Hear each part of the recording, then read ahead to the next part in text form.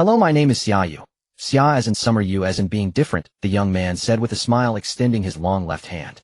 High above the clouds on a passenger jet, the handsome youth sat by the aisle. On his right was a woman who looked about 25, dressed in understated elegance.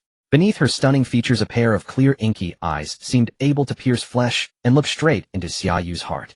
At this moment, Xia Yu's chest felt as though a little deer were crashing about inside his heart, thudding wildly in sudden infatuation. Could this be what people call love at first sight? To feel such an intense pull toward a complete stranger. This was the first time it had ever happened in Xia Yu's 26 lonely years of life. The beautiful woman sized Xia Yu up from head to toe, momentarily stunned. After a brief daze, she finally extended her right hand for a light shake and smiled. Hello, my name is Xia Yu. It seemed that good looks were indeed an advantage, at the very least they greatly reduced the chances of being rejected when striking up a conversation. Are you going to Kuan City on a business trip or to visit family? Xia Yu's taut nerves relaxed considerably. Visiting family. Going to see my grandmother in Kuan City. Then we really are fated. I'm also going to see my grandfather, Xia Yu laughed. Once the conversation box was open, the two of them grew more and more engrossed as they talked. The air between them gradually took on a subtle, ambiguous hue. Two hearts that had once been strangers unconsciously began to harbor a faint shared anticipation. Was their story about to begin? At this moment, Xia Yu firmly believed that something called fate truly existed in this world, mysterious yet ordained. Not long after the plane entered the skies over Dian province, the sweet voice of a flight attendant came over the intercom. Dear passengers, in 5 minutes we will arrive at our destination for this journey, Kuan City. Please prepare for landing. Almost absent-mindedly, Xia Yu lifted his head and saw a line of bright red characters jumping onto the LCD screen above the aisle. December 21st, 2032, 121155. The journey had been delightful, yet it was about to end all too soon. Xia Yu felt a reluctant ache. He glanced sideways at Xia Yu. She was silently gazing out at the clouds beyond the window, seemingly lost in thought, her beautiful profile serene and otherworldly. 5 seconds later, the sky outside suddenly filled with countless dazzling white fireballs plummeting from the heavens without the slightest warning. The abrupt spectacle stunned everyone on board, and then the cabin erupted into noise. Shouts, screams, sobs, chaos reigned. Heavens! What was this? A meteor shower, an asteroid strike the end of the world. People had no time even to think before the plane lurched violently. A deafening boom tore through their ears, and a vast red blossom of flame surged before their eyes. The aircraft had broken apart. By instinct, Xia Yu clamped his hand around Xia Yu's small one, feeling a softness laced with bone-piercing cold. Then a fierce jolt tore them apart. Xia Yu had only enough time to cry out. Xia Yu's beautiful face was as pale as paper. She looked toward Xia Yu, eyes filled with despair, lips parting in soundless words. In the next instant, she was swept into a roiling mass of fire in midair. Watching her vanish before his very eyes, Xia Yu's body plummeted from high in the sky, the world around him filled with blazing white fireballs. Soon his ears rang as though stuffed with cotton. All sound disappeared, and the entire world seemed to recede far, far away. He sighed inwardly and closed his eyes in utter despair, and in that instant his heart became strangely calm. It's over. Everything is over. His own life was about to end. Everyone on the plane and the earth about to be struck by meteors, all the beauty of the human world. Who would have thought that Xia Yu's first encounter and first stirring of the heart would be fixed forever at the very end of the world? December 21st, 2032, 1212 p.m. Exactly 20 years later than the time foretold in the Mayan prophecy of the end. Blue Star was struck by a sudden, annihilating meteor impact. Xia Yu fell from the sky. He had been certain he would die. But he was abruptly swept into a tunnel shimmering with light, and thus began a long and terrifying journey through the apocalypse. When doomsday descended after a brutal barrage, Blue Star's surface was transformed beyond recognition. Flora, fauna, and modern civilization were nearly obliterated, and of 10 billion humans, fewer than 1 in 10 survived. Afterward came a sky as gray as nuclear winter. The sun lost its radiance and brightness, and an ice age descended with temperatures dropping to 80 degrees below zero. Xia Yu struggled to survive in the wasteland, enduring merciless environments, the collapse of human nature, and the clashes of myriad factions. Each day was a battle for food and resources. Later, countless terrifying interstellar beasts appeared, ferocious and powerful, and the survivors of Blue Star sank into profound despair. In this end-time world, Xia Yu himself evolved. His physique, strength, and mental powers all reached the pinnacle among the survivors. Yet even then he never saw the dawn of humanity's final victory or the hope of its continuation. When the last night came, the final chapter of human despair, he dragged his battered body out from the ruins of a base. Before him appeared a radiant gate of light, dreamlike and star-strewn, as though the very night sky had opened a passage.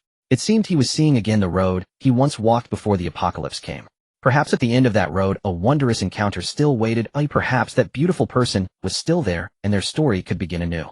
Facing the starry portal, his withered heart stirred back to life, and he crawled into it without hesitation. At that moment Xia Yu finally awoke. He opened his eyes to a shaft of warm sunlight. Time seemed to slow in the quiet between moments. He could hear a few crisp bird calls. Before him stretched a vast valley, the floor of which must have covered several thousand mu. The valley was shaded with lush trees, a winding river flowing unhurriedly through its heart. Nearby green grass and countless wildflowers he could not name carpeted the ground. A swarm of bees droned past, while butterflies of every hue danced lightly among the blossoms. Xia Yu stared in a daze, then rubbed his eyes. My heavens, where was this place? Some kind of earthly paradise.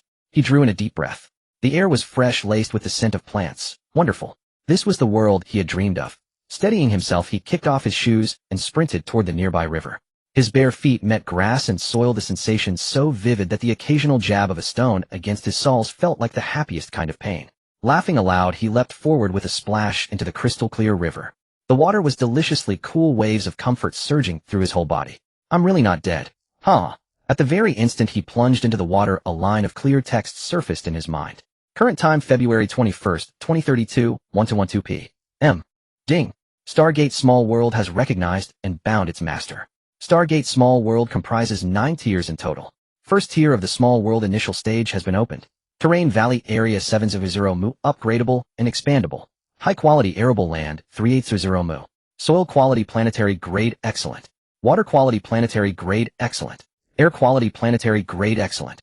Main body linkage upgrade complete.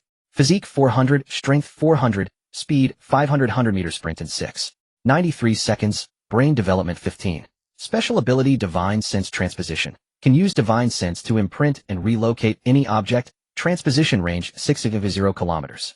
A stream of clear information surfaced in Xia Yu's mind. So after the plane crash he had fallen into a time tunnel and lived through a long apocalypse. At humanity's final moment of despair, he had crawled into a gate of light and been acknowledged as master by this mysterious small world. Because the small world had reversed time, Xia Yu had been sent back to 10 months before doomsday arrived. Now his strength, speed, and mental power all exceeded an ordinary person's by more than fourfold. He had become extraordinarily strong. With his current might and monstrous speed, he felt that dropping Tyson with a single punch would not be much of a problem. The world record for the 100-meter dash. He could shatter it whenever he pleased. At this moment his heart came alive once more. There were still more than 300 days left. Since fate had granted him another life, there was so much he could prepare. For himself, and for those closest to him, he was confident he could ensure they would live far better than before. The first layer of the small world, a mountain valley. Surrounded by mountain ranges over 2,000 meters high, with gentle slopes ascending covered with various ancient towering trees, pines, old Namu camphor trees, and a vast maple forest whose leaves were turning red looking from afar like burning evening clouds. At the foot of the mountain stretched continuous fruit groves, kiwi fruit, apple trees, snow pear trees, lychee groves, banana groves. Arranged in a patchwork. Some of the fruit trees Xia Yu had never even seen before, likely wild varieties unique to the valley. In the depths of February winter, the fruit trees in the valley were still laden with fruit, a wondrous sight. The sweet fragrance of fruit wafted over, intoxicating. The valley was warm as spring with temperatures maintained around 20 degrees year-round. Whether it was because the surrounding high mountains blocked the cold current, or because an electromagnetic shield above the valley prevented heavy snow and cold air from entering. Every falling snowflake turned into rain as it fell, adding vitality to the valley. The surrounding mountains were rich in natural water sources. On the eastern mountain, there was a waterfall with a drop of several hundred meters plunging from near the mountainside. It passed 8 stone terraces along the way, cascading down in twists and turns with a thunderous roar, magnificent, like a tent of sands hang white silk.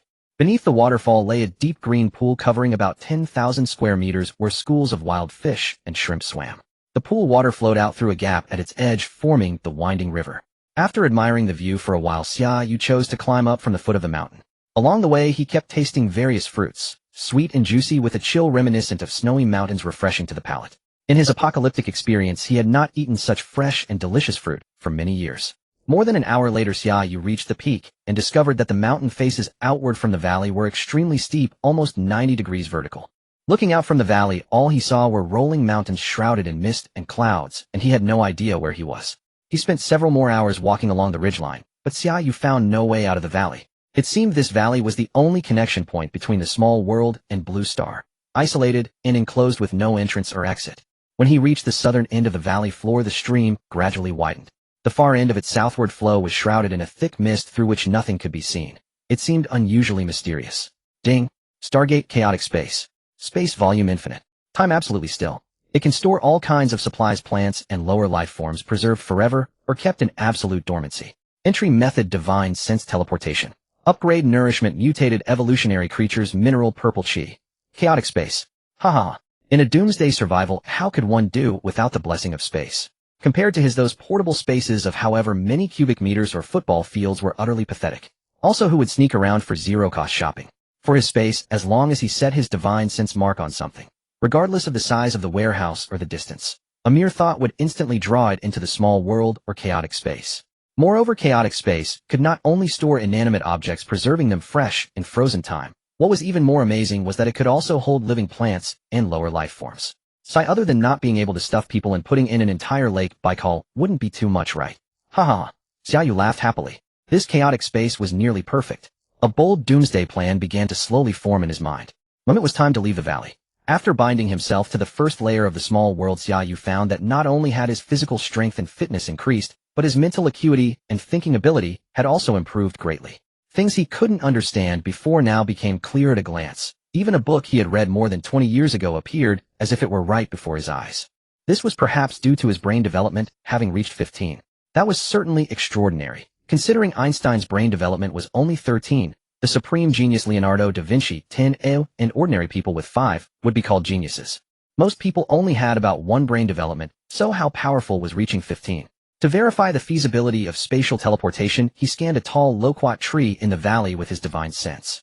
With a thought, the tree vanished in an instant, leaving only a large pit 2 meters long and wide and 5 meters deep in the ground.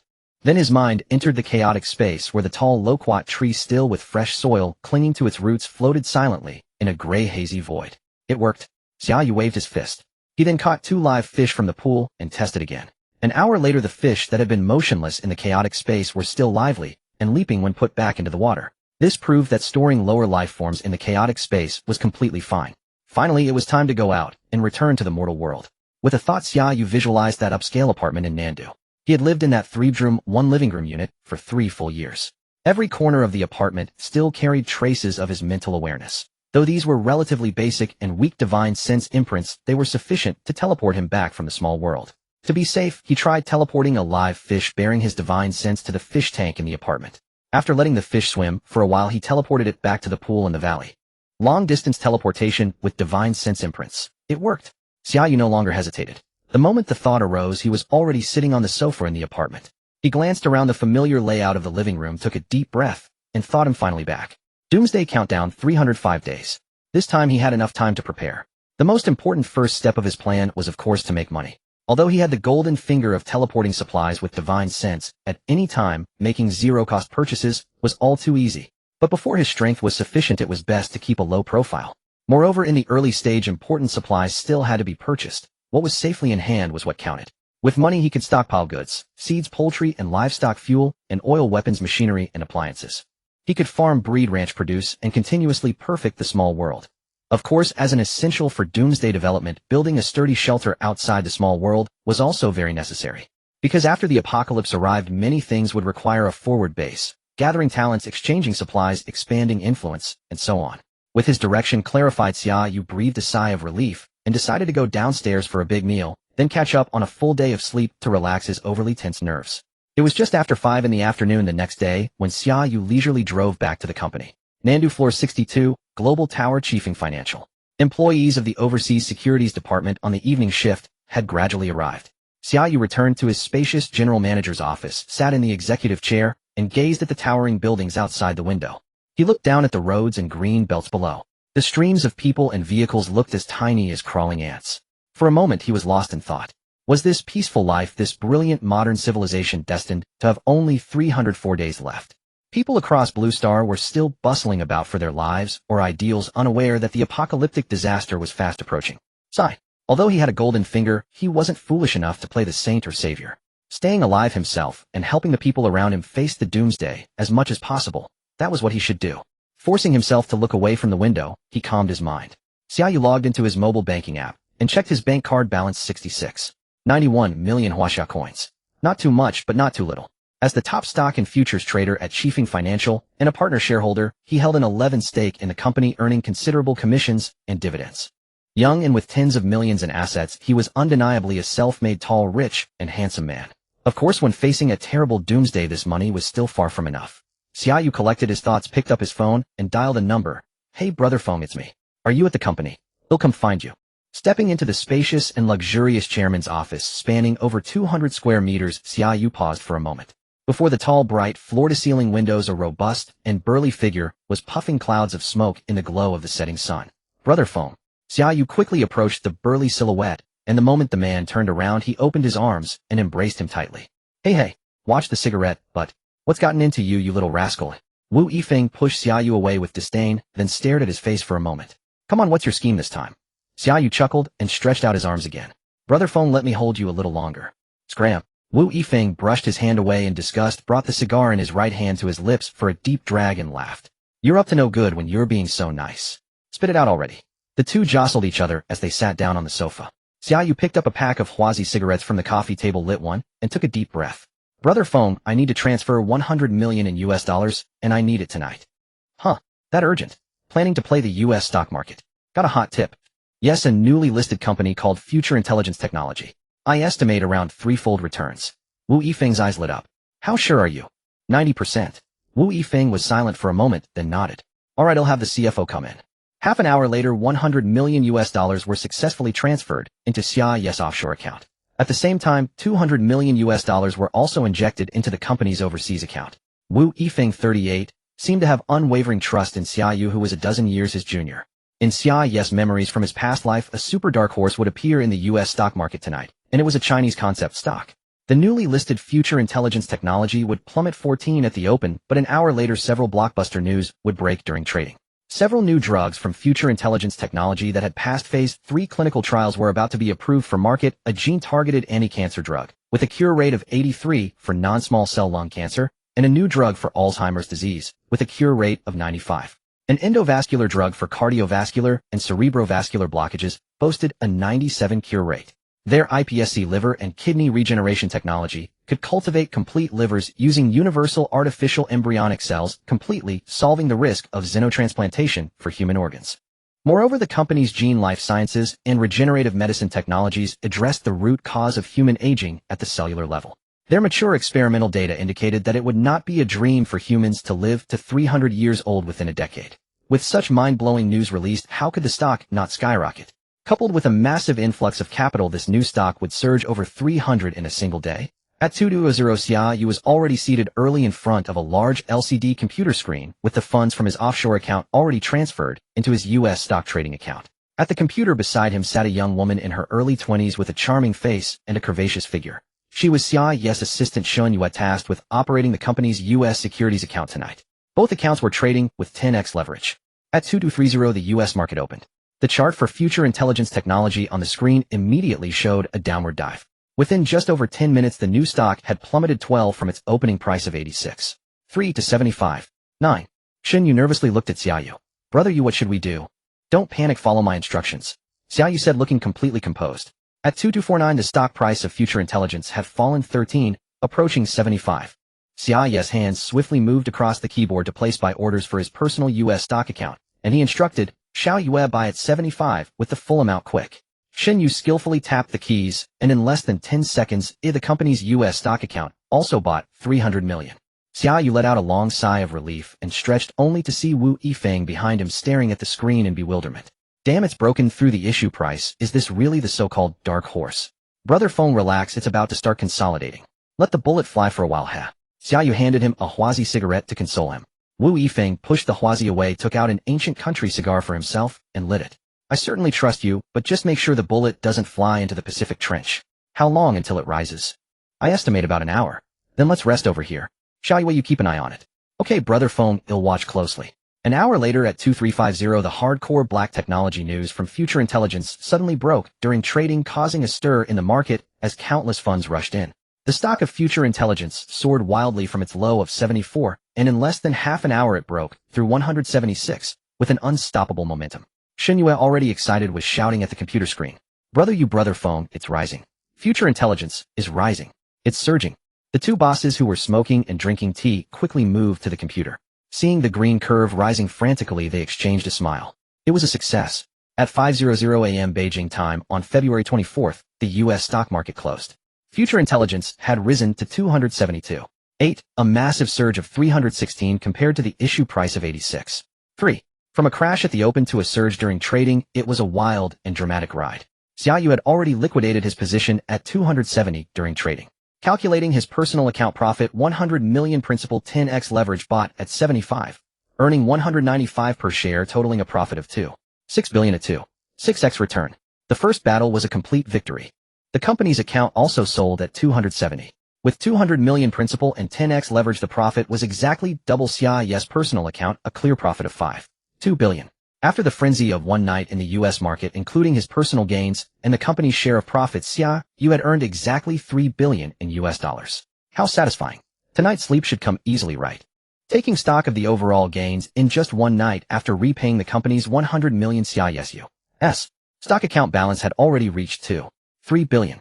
Adding the company's 700 million profit distribution and bonus, the total came to $3 billion. Xia Yu left $2.5 billion in the U.S. stock account to continue trading, while converting the rest into Chinese yuan and transferring it to his domestic stock account. 500 million at the exchange rate amounted to approximately 3.5 billion Chinese yuan. Both the domestic and foreign markets were about to bloom on two fronts. Of course, even with his crystal clear foresight from his past life, Xia Yu wasn't foolish enough to personally handle the trading. It would be too energy-consuming, and besides, he had many more important matters to attend to during this period. He only needed to send his assistant Xia Yu the stocks to buy half an hour before the market opened each day, along with the purchase and sale prices. The rest could be handled while he played the role of an absentee boss. For Xia Yu, large-scale transactions couldn't simply be entrusted to automated system orders. The thrill and excitement of manual operation were something others wouldn't understand. Moreover, Xia Yu's average daily profit across both domestic and foreign markets remained above 300 million, and as the capital continued to snowball, the returns kept amplifying. Such a venomous stock-picking vision and boldness were so formidable, inhuman. During this period, every time Xia Yu looked at Xia Yu, her eyes were filled with little stars. What she didn't know was that a month later, Xia Yu would enter the market to short U.S. stocks. Would the colossal profits from that battle blow her little heart away? Ahem seemed to be overthinking. Xia Yu's bank card cash balance was only 66.91 million Chinese yuan. Indeed a bit shabby, but soon the stocks would help him earn much more. As for the person he longed to see, of course he knew where she worked, but he hesitated. In what manner should he appear before Tang Yana? Like on the plane, extending his hand. Hello, my name is Xia Yu.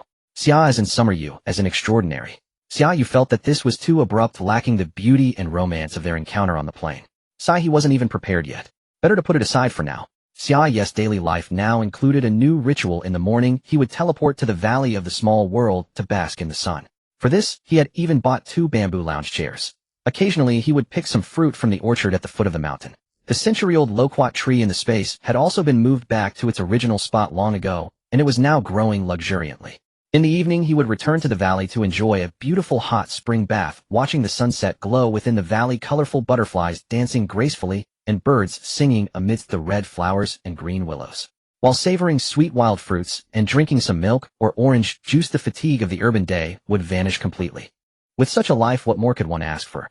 Besides making money and enjoying himself, the necessary planning and layout before the apocalypse still had to be carried out.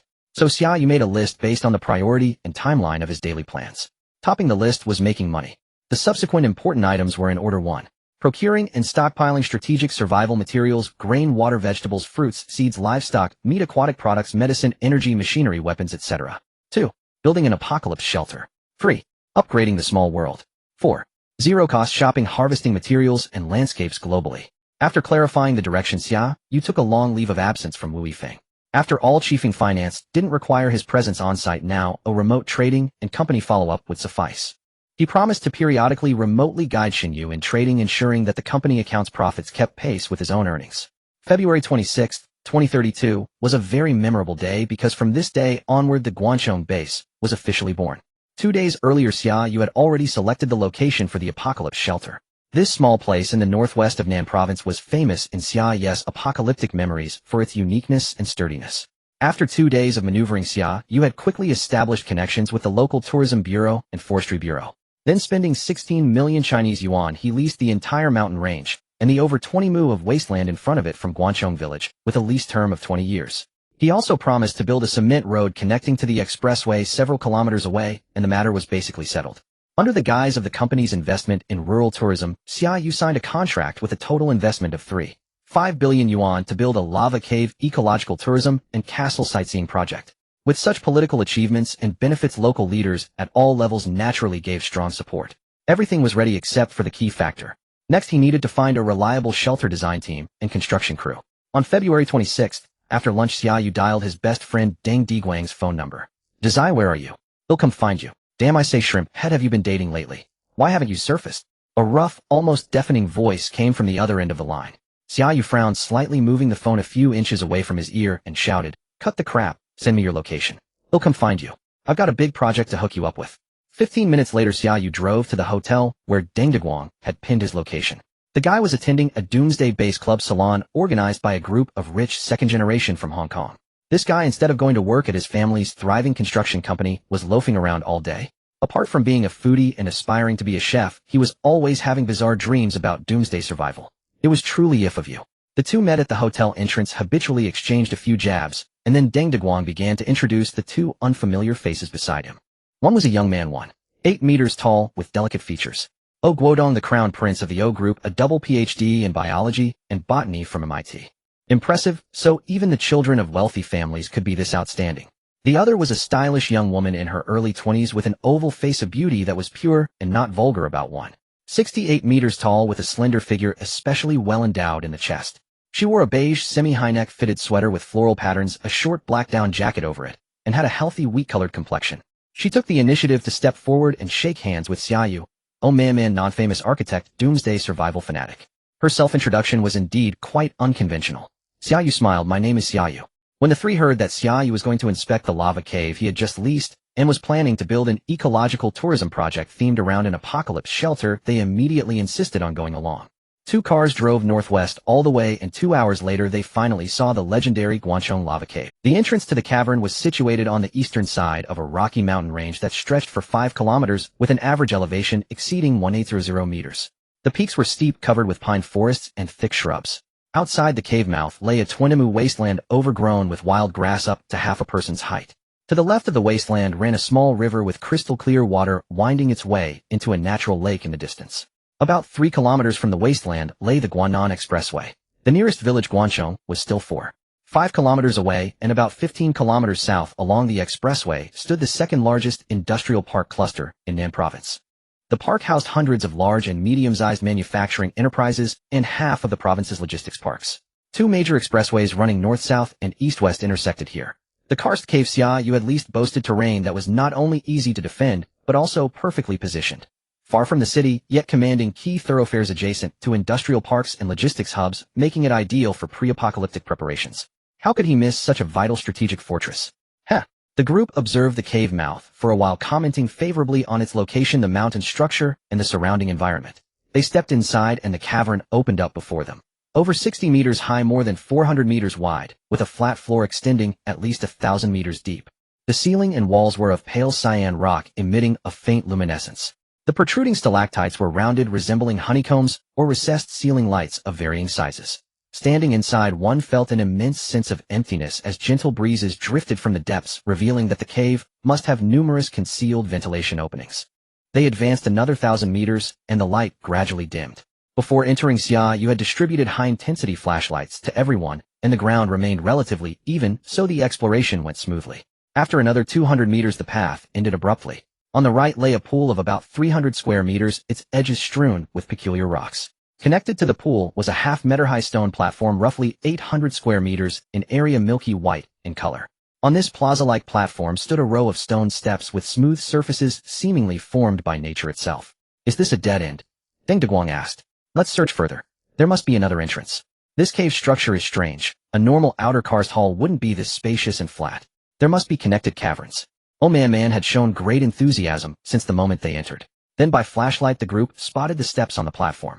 Xia Yu led the way up, knowing exactly where the path was. He had been here in the apocalypse of his memories and was intimately familiar with it. Behind the stone stairs, as expected, lay a hidden world. Entering the inner cavern beyond the stone steps, the group truly understood what a blessed sanctuary meant. The inner cave was vast beyond measure. at least 5 square kilometers in area with ceilings 100 meters high, grand and awe-inspiring. The roof and walls were covered with extraordinary stalactites. Some resembled beasts in flight, others birds soaring, some looked like celestial figures, and others like a wondrous tree welcoming guests. All the stalactites in the cave emitted a white glow reflecting off the gray-white stone slabs on the floor, creating a subtle sense of palatial grandeur and mystery. At the very center stood 6 milky white elevated platforms. 6 surging springs burst forth from the platforms, gushing and flowing together into a wide stream that gathered in the lowlying areas. Mist rose from the river like a veiled goddess gliding over the water. After winding for several li, the stream finally plunged over a cliff, becoming a 100-meter waterfall. Beneath the falls, the roaring water suggested a sizable underground river. The sight left everyone utterly stunned. Deng Daguang could only repeat the pale expletive, "Holy shit, holy shit." If this place were truly built as an apocalypse shelter, it would be absolutely perfect. Oh, Guodong exclaimed from the side. Oh, Man nodded in agreement. Exactly. The mountain has solid rock, the cavern is spacious, the ventilation is excellent, and most importantly, there are such perfect mineral springs and an underground river. It's breathtaking. I can't wait. Once it's built, they'll be the first to apply to live here. The young girl's heart began to stir, and she couldn't help leaning close to Xia Yu's arm, coquettishly asking, "Xia Yu, would you accept investment in this cave project?" Xia Yu was speechless, his mind filled with exasperation. What was she talking about? He wasn't short on money, but as a beautiful woman, she was welcome to apply to live there. I built this cave as an ecotourism project, just with the concept of an apocalypse shelter as a gimmick. You actually took it seriously. On the surface, Xia Yu naturally wouldn't reveal his true purpose. I don't care. Even if you don't accept investment, that's fine. But I must be involved in designing this project. I'm an apocalypse architect, you know. I worked at VivoS for 2 years on shelter design and material construction. You couldn't find talent like me, even with a lantern. Oh, Man proudly recommended herself. Well, that actually worked out. VivoS, the American company, was the world's top contractor for apocalypse shelters, and Xia Yu had been worried about finding relevant talent. Just as he was getting sleepy, someone handed him a pillow. After the tour, the group quickly reached an agreement. Xia Yu laid out the requirements. Oh, Man took charge of overall design and construction detailing, as well as material and supply tracking. Deng Daguang would undertake the construction tasks through his family's construction company. As for Oh Guodong, Xia Yu asked him to leverage his expertise and first design a fully enclosed ecological recycling system for plants and animals. Of course, the preliminary budget reached 10 billion Hua dollars. Xia Yu would advance 10 million as startup funds. What could he do? He was short on money himself. Oh, Man generously waived the design fee, only asking to live in the cave for a few months after completion. Xia Yu and Deng Daguang agreed to sign the construction contract immediately upon returning, with an advance payment of 20 million Hua dollars as the first installment's deposit. Within 3 days, they would officially commence topographic surveying and overall design, and build a road connecting the cave entrance to the expressway. The design and construction of the shelter base have momentarily alleviated a burden in Xia Yu's heart.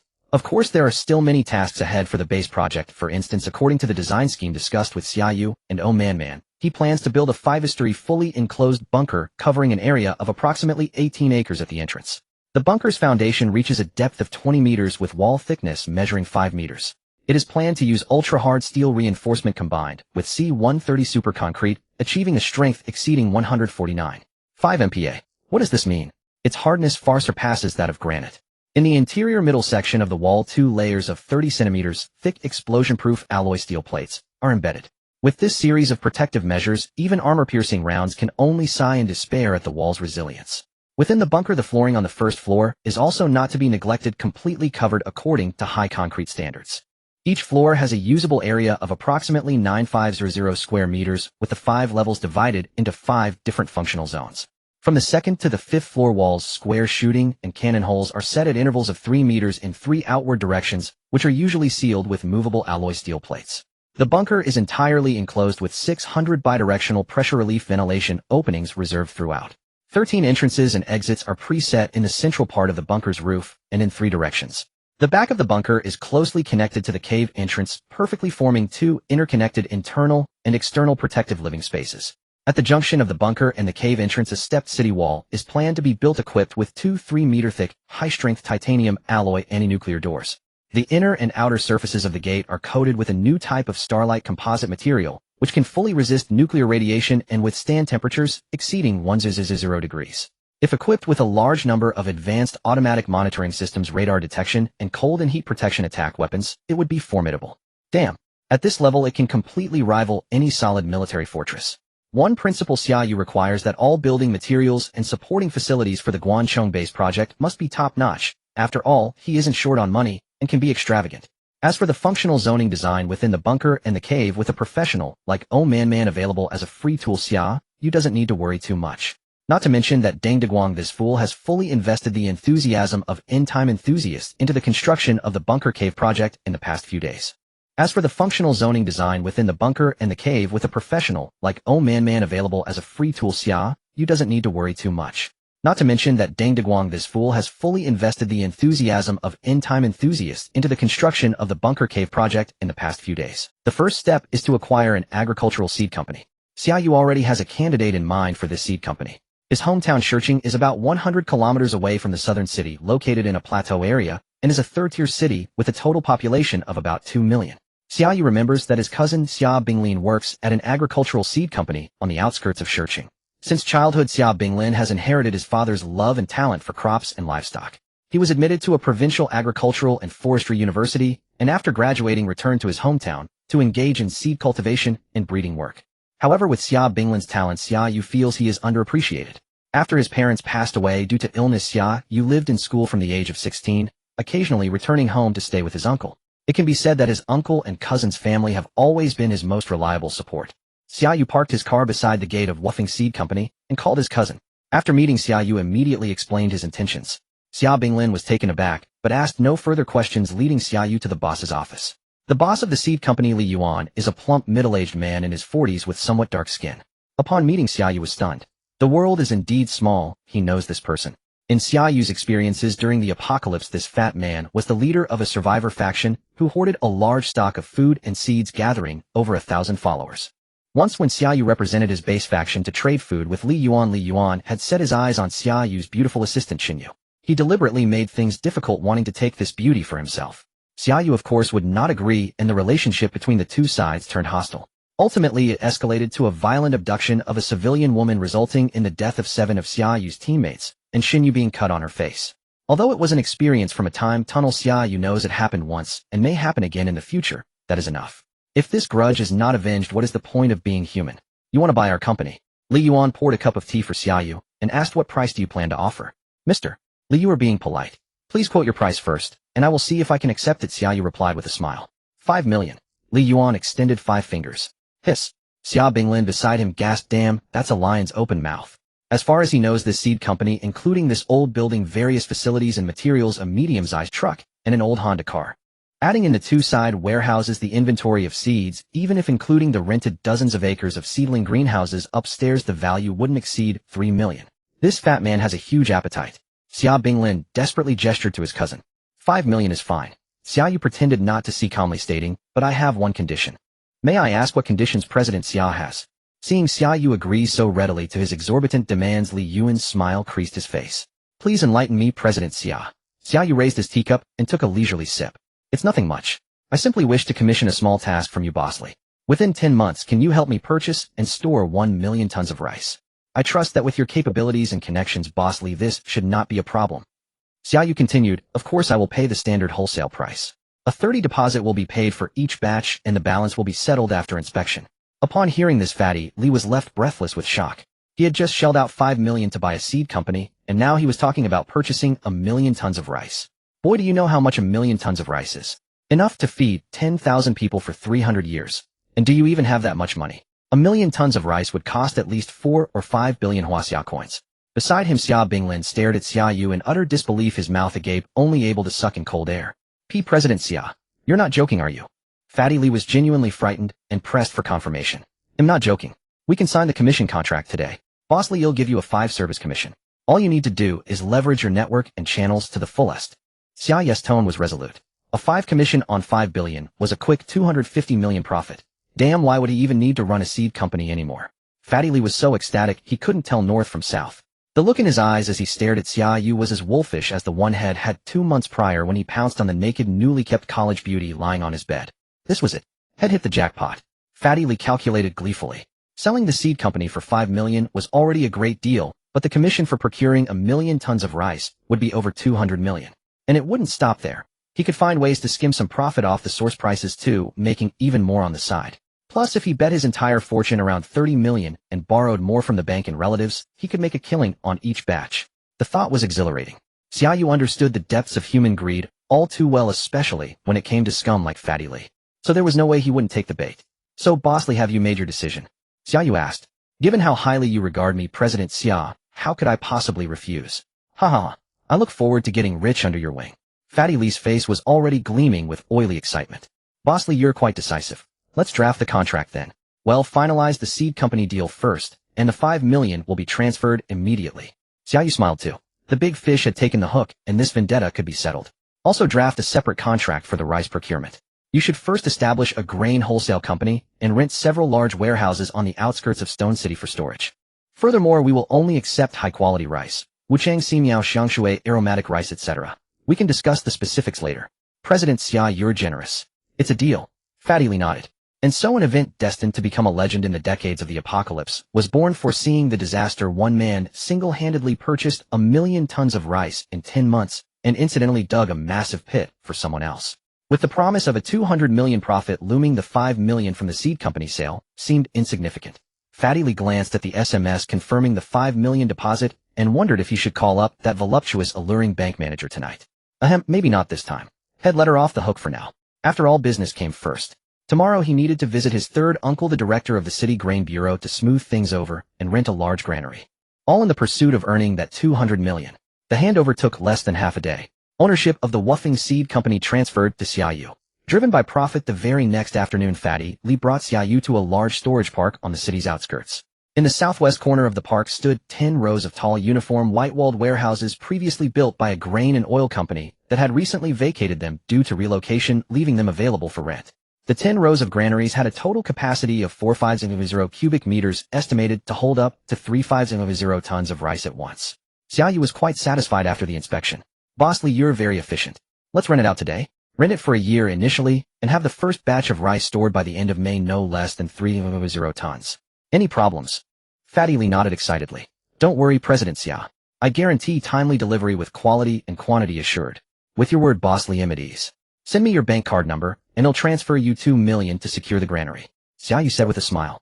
When signing the purchase contracts, I'll advance a 30 deposit. You should get moving, Boss Lee. Time is money, haha. Rest assured, President Xia. I've already spoken to my third uncle at the Grain Bureau. We can use his special channel to bypass the contracts and deposits for each purchase. We can pay the full amount after the entire batch is stored and inspected. Fatty Lee said, seeking credit. Oh, that's even better. Efficient. I didn't realize you had such connections, Boss Lee. Hey Race, what'll do? I'll transfer you 10 million up front for operational expenses. And I'll increase your commission by 2 points to 7. How does that sound? Huh. President Xia, you're truly generous. Fatty Lee was overjoyed. With one sentence, head earned an extra 10 million. No, those 2 extra points meant an additional 100 million. Xia Yu didn't waste any words and immediately transferred the 12 million. Fatty Lee's heart was blooming with joy. This path to wealth was unstoppable. Xia Yu's heart was blooming even more. Where else could he find a deal that allowed him to stockpile grain quickly and screw over his enemy in the end? While Fatty Lee was lost in his dreams of riches, Xia Yu had already scanned the entire storage park with his divine sense and branded it all with his spiritual mark. About a month before the apocalypse, this massive granary and all the supplies in the park's warehouses would vanish into thin air, becoming a small corner of his chaotic space. As for Fatty Lee, he would end up suffering devastating losses, hunted by his creditors, living in constant fear, and reduced to abject poverty and misery in the apocalypse. I'm sorry. Xia Yu silently felt guilty for exactly 3 seconds. After arranging the rice procurement, Xia Yu returned to the seed company. Having witnessed his cousin's dazzling performance, Xia Binglin's shock and confusion gradually faded after a day. He silently took over the various tasks of the seed company without asking many questions. Brother, don't you have anything to ask? Xia Yu decided to give his cousin a heads up. What's there to ask? Would you ever harm your big brother? Xia Binglin scoffed. Of course not. Xia Yu smiled. Brother, I wanted to discuss something with you. Why not have uncle come over to help out? He can stay at the company for convenience. He'll pay him 100,000 a month. What do you think? That much? It's safer to use family. It's fine to pay a bit more, we're not short on cash. Also have sister-in-law, and the kids move in too. She can help with cooking, and he'll pay her 8,000 a month. Xia Binglin was speechless at his cousin's extravagance, but he was secretly very pleased. First, his cousin had made a fortune and was thriving. Second, he hadn't forgotten his family and was taking care of them. Arranging for his uncle and cousin's family to stay at the seed company was a crucial part of Xia Yu's apocalypse plan. Because before the meteor struck Blue Star, the seed company would definitely need to be relocated entirely. Big brother, how many acres of greenhouse have we rented? 96 acres, mainly for growing premium vegetables along with cucumbers, beans, and chilies. That's not enough. Rent another 300 acres. Xia Yu shook his head and said, in the future, we'll be cultivating a wide variety of vegetables and fruits. Snap peas, pumpkins, potatoes, radishes, spinach, ginger, garlic, and so on. Try to cover everything, and don't be afraid to spend money. Believe me, once these are grown, well, they'll be of great use. Upon hearing this, Xia Binglin was once again astonished, but he silently took note.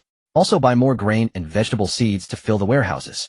Purchase some high-quality livestock and young animals. Chickens, ducks, geese, cattle, sheep, horses, pigs, rabbits.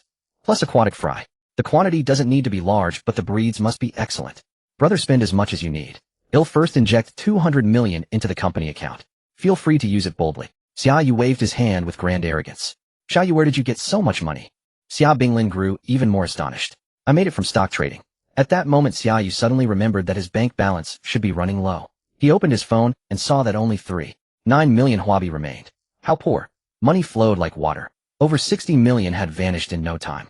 It was time to check the recent gains in his stock accounts and withdraw some more funds.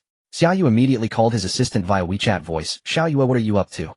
Working, of course. Being squeezed dry by you all day. I'm almost worn out.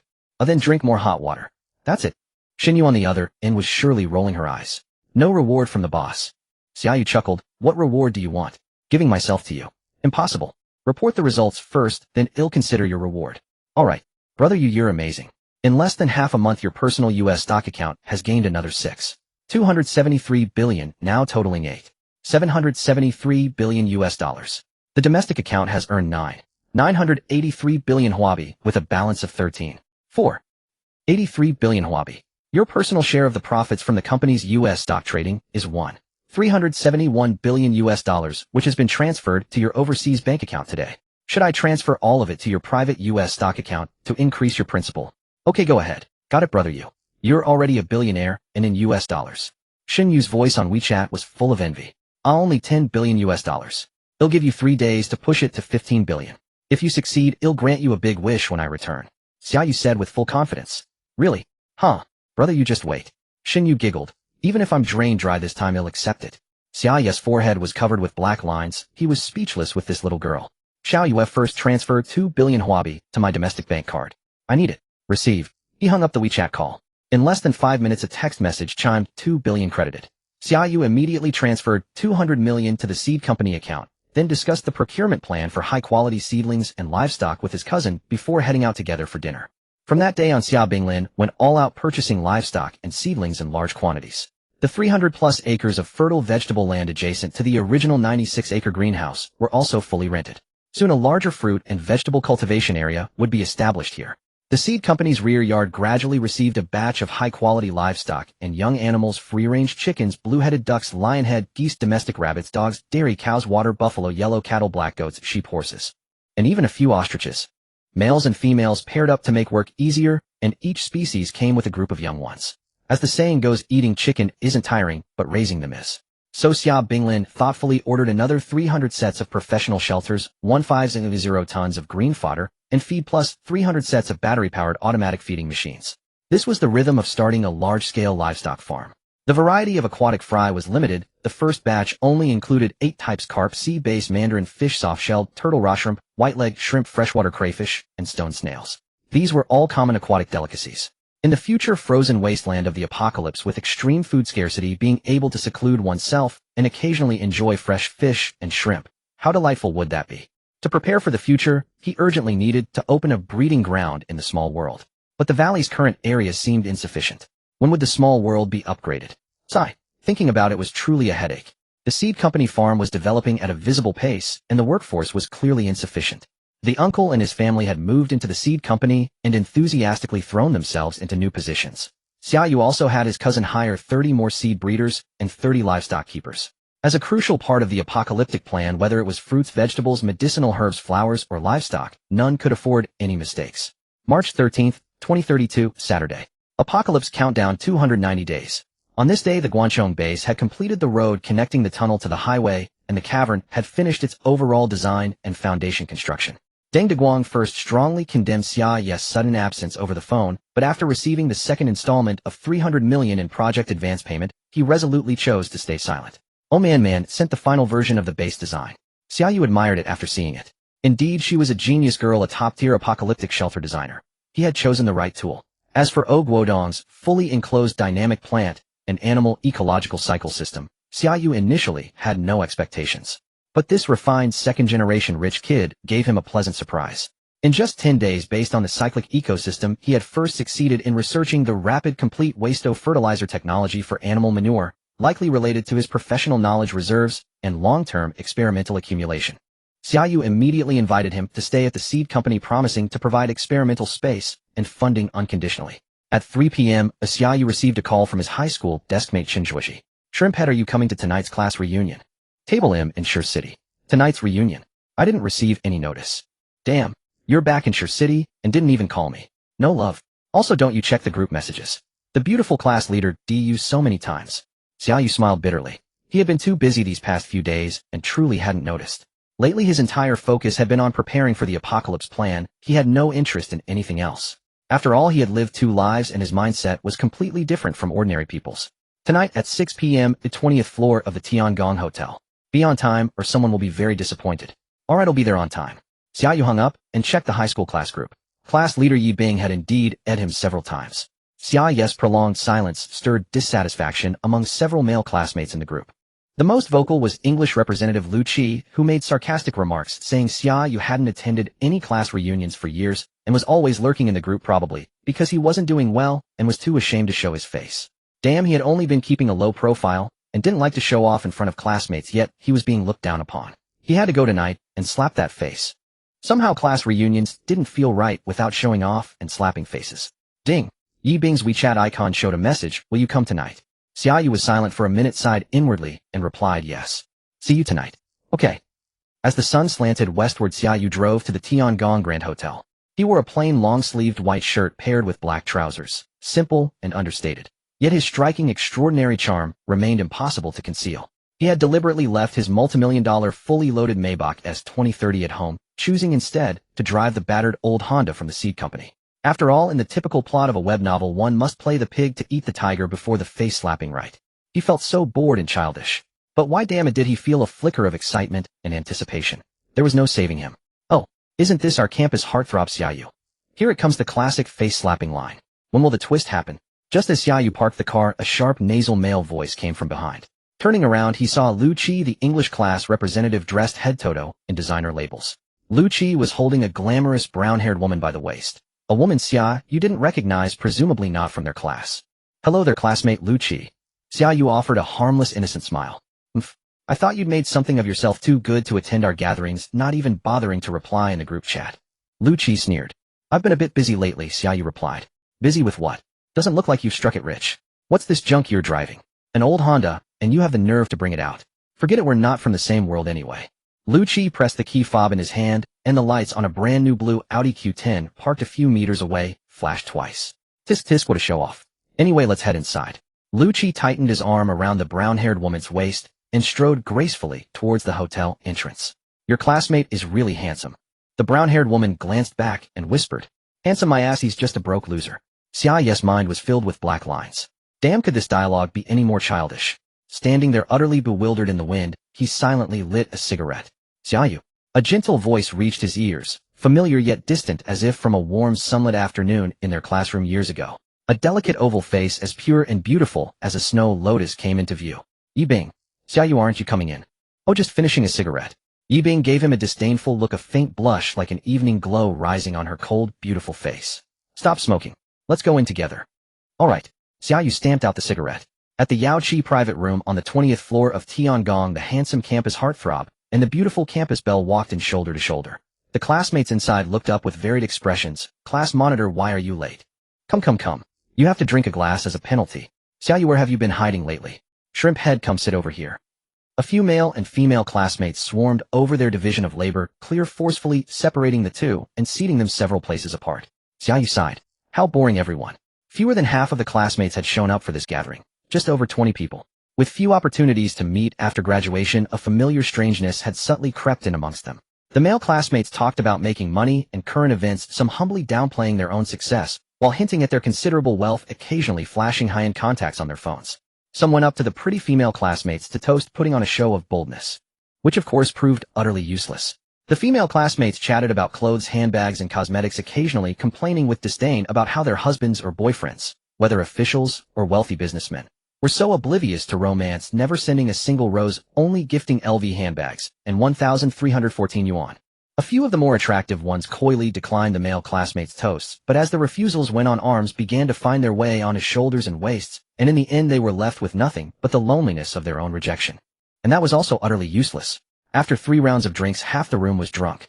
Finally, the face-slapping King Lu Qi stood up to speak. Dear classmates, I have a proposal to better preserve our friendship and keep our youthful memories alive, and to facilitate more frequent meetings and exchanges, I suggest we establish a class reunion fund. The fund will be managed by our beautiful class monitor Yi Bing.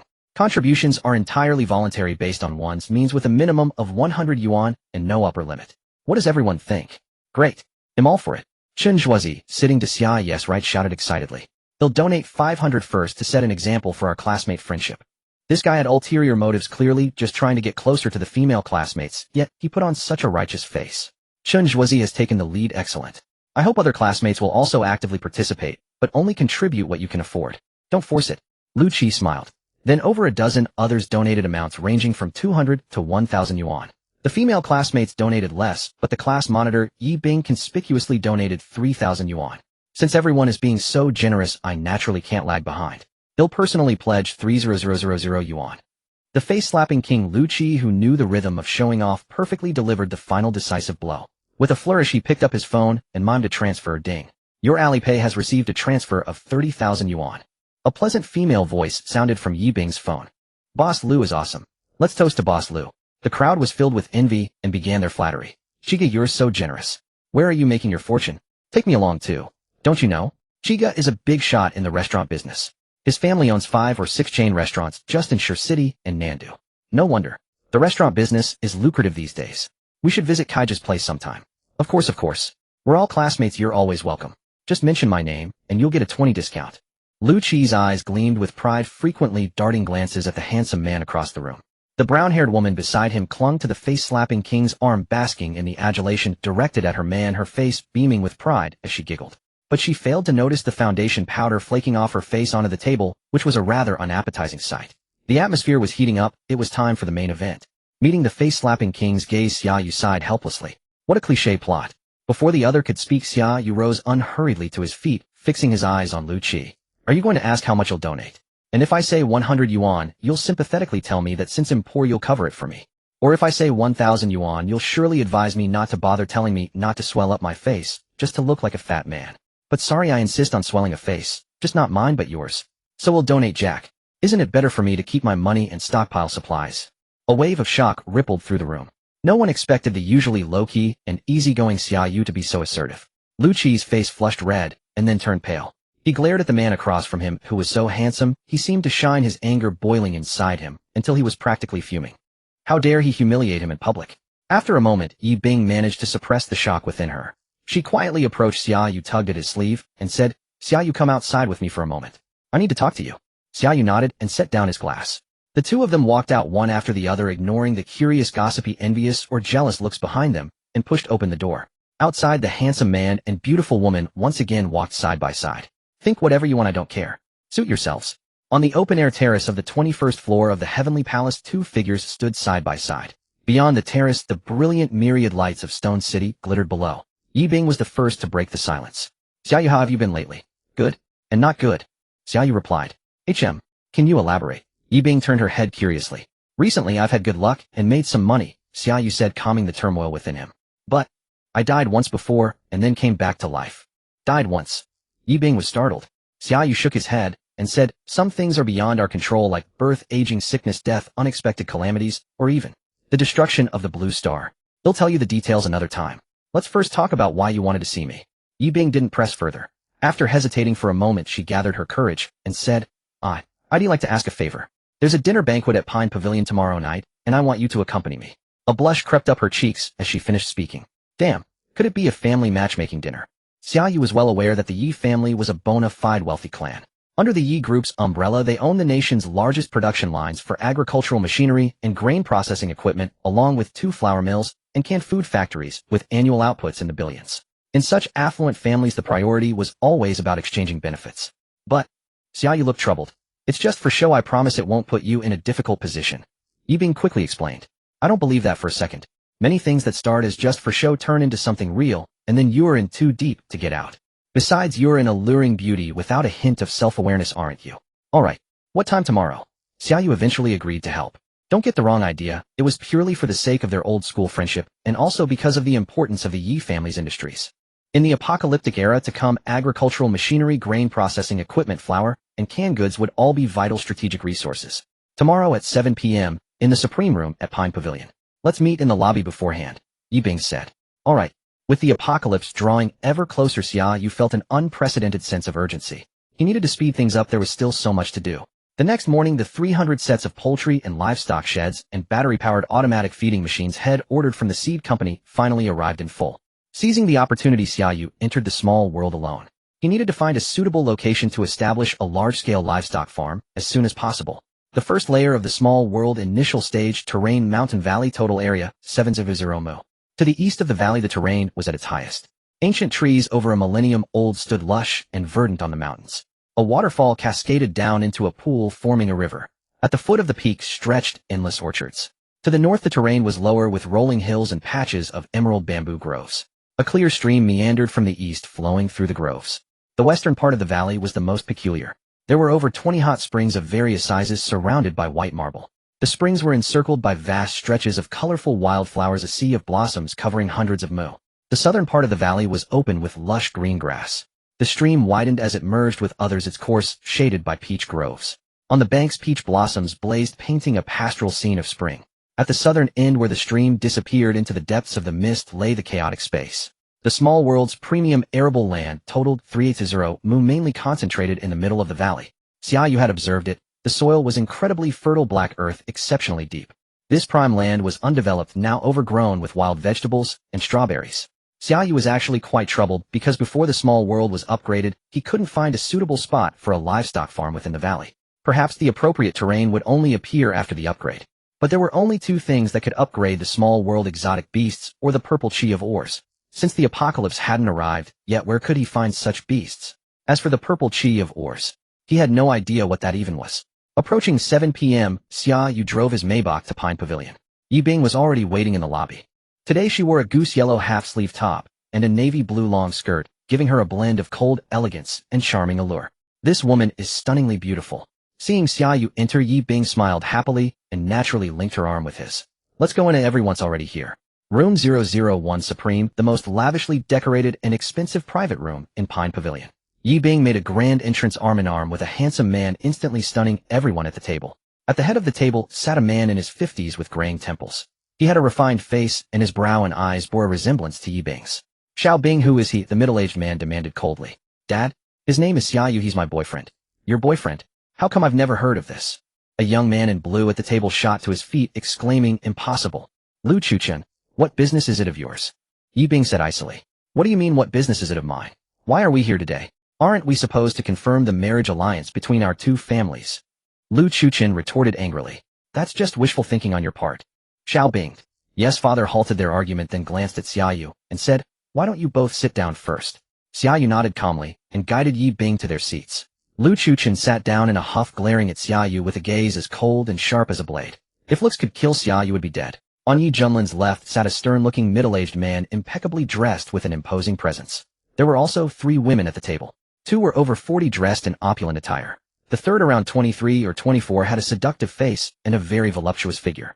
"What a cliché," the seductive young woman muttered disdainfully, casting a contemptuous glance at Xia Yu. "Old Yi, what's the meaning of this?" The stern-faced man Lu Zhongjie asked with a frown. "Brother Lu, please forgive the embarrassment," Yi Junlin said awkwardly. Since that's the case, let's just get straight to the point." The imposing Lu Zhongjie waved his hand. "Chuchen, go get the item." "Yes, father." Lu Chuchen walked over to a nearby sofa, opened a large combination lock case, and retrieved a square antique sandalwood box. The wooden box was about 30 centimeters on each side, carved from red sandalwood. Inside there was a smaller square jade box. Lu Chuchen solemnly took out the jade box and placed it on the table. "Open it," Lu Zhongjie instructed. As soon as the lid of the jade box was lifted, everyone in the room felt a strange illusion of temporal distortion, as if a long time had passed, and yet only an instant. It was very odd. Xia Yu's heart shook violently, his eyes gleaming.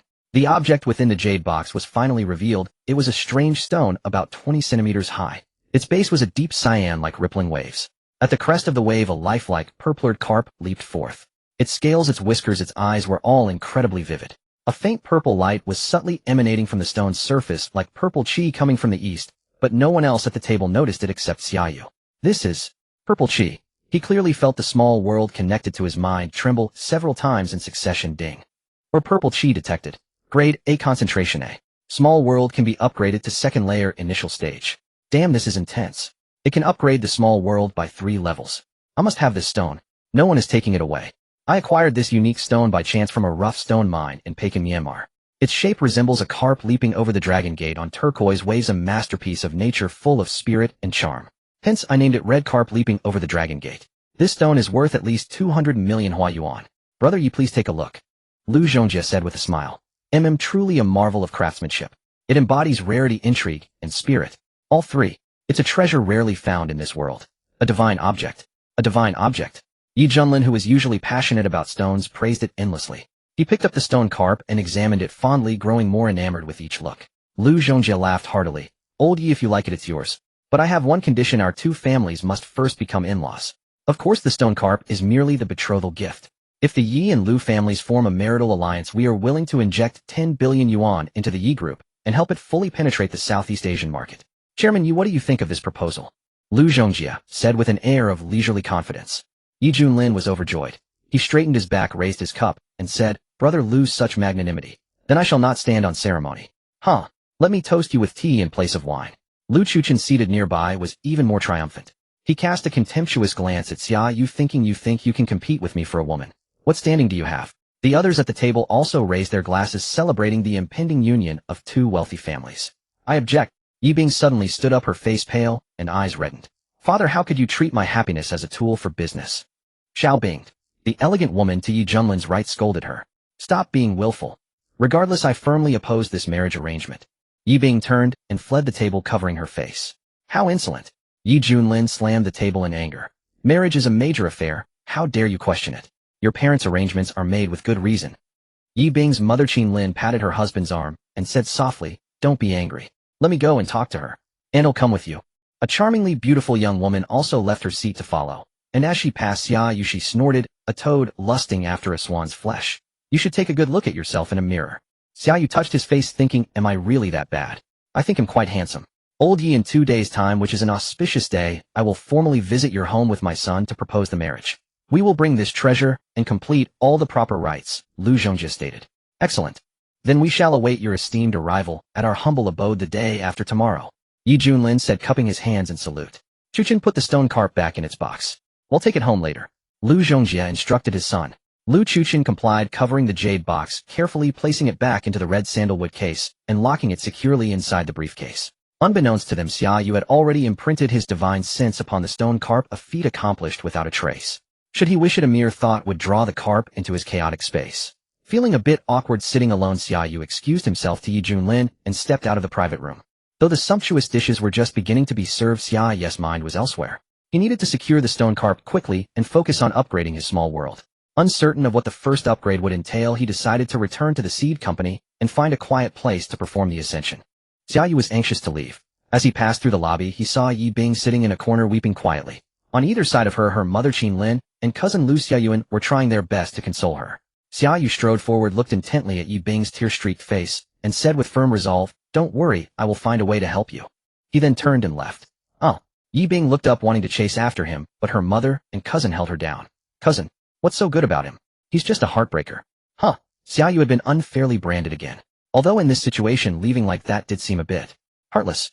About 10 minutes later, Xia Yu sped back to the seed company, entered his private dormitory, locked the door from the inside, and sat down on a chair to steady his emotions. He sensed the stone carp's location from afar. It was still in the Songlin Pavilion private room. He hesitated no longer. With a subtle shift of his mind, the stone carp instantly materialized within the boundless, vast, chaotic space. It immediately transformed into a wisp of purplured energy shaped like a koi fish. The surrounding primordial gray chaos, silent for eons, swiftly swirled around it, then dispersed, carrying a rich purple aura. It was as if the universe was being born anew, a primordial creation. After a slight tremor, the stone carp and the purple aura vanished. Xia Yu intuitively perceived the changes in his small world. The valley seemed larger, the terrain more expansive, and everything within it brimming with even more vitality. Most importantly, an entirely new terrain had appeared adjacent to the southern end of the valley. This new land was an endless grassland with verdant grass stretching to the horizon. Low wildflowers swayed in the breeze, and birds and colorful butterflies flitted among the flora. In the center of the vast prairie stood a colossal ancient cherry tree nearly a kilometer tall. Its branches were laden with glistening red fruits that sparkled enticingly in the sunlight. A wide river wound past the cherry tree, flowing like a silken white ribbon into the distance. At the river's end, where the water shimmered, a clear lake spanning 100 li was faintly visible. Its shores were lined with forests of red-fruited trees, filling the air with the fragrance of cherries. Ding! Stargate Small World, second level, initial stage. Upgraded terrain, valley area 560 mu, 37. 3 square kilometers, including 30 mu of high-quality arable land, 20 square kilometers. Newly upgraded terrain, grassland area 70 mu, 466. 7 square kilometers, containing 1 freshwater lake of 750 mu, 50 square kilometers. Soil, air, water quality, planetary, grade excellent. The changes to the second level were monumental. The original valley had not only expanded 8-fold in area, but its high-quality arable land had also reached 3 mu. Given the valley's perpetually spring-like climate, growing grain there could easily yield 3 harvests a year. With planetary grade excellent fertile soil and water quality, whether planting rice or coarse grains, the yield per mu could easily exceed 1,000 kilograms. With 300 mu, the annual grain harvest would reach 900 tons. Thus, the mere 900 tons of grain from the valley alone could feed 200,000 people. With grain in the storehouse, there's no need to panic. Standing on the vast grassland within his small world, Xia Yu felt a sense of exhilaration wash over him, his entire being at ease. Gazing into the distance, a surge of pride welled up in his chest. The apocalypse. I am the protagonist. Ding! The small world's connection to the main body has been fully upgraded. Physique 1500, strength 1600, speed 1900, 100 meter sprint in 2:36 seconds, brain development 30. As a stream of data flooded his mind, Xia Yu was pleasantly surprised to discover he had become stronger, far stronger. His height had increased from 178 meters to 180 meters. His physique was more proportionate, his skin was as smooth as jade, and an extraordinary aura radiated from his entire being. He felt as though every muscle and bone in his body had been reborn, responding instantly to his every thought. To gauge the true extent of his newfound power, he decided to test his strength within the small world. A single punch shattered a millstone-sized boulder into pieces, delivering a force of nearly 3,000 Jin, more than 15 times that of an ordinary person. Combined with his heightened senses and incredible speed, he was undeniably a superhuman. With his brain development reaching 30, a new door seemed to open in Xia Yu's perception of the world. Gazing at a leaf, he could almost sense the growth of its veins. An ant crawling 100 meters away was clearly tracked within his mind. His divine sense and thoughts seemed to transcend into another dimension, allowing him to instantly comprehend and master everything he saw or heard. Xia Yu was confident that he could memorize an entire dictionary perfectly with just a single rapid flip through its pages. The scientific community once posited that enhancing the brain was far more valuable than strengthening the body. When a person's brain development reaches 20, they can acquire extraordinary abilities. Their senses become exceptionally acute, capable of hearing the subtle movements of distant insects, and their physical condition improves dramatically without deliberate training. This is the super Homo sapiens. So what level did that make Xia Yu with 30 brain development? Perhaps a level this world had never witnessed. It could be said that in terms of physique, strength, and spirit, he was at the absolute pinnacle. 2 days later, explosive news came from the Yi family. The marriage proposal, which had been considered a done deal, fell through because the Lu family had mysteriously lost their prized red carp from the magical stone pool. Lu Zhongjia was furious, severely scolding his son and ordering a thorough investigation into the missing stone. But it was likely a case the Lu family would never solve. That very day, Xia Yu received a WeChat message from Yi Bing containing only 3 words: "Did you do this?" Xia Yu didn't hide it, yes. He then received a blushing emoji sticker, a kiss. "Sai woman, please stop distracting me from my sword drawing speed, will you?" After the small world's upgrade, Xia Yu had his cousin accelerate the seed company's seedling acquisitions and animal breeding progress. Wolfing Seeds was experiencing its most aggressive expansion ever. With O Guodong's involvement, Xia Yu's super breeding plan became a reality. Next, it was time to establish the livestock farms in the small world. In the apocalyptic era, having an endless supply of grain, meat, vegetables, and fruit was the ultimate guarantee of survival.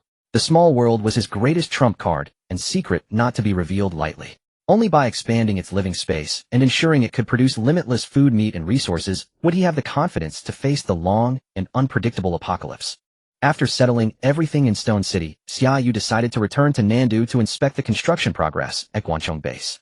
Then the global zero-cost acquisition operation would officially begin. With his divine sense teleportation and the Stargate to the small world, was there anything on the face of this earth he couldn't claim? As the saying goes, Stargate Express mission guaranteed satisfying. On March 12, 2032, Xia Yu's overseas stock account balance finally surpassed $15 billion, and his domestic account broke 13 billion Chinese yuan. Wu Yifeng, who had been steadfastly following suit under the company's name, had reaped even greater rewards, conservatively estimated at over $30 billion. Chiefing Finance had entered its most glorious golden age. Every U.S. stock investment was a guaranteed success. Within just over half a month, the entire company had received 2 rounds of bonuses with exceptionally generous amounts. Everyone knew the miracle was due to one man, the most handsome man in history, privately nicknamed the God.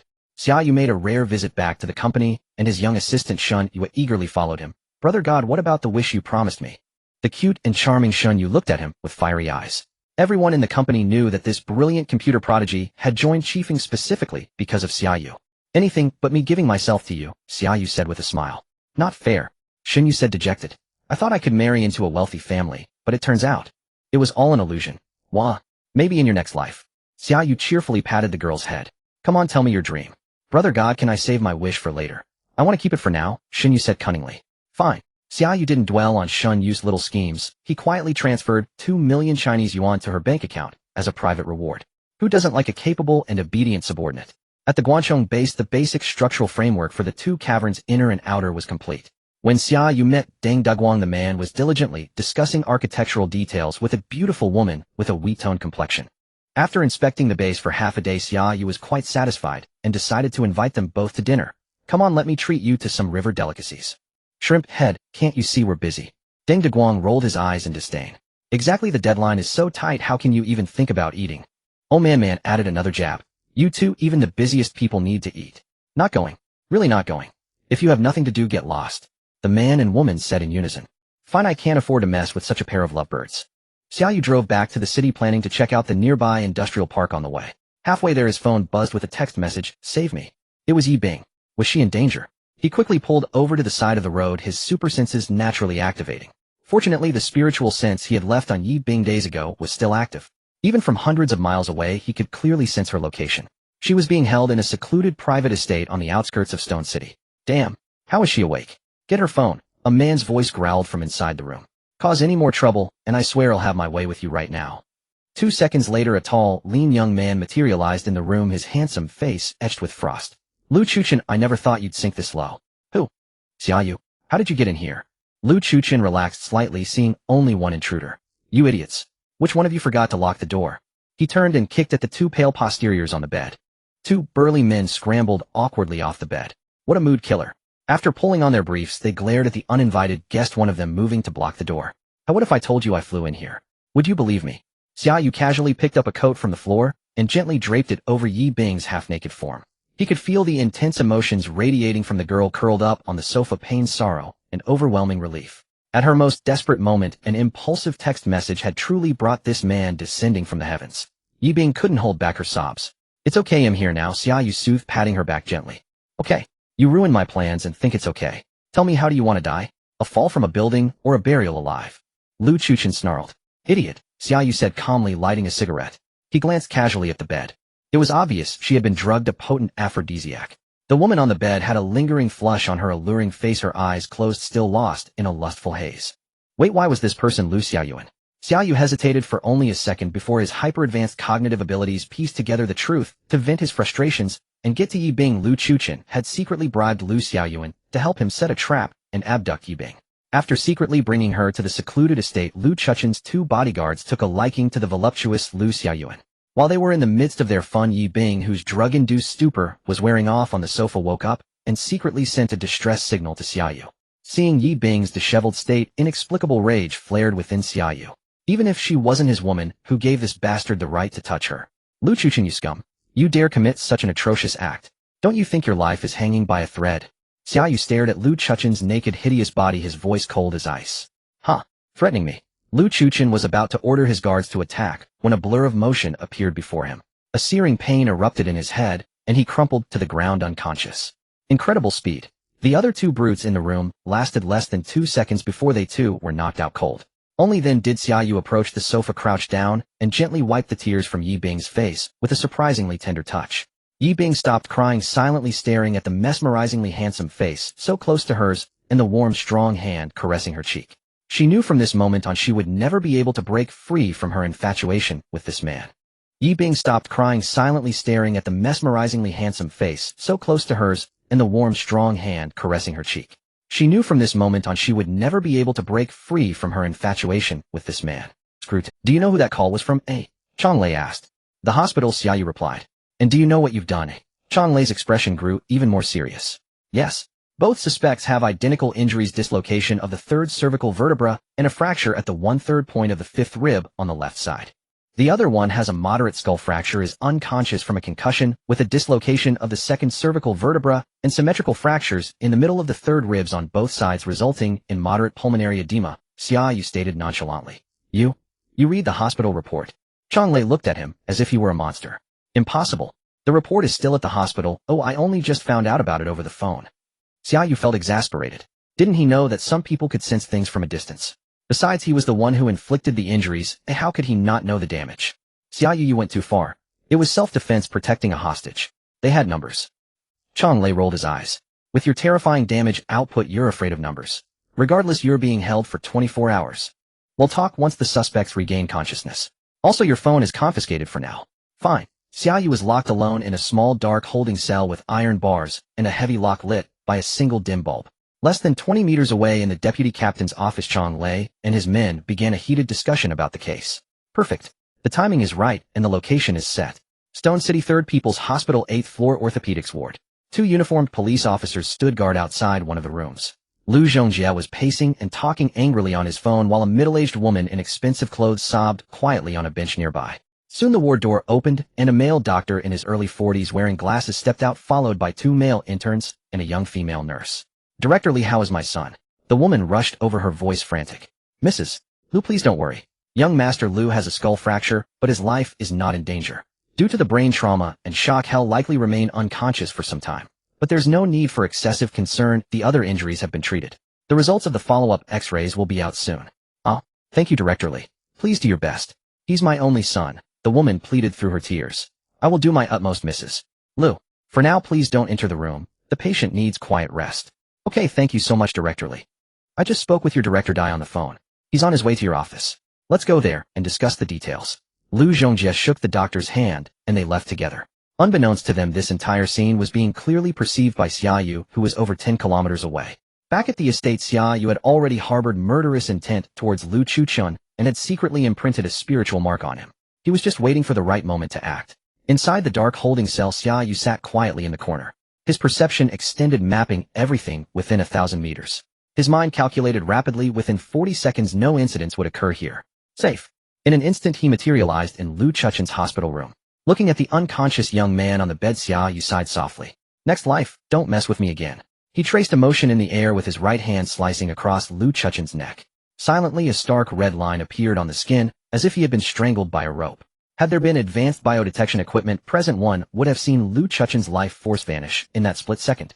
The next moment, Xia Yu was back in the dark holding cell at the police station. Having eliminated the scum who had provoked him, his mind was clear, and his entire being felt incredibly refreshed. Some might wonder, since he acted, why not just move the body into his inner world space to completely destroy the evidence? But Xia Yu didn't want to. Why? Because it would be defiling. His inner world was off limits to enemies, even their corpses. Moreover, with his current monstrous abilities, killing someone from a distance would be child's play. For instance, destroying their consciousness, teleporting them to fall from a height, causing a car accident, or even making them vanish in the vast ocean. There was no need for close-quarters combat. But he chose not to. Sometimes killing needs a sense of ritual. What's the point of winning by lying down flat? It's no different from being a salted fish. 10 minutes later, Chang Lei, who was in a meeting, received another call from the hospital. He sprinted towards the holding cell. With a clang, he unlocked the iron lock. Under the dim yellow light, Xia Yu was sitting in the corner, resting with his eyes closed. Lu Chuchun is dead. Just now. Chang Lei's face was ashen. Oh, that's good. The world has one less piece of trash, Xia Yu said leisurely without opening his eyes. You are very calm. And very strange, Chang Lei said. But my gut tells me you're the killer. Xia Yu couldn't help but laugh, opening his eyes. Captain Chang, I've been locked up here the whole time. With your deductive skills, I'm sure you'll soon check the cameras outside this room, in the hallways, the stairwells. All over the station, right? And the hospital's surveillance too. Go check quickly and clear my name. I will. But my intuition is rarely wrong, Chang Lei said through gritted teeth. Xia Yu couldn't be bothered to argue. A slight smirk touched his lips. Even if I did kill him, do you have any proof? 18 hours later, Xia Yu regained his freedom. As he exited the police station, he happened to see Chang Lei returning from the hospital. The man's haggard appearance was proof enough that his investigation had yielded nothing. Xia Yu, you're quite something. You must have some special tricks up your sleeve. Chang Lei stared intently at Xia Yu's face, his voice low and ominous. I haven't figured out what it is yet, but sooner or later you'll be brought to justice by my hands. Xia Yu smiled. That will never happen because you and I live in different worlds. Is that so? Then we'll just have to wait and see, Chang Lei said coldly. Outside the police station's main gate, a beautiful figure seemed to have been waiting for a long time. The moment she saw Xia Yu, she rushed forward, throwing herself recklessly into the arms of this perfect, yet reassuringly safe man. Feeling the warm softness in his embrace, Xia Yu sighed inwardly. He gently pushed Yi Bing away and looked at her slightly thinner face. It's all right. I got out so quickly. That was your doing, wasn't it? I had my father pull some strings from above. Yi Bing's face flushed crimson as her earlier actions had hardly been demure. Does Uncle Yi have something to say? Yes, my father wants to see you. All right. As if he had anticipated this, Xia Yu showed little surprise. The two returned to the Yi residence in the early afternoon, where Yi Junlin was sitting in a garden filled with mottled bamboo, leisurely brewing tea and burning incense. The fragrant steam of the tea curled upward, making the drifting scent of rosewood even more tranquil and profound. A gentle breeze swept by, and the mottled bamboo in the garden let out a series of soft sobs and whispers. Sit. Yi Junlin gestured for him to take a seat and offered tea. Xia Yu, first and foremost, I sincerely thank you for saving Xiao Bing. Yi Junlin nodded. We're classmates, it was the right thing to do. It's not the same. The situation back then. Xiao Bing told me everything. Xia Yu, you are mysterious and far from ordinary. Xia Yu took a sip of tea and said, everyone has secrets, but my secrets are only shared with those closest to me. Mr. Yi, if I told you that this mottled bamboo in your garden and everything you own will soon cease to exist, what would you think? Yi Junlin frowned. Rare stones and mottled bamboo were his two great passions. He had always believed that burning incense, brewing tea, and admiring rare stones amidst bamboo shadows was the pinnacle of refined living. Now this young man's words struck a discordant note in his heart. Meeting Xia Yu again, Yi Junlin felt a strange sensation. This person seemed distant, yet his every word and action struck straight to the heart. Xia Yu, your words are very strange. What exactly do you mean? Yi Bing interjected from the side. When the sovereign departs, time stretches long. The Xiang maiden's tears stain the bamboo. Yi Huang and Nu Ying journeyed 1,000 miles in search of Shun, only to meet their end by Dongting Lake. This love once cherished now lives only in memory. How tragic that the Xiang maidens loved so deeply. The world is impermanent. No matter how moving the tale or how glorious the past, all things are destined for ruin and downfall. Love is so, and so are career, wealth, and honor. Mr. Yi, do you not agree? Yi Junlin's hand trembled as he poured the tea. Though his face remained calm, a storm raged within him. Could this young man truly see into people's hearts? From the moment he had sat down in the garden, Xia Yu's super-enhanced senses had been fully activated. From Yi Junlin, he perceived the man's sentimentality, his pessimism, and his deep-seated helplessness. He saw that Yi Junlin, behind his wife and daughter's backs, secretly met with his first love, a woman from the Dongting region of the Xiang River.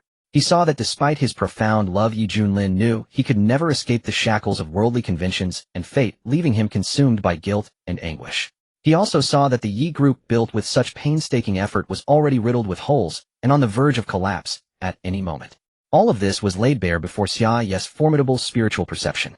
2 days later, shocking news topped the trending searches. Shocking: Yi group acquired by small company, unveiling the mystery of the Yi group's new owner. Woofing Seeds. Fastest ever Yi group completes 20 billion yuan merger in 36 hours.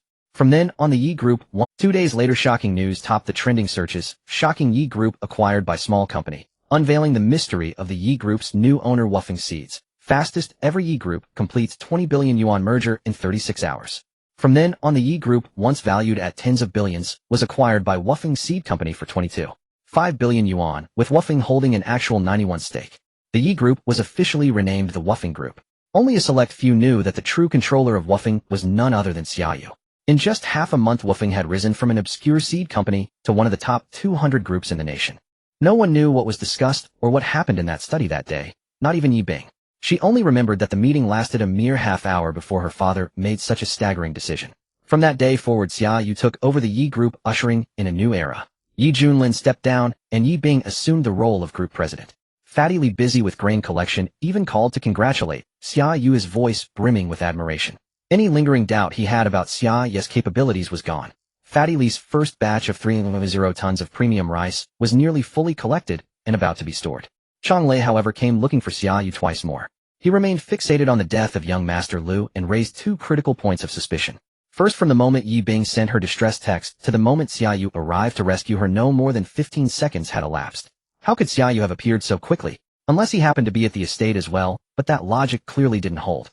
Xia Yu naturally denied this too, because at that time he was still hundreds of miles away on the road back from Guangzhou. There was no need to hide this fact, as it could easily be verified. The conclusion: Xia Yu could fly or teleport, which was more apt. Second, if teleportation was possible, then Xia Yu's long-distance instantaneous kill of Lu Chuchen had a basis. But this report was far too sensational. Even the police chief, after reading it, gave Chang Lei a thorough dressing down. Are you writing an investigation report or a novel? Do you want to lose your job? Of course, although there was no evidence to convict Xia Yu in this bizarre case, it did bring him some unexpected trouble. But that's a story for later. Xia Yu, however, couldn't care less. After all, they had no evidence against him. As the most powerful man on Blue Star, his combat prowess and perception had reached an almost absurd level. To put it plainly, whether it was swords, bullets, sniper rifles, rocket launchers, or even missile lock-ins, nothing could escape Xia Yu's super-enhanced perception. Combined with his spiritual interference and teleportation abilities, he was practically invincible. Unless one deployed strategic military forces, but such forces were not so easily mobilized. Moreover, he still had his greatest trump card, the small world. On the very night Wuffing Group announced its establishment, Xia Yu convened a high-level exchange banquet at Pine Pavilion, where he also intended to announce several important matters. Attendees included Yi Bing, Yi Junlin, Xia Binglin, O Guodong, Qin Zhuoxi, as well as several senior executives from the original Yi family faction. As the inaugural banquet of the new group, the caliber could not afford to be lacking in propriety.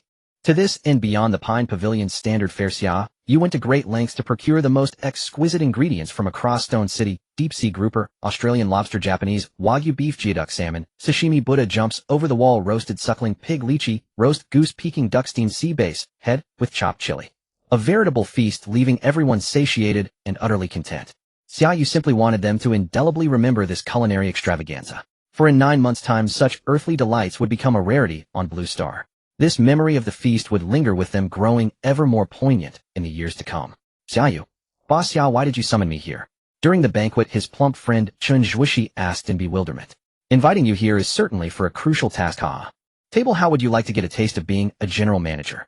Xia Yu clapped him on the shoulder. Not a chance. Xia Yu, I don't think I'm cut out for it. Qin Zhuoxi grew anxious. Who says you're not capable? Xia Yu said with utmost seriousness. Wuffing is under my command now. Starting tonight, I will redraw the map of our enterprise, favoring those closest to me. Once everyone had eaten and drunk their fill, Xia Yu took the stage and announced the new strategic directions and personnel arrangements for each subsidiary group president, Yi Bing responsible for overall coordination and general management. General manager of the agricultural machinery grain oil equipment company, Yi Junlin responsible for ramping up production of various agricultural and grain oil processing machinery, building up inventory with no external sales for 9 months. General manager of the flour mill Bai Quan must increase flour processing capacity to 5.0 tons per day within a month with no external flour sales for 9 months. General manager of the agricultural machinery grain oil equipment company, Yi Junlin responsible for ramping up production of various agricultural and grain oil processing machinery, building up inventory with no external sales for 9 months. General manager of the flour mill Bai Quan must increase flour processing capacity to 5.0 tons per day within a month. Expand the variety of canned meat products as follows: fermented black bean days, braised hairtail, spicy shrimp, braised pig trotters, spiced beef, curry lamb, spicy chicken, mushroom duck. Expand the variety of canned fruit vegetable products as follows: tomato paste, oranges, yellow peaches, lychee, strawberries, apples. All finished canned goods are not to be sold externally for 9 months. General manager of Wuffing Seed Company Xia Binglin continue large-scale acquisition of various grain, fruit, vegetable, traditional Chinese medicine, and flower seeds. Expand livestock and aquaculture operations. Optimize breeding and accelerate the cultivation of greenhouse seedlings. Director of the Animal Plant Ecological Cycle System Research Institute, O Guodong, accelerate the R&D and implementation of fully enclosed animal plant ecological cycle system technology. General manager of Chun Santai Frozen Goods Co., Ltd. The Chun family company slated for acquisition. Qin Zhuoxi responsible for the procurement and frozen storage of aquatic products and meat, expanding cold storage capacity, increasing purchase volume, with a policy of buy only nozzle for 9 months. Good heavens, is this legitimate business or deliberate money burning? Faced with the crowd's skepticism, Xia Yu couldn't be bothered to explain, immediately issuing the order. You may not understand, but you must strictly execute as required. Tomorrow morning, I will arrange an initial injection of 1 billion yuan into each subsidiary. Insufficient funds should be reported to the group's finance department for approval, and further investments will continue. In a word, we're not short on cash. Your sole task is within 9 months each subsidiary must spend at least 50 billion yuan. Any head failing to meet this target will automatically resign. Meeting adjourned. These words stunned the entire room. Damn, such a boss is outrageously wealthy. On March 16, 2032, Woofing Group announced its new strategic adjustment direction to the public. All subsidiaries are to fully enhance production capacity, massively procure grain, fruits, vegetables, livestock, and poultry, and increase storage of all produced goods. Stockpile without selling. What kind of divine maneuver is this? Others hoard grain using carts and trucks, but you're directly organizing group-level procurement and production. Woofing's latest move once again trended on hot searches. Woofing's prodigal strategy, 9 months of hoarding without selling. What's the purpose? After splurging 20 billion on acquisitions, Woofing's mysterious owner splashes out hundreds of billions more. Stockpiling without selling. What does Woofing intend? How terrifying is the capital behind it? Amidst the public uproar, Xia Yu remained as calm as an old dog. Everything was proceeding according to his plan. As for Yi Junlin, ever since witnessing Xia Yu's miraculous abilities during their study meeting, he now believed everything Xia Yu did was right. Moreover, Woofing was effectively a wholly owned investment by Xia Yu alone. The Yi family's paltry 9 stake was merely a dry share for their participation in management, and the original acquisition agreement stipulated that the Yi family no longer bore any operational risks or debts for Woofing. Since the Yi family, the second largest shareholder, raised no objections, everyone else simply followed orders. After all, it wasn't their money being spent. Early the next morning, Xia Yu went and acquired Chun Santai Frozen Goods Co., Ltd. for 100 million yuan. This caused Chun Zuox's father, Chun Santai, to chuckle foolishly for an entire morning, repeatedly boasting that his son had finally amounted to something by befriending such a generous and outstanding classmate like Xia Yu. 100 million. The old man could finally retire and enjoy life. That very morning, Chun Zuoxi formally took over his father's position, miserably beginning his career as a professional general manager. According to the plan, Xia Yu initially injected 1 billion yuan into the frozen goods company to expand cold storage, followed by aggressive stockpiling of meat and aquatic products. After several days of recuperation, Yi Bing finally emerged from the psychological shadow of being kidnapped. The mastermind, young Master Liu, had died under mysterious circumstances, and the 2 Liu family bodyguards were formally charged and imprisoned. As for Liu Xiaoyuan, the other participant and victim, it was said she suffered from intermittent amnesia, becoming disheveled and forgetful, having lost her former alluring charm. On the grasslands of the second level of the inner world, herds of cattle and sheep were scattered about, horses galloped freely, and in the distant cherry orchard groups of free-range chickens could be seen leisurely foraging. Hundreds of domestic pigs were buried in their meal of sweet wild sweet potatoes. Dozens of gray and white rabbits nibbled cautiously on a row of cabbages. At the far edge of the grassland, a vast lake shimmered where flocks of ducks and white geese swam gracefully. The lake water was a clear, jewel-like green, revealing schools of fish and shrimp swimming beneath the surface. In the heart of the grassland, an ancient cherry tree nearly a kilometer tall stood like a giant green umbrella. Beneath its canopy, a few pastoral dogs chased after the cattle and sheep. With the blue sky, white clouds, gentle breeze, and birdsong, it was a pastoral symphony. 2 days prior, Xia Yu had arranged for the seed company to transport the first batch of purchased livestock and aquatic species to a secluded location, then move them all into the inner world, releasing them onto this grassland and into the lake. Along with the animals, he brought in 300 animal shelters and 300 battery-powered automatic feeders. A neat row of agricultural warehouses now stored 50,000 tons of various feed. This vast grassland, stretching 30 kilometers long and 16 kilometers wide, offered endless pasture, and with abundant rainfall the grass grew with remarkable speed. This grassland could sustain at least 3 million head of livestock, so the purchased animals were far from sufficient. The second level of the inner world was no longer part of the Blue Star realm. The sky here was an especially vivid blue, unlike the outside world. There was no sun, yet the light was bright, its source a mystery. The grassland was bordered on 3 sides by the lake, beyond which lay the gray, misty expanse of the chaotic space. The lake teemed with a wide variety of aquatic life: crucian carp, perch, mandarin fish, soft-shelled turtles, giant freshwater prawns, greasy-back shrimp, white clams, and river snails. Dozens of species in all. The lake water was clear and pure, filled with aquatic plants and plankton. Xia Yu planned to have the seed company intensify its collection of animal resources once he left. When the second level of the inner world upgraded again, he estimated it could support millions of animals. With such a solid source of meat, Xia, you would stand invincible in the coming apocalypse. With food in the house, there's no need to panic. With meat in the house, there's nothing to fear. Guodong's invention, the rapid animal waste degradation and fertilizer conversion technology, was first applied to the inner world's pasture. The process was remarkably simple. The primary decomposers were a type of silver laboratory mutated earthworm that fed on animal waste. After rapidly consuming the waste, the worms excreted an NPK factor substance rich in nitrogen, phosphorus, and potassium, which enriched the soil and accelerated plant growth. Guodong had perfectly solved the breeding problem of the silver earthworms. Beneath the fertile soil of the grassland, 100,000 of these worms were now thriving and continuously reproducing. The grassland's day lasted a full 16 hours, with night falling late. As the animals returned to their shelters, the night sky came alive with swarms of fireflies shimmering with iridescent light, red, orange, yellow, green, cyan, blue, and purple, a breathtaking, mesmerizing spectacle. Beneath the ancient cherry tree, Xia Yu had built a new 2-story wooden cabin. The ground floor housed the living room, kitchen, and toilet, while the upper floor was a bedroom furnished with a large bed, pillows, quilts, tables, chairs, and daily necessities, complete with a tank-based water supply and shower facilities. The entire cabin was powered by a dedicated 8 kW battery generator. As night descended, the cabin glowed warmly with the shadows of trees dancing outside the window and fireflies flitting about, a scene of pure contentment. That night, he roasted a whole lamb in front of the cabin. Seasoned with cumin and chili powder, the lamb turned golden and glistening, its aroma tantalizing. The skin was crispy, the meat tender with a spicy and savory flavor that was utterly delicious. It was rich, gamey-free, and simply irresistible. Xia Yu spent the entire day and night within the inner world. He wandered through the scenic landscapes, sleeping when tired and eating whenever hungry from the chaotic space.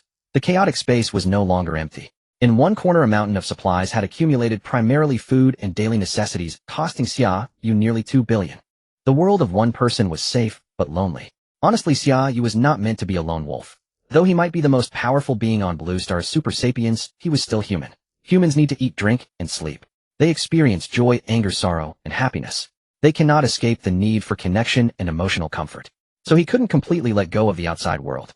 Like a weary 9-to-5 worker, Xia Yu returned to Nandu and to Chiefing Finance.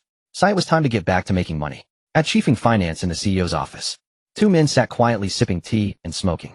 "Feng, I want to make a big move." "How big?" Wu Yifeng exhaled a puff of cigar smoke. "At least 100 billion, Xia Yu said, holding up a finger. US dollars. "Damn, that big. What are the chances?" 90%. Xia Yu smirked. 90%. It was 100%. He knew that within 30 hours an event would rock the world, directly causing a massive crash in US stocks, starting with Starlink exploration. "How do we do it?" Wu Yifeng straightened up, his voice low. "We short Starlink," Xia Yu said calmly. Wu Yifeng drew in a sharp breath. "Damn, that's bold." As the most dazzling space tech stock on the US market, Musk's Starlink exploration was undoubtedly a star. The stock price had reached 1382 per share, with a total market cap of 3.6 trillion, far surpassing former US market leaders like Fruit and Wei Yuan. Shorting such a behemoth would make even the steadiest, most unflappable man like Wu Yifeng feel a tremor of fear.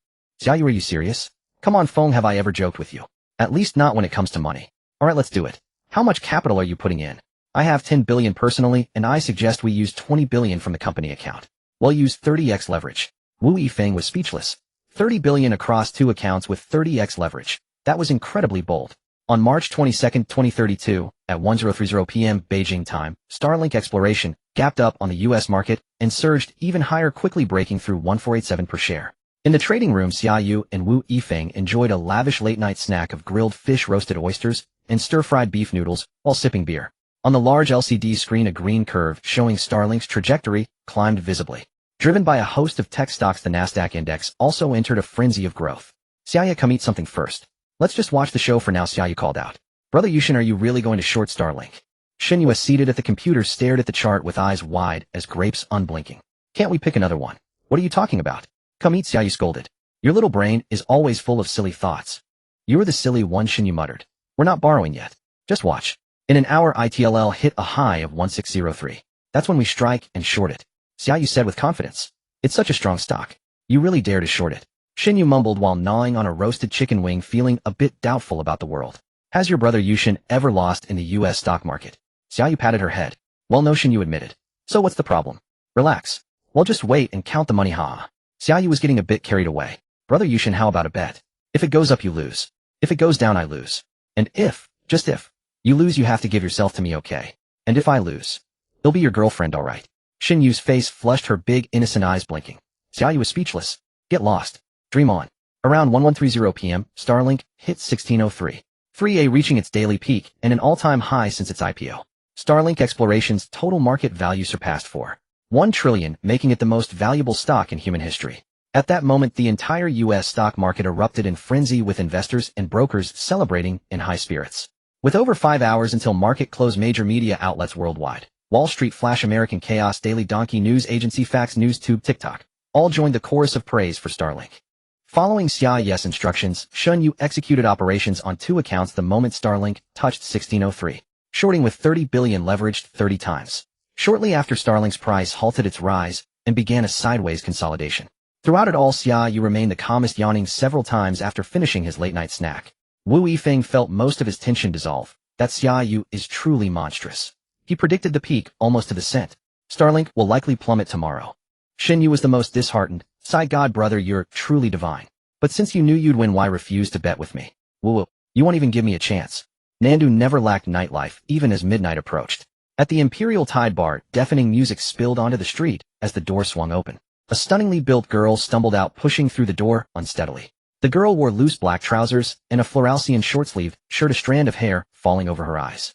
Despite her slightly intoxicated gaze, her radiant crimson beauty remained flawless. Barely half a minute after she exited, a gaunt man in his 30s stormed out of the bar, pointing at her and shouting, "Tang Yana, what's wrong with you? Just 2 drinks with the leaders, and you're already making excuses. Huh, don't want to keep your job. Get back inside and toast an apology now." Director Chin, I can't hold my liquor, I really can't drink anymore. Stop acting so high and mighty. Think being pretty gives you the right to be difficult. Get in there. At that, Tang Yina's face turned icy cold. She shot the man a frigid glare, said no more, hailed a taxi, and sped away. Director Chin's face was livid as he spat at the retreating taillights. Damn it. Tang Yana, just you wait. You'll get yours. March 23rd, 5:55 p.m. Nandu. Most of the city was bustling. People wrapping up work, planning dinners, driving home, or scrolling on their phones in the subway. No one looked up at the sky, and none noticed a strange pink flash flickered deep in the distant heavens. Within half a minute, every computer screen went black, cell signals vanished, and subway commuters looked at each other in bewilderment. Televisions began a bizarre strike, filled with static. At the airport, waiting passengers watched in shock as flight information boards froze. Ground crews in the terminal and control tower scrambled to initiate emergency protocols. Most critically, gridlock of epic proportions simultaneously seized nearly every street and highway. On one bridge, a suddenly out-of-control Tesla slammed into the railing, and amid screams plunged with its driver off the 50-meter-high span, hurtling toward the river below. Similar scenes unfolded across the globe. Facing this sudden catastrophe, most were utterly unprepared, and collective panic spread like a plague. How fragile human civilization truly was. So, this is what caused Starlink's drop. Inside, chiefing financial silence was suffocating. Thanks to Xia Yu's advance warning, all company computers were backed up and shut down early, perfectly dodging the disaster. Starlink screwed. No, probably a lot of stocks will be tonight. I just want to ask Xia Yu, how did you foresee this? Though had long suspected Xia Yu's near-legendary stock prowess was some kind of superpower, it had only been a suspicion, and Xia Yu had always denied it. But this time, how the hell would he explain it? I Ching divination, astrology, alien possession, or maybe transmigration and rebirth. Intuition, Xia Yu replied calmly to the question. You? Wu Yifeng laughed in exasperation and made to kick the guy, but Xia Yu, as if foreseeing it, nimbly dodged. Left with no other recourse, Wu Yifeng turned and barked. Shall ye punish him by making him wash your undies and warm your bed starting tonight? Great. Thanks, your majesty. Xin Yu's eyes sparkled as she jumped with excitement. Damn. Seeing Xin Yu about to pounce, Xia Yu vanished. He truly vanished, in the literal sense. In the office, Xin Yu and Wu Yifeng were stunned, speechless, staring at each other in sheer dumbfounded shock. What the hell, where'd he go? He was a whole living person. Just gone with a whoosh. Are we hallucinating? No way. How could 2 people have the same hallucination? Then it must be real, not an illusion. Xia Yu had genuinely disappeared before their eyes. How did he do it? Magic, invisibility, teleportation. Holy crap. You're not hiding anymore. Coming out in style? What else don't I know? Wu Yifeng was utterly dazed. Phone good, do you think? God brother might not be human, but a god. Xin Yu was lost in a deep, bewildered trance. 1,300 kilometers away at Kunming Airport in Yunnan Province, over 10 passenger planes circled the airspace. Ground control had ceased guiding their landings 50 minutes prior. The sudden disappearance of satellite and air traffic control signals was nothing short of a catastrophe for high-altitude commercial flights. Attention, all passengers. Due to a ground communication malfunction, this flight will experience a delayed landing. The aircraft has sufficient fuel, and the fault is being urgently repaired. For your safety, please remain calm, keep your seatbelts fastened, and refrain from moving about the cabin. Tang Yana had been trapped in her seat for over 45 minutes since the landing was postponed. Having drunk 2 glasses of foreign liquor at the bar last night, she had spent a groggy evening. Waking today with a splitting headache and an utter lack of motivation for work, she sent a text message to Director Chin. Director Chin, I drank too much last night and have a terrible headache. I also need to handle some family matters. I'd like to request 3 days of leave. I'm taking the afternoon flight back to Kunming. I hope you can approve this. Half an hour later, Director Chin replied with a curt, humph. It was an open secret throughout Nandu Maternal and Child Hospital that the 35-year-old Qin Xiaoming had ruthlessly abandoned his wife of 10 years in his relentless pursuit of Tang Yana. His behavior had evolved from fawning adoration to sycophantic pleading and now to frustration and petty vindictiveness, all because of her aloofness and cold demeanor. Great beauty is often a curse. Tang Yana felt helpless. She had been surrounded by admirers since childhood, yet true love had never come her way. She had planned to visit her grandmother in Kunming during her leave, but instead encountered the bizarre global signal blackout. Will I die this time? Why do I feel so unwilling? Tang Yana thought mournfully. Gazing at the endless sea of white clouds outside the window, a deep, unbidden sorrow welled up within her, threatening to overwhelm her completely. A sudden scream pierced the cabin, followed by chaos. Through the left window, she clearly saw a large section of the wing engulfed in flames and thick black smoke. The plane was on fire. A violent tremor shook the cabin, and then a piercing alarm blared. Easy. Warning. Warning. Rapid altitude loss. Rapid altitude loss. Brace for impact. Help. I don't want to die. Why me? I'm still young. I've never been in love, never even been abroad. God, I'm so scared I want to go home. Wah. Panic and terror spread like wildfire through the cabin. Some screamed and wailed, others huddled together in fear, while a few cursed and rushed towards the cockpit. Tang Yana's face was pale, her heart cold, as if plunged into an abyssal frozen lake. In the next moment, she would be cast alone into an eternal darkness. Grandma, I'm so sorry. I can't be with you anymore. She felt a profound sense of regret. Up. A deafening roar filled her ears as the violently shuddering aircraft broke apart. Pierced by the bone-chilling wind, Tang Yana plummeted into the vast sky in despair. In that instant, the entire world seemed to be falling. The flames grew distant, the sky above was immense and blue, and she felt incredibly small and helpless in the wind. Is this really the end? Tang Yana thought, a deep sorrow washing over her. Instinctively, she reached out a hand upwards as if trying to grasp something in her final moments. The wind roared like crashing waves, making it hard to breathe. Her soul seemed to fall with her body, plummeting endlessly towards an unknown abyss. Why did this feeling seem so familiar? In the fleeting moment she closed her eyes, she sensed her outstretched hand being grasped firmly. Her body was pulled into a solid embrace. The strong masculine presence felt both foreign and strangely comforting. She saw a handsome face glowing with an ethereal light, so close that her heart skipped a beat. You will not die, the man whispered softly in her ear. You. Who are you? Before she could think further, she fainted in the high altitude. March 23, 2032, a Tuesday, would be forever etched into the annals of Blue Star history. On this day, global internet and communication networks failed. The conveniences of modern life seemed to vanish in an instant, laying bare the fragile nature of human civilization. Countless ships lost contact, traffic accidents were rampant, and airplanes crashed. Government and civilian rescue efforts were stretched thin, unable to cope with the sheer scale of the disaster. The lack of reliable information only compounded the difficulties, leading to a rapid escalation of crises across the globe and a rising tide of panic among the populace. With the collapse of the internet and communications, the once bustling websites and media platforms fell into an eerie silence. Anxious people stared at their phones, repeatedly opening and closing familiar apps. It wasn't until 7 p.m. local time that global networks and communications began to slowly come back online. As soon as connectivity returned, social media exploded, nearly crashing the servers of major tech companies. Video platforms were flooded with clips of accidents and disasters. Experts quickly came forward with evidence attributing the event to a rare solar magnetic storm, a phenomenon with an exceedingly low probability of occurrence. The official message was, don't worry, life can go on as usual. However, doomsday theorists celebrated, citing the event as undeniable proof of a terrifying truth: Blue Star was deteriorating and the apocalypse was not a mere fantasy. Amidst the deluge of reports, a few articles garnered tens of millions of likes. The mighty Starlink proved useless against the magnetic storm. Is Starlink really reliable? The disaster today is happening right next to you. The darkest day in aviation history, 33 crashes in a single day. Perceptive individuals sensed an underlying unease, anticipating an impending financial market crash. Xia Yu remained calm. He was in no hurry. According to his past life memories, all global securities trading would be halted today for risk assessment and data recovery. Tomorrow evening, when the U.S. stock market reopened, it would be met with the expected chorus of despair. Tang Yana slowly awoke to find herself lying on a soft bed. She breathed in the clean, unique scent of the quilt, which also carried a faint trace of a mature male's fragrance. Warm sunlight streamed into the room, casting gentle patterns on the wooden floor. From outside, the occasional chirping of birds could be heard. Sitting leisurely in a wooden chair by the window, a man with a tall, slender build was drinking a glass of milk. "You're awake."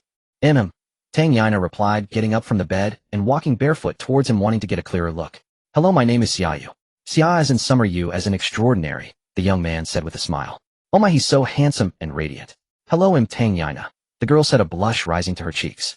"I know. How do you know me? Have we met before?" "I just know," he chuckled. Tang Yana's mind was filled with questions, including how he had managed to appear in the sky and save her. But she didn't press for answers.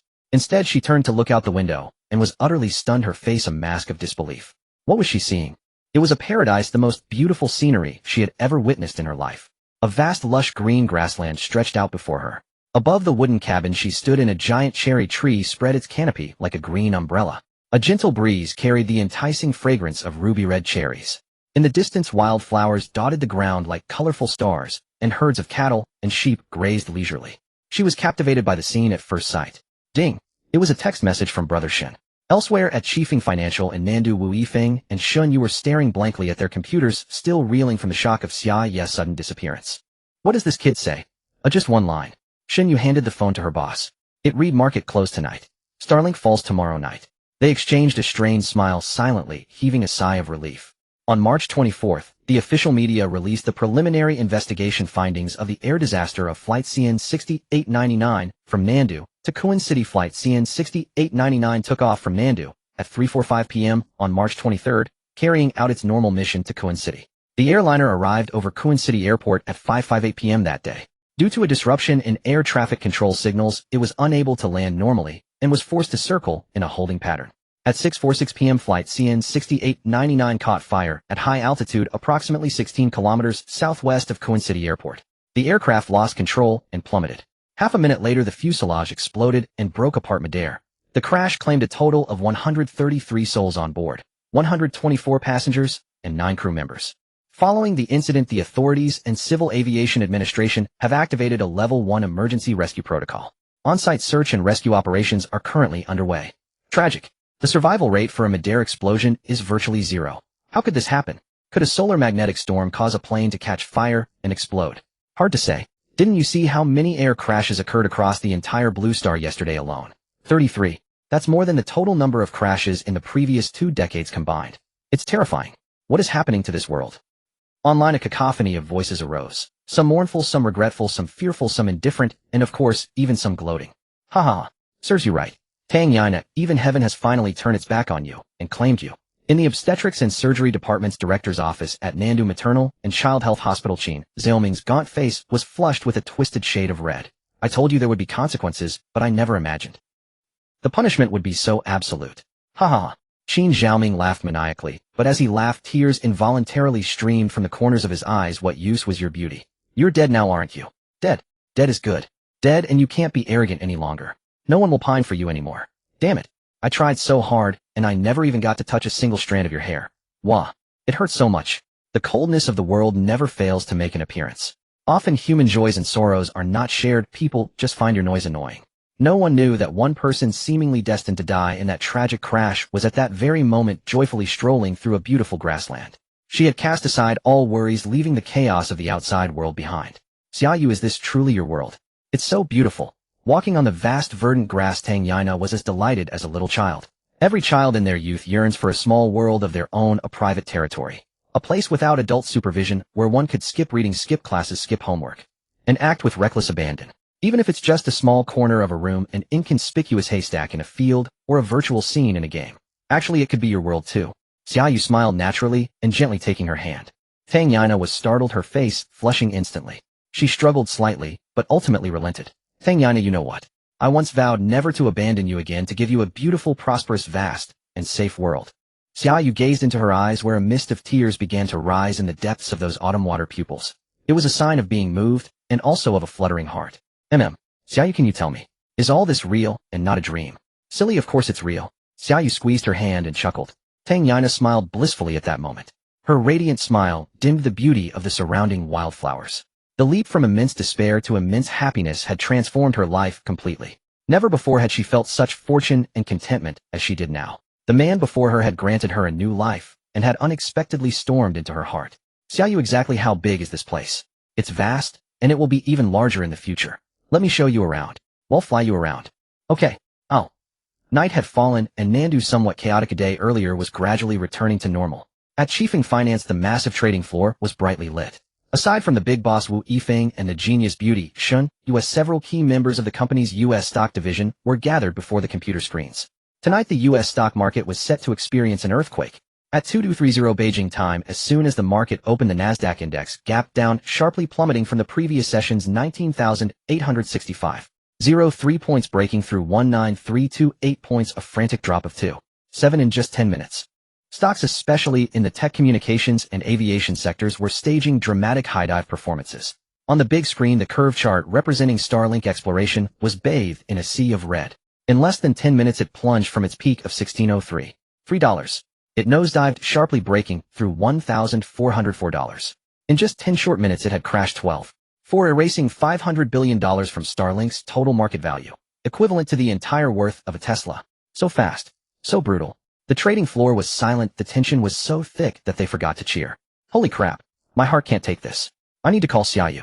Wu Yifeng casually dialed Xia Yu's number. Starlink is crashing down 13 in just 10 minutes. Of course. It's still early. Before the close tonight, it will inevitably break through $1,040 and should settle around 1039. Holy crap. So we're rich. How much can we make? Don't rush. It's not over yet. Wait until tomorrow. How much will it drop tomorrow? It's a secret. Get lost. The trading room transformed into a late-night feast hall. With a grand wave of his hand, Boss Wu splurged 200,000 yuan and a long table brimmed with assorted late-night snacks, seafood, fruits, beverages, and vintage wines.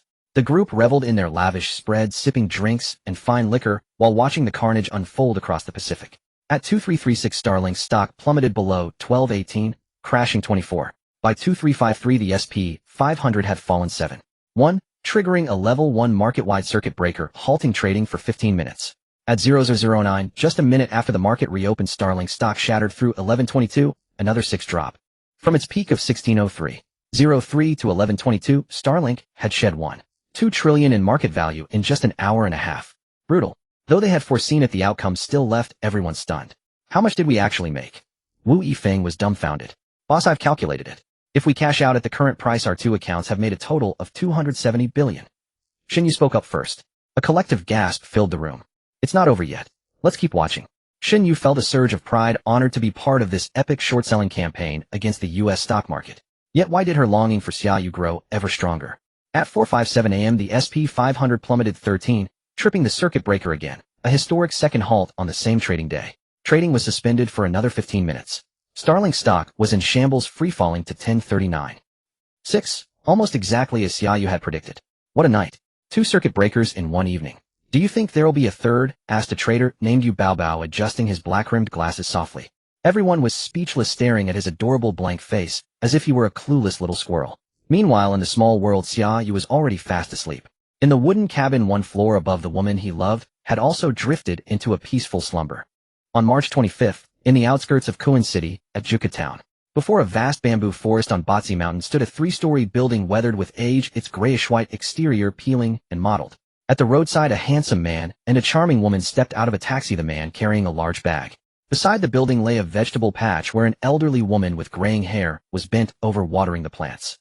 Grandma, I'm back. Tang Yana dashed excitedly towards the garden. Nana. The old woman straightened up, her face lighting up with joy as she watched her granddaughter rush over like a beautiful bird, her aged kind face crinkling into a smile. Is it really you, Nana? Grandma thought I'd never see you again. Yesterday the airline called and said your plane had an accident and told me to wait at home for the investigation results.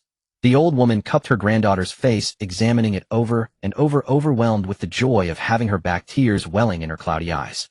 Nana, you weren't you on the plane? Hee, how could I bear to leave you, Grandma? Aren't I perfectly fine? Tang Yana hugged the old woman, acting coy. They'll tell you the details later. Silly girl. We have a guest. Hello, Grandma. I'm Xia Yu, Ziona's boyfriend. Xia Yu quickly stepped forward and gave a polite bow. You? Tang Yana's face flushed crimson, but she couldn't deny it. Boyfriend. Wonderful. Nana, don't just stand there. Bring him inside to sit. The three entered the house. Xia Yu noticed the old woman had refined taste. The first-floor hall was spotless, furnished simply with two framed oil paintings adorning a white wall. In a corner by the window stood a white piano. Xia Yu set down his gifts and admired the pastoral paintings with keen interest. My grandma painted them. Beautiful, right? Tang Yana said proudly. Really? I can't believe it. Grandma is such a talented artist. Xia Yu praised enthusiastically, never missing a chance to win over an elder. You flatter me, Xiaoxia. Come have some tea first. The old woman smiled warmly, handing him a cup. Thank you, Grandma. My grandma is truly remarkable. She was a brilliant professor at Dian University. She can paint, do calligraphy, and plays the piano at a master's level. If you don't believe me, look up her name, Wei Yu. Silly girl, stop your bragging, you'll make a fool of yourself. The grandmother playfully rapped her granddaughter on the head with a scolding smile. Ouch. Tang Yana winced, shrinking her neck and giving a cute little tongue out. Xia Yu chuckled, watching the scene with a warm, almost paternal smile. Just as they were chatting, his phone rang. Xia Yu excused himself and stepped outside to answer. Phone go. Will Starlink drop again tonight? What price should we exit at? Barring any surprises, ITLL fall to 758. Tell everyone the moment it breaks below 760, we cash out. Got it. Man, you're a genius. Have you calculated how much we'll make? At this price, after tonight, your personal account will have made 158 billion plus your 40 billion share from the company account. That's a solid 200 billion. In US dollars. Excited, right? Ecstatic. Huh. Xia Yu sighed. Phone go, please maintain some composure. Hell, with hundreds of billions on the line, a man's gotta celebrate. Fine, Phone go, you win. Xia Yu rolled his eyes. Xia Yu, who are you talking to? We're heading up the mountain to dig bamboo shoots. Tonight, Grandma's making her smoked pork with bamboo shoots. It's delicious. On my way. Xia Yu hung up without hesitation.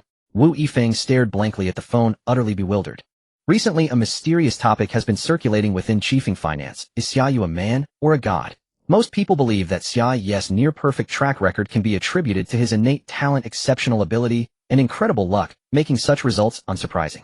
However, a small group of blind worshippers, as dubbed by detractors, led by Xun Yu, firmly believe that Xia Yu's performance has transcended the bounds of ordinary human capability. How else could one explain his uncanny ability to position himself ahead of every stock's movement? And what about his eerily precise stock price predictions, accurate to the decimal point? Furthermore, how did he vanish in the blink of an eye right before Xun Yu and Boss Wu that one time? Is that even humanly possible? This secret remains known only to the three of them for now. Therefore, Xia Yu is not a man. He is a god, the god Yu. Could there be another possibility? Yu Baobao habitually pushed up his black-rimmed glasses and said, what if Brother Yu is a reincarnator? Or perhaps a time traveler from the future? Damn it.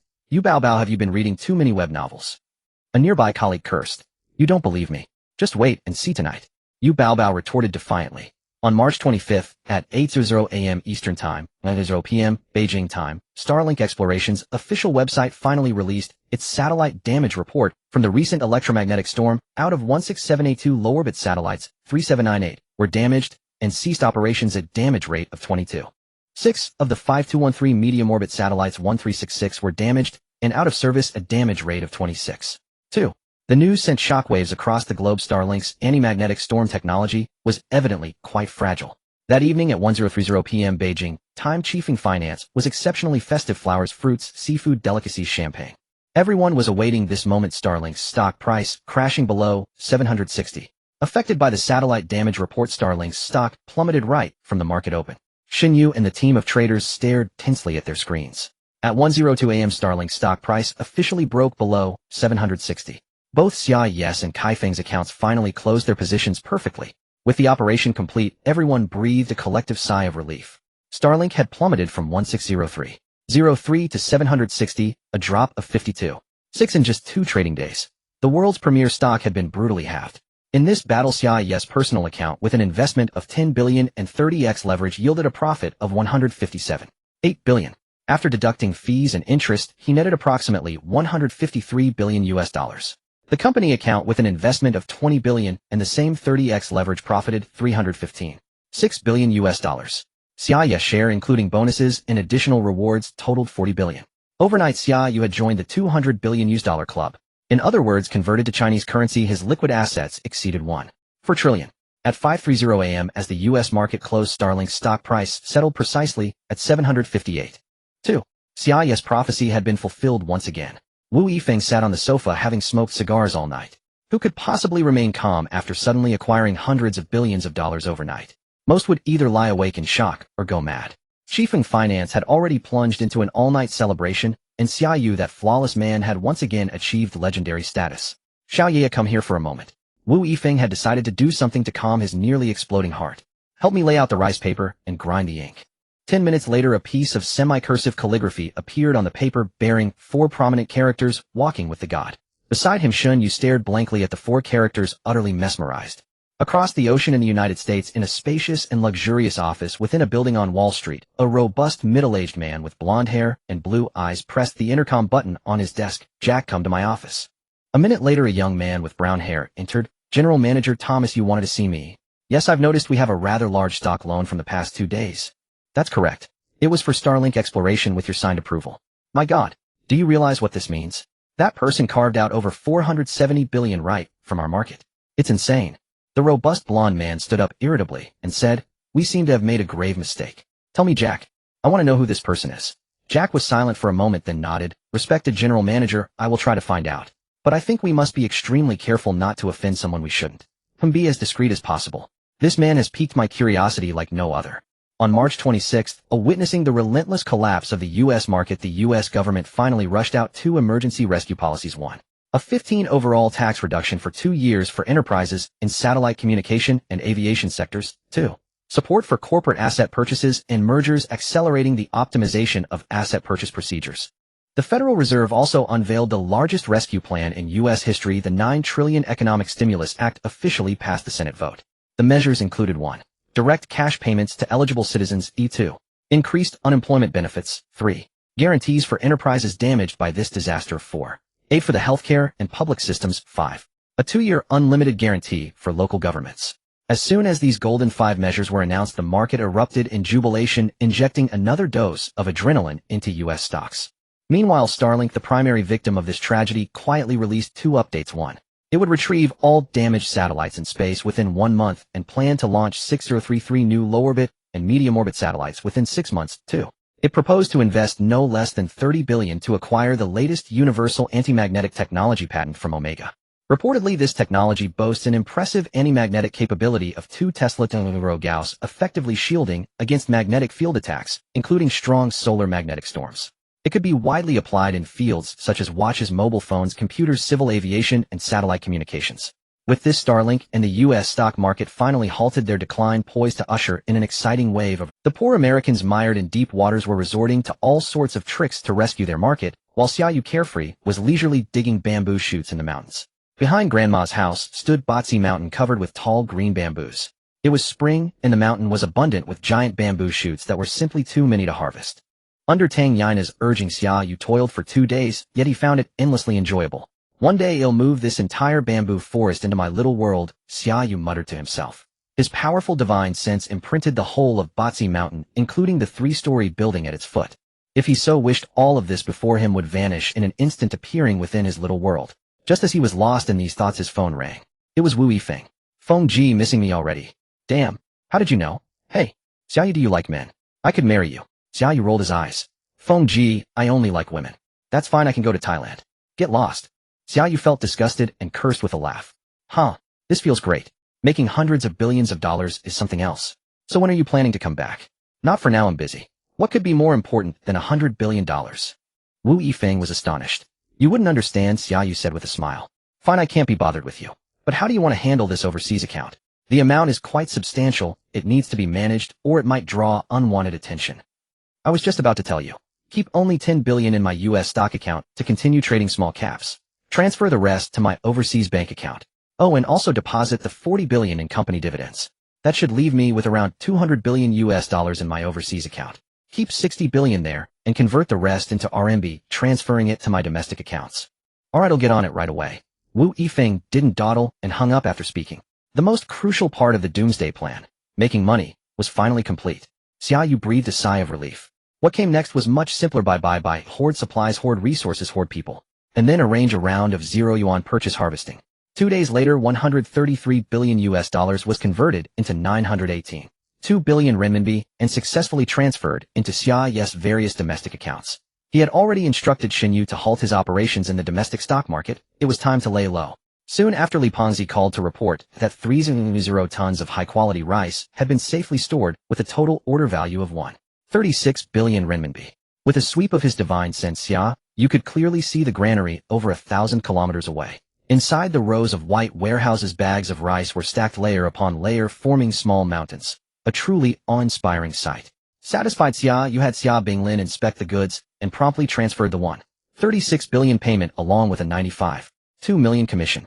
He instructed Li Pengzi to hand over the warehouse keys to Xia Binglin soon, so he could arrange for the rice to be transported away. After a 10-day rest, they would initiate the second batch of rice procurement. Upon receiving the payment notification, Li Pengzi was overjoyed, his teeth nearly falling out from grinning, and he hurriedly agreed. That very night, the 3.0 tons of rice were whisked away into the chaos space, occupying only a tiny corner of its infinite gray expanse. The space's reserves were still insufficient. It was time to pick up the pace.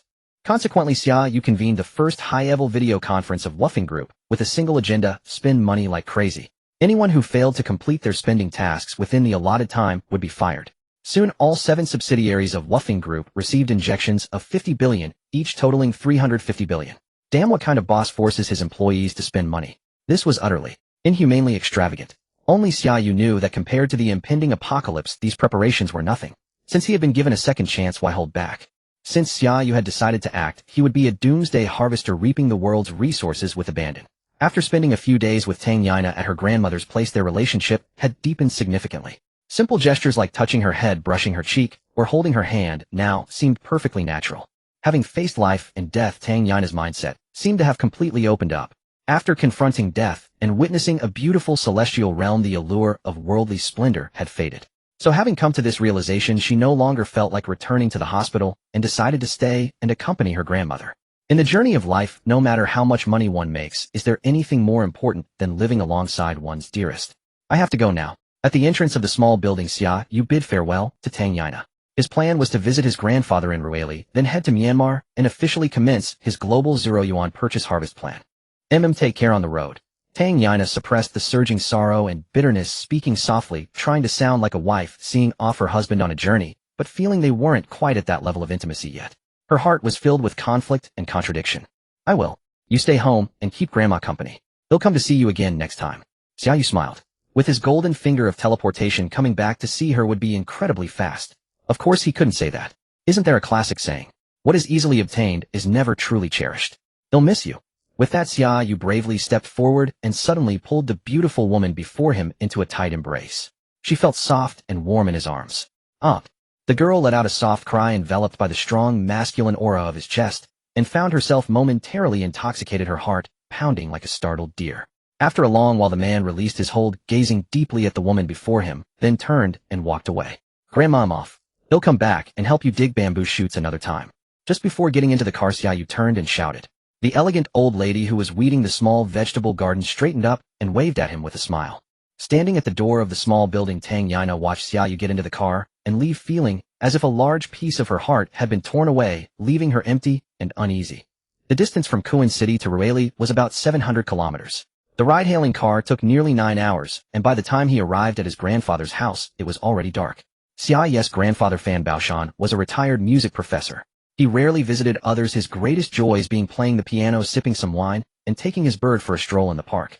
Upon seeing his grandson arrive unexpectedly, Fan Baoshan excitedly cooked a couple of extra dishes and brought out a treasured bottle of 2008 Maodai, insisting on sharing a few drinks with him. He couldn't possibly dampen the old man's spirits, so that night both of them ended up drunk while Xia Yu was faking it. The next day, after sobering up, having morning tea with his grandfather, and walking the bird, Xia Yu headed to the city center. At the immigration office, he found an acquaintance, and for 300 yuan expedited his visa for Myanmar. With money and connections, things get done quickly. He was told he could pick it up the next morning. The following day, Xia Yu bid farewell to his grandfather, picked up his visa, and boarded a plane bound for Myanmar. April 6, 2032, Yangon Airport, Myanmar.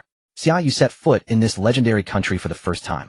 For decades, this land has produced a wondrous substance that captivates and drives people to madness. Jade reaches the world. Hidden jade elevates 10,000 households. In this world, all beautiful things are invariably accompanied by vast wealth, and naturally, by countless greed and cruelty. As the saying goes, one cut brings poverty, one cut brings riches, one cut leads to paradise, one cut leads to hell. Gambling on rough stones is like life itself, full of ups and downs. The underlying principles are universal. Xia Yu was naturally not here to gamble on stones. His purpose was clear: to search for mines, specifically the purple chi, or that could continue to upgrade his inner world. Incidentally, he also had a very important matter to attend to. He recalled that the red carp odd stone, which had directly elevated his inner world to the second level, originated from Pakan, Myanmar. This country, renowned for its jadeite rough stones, certainly offered a high chance of finding purple chi stone mines. Leaving Yangon Airport, Xia Yu took a taxi to the city's most luxurious five-star hotel, the Rose Holiday Hotel, and booked an executive business suite planning to stay for the night. He had just settled in and was about to undress for a hot bath when the phone rang. Mr. Xia, you're quite the busy man. It's been days, and you're nowhere to be seen, not even a message. How could such a soft voice carry such a heavy hint of resentment? Yi Bing, I'm in Myanmar, just landed. Why did you run off to Myanmar? Do you have business there too? Not yet, but soon. Weren't you ye family folks trying to break into the Southeast Asian market? I think Woofing needs it more. So I came over to scout the place to pave the way. Huh. As if I believe that. By the way, Xia Yu, that Chong Lei guy came to the company twice looking for you, saying he wanted to investigate something with you. Ignore him. Just tell him I'm not around. Xia Yu was speechless. Chong Lei, that stubborn piece of sticky plaster, was indeed both smelly and hard. Alright. Then I'll hang up. I need to take a shower. Okay, bye. The call ended. Though thousands of miles apart, Xia Yu could swear he still sensed a wisp of lingering grievance hanging stubbornly in the hotel room's air. It's not easy being too handsome and too outstanding. Xia Yu was particularly troubled. Xia Yu rarely enjoyed a truly restful sleep, and the hotel's soft large bed didn't lead his thoughts astray. When he woke up the next day, he realized it was already past 10 in the morning. He quickly washed up, went downstairs, hailed a taxi, and headed towards the Hanyuan building, one of Yangon's landmarks. The renowned Blue Star Jadeite Jewelry Association's headquarters was located on the 66th floor of the Hanyuan building. Upon reaching the building's ground floor lobby, Xia Yu dialed a number. The person he sought was named Zhao Jun, a subordinate of Wu Yifeng before his retirement. Zhao Jun was a true soldier king, having secured the title of Individual Comprehensive Skills Champion in Special Operations Forces for 4 consecutive terms. Wu Yifeng, a former firearms instructor for the Snow Wolf Special Forces, had given Zhao Jun's contact to Xia Yu for this trip to Myanmar. With Zhao Jun around, Xia Yu would be much safer.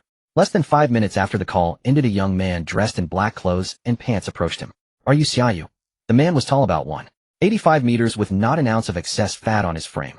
The muscles beneath his black attire seemed to harbor a wolf king ready to strike at any moment. This man was formidable. His strength intensity was at least 404 times that of an ordinary person close to Xia Yu's own level when he was at the first realm. I am Xia Yu. Xia Yu shook hands with the man and said, Brother Feng told me to find you. He said you are the head of security here at the Jadeite Association. A rare hint of a smile broke through Zhao Jun's stern expression as he firmly gripped Xia Yu's hand. Any friend of Brother Feng is a friend of mine. Let me take you upstairs. Coincidentally, President Gao Lan is here today. Alright. The two took the elevator straight up to the 66th floor. The entire floor was lavishly decorated, yet tasteful.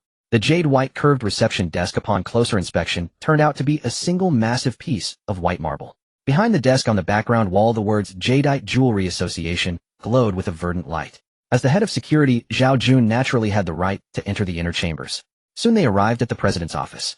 Zhao Jun straightened his back and knocked on the door. Come in. A clear feminine voice came from within. Pushing the door open, behind a wide light gray executive desk, a stunningly beautiful face looked up. The woman appeared to be around 27 or 28, dressed in a light green professional skirt suit, with fair skin exuding a cold elegance tinged with a hint of charm. The president of the Jadeite Association was a woman. So young and so beautiful. Seeing Xia Yu enter, the woman was also momentarily surprised, an involuntary ripple crossing the calm lake of her heart. This man is handsome and has such presence. President, this is my friend Xia Yu from China. Zhao Jun introduced. This is our president, Gao Lan. The beautiful woman stepped out from behind the desk, gracefully approached, and shook hands with Xia Yu, smiling as she said, Welcome, Mr. Xia. Please do enlighten us. You flatter me, President Gao. The three sat down, with Zhao Jun handling the tea. Mr. Xia, have you come to Yangon for the Jadeite public auction opening tomorrow? Gao Lan asked with a light laugh. Jadeite public auction. Actually, I'm not too familiar with this trade. What's on offer there? Rough jadeite trading, right? But of course. Each public auction concentrates nearly 2/5 of Myanmar's annual trading volume. It's quite lively, and there's even a chance of top-grade jadeite appearing. Mr. Xia, you shouldn't miss it. Xia Yu remained silent, but inwardly calculated jadeite rough stones are a type of, or was it possible, they could also contain the purple chi needed to upgrade his inner world. Since he was already here, it wouldn't hurt to take a look and try his luck. He'll go and broaden my horizons then. I'd appreciate your help with the arrangements, President Gao. You're too kind, Mr. Xia. He'll have Captain Zhao accompany you throughout. As for other matters, we can discuss them in detail after the auction. Alright. Xia Yu saw that it was getting late and stood up to leave. Just then a knock sounded at the door. Come in. Gao Lan's beautiful brows furrowed slightly. Who was so rude as to interrupt while she had a guest? President Gao, long time no see. You're looking more beautiful than ever, huh? The door was pushed open and a man with a dignified bearing walked in, followed by a burly attendant. A young woman in a neat professional outfit looked at Gao Lan with a panicked expression. I'm sorry, President Gao. The girl began to explain, but Gao Lan waved her hand to silence her and motioned for her to leave. So it's Mr. Liu. I apologize for not welcoming you personally. How rude of me. Gao Lan said with a beaming smile. Xia Yu, who had stood up, sat back down. What a small world, he thought. He hadn't expected to run into an acquaintance in a foreign land. Interesting. Xia Yu, what are you doing here? Lu Zhongjie finally noticed Xia Yu in the room, a look of surprise on his face. Mr. Liu, you two know each other? Gao Lan asked, stunned. Know each other? We're beyond enmity. The blood debt for my son's death must be repaid. Lu Zhongjie dropped all pretense, glaring hatefully at his enemy, seated by the tea table. Do you have any evidence? Don't make baseless accusations, Uncle Liu. Xia Yu said leisurely. Don't call me uncle. Xia Yu, the authorities might not be able to touch you, but that doesn't mean I, Lu Zhongjie, am done with you. Understand? Myanmar is a chaotic place, people die here all the time. Are you threatening me? Xia Yu's eyebrows shot up and a cold, murderous aura burst from him. How dare you? Suddenly a dark shadow rushed straight at Xia Yu. Bang! A dull thud echoed as two figures clashed and separated. One of them stumbled back over 10 steps before hitting the wall with a loud slap. Standing in front of Xia Yu, a grim-faced Zhao Jun slowly retracted his right fist. He glanced at Lu Zhongjie and said coldly, "No one causes trouble in this room." Lu Zhongjie's face changed drastically, his mind reeling with shock. How is this possible? My bodyguard is a retired Special Forces soldier and a two-time Asia-Pacific kickboxing champion. And he lost in one move. Who the hell is this guy? Xia Yu looked at Zhao Jun with appreciation. What impressive skills. 400 strength, at least 300 speed, plus natural coordination. Without any special advantages, very few on Blue Star could reach such a level. This man is truly exceptional. At 9 a.m. on April 8th, the Myanmar Jewelry Trading Center, 25 kilometers from Yangon, was already teeming with people. Jadeite merchants and guests from around the world excitedly crowded toward the marked lots of rough stones. Although it had been postponed by more than 20 days compared to previous years, the organizers of the 67th Jadeite Rough Stone Fair were still brimming with confidence. The 8 major rough stone quarries of Myanmar, Phakant Ma Na, Phakant Mulmain, Phakant Mogok Longtong, and Ma Jwai, were all represented. A total of over 12300 lots of rough stones, large and small, gathered here, setting a record for the number of exhibits in the fair's history. It was rumored that a black-skinned old pit stone from Phakant weighing 1,000 kilograms had appeared at the fair, a high-risk gamble, but with an equally high chance of yielding top-quality jadeite. Phakant, as the oldest quarry, had long been depleted of mineable material. Such a large old pit stone was likely a Phakant remnant. Thus it instantly attracted the attention of countless jadeite merchants and stone gamblers. Xia Yu, seated in the back of a formidable dark green Hummer EV, arrived at the venue without haste. After Zhao Jun parked the car, he led Xia Yu through the special passage provided by the organizing committee and entered smoothly. Attending the Jadeite Rough Stone Fair for the first time, Xia Yu found his horizons broadened. The vast exhibition area of rough stones was divided into 2 sections, the open bid stone area and the closed bid stone area, with the latter being larger and more crowded. Xia Yu had come merely to observe today, feeling no pressure. He strolled unhurriedly into the open bid area, where rows of half-gambling and full gambling stones were casually piled on the ground. As he walked, his brain's supersensory ability was naturally triggered, projecting hundreds of light points, some strong and some weak, within a 2-kilometer radius, clearly into his mind. Could it be that he too possessed the power of stone gambling? Xia Yu was stunned. Could his formidable mental strength and extraordinary brain's sensory perception actually detect the spiritual energy in each stone? Those hundreds of light points, were they indicating that the stones contained something? To verify his conjecture, Xia Yu approached a full gambling stone weighing about 8 or 9 kilograms. The stone resembled a durian in shape, with a sandy surface, a grayish hue, and scattered white spots. Yet Xia Yu could sense a strong, bright light within. Was this spiritual energy? Did jadeite also possess spiritual energy? The small world within him showed no reaction or movement. He wondered whether it would be of any use for advancement. He could try it out.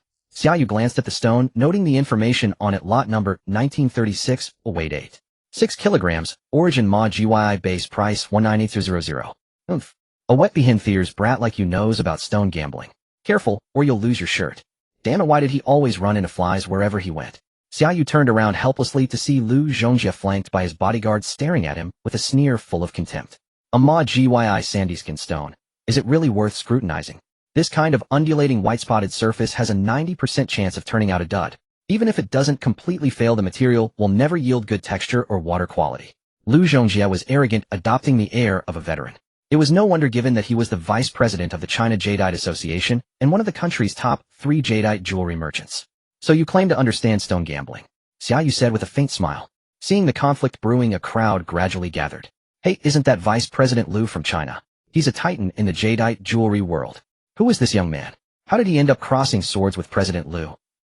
Boy, when Liu Zhongjie was dominating the stone gambling world, you were still in diapers. What do you think? Liu Zhongjie sneered with disdain. Xia Yu, be careful. Zhao Jun stepped forward to whisper a warning, knowing that Liu Zhongjie was not only a veteran in the jadeite industry, but also a skilled stone gambler. His assessments of stones were rarely wrong. Xia Yu nodded to Zhao Jun and said calmly, "Then Vice President Liu, shall we make a bet?" "Ignorant child, overestimating yourself. Tell me, how do we bet?" Liu Zhongjie was dismissive. "The bet is I can point to any stone at random, and it will yield a huge profit." Such arrogance. How could anyone be so arrogant? The onlookers shook their heads. This young man was far too reckless. After all, was there a single person in the stone gambling world who dared to boast that any random stone they cut would yield a huge profit? Even the most skilled stone gambling masters considered a 50 success rate as nothing short of miraculous, let alone the probability of a massive gain. Liu Zhongjie's face flushed red, and he burst into laughter. "Boy, arrogance comes at a price. So be it. Point to any stone at random. If it yields a huge profit, you win. It'll cover the cost of the stone, and the jadeite is yours. If you lose, how about you cut off one of your fingers?" Zhao Jun's expression changed drastically. He was about to step forward to dissuade Xia Yu, but Xia Yu waved his hand and said, "Fine. If I lose, I'll cut off one of my own fingers. If you lose, I don't want your money. You'll slap yourself twice in public. How about that? You?" Liu Zhongjie was furious, but glancing at the crowd, he noticed a graceful figure among them. His heart surged with emotion, and he roared, "Fine. It's a bet. Pick a stone. Then I'll choose the one you least favor. This one. I bet it will yield at least a highest quality." Xia Yu pointed to the Ma Gyi stone beside him and said calmly, "Buzz." The crowd began to stir. Many shook their heads in pity. This young man is too green. How could a stone with such a surface yield good texture? Let alone a highest quality that would be a huge profit. Exactly. And he's risking a finger if he loses. That's too harsh. The graceful figure in the crowd was none other than Gao Lan. At that moment she furrowed her brow slightly. She looked at the young man standing before the stone, his hands behind his back, and felt an inexplicable unease in her heart. The bidding hall of the public mark price section was packed with every seat occupied. On the massive LCD screen, over 20 meters wide and 10 meters tall, rows of stone lot numbers scrolled, each paired with constantly refreshing bid prices. Lot No. 1936, a emoji Shah rough stone, had originally been an unremarkable piece on the fringe, but today it had become the center of attention for the entire venue because of 2 individuals. The news of a bet between the gambling stone veteran Liu Zhongjie and an unknown young upstart spread like wildfire through the hall. Naturally, Lot No. 1936 instantly gained fame. Soon a crowd of curious onlookers surrounded the stone, with many touching it or shining high-intensity flashlights upon it, offering a stream of comments and critiques. Yet few believed the stone would yield any jade, let alone highest type.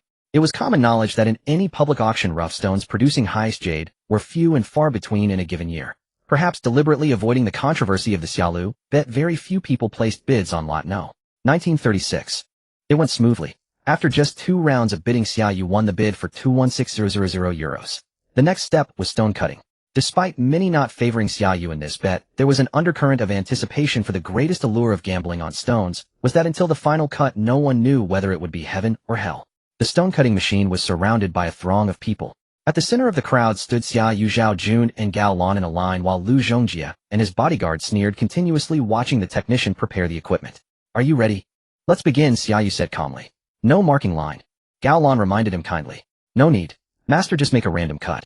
I won't blame you if it's wrong," Xia Yu replied, appearing utterly relaxed and confident. "All right, then I'll cut." The technician set the high-speed gear in motion and sliced into the left third of the rough stone. A piercing screech filled the air as the blade worked. When the noise ceased, the technician splashed some water onto the fresh-cut surface. "It's a bust. It's a lost. No green at all, just gray matrix." I said this stone wouldn't produce anything. That young man was too arrogant. Beside the cutting machine, Liu Zhongjie let out a long sigh of relief, then turned with a laugh. "Ha! Boy, admit defeat. Which finger are you prepared to lose?" Xia Yu remained composed, while Zhao Jun beside him had a grim face, fists clenched tightly, as if steeling himself for something. Gao Lan's face had also turned slightly pale, her delicate lips parting as if to speak, but she hesitated. "Master, make another cut here for me." Xia Yu stepped forward and traced an imaginary line on the side of the remaining 2/3 of the stone. In truth, the first cut was deliberate. In the game of betting on stones, one cut brings hell and another heaven. Wouldn't such a twist be more thrilling? Still not conceding? "Young man, don't put your faith in such illusory things as miracles. Face reality, Lu Zhongjie said with undisguised glee. Xia Yu smiled, his smile radiant. I believe in miracles because I am the miracle. Oof. You won't shed tears until you see the coffin. Just wait and cry. Lu Zhongjie sneered. The machine whirred again, before coming to a halt. The onlookers craned their necks. Did it improve? Or is it still a bust? Look closely. Huh. It's green. It actually turned green. Oh heavens, it's glass type. Look at that green, so full and saturated. Whoa, imperial green. It's actually glass type imperial green. A massive win, a massive win. A wave of excitement surged through the crowd as they pressed forward, and Zhao Jun hurried over to hold them back. Gao Lan stared in disbelief, her eyes wide fixed on the cut surface that was revealing a dazzling full green. She was stunned. This man was extraordinary. Had actually hit glass type. This piece is so saturated with green, it has to weigh at least 1.5 kilograms of glass type jade. That's more than enough to make 4 or more bracelets and pendants. Young man, don't cut any further. I'll offer 100 million yuan. How about selling this stone to me? Boss Lu, is 100 million even worth mentioning? I bid 150 million. Our Huading jewelry wants this stone. Amidst the envious, greedy, or excited faces around him, Xia Yu remained relaxed. In stark contrast, Lu Zhongjie's face had turned green, perhaps reflecting the imperial green jade beside him. Gentlemen, I'm sorry, but I don't plan to sell this stone, Xia Yu said with a slight bow. Not selling. Young man, the price can be negotiated. Truly not selling. My apologies everyone, but I don't need the money. Murmurs rippled through the crowd. Unbelievable. A worthless-looking rock had actually yielded glass type, and imperial green at that. What kind of sorcery was this? Even after a massive win, he won't sell. That's 150 million. Who exactly is this young man to remain unmoved by such a fortune? Lu Zhongjie now wished he could find a crack in the ground to crawl into, but Xia Yu wasn't about to let him off. Heh, President Lu, so. Time to honor the bet, isn't it? Lu Zhongjie's face was ashen, his lips trembling with humiliation and anger. Seeing the pitying or gloating looks from the crowd, he finally gritted his teeth. Fine, I'll accept my defeat. Then the great President Lu raised his right hand and delivered 2 sharp slaps to his own face, one on each cheek. After casting a venomous glare at Xia Yu, he pushed through the crowd and quickly departed. Damn, he's ruthless even with himself actually hitting that hard. But hey, those who filmed the video better post it on Douyin right away. I've already got the trending hashtags ready. Vice President of the Chinese Jadeite Association loses stone gambling bet and slaps himself. Rubbish rock yields glass type imperial green. A legendary stone gambling tycoon falls to an unknown youngster. Well, to be honest, stone gambling wasn't my goal. I was forced into this show of arrogance. Xia Yu handed the twice-cut stone to Zhao Jun and said, let's go, let's take a stroll. He walked from the marked price section all the way to the sealed bid section. Along the way, his divine sense covered an area of 2 kilometers around him, and no stone could escape his perception. In a short time, he had filtered out over 900 stones with visible light spots. Regardless of their size, he first branded them with his spiritual sense. He finally stopped before a massive 1,000 kilogram black-skinned rough stone from an old mining pit. No one noticed his inner excitement. His inner world had actually vibrated twice. Could this stone contain purple chi? He focused his senses and confirmed it. The old pit stone from Peking indeed lived up to its reputation. A noble and extraordinary wisp of purple chi swirled at the stone's core. It wasn't as intense as the stone carps, but it was clearly tangible. Ding!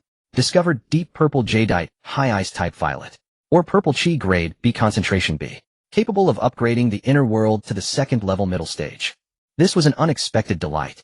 With the main target locked, Xia Yu was in no hurry. He returned to the hotel planning to retrieve it in the dead of night, since the sealed bid auction for rough stones wouldn't begin until tomorrow. As for the 900-odd stones he had already marked with his spiritual sense, he wouldn't let them go either. After all, every little bit counts, right? So since I'm here, sorry, I'm taking them all.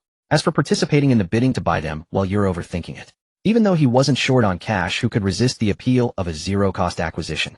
Back at the hotel, Xia Yu told Zhao Jun to rest first, arranging to plan the itinerary the next day. He then returned alone to his suite, and after resting for a while he stored the glass-grade imperial green jadeite into the chaos space.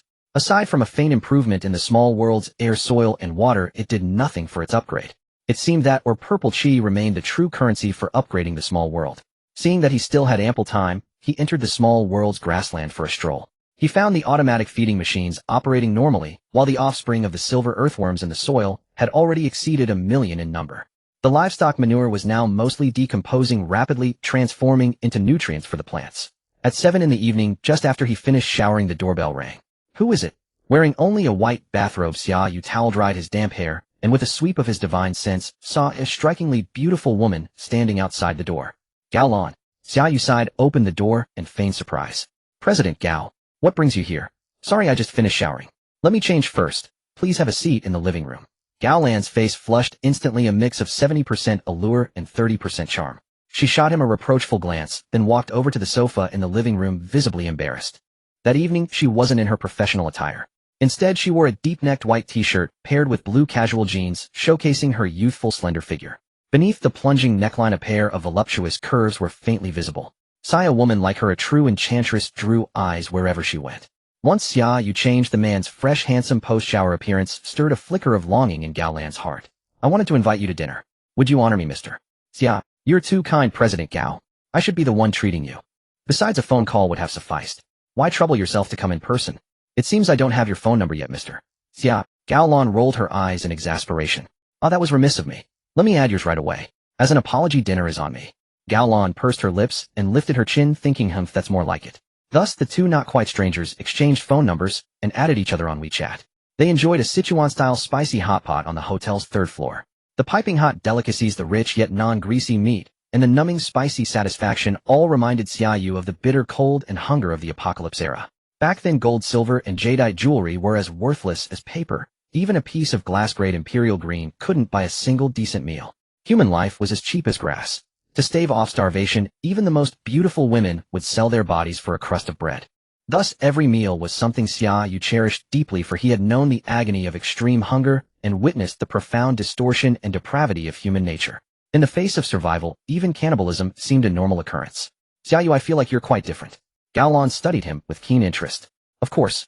My name says it all, you, meaning extraordinary, walking with the divine. Xia Yu chuckled, suddenly thinking that the calligraphy piece Wu Yifeng had written was quite imposing. He made a mental note to retrieve it and have it framed at home. Conceited. Gao Lan scoffed lightly. It's not conceit, you'll agree once you get to know me better. Xia Yu said with an easy smile. Well, I'm full in content, and satiety breeds thoughts of bed. Miss Gao, I'm off to sleep. Feel free to see yourself out. Gao Lan pouted. Who dismisses a guest like that? She was at least a beautiful woman, wasn't she? Fine, I'll head home too. Are you free tomorrow? Will you accompany me to submit the sealed bid? Xia Yu felt a bit awkward. Miss Gao, you have no idea what's going to happen at tomorrow's public auction, do you?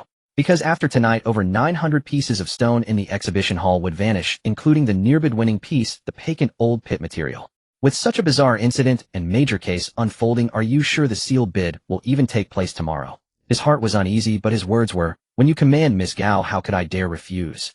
Gao Lan pouted. Who dismisses a guest like that? She was at least a beautiful woman, wasn't she? Fine, I'll head home too. Are you free tomorrow? Will you accompany me to submit the sealed bid? Xia Yu felt a bit awkward. Miss Gao, you have no idea what's going to happen at tomorrow's public auction, do you? With a mere thought, over 900 pieces of stone, large and small, in the exhibition hall of the jewelry trading center, dozens of miles away, vanished in the blink of an eye, so swiftly that even the electronic surveillance couldn't react in time. Back in the hotel, Xia Yu effortlessly initiated the second upgrade of the small world, as the massive 1,000 kilogram violet stone also vanished into the chaos space. The gray hazy sky above the small world's grassland churned and expanded outward. Soon the entire space underwent a tremendous transformation. The land stretched wider, the grass grew greener, the waters broadened, and the sky soared higher and bluer. Ding! The Stargate Small World's second-tier midstage has been upgraded. Fixed terrain valley area 560 mu, 37. 3 square kilometers, premium farmland 300 mu, 20 square kilometers. Upgraded terrain grassland area 1. 4 million mu, 933. 3 square kilometers freshwater lakes expanded, and encircling area 300 mu, 200 square kilometers. Soil air water source planetary grade superior. Apart from the valley terrain remaining unchanged, the grassland area had doubled to reach 1. 4 million mu, equivalent to 933. 3 square kilometers. Such vast high-quality pasture could easily sustain 6 to 7 million cattle and sheep. But the greatest surprise was yet to come. Ding! Small world linked, host body upgrade, complete physique, 1600 strength, 1800 speed, 2010 meter sprint in 2:11 seconds, brain development, 35. Special ability divine sense teleportation, can imprint and teleport any object, teleport limit 600 kilometers. New special abilities, instant teleport within divine sense coverage, unobstructed radius of 10 kilometers, underground depth of 30 meters, psychokinetic control, can infiltrate and control all networks, mechanical software, human brains. Damn, these two new special abilities are formidable. Xia Yu jumped up from the bed in excitement. This unexpected bonus from the upgrade was incredibly satisfying. Facing the bathroom mirror, he felt his physique was more upright, his height now 182 meters, and his aura possessed a captivating soul-stirring quality. His previously formidable tactile sense had also undergone subtle changes, now finer than a strand of hair and responsive to his will. With a mere thought, he could effortlessly access any phone or network lock onto a target through a single piece of information and track and pinpoint its location with precision. Furthermore, combined with his superbrain, he could perform massive associative filtering, subconscious learning, and even the most complex code modifications and hacker attacks. On April 9th, a sudden mysterious incident shook all of Yangon. At the Jade Gongpan Jewelry Trading Center, 937 blocks of raw jade stone mysteriously vanished overnight. This included the potential bid champion weighing 1,000 kilograms Lot 9888, a black-shelled stone from the old mine at the Paquet Field. It's important to note that this massive stone alone was professionally appraised at 45 million euros. Adding the potential premium from the sealed bidding process, the winning bid would likely exceed 70 million euros, which translates to 600 million in Chinese currency.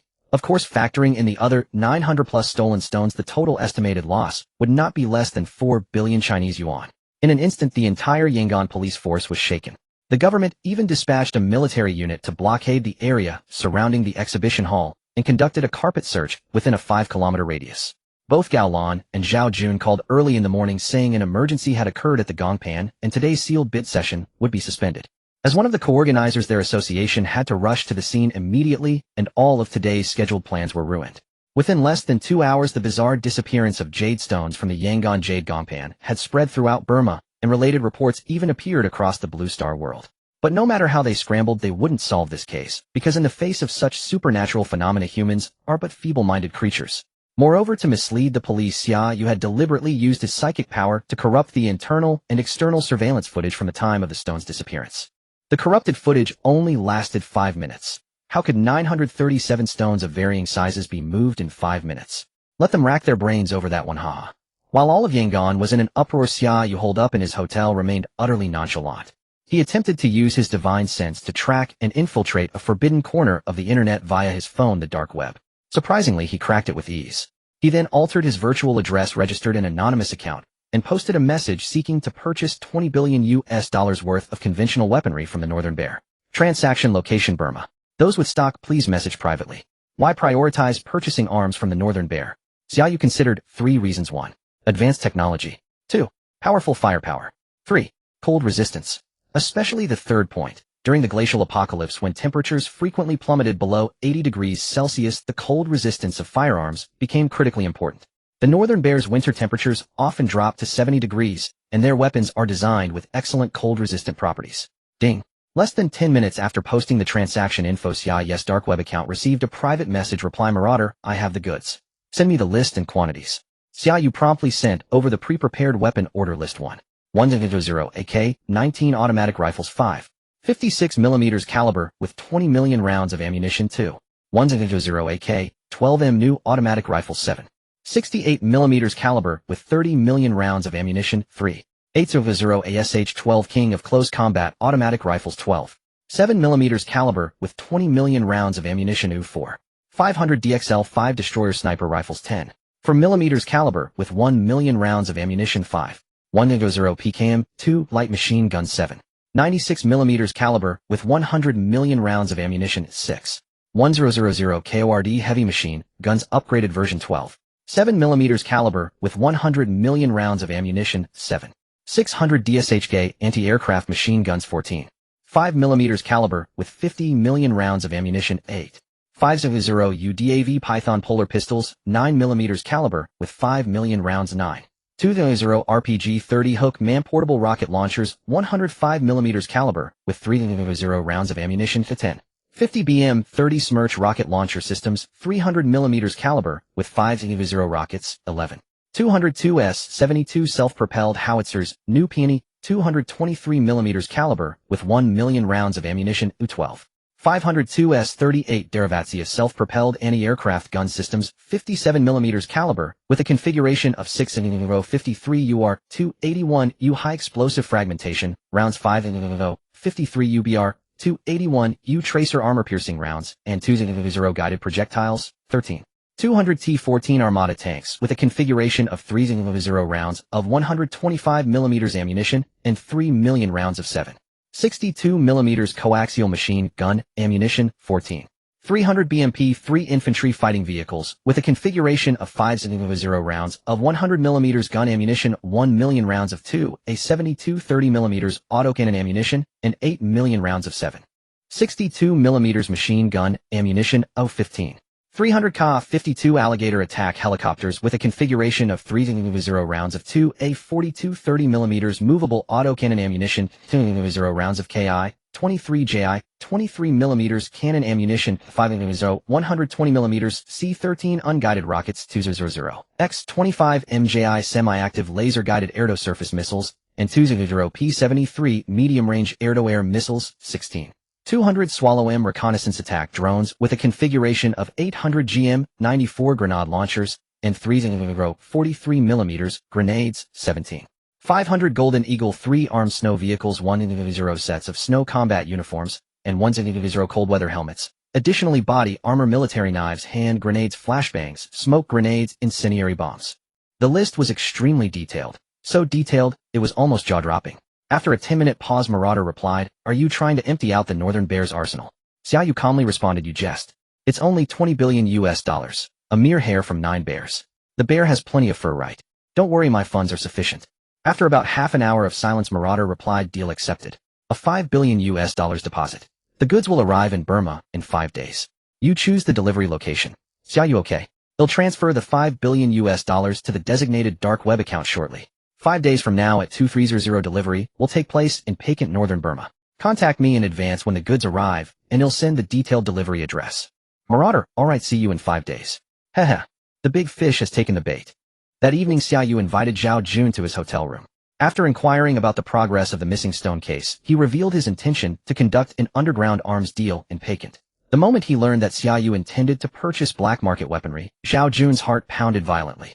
One reason was astonishment at Xia Yu's audacity, and the other was that the fervor for firearms in his blood was becoming difficult to contain.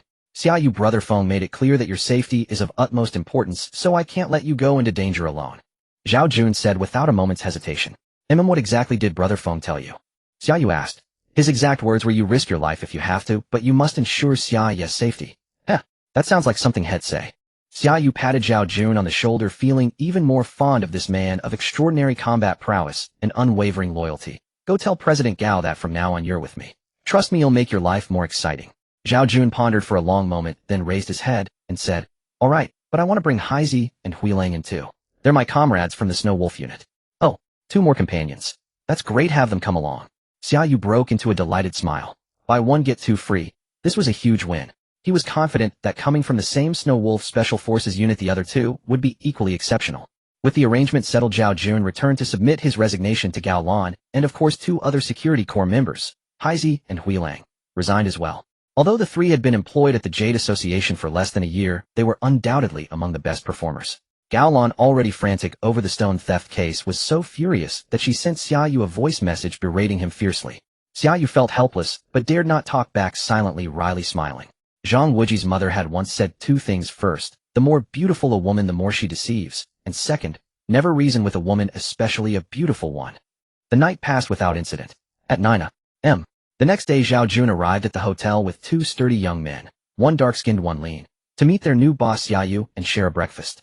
The dark-skinned one was Zhang Yao, codename Haizi, 28 years old, a retired from the Snow Wolf Special Forces, specializing in reconnaissance, disguise, assassination, and close-quarters combat.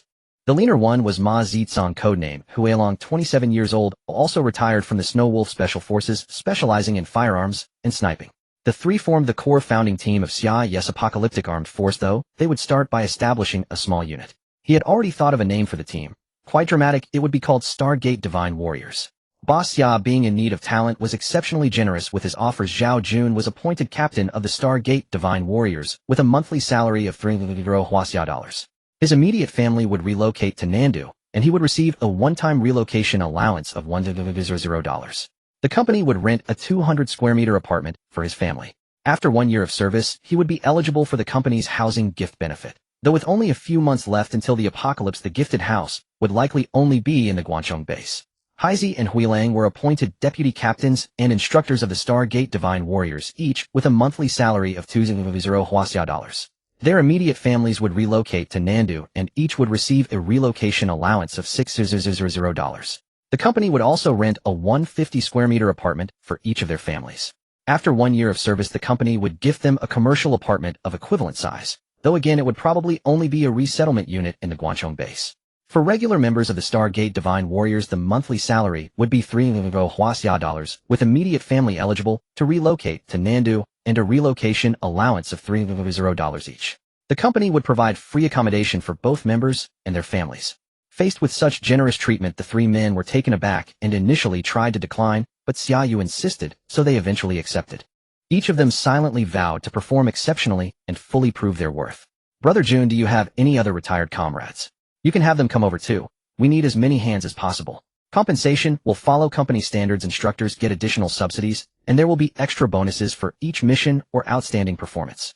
Young Master Yu, with those words, I'll thank you on behalf of our brothers. We do have over 30 more brothers scattered across various places, and they're not doing well. They'll contact them all right away. Zhao Jun's face flushed with excitement as he quickly pledged. Those who are willing to come, have them move their entire families to Nandu in the next few days. That way they can stay with their loved ones and be well taken care of. Once the arms deal is done, you three fly to Nandu first and get the brothers and their families settled. They'll set up a dedicated security company called Stargate Security. They'll have Brother Phone fully support you on this. Xia Yu had actually planned this long ago. Now that the right people had been found, some of his ideas could be set in motion ahead of schedule. Brother Jun, send me your bank card number. They'll transfer some money to you. Before each brother comes over, send them their relocation allowance so they can come to Nandu with no worries and build a future here. Alright. Zhao Jun didn't hesitate and sent his bank card number to Xia Yu's phone. Ding! Your CCB card ending in 3368 has received $1,000. In no time, Zhao Jun received the real-time notification of the bank transfer. The amount, $100 million, genuinely startled him. This young man. Damn. Afterwards, the four of them discussed the plan for the arms deal in 4 days. Zhao Jun suggested they needed a vehicle and essential weapons and equipment, but the weapons would have to be purchased from the underground black market in Yangon. In the afternoon, the three split up. Zhao Jun went to contact an informant to purchase a batch of arms through the black market. Not too many, just enough to equip the four of them. Heisey was tasked with acquiring an off-road vehicle, a Land Rover Hummer or Jeep Wrangler would do, and also preparing sufficient emergency medicine, mineral water, and food. Xia Yu assigned Huiling a crucial task, the completion of which was tied to the upcoming global $0 harvest plan. They agreed to meet at the hotel at 6 p.m. the next day, then drive through the night to Peking. The distance from Yangon to Peking was over 1500 kilometers, a drive of at least 18 hours. Departing in the evening, they would likely arrive in Peking around noon the following day. The route passed through several remote jungles and security-restricted zones. The long journey would inevitably be fraught with all kinds of dangers. Xia Yu's senses picked up a very strong signal. This road was not safe. There was danger targeting him. The Grey Wolf's mission required the cooperation of the Jadeite Association, so Xia Yu had no choice but to steel himself and dial Gao Lan's number. President Gao, still angry with me. Why would I need to be angry? They were just a few security guards. What instructions do you have, mister? Xia, I wouldn't dare to give instructions. I just wanted to ask a small favor of you, President Gao. As a return, I can offer you a key piece of information regarding the stone theft case. On the other end of the line, Gao Lan was silent for a few seconds before saying, Are you at the hotel? They'll come to you. All right. 15 minutes later, Gao Lan rang the doorbell of the hotel room. When the door opened, the beautiful and elegant goddess face, though she had seen her just a day ago, was etched with a weariness and haggardness she couldn't hide. A few strands of dark hair fell across her brow, making her look utterly pitiable. You've lost weight, Xia Yu said. Let's cut the false concern. Gao Lan shot him a glare. Xia Yu immediately fell silent, shaking his head with a wry smile. It seemed crossing a woman was truly a bad idea. They sat down quietly in the living room. First, tell me about this favor you need. Let's see if I can help, Gao Lan said, getting straight to the point. Well, I personally would like to issue a Jadeite solicitation card in the name of the Jadeite Association to various Jadeite and jewelry branches worldwide. The content is we are looking to purchase high-grade ice or glass-type lavender Jadeite at 3 times the market price. Is that all? Gao Lan was a bit stunned. This request was quite peculiar. 3 times the market price. Did this man have money to burn? Regardless of the oddity, it was a small favor she could grant. Ding dong. Ding dong. The doorbell rang. Xia Yu opened the door to find Grey Wolf. President Gao. Grey Wolf gave a slight bow, a hint of awkwardness and apology on his face, and placed a small cardboard box on the table. Young Master Yu, as you instructed, a total of 1,000 copies have been printed. Please take a look. Xia Yu opened the box, took out a beautiful A5-sized card in light purple, and handed it to Gao Lan, who was sitting on the sofa opposite him. The lavender Jadeite solicitation cards are printed. The content is just as I described. Please have a look, President Gao. If you are willing to help, the Jadeite Association can stamp them with an official seal and then courier them to jadeite associations worldwide. Those interested in selling top-grade lavender jadeite can contact the association. I will fund the purchases and give you a 20 commission on the transaction amount. Gao Lan glanced over the content of the solicitation letter, murmuring, buying lavender jadeite at 3 times the market price. Why has it suddenly become so sought after? I won't take the commission, but I will help with this favor. Grey Wolf, you can put the box in my car later. When I return, I'll have my people stamp the seal and send them via International Air Express. At the latest, in 3 days, over 700 jadeite and jewelry associations across Blue Star should receive this solicitation card. Thank you very much. President Gao, the commission is still necessary. He'll have Grey Wolf reimburse you for the express fees. We'll see. Gao Lan was non-committal. As they spoke, Xia Yu silently imprinted his divine sense onto every purple card in the box. Soon they would fly to most countries and regions worldwide, serving as precise coordinates for Xia Yu's long-distance teleportation. Grey Wolf, put the box in my car. Gao Lan didn't want to stay long and got up to head for the door. Grey Wolf acknowledged and carried the box to follow. Hey, don't you want to know the key information about the case? Xia Yu asked, puzzled. Is the information long? Gao Lan didn't turn back. No, just 3 words. Then send it to me on WeChat. At the hotel entrance, Gao Lan had just gotten into the driver's seat. Ding! A WeChat notification from Xia Yu. She opened it and saw indeed only 3 words, superhuman. That's it. Gao Lan looked surprised and bewildered, frowning in thought. After a while, a slight curve formed at the corner of her mouth, and she smiled silently. The next evening, Grey Wolf helped Xia Yu pack his luggage and checked out at the front desk. The two were drinking coffee in the hotel lobby, waiting to meet up with Zhao Jun and He Zi. At 6 in the evening, a very imposing off-road vehicle pulled up outside the hotel, a Jeep Wrangler 4.0T Camouflage Highland Edition. Xia Yu, sitting in the lobby, could clearly sense Zhao Jun and He Zi inside the car. He exchanged a look with Grey Wolf, and the two got up, walked out of the hotel, got into the Jeep, and closed the doors.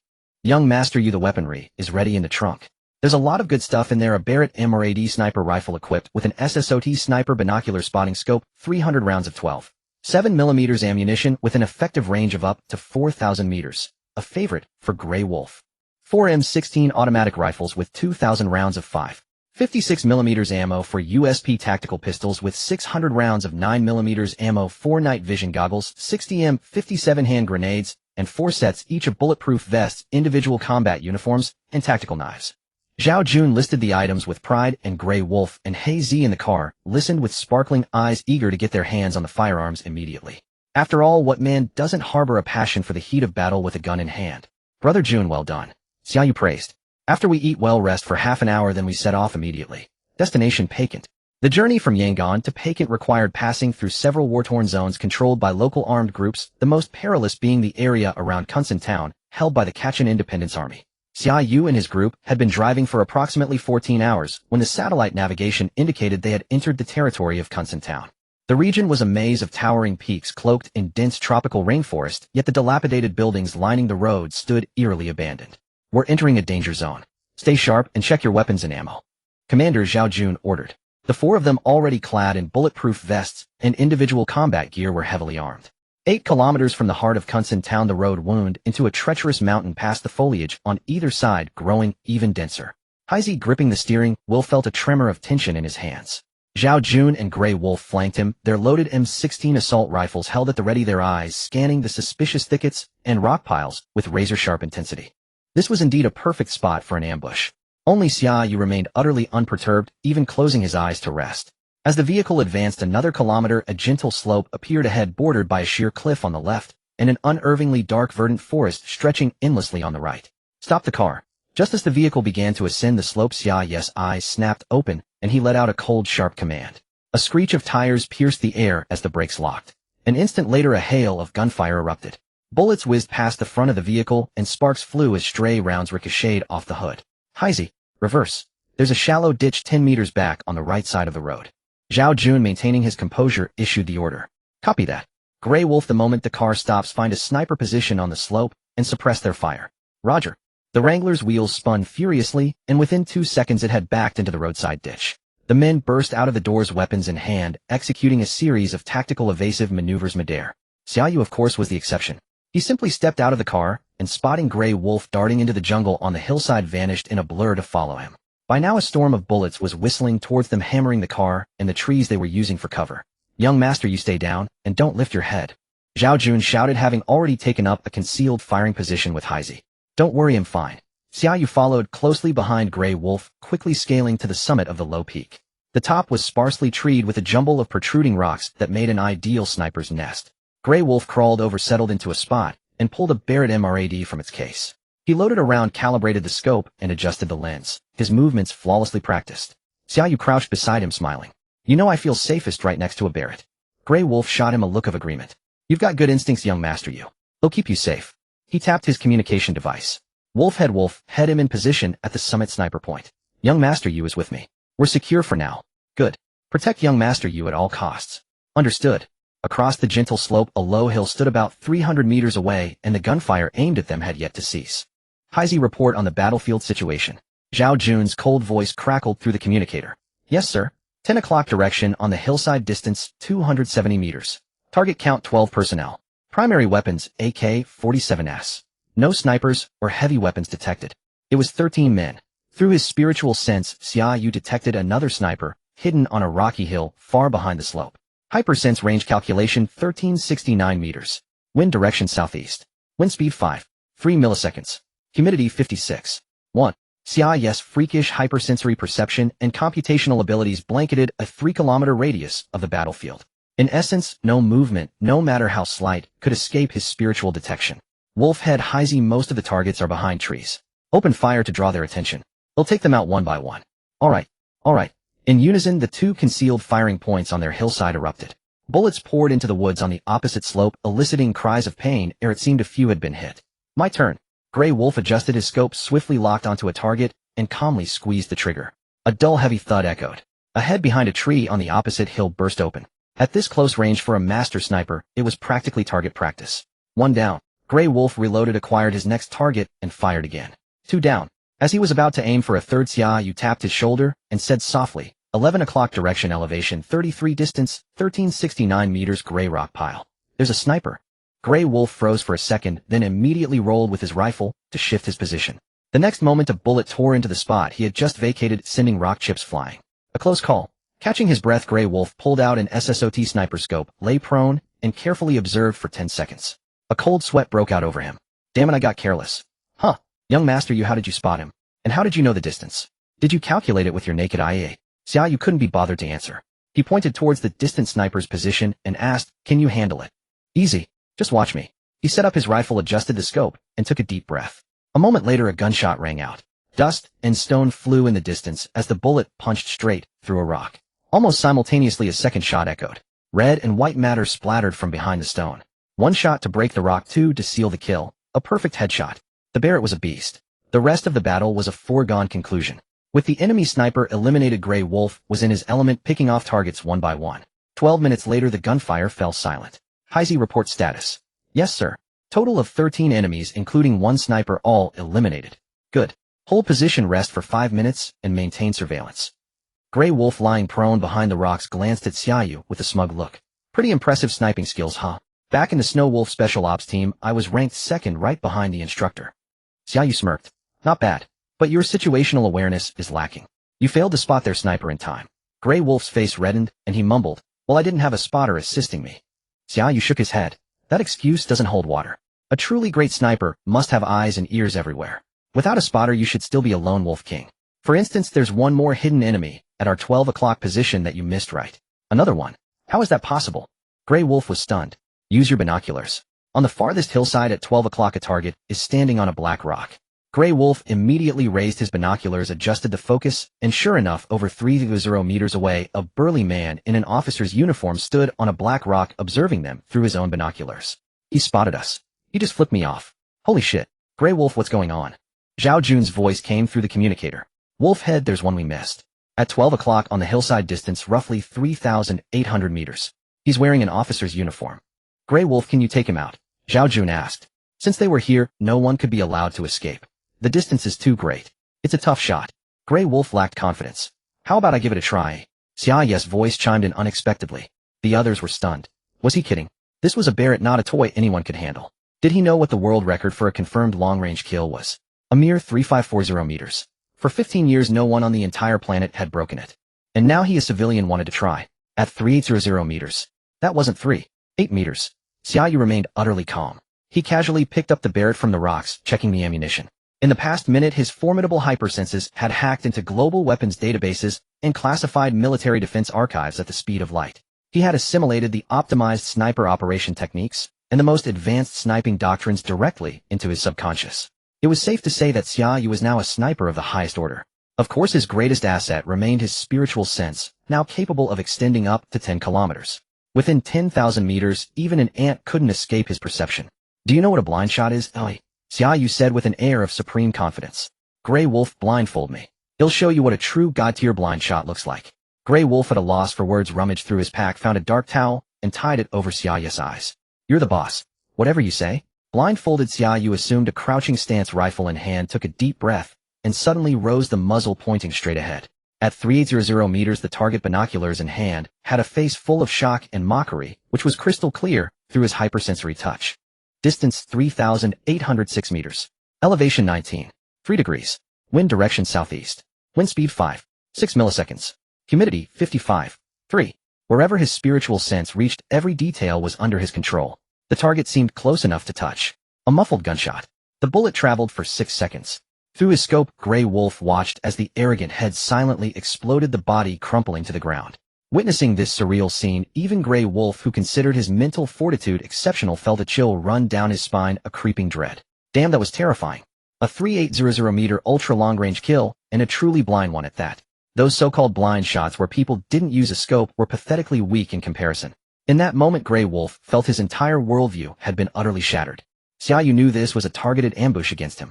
He didn't need to rack his brain to guess who was behind it. Besides Lu Zhongjie, which of his enemies had the means to hire Burmese armed forces? To confirm his suspicions, Xia Yu, who had just completed the most incredible blind snipe in history, swept his divine sense across the battlefield, collecting all the abandoned weapons and equipment into his chaos space. This included the commander's phone. His hypersensitive touch quickly filtered out several messages from Lu Zhongjie, then traced further to pinpoint his exact location, a raw jade mine called Valori near Pakant. What a coincidence, wasn't it? He was just planning to visit the mines around Pakant, and this bastard walks right into his crosshairs. The four of them took a brief rest in the vehicle, eating and drinking. Grey Wolf was still reeling from the shock of the blind snipe. Zhao Jun and Haizi were also astonished by Xia Yu's monstrous performance, but since they hadn't witnessed it firsthand, their awe wasn't as profound as Grey Wolf's. Young master. No. God. From now on, you're my idol. The instructor can only be second, really. Grey Wolf shamelessly sidled up to Xia Yu, his face full of admiration. How about you sign my butt? I promise I won't wash it. Get lost. Xia Yu laughed and pushed away Grey Wolf's eager face. Why was this guy so unsteady? How was he a special forces sniper? After a 10-minute rest, he told Zhao Jun to head to the Valori mine first, and the vehicle continued on its way. Kunsang was only about 180 kilometers from the Valori mine. Near noon, they approached a village close to Valori. To avoid detection, they parked the Wrangler in a forest 2 kilometers outside the village. Haizi stayed behind, while the other 3 trekked the 3 kilometers to the mine. From a distance, the Valori mine sprawled across rolling low hills scarred with ravines and pockmarked with signs of excessive excavation. As a medium-sized jadeite mining site, Valori had been stripped clean 2 years ago, and now lay desolate with no trace of its former bustling quarrying activity. The 3 entered the mine without hindrance. Standing on a low peak at the edge, they could see a massive pit in the center, over 1,000 meters wide and 30 meters deep, starkly prominent. At the bottom of the pit, 5 figures were conversing. Xia Yu's divine sense locked onto the imposing man among them, Lu Zhongjie. Yes, it was him. Let's go down and meet them. Understood. Grey Wolf, get to a sniper position. Zhao Jun and I will go down. You control the field, you take them out decisively if there's any danger. Roger. Grey Wolf immediately sprinted to a mound 20 meters away and pulled out his Barrett sniper rifle. Xia Yu led the way down the slope. They were spotted when they were still 50 meters from the group of 5 at the bottom. Who are you? Who let you in here? Barked a man in his 40s with a scar across his face. 2 burly young men beside him, presumably bodyguards, moved to block their path. Xia Yu, you. How are you here? Lu Zhongjie's face turned ashen. He knew the ambush must have failed, and Xia Yu was here with ill intent. President Lu, you know him. A friend of yours? Asked the scarred man. An enemy. Lu Zhongjie gritted his teeth, signaling his own bodyguard with a glance. The bodyguard quietly reached for his gun, but his fingers had barely touched his waist when a dull thud echoed from afar, and his head burst like a watermelon. Sniper. The remaining 4 turned pale, frozen in place, not daring to move. Smart. You all know nothing is faster than a Barrett. Xia Yu approached with a faint smile, walking like the Grim Reaper. This is a personal grudge between President Lu and me. We'll leave once it's settled. He glanced at the scarred man, whose scar twitched slightly, but he dared not utter a word. Xia Yu, you killed my son, what more do you want? Lu Zongji's voice was fierce, but trembling, his whole body shaking. Naive. I'm here to kill you, of course. Xia Yu walked closer, not bothering to waste words. In a flash, a black USP pistol appeared in his hand. He raised the gun and fired. Bang! A blood hole instantly appeared on Lu Zongji's forehead. His face contorted with shock and disbelief before he crumpled to the ground. The jade magnate had fallen. What a pity. No matter how vast his wealth, wasn't it all reduced to a mound of earth in the end? Letting father and son reunite. Wasn't that nice? Sai was still too kind. With this done, Xia Yu felt a weight lifted from his mind. He expanded his powerful divine sense, once more enveloping a 10-kilometer radius around the mine, including 3,000 meters directly below, all within his hypersensitive perception. As expected, 2 clusters of purple light materialized within his spiritual field. Ding! Discovered top-grade purple jadeite violet quantity 2, purple energy grade C concentration C. Without hesitation, Xia Yu retracted his divine sense, and the 2 pieces of premium purple jadeite buried hundreds of meters underground vanished into his chaos space. He sensed that the second level of his small world had expanded its area, though it hadn't been upgraded yet. No rush, head continuous sweep. Let's go. Xia Yu turned and left with Zhao Jun guarding the rear. He never once looked back at the scarred man, as if these people were no more than ants in his eyes. Only when Xia Yu's figure disappeared over the distant ridge did the scarred man let out a long shaky breath. He realized he was drenched in cold sweat, his legs gave way, and he collapsed to the ground. Over the next 2 days, Xia Yu and his team toured several raw jade mines in northern Myanmar. Their stays were brief, but the haul was substantial: 16 pieces of top-grade violet jadeite of varying sizes. The second level of the small world finally upgraded. Ding. Second level of the Stargate small world upgraded to high stage. Fixed terrain valley area 5600 mu 37. 3 square kilometers quality farmland 300 mu 20 square kilometers. Upgraded terrain grassland area 280 mu 1866. 7 square kilometers surrounded by expanding freshwater lakes area 70 mu 466. 7 square kilometers. Soil air water source planetary grade superior. The grassland and lake areas had doubled again, and this vast pasture and lakes could easily support the farming of tens of millions of livestock, poultry, and fish. Ding. Small world linked physical body upgrade complete: physique 1800 strength 2000 speed 2200 m in 1:89 seconds. Brain development 40. Special ability divine sense teleportation. Can imprint and teleport any object with a teleportation range limit of 600 km. Special ability upgrade teleportation. Within the range of divine sense coverage, no obstacle radius of 20 kilometers, underground 600 meters, telekinesis. Can invade and control all networks, satellites, mechanical software, human brains, etc. New special ability cellular disguise. Superintelligent brain can control body cells to rearrange freely, altering skin, bones, and appearance. After the upgrade to the second level's high stage, his speed had reached a terrifying 100 meters per second. Now Xia Yu could not only dodge bullets, but with his monstrous speed and impact force, he could probably take down a military king in a single strike. With 40 brain development, he not only enhanced his telekinetic control, but also gained an incredibly powerful cellular disguise ability. This trip to Paikant was truly worthwhile. Paikant, a town in the Kachin state of Myanmar, spans 580 square kilometers, with a population of 3800. Situated on the west bank of the Upper Yu River in northern Myanmar, it is renowned for its abundance of raw jadeite. The enigmatic Yu River winds through the mountainous terrain of northern Myanmar, and its basin constitutes the most concentrated jade mining region in the country, having once supplied 95% of the jade and jadeite production to the global market. As the original ore veins of Paikant's old mining sites have gradually depleted, the region's former glory has begun to fade in the present day. Upon arriving in Paikant, Xia Yu and his companions checked into a star-rated hotel in the town of Kamai. After a long and arduous journey, they finally enjoyed a much-needed half-day of rest. The next day, Zhao Jun, through a local Chinese merchant, leased an abandoned stone warehouse covering an area of 100 square meters to the northwest of the Paikant mining district. The time for the Knights Arms deal was drawing ever closer. Xia Yu logged onto the dark web and sent the warehouse's location to the raider. Having taken care of these matters, he was just about to lie down for a quick nap when a ding notification sound echoed. With a sweep of his divine sense, he saw it was a message from Tang Yana. "What are you doing?" Xia Yu smiled. With his heightened perception, he could easily discern the affection behind her words, and casually replied, "Missing me?" "No, I'm not. I just wanted to see where you are and what you're doing." "All women who say one thing, but mean another."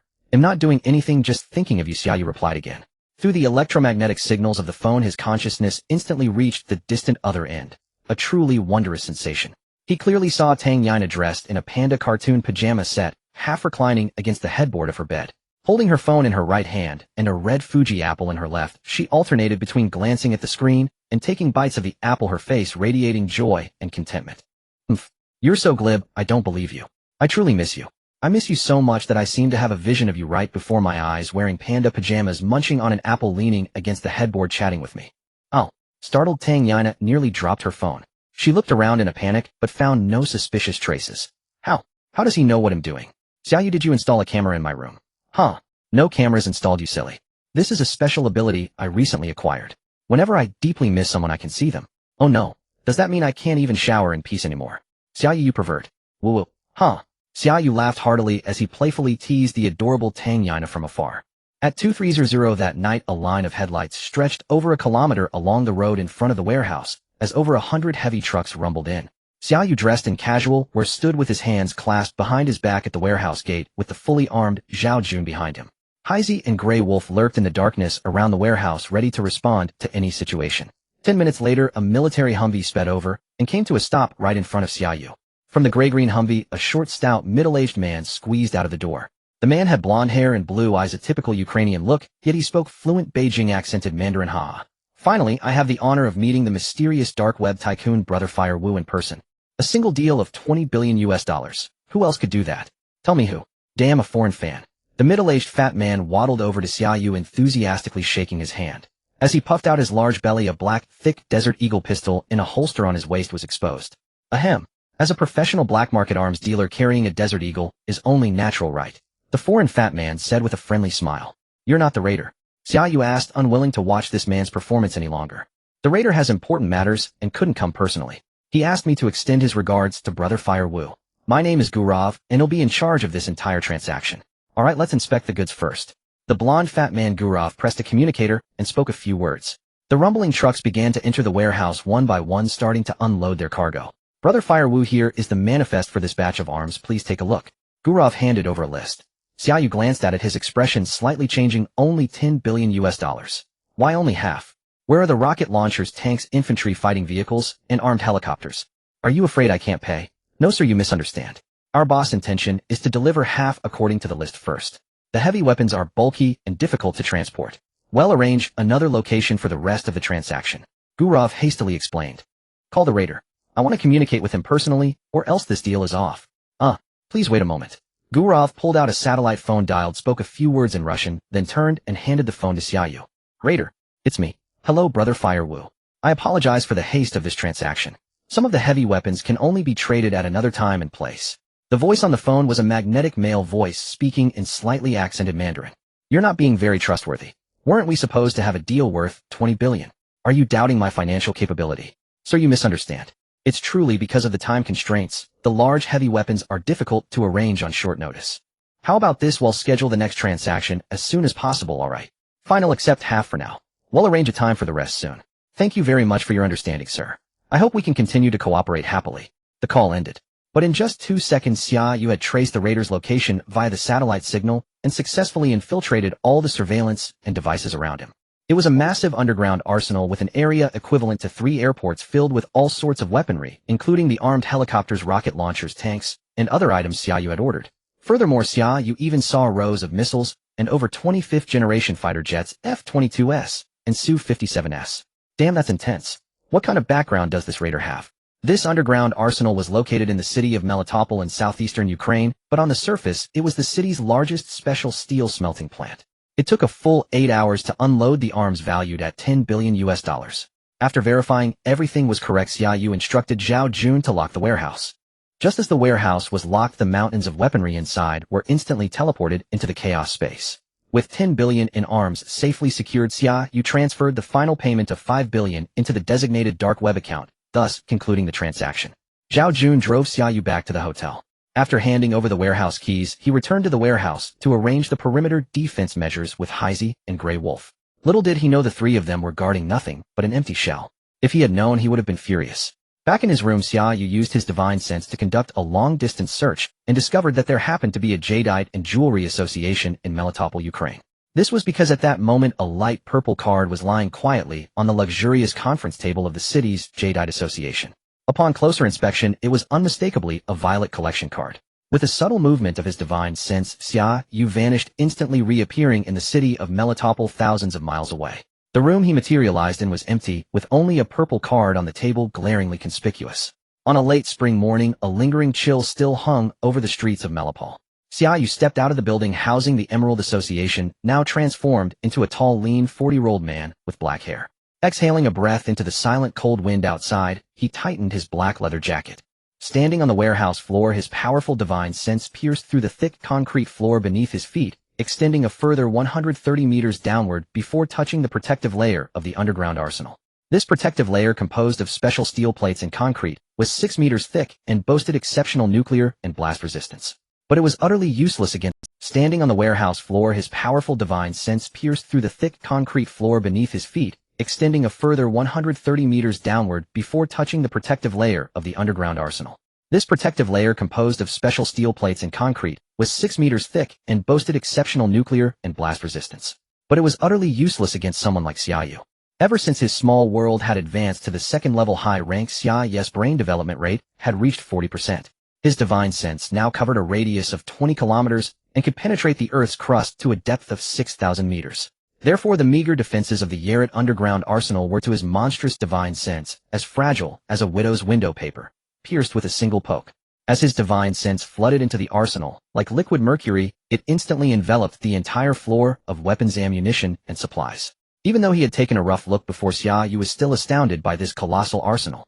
An underground space the size of 3 airports held tanks, rows of rocket launchers, attack helicopters, various howitzers, new model mortars, light and heavy weapons, and mountains of ammunition. By conservative estimate, its value exceeded $300 billion. Not to mention 2 separate areas were sectioned off in one corner of the arsenal. One area was neatly filled with 3 rows of heavy hitters S-400 Triumph air defense missiles, Acheron medium-range anti-tank missiles, PRSM precision strike missiles. In the other area, 16 Su-57S and 8 F-22S, with their sci-fi streamlined fuselages and imposing silhouettes, nearly made Xia Yu drool. Jackpot, jackpot. Time to take it all. Xia Yu decisively activated his divine sense interference. The lights in the underground arsenal dimmed, the power went out, and all surveillance cameras went dead. The moment the underground space plunged into darkness, the massive arsenal was swept clean, left completely empty. Xia Yu let out a long sigh of relief. Having collected so many good things at once, he couldn't help but feel his mind surge with excitement. He glanced around the warehouse. Since he was already here, there was no reason to leave these special steels behind, right? With another thought, his divine sense spread out, and over 1 million tons of special steel from the entire warehouse were also absorbed into his space. All right, in for a penny, in for a pound. Whether this counted as a $0 shopping spree or a case of thieves falling out, Xia Yu initiated a frenzy of harvesting. Soon, nearly all the warehouse supplies, precision machine tools, iron or non-ferrous metals, gasoline, and fuel at the Yaret smelting plant were all swept clean. 3 minutes later, the sluggish alarm finally pierced the silence of the plant area with a sharp wail. People began to run around, and chaos ensued. Xia Yu flashed away with a teleport, reappearing in the city center. He walked slowly out of a small alley, now dressed in a full set of black attire, transformed into a young, ordinary-looking Asian man. He casually strolled into a bakery on the street, found a seat by the window, and ordered a cup of instant coffee and 2 olive oil sausage sandwiches, leisurely enjoying a foreign breakfast. Wee-oo, wee-oo, wee-oo. After a while, he finally saw a convoy of police cars with sirens blaring race through the intersection, speeding off into the distance. Xia Yu finished his breakfast at a leisurely pace, pushed open the bakery door, and hailed a taxi on the street. He had the driver take him on a short sightseeing tour around the city of Meli. Of course, the sightseeing was a ruse. The real purpose was harvesting resources with his divine sense. As the largest natural granary in Europe, the country was rich in wheat, rye, barley, corn, sorghum, sunflower seeds, and more. Almost every city housed 1 or 2 massive grain depots. In just over 2 hours, Xia Yu had harvested 2 supersized grain depots, collecting millions of tons of wheat and assorted grains. A massive Walmart warehouse, 3 frozen meat processing plants, 5 vegetable storage facilities, plus steel mills, non-ferrous metal smelters, oil refineries. By now, the entire city of Melipal had plunged into panic and chaos. From the mayor down to the patrol officers and civilians, everyone felt like they were trapped in an absurd, surreal farce. Vital supplies across numerous locations in the city had mysteriously vanished into thin air. Like a cursed set of dominoes, something had given them a gentle push at an unknown moment. Soon it would spread throughout the city, perhaps the whole country, and even affect other nations. Or perhaps the entire Blue Star. Having completed the final wave of his $0 harvesting spree in Meli, Xia Yu got out of the taxi at the municipal square. He strolled along with his hands in his pockets. He had heard that this square was home to a 20-meter stone statue of Don Quixote. Every morning, countless pigeons would perch around the statue, cooing softly. Compared to my madness, what was your battle against the windmills worth? Dressed in black from head to toe, Xia Yu looked up at the towering stone statue and shook his head with a smile. He walked slowly into the flock of pigeons, spreading his arms, startling the birds around him into a frantic flurry of wings. If anyone had been taking pictures at that moment, they would have witnessed an unbelievable scene. A man in black amidst a flock of startled gray-white pigeons vanished into thin air. Inside the underground arsenal in Aleppo, a bald North Bear man in his 50s stood in a daze. Staring at the vast empty armory before him, the dark web's largest arms dealer, the plunderer, looked ashen. It was over. The fortune he had painstakingly accumulated over 30 years had been cleaned out in an instant. Oh God, tell me who did this. Was it a deity or a demon? The plunderer wailed.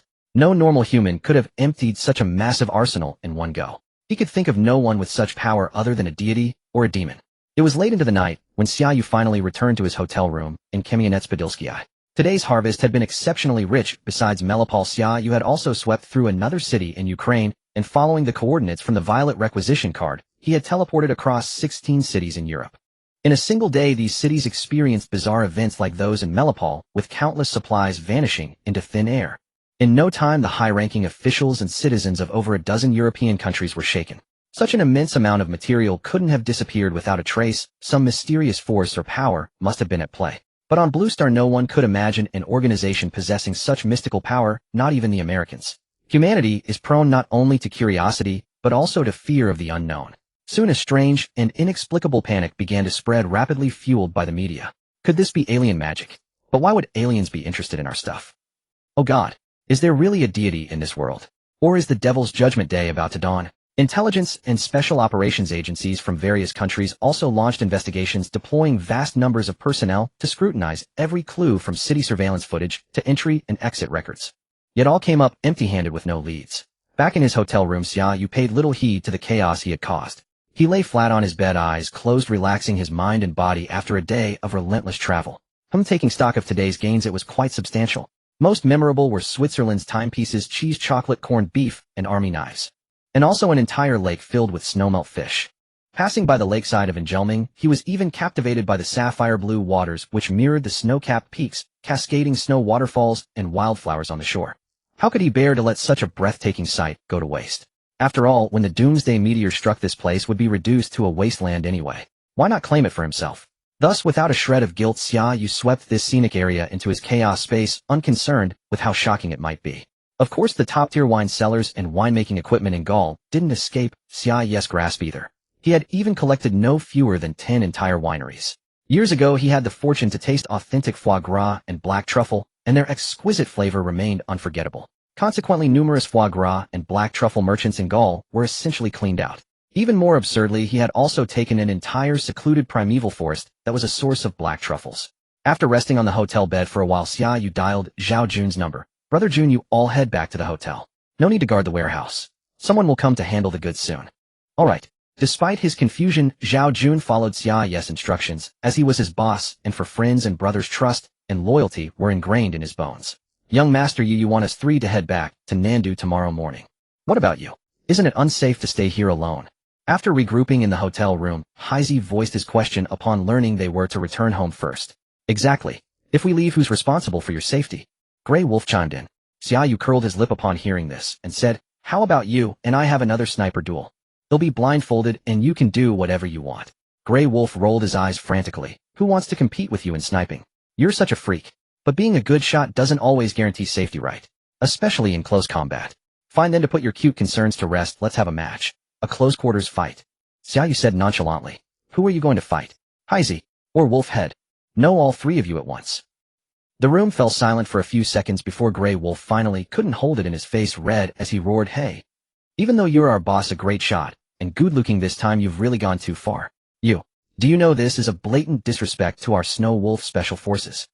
Xia Yu clasped his hands behind his back, ignoring him. At that moment, Zhao Jun, who had remained silent, spoke up. Young Master Yu, are you sure you want to take on all three of us at once? That's right. Stop dawdling, come on. Xia Yu casually took his position in a corner of the room and beckoned to the three, indeed with a hint of disdain and provocation. Fine, have it your way. Even the usually composed Zhao Jun was getting angry. Did he really think the Snow Wolf members were made of clay? He exchanged a look with his two comrades, quickly devising an attack strategy, and then roused his entire fighting spirit. After facing off for about half a minute, Zhao Jun made the first move. He pushed off with his right foot, his figure darting out like lightning. In the blink of an eye, he was a meter in front of Xia Yu, swinging his left palm upward while driving his right fist straight at Xia Yu's chest.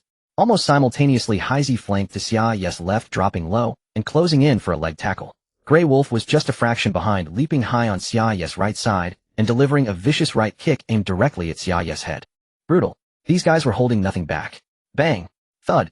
A ripple of air was stirred and a few dull thuds sounded as the fight ended as quickly as it began. On the bed over 3 meters away, Grey Wolf lay on his back in an ungraceful pose, staring blankly at the ceiling in utter shock. Heisey fared worse, crumpled on the floor 2 meters away. He braced himself with his hands for a moment before his face met the ground, a million thoughts racing through his mind. Zhao Jun was the luckiest, as he was still on his feet. He now stood with his back against the wall several meters away, chest heaving, arms hanging limp, his right hand trembling violently as a piercing pain and feeling of helplessness surged through him. Are you even human? Zhao Jun stared at Xia Yu's annoyingly handsome face, utterly stunned. He knew all too well how terrifying his own combat prowess was. In terms of strength, speed, and technique, he was confident that under normal circumstances fewer than 10 people on Blue Star could match him. Yet he had been instantly defeated by Xia Yu. And not just him. All three had been taken down simultaneously. Are you a demon? Ouch. Heisey lifted his head from the floor, enduring the pain, to sit up. The leg tackle he had been so confident about hadn't even touched the man's clothes before he met a miserable end. He hadn't even seen whether Xia Yu had used his hands or feet. I think this guy Xia Yu is a god. Grey Wolf, inwardly lamenting, went from being dumbfounded to utterly defeated. He gave up on trying to get up from the bed and simply lay there flat out. Damn it, why did he bother competing with such a freak? After that exchange the following morning, the 3 Snow Wolf elites left Kamianets-Podilskyi with helpless expressions, boarding their journey home. They knew that a freak of godlike proportions like Xia Yu didn't need their protection in the slightest. Are you kidding? A man who can make a blind sniper shot from 3800 meters and take down 3 Special Forces kings in one move. Why would he need them for protection? On the day Zhao Jun and his 2 companions departed for home, Xia Yu had a 2-hour phone conversation with Wu Yifeng. First, he tasked Wu Yifeng with helping establish the Xingmen Security Company, settling Zhao Jun's group and the retired Wolf Fang members first, then recruiting more veterans on a large scale. Wu Yifeng naturally gave his full support to this endeavor and was deeply delighted. As the former firearms instructor of Wolf Fang, how could he easily sever the bonds of brotherhood forged in the past? Now a better path had emerged to assist his comrades and reunite them once more. Exactly what he had always hoped to see.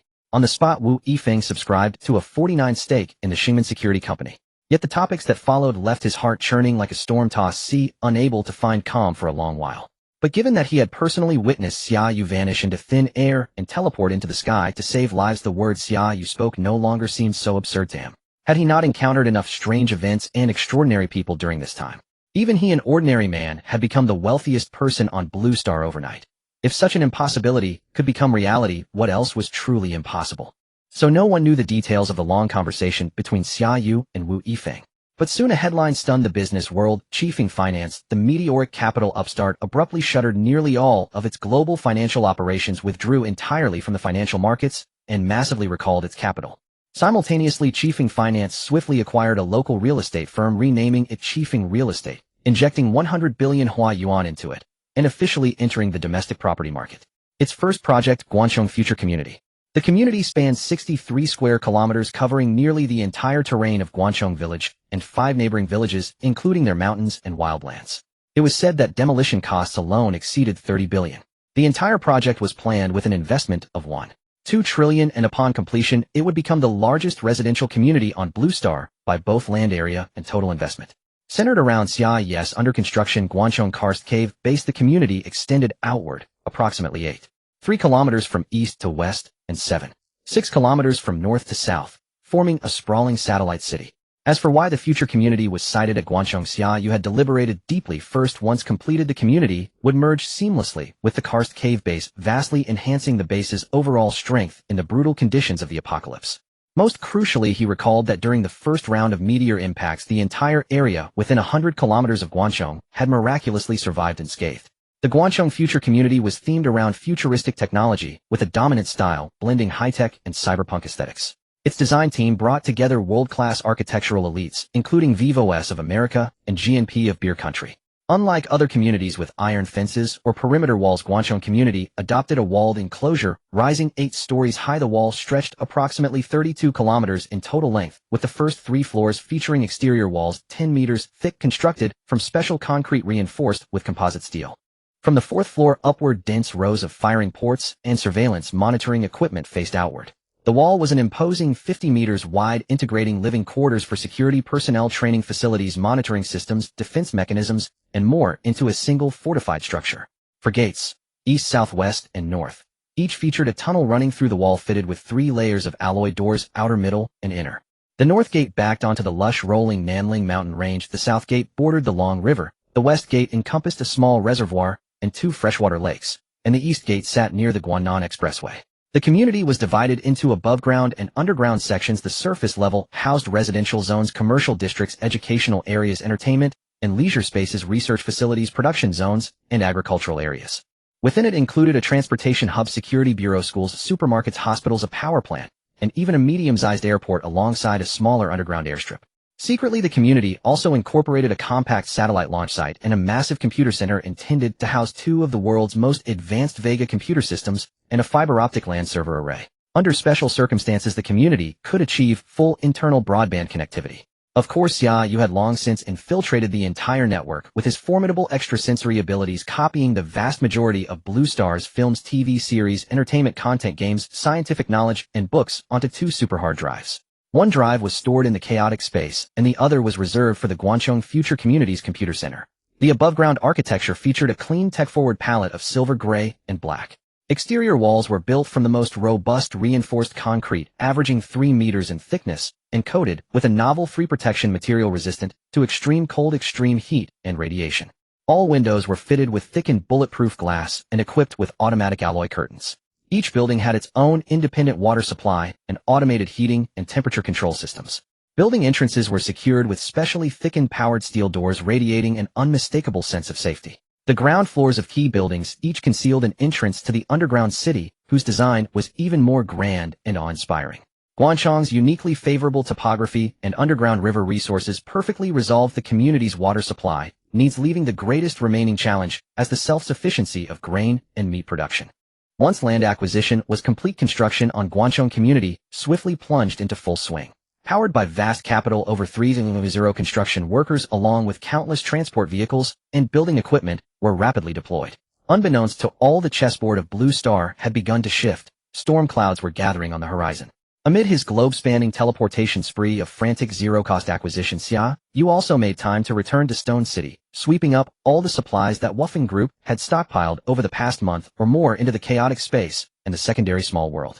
These supplies included 300 large and medium-sized cultivators, each 632 mini-tillers for mountainous terrain, 560 seeders, 975 fully automatic rice mills, 488 flour machines.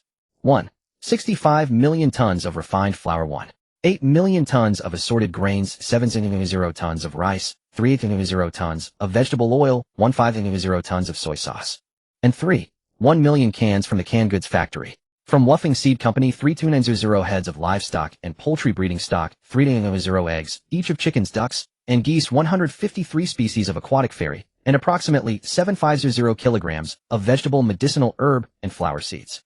From Chun Santai Frozen Foods, 9 million tons of frozen pork, 8,500 tons of frozen mutton, 9,300 tons of frozen beef, 7 million tons of frozen aquatic products, and 66 million tons of assorted frozen poultry. It seemed the pressure to spend 50 billion within a short period had indeed provided his subsidiaries with boundless motivation. In just over a month, their achievements were remarkable. After collecting Wuffing's stockpiled supplies, Xia Yu sent Yi Bing a message. Recent global turmoil has caused bizarre disappearances of supplies across nations. If our company encounters such situations, remain calm. Simply maintain the status quo and keep stockpiling inventory. Ding! Yi Bing replied instantly. Where are you? Are you okay? Xia Yu felt speechless. How could this woman's mind work in such a peculiar way? He was talking about supplies, and she was asking such irrelevant questions. Xia Yu, I'm in Myanmar, I'm fine, don't worry. Yi Bing, those last 2 words. I can't do that. After reading the message, Xia Yu fell silent for a moment, let out a quiet sigh, and replied, remember what I said above. The world is beginning to stir. I'm not there, so take care of yourself. Thinking of Yi Bing's face, 7 parts cold elegance, 3 parts alluring charm, Xia Yu offered a helpless, bitter smile. That same day, the bizarre supply disappearance incidents that had plagued Europe began occurring consecutively across Hua country. Within a single day, the stockpiles at Wuffing Group, Moutai liquor warehouses, the 3 major refined salt depots, tobacco warehouses across various regions, the traditional Chinese medicine seed bank, the GUF Pharmaceutical Logistics Park, and the nation's largest container import-export port at Yungang. all vanished into thin air, resulting in catastrophic losses. Blue Star had suddenly been struck by a chain of eerie supply disappearances, showing no signs of abating, indeed escalating with each passing day. The turmoil sweeping the world had become inevitable. Xia Yu stayed at a five-star hotel in Garmai for 2 months, leaving early and returning late each day, appearing mysterious and low-key, rising at dawn, washing up, and enjoying a hearty breakfast at the second-floor restaurant, while the hotel arranged for housekeeping to clean his room during that time. Because after breakfast he would return to his room, lock the door from the inside, and diligently begin his early morning toilet night scavenging spree. Guided by the coordinates on the violet collection cards, he teleported thousands, or even tens of thousands of kilometers daily. Wherever he went, like a swarm of locusts, vast local resources would mysteriously vanish. Wool and leather from the land of the never-setting sun, crystals, flowers, and cheese from the land of tulips, beer, medical instruments, and precision machine tools from Germania, cattle, sheep milk, and kiwi fruit from New Land. Fragrant rice, crocodiles, and durians from the land of Buddha, birds' nests and seafood from the land of Indies, rubber plantations from the land of Malaya, iron or kangaroos, sheep milk flocks, and abalone from the land of Australia. Overnight, 99 of the farmed Wagyu and over half of the beef reserves in the land of the rising sun vanished, leaving the nation soon without beef to eat. Caviar, vodka, natural gas, fuel, oil, heavy machinery, weaponry, and even strategic arms like missiles from the northern bear country were all ravaged. The famous Lake Baikal was reduced overnight to a surface black hole covering 3.30 square kilometers, plunging over 1700 meters deep. Lake Baikal, holding 1/5 of Blue Star's fresh water along with its countless aquatic life and animals, disappeared without a trace. The northern bear country was plunged into immense shock and panic. Even the impoverished land of Mongolia saw over half of its cattle, sheep, and horses cruelly plundered. Diamond mines, ebony baobab trees, and vast expanses of tropical savanna in Africa, along with countless animals and vegetation, vanished in huge swaths. Flash frozen salmon from the land of maples, coffee from the land of Ba, cigars from the ancient land. Even the remote and uninhabited Amazon rainforest mysteriously lost a large portion of its expanse. Now the Amazon jungle is but a series of bare, ugly pits over 100 kilometers wide. During this time, Xia Yu finally discovered purple chi, or in Africa, in the land of Ba. The rich purple chi elevated his small world by 3 levels. The Stargate small world ascended to the 3rd tier high stage.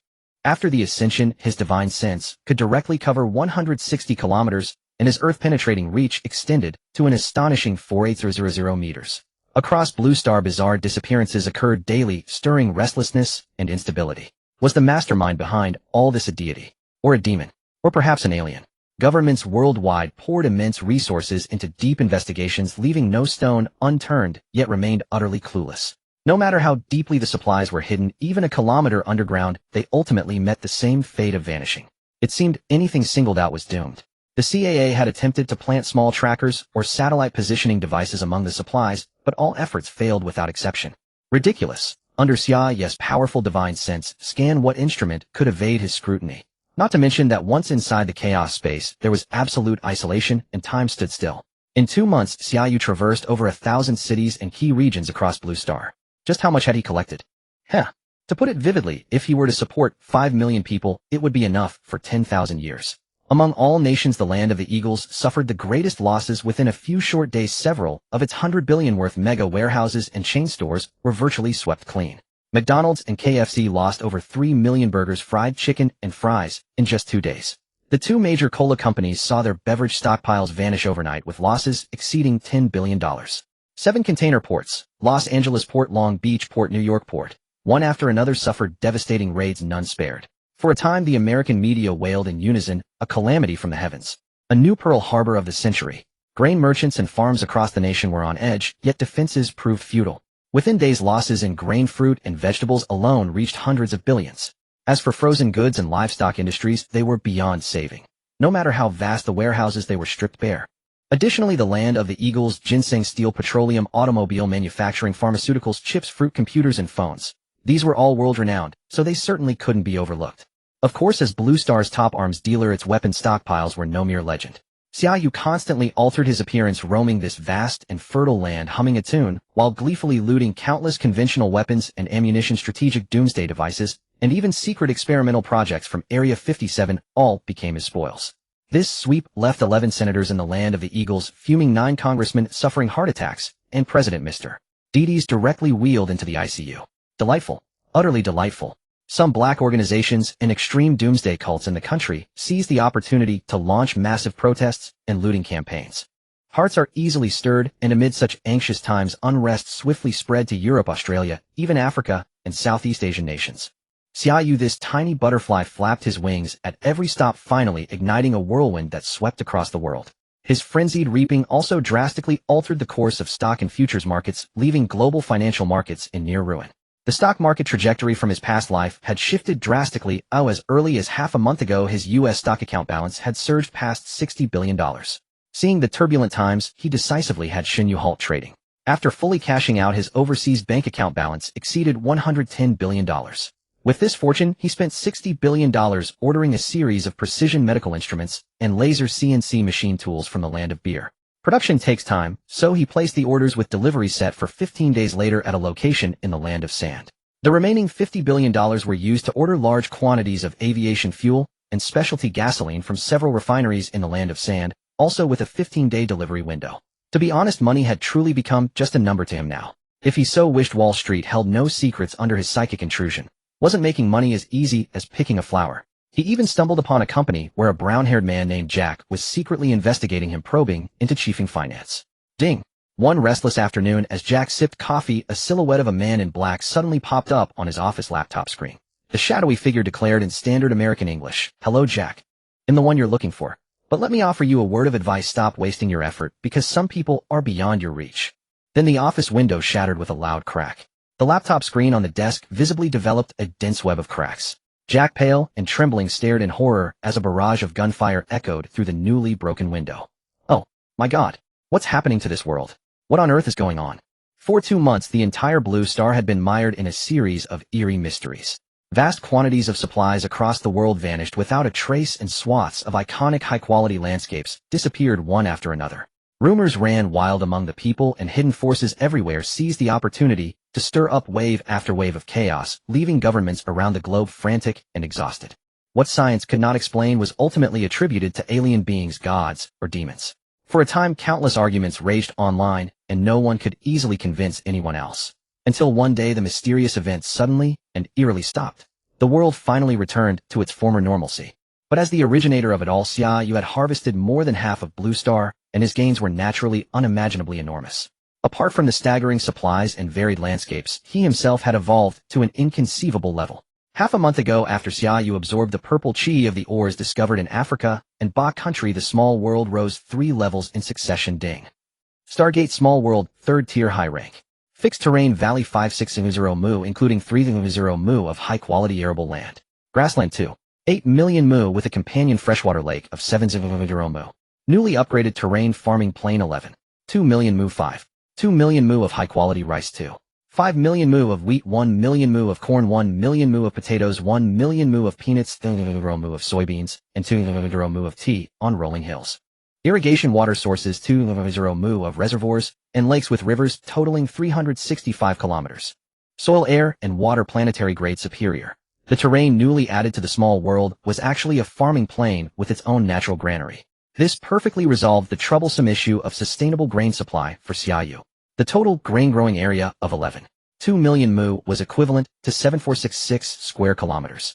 With the small world's warm climate and fertile soil yielding 3 harvests a year and an average annual output of 3.0 kilograms per mu, this farming plain could produce 33 million tons of grain annually, enough to feed 5 million people.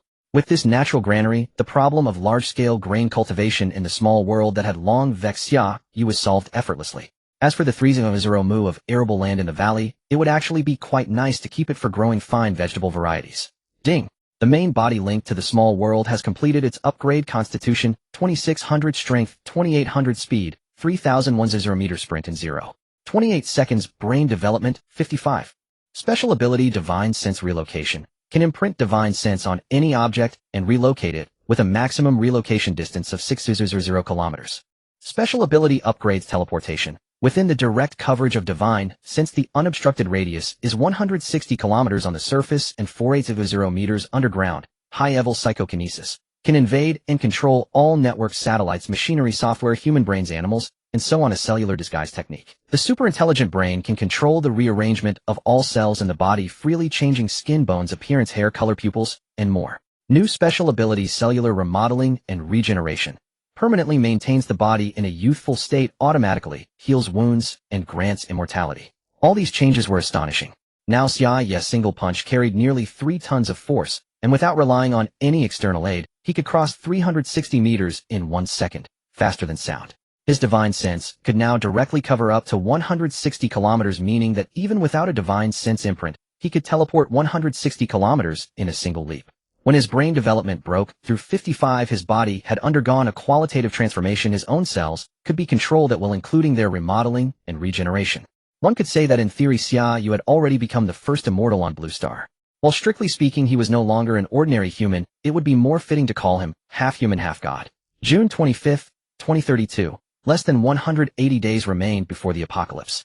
The demigod Xia Yu woke from his soft bed covers. Morning sunlight slipped in through the bedroom window, and outside lay the bustling streetscape of Nandu.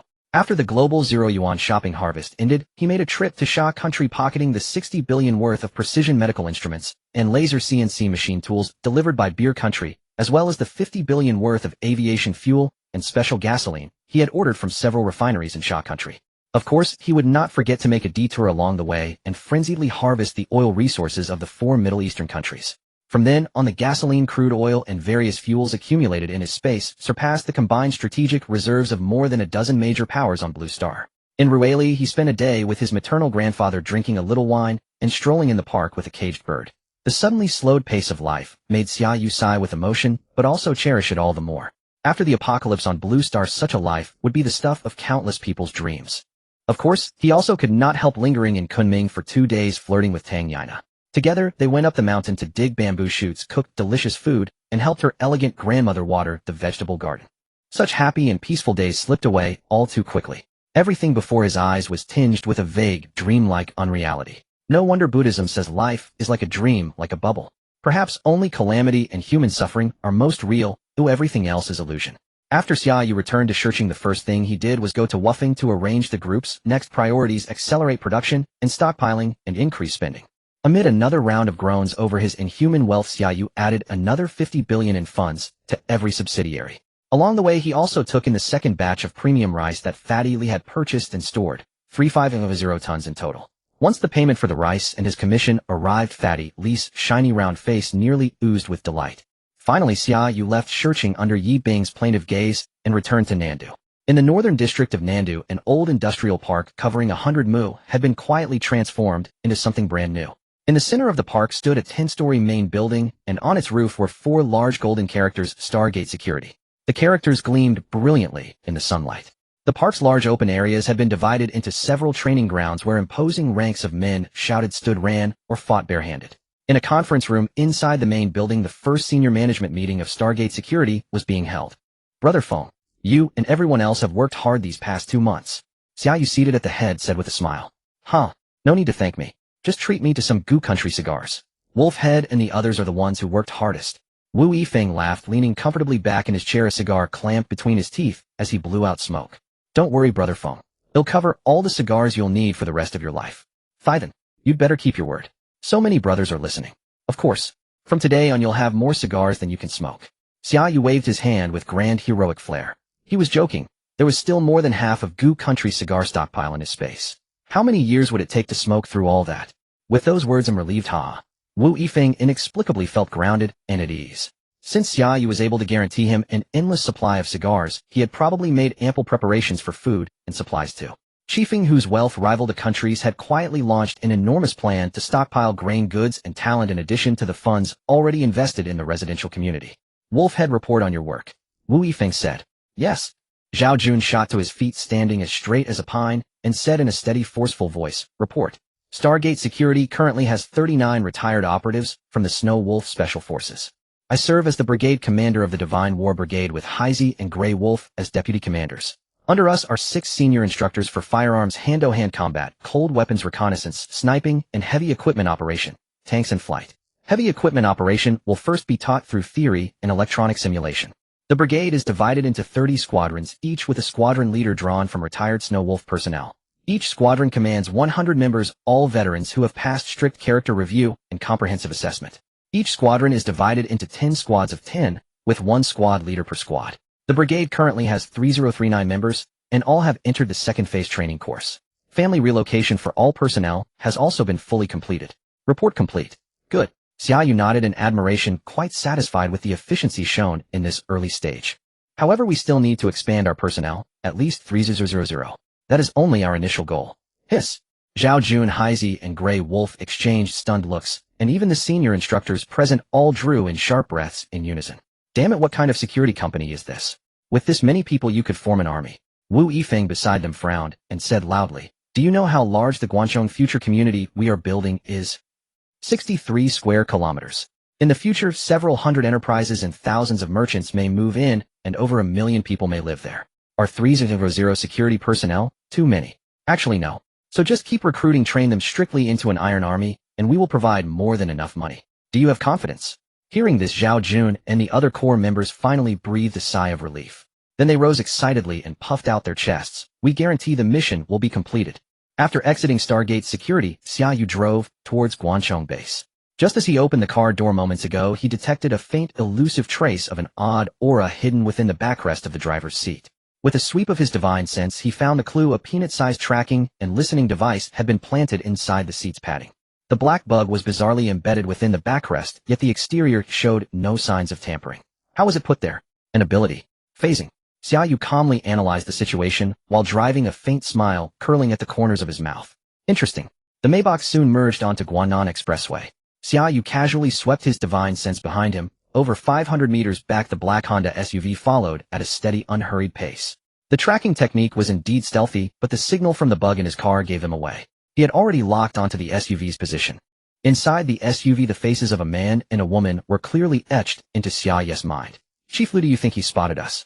Asked a slender, short-haired girl staring at the laptop on her knees, adjusting her earpiece. How could he? My ability is ranked Supera, phasing leaves no trace. It's imperceptible. Who could possibly detect it? Stop worrying, and keep your eyes on him, the white-clad man at the wheel said dismissively, his long, artist-like fingers tapping the steering wheel rhythmically, as if playing a beautiful classical piece. Don't be so overconfident. I trust my instincts more. I think he genuinely knows we're tailing him. The girl pouted, a strange light shimmering in her eyes, lending an inexpressible charm to her otherwise ordinary youthful face. Miss Fei, please trust my professional expertise. Don't challenge me with your naive feminine intuition, okay? Chiefly, don't you know? A woman's intuition is a professional skill in itself. Besides, we're tracking a suspected class ability user. Fei wrinkled her nose defiantly, puffing out her chest. Her slender frame, clad in a white professional shirt, couldn't conceal the exaggerated fullness threatening to burst free. The man glanced at her helplessly, deciding against arguing. Arguing logic with a woman was simply foolish. Unbeknownst to them, their every move in the car was under Xia Yu's freakishly powerful divine sense surveillance, even their subtle expressions and tones. Ahead, 5 kilometers away, was a highway toll booth. Xia Yu noticed an unusual atmosphere. At the toll exit, a team of heavily armed special agents was on high alert.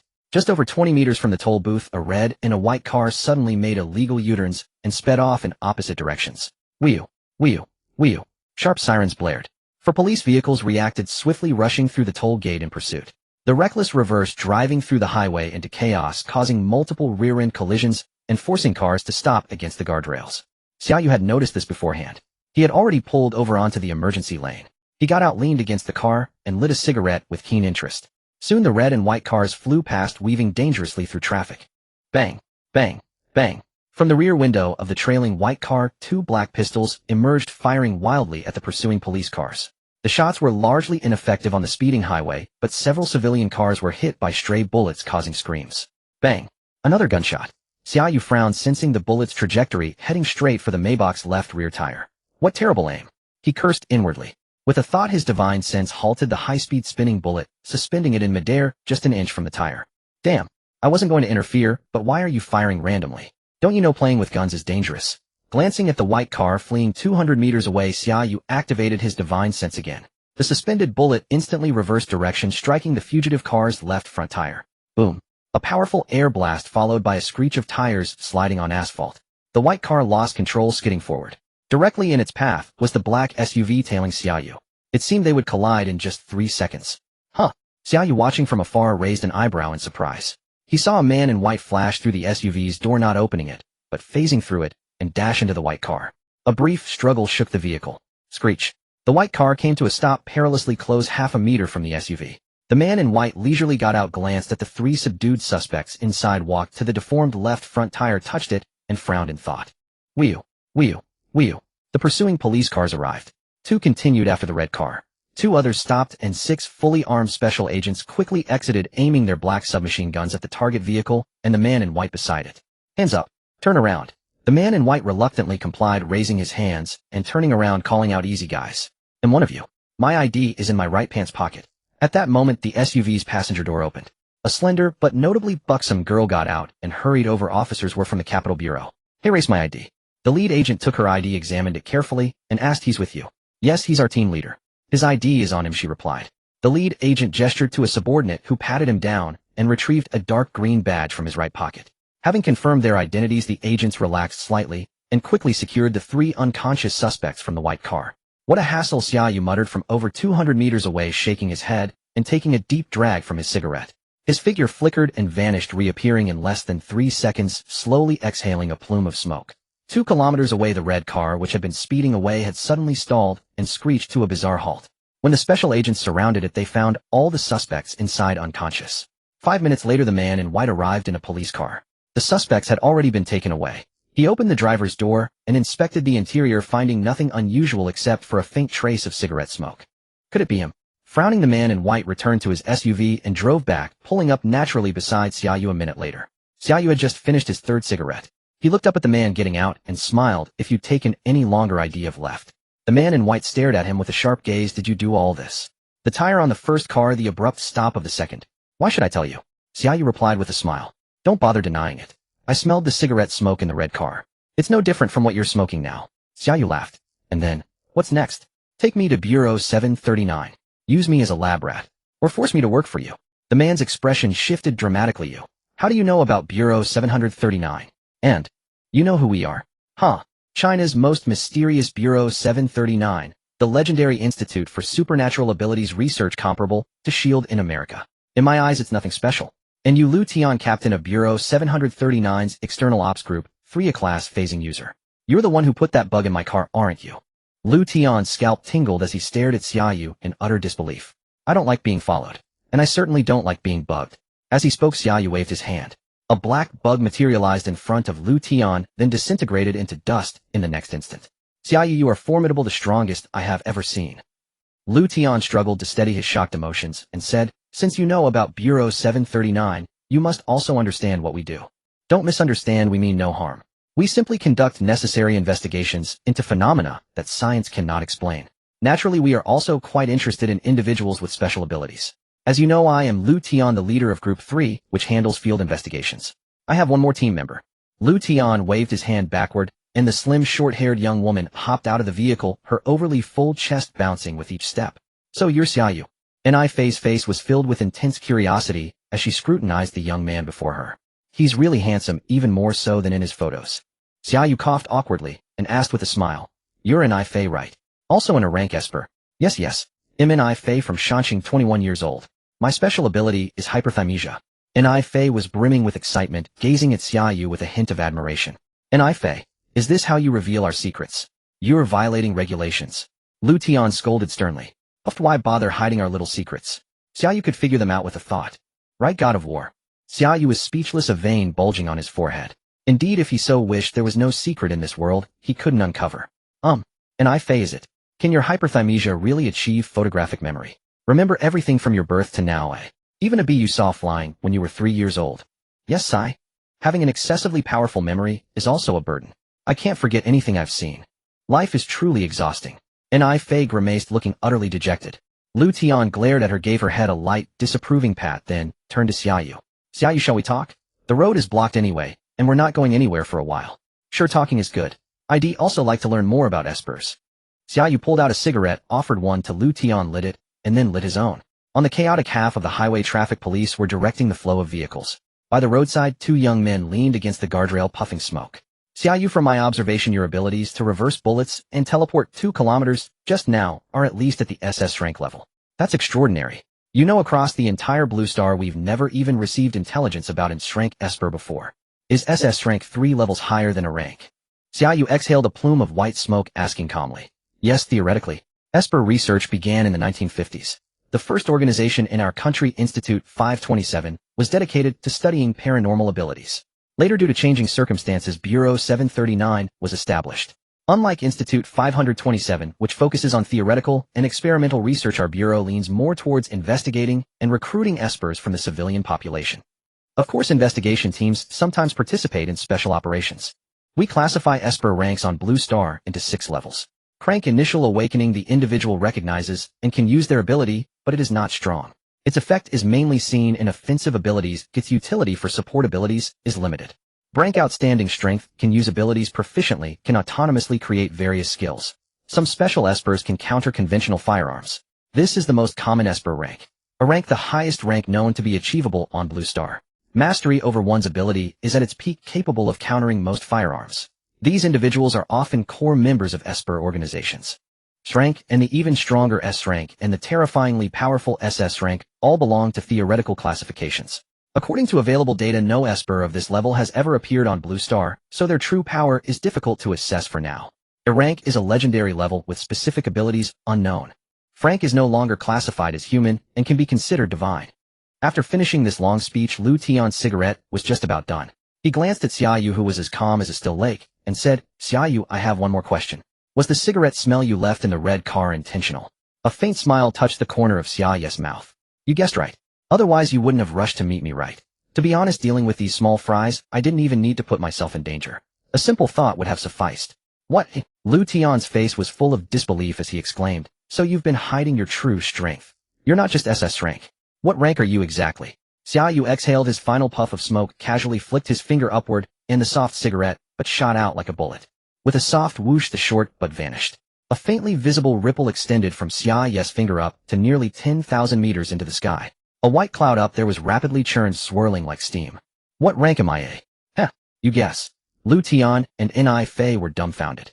It took them a while to tear their gaze away from the sky. They looked at each other, trying hard to mask their shock. Just how powerful was this man? It was simply monstrous. When faced with such an unfathomable display of power, perhaps all that's left beyond shock and awe is a profound sense of helplessness. "Xia Yu, I will report this truthfully to my superiors. Given your immense power, there might be some complications." Lu Tian let out a long sigh, handed over a business card, and said sincerely, "Hey, erase my contact information. Officially, we are special agents from the capital.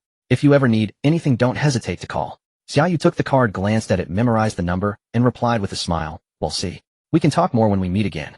With that, he waved his hand, got into his car, and drove off. "God of War, we'll be in Nandu for a few more days. They'll find you for a meal sometime."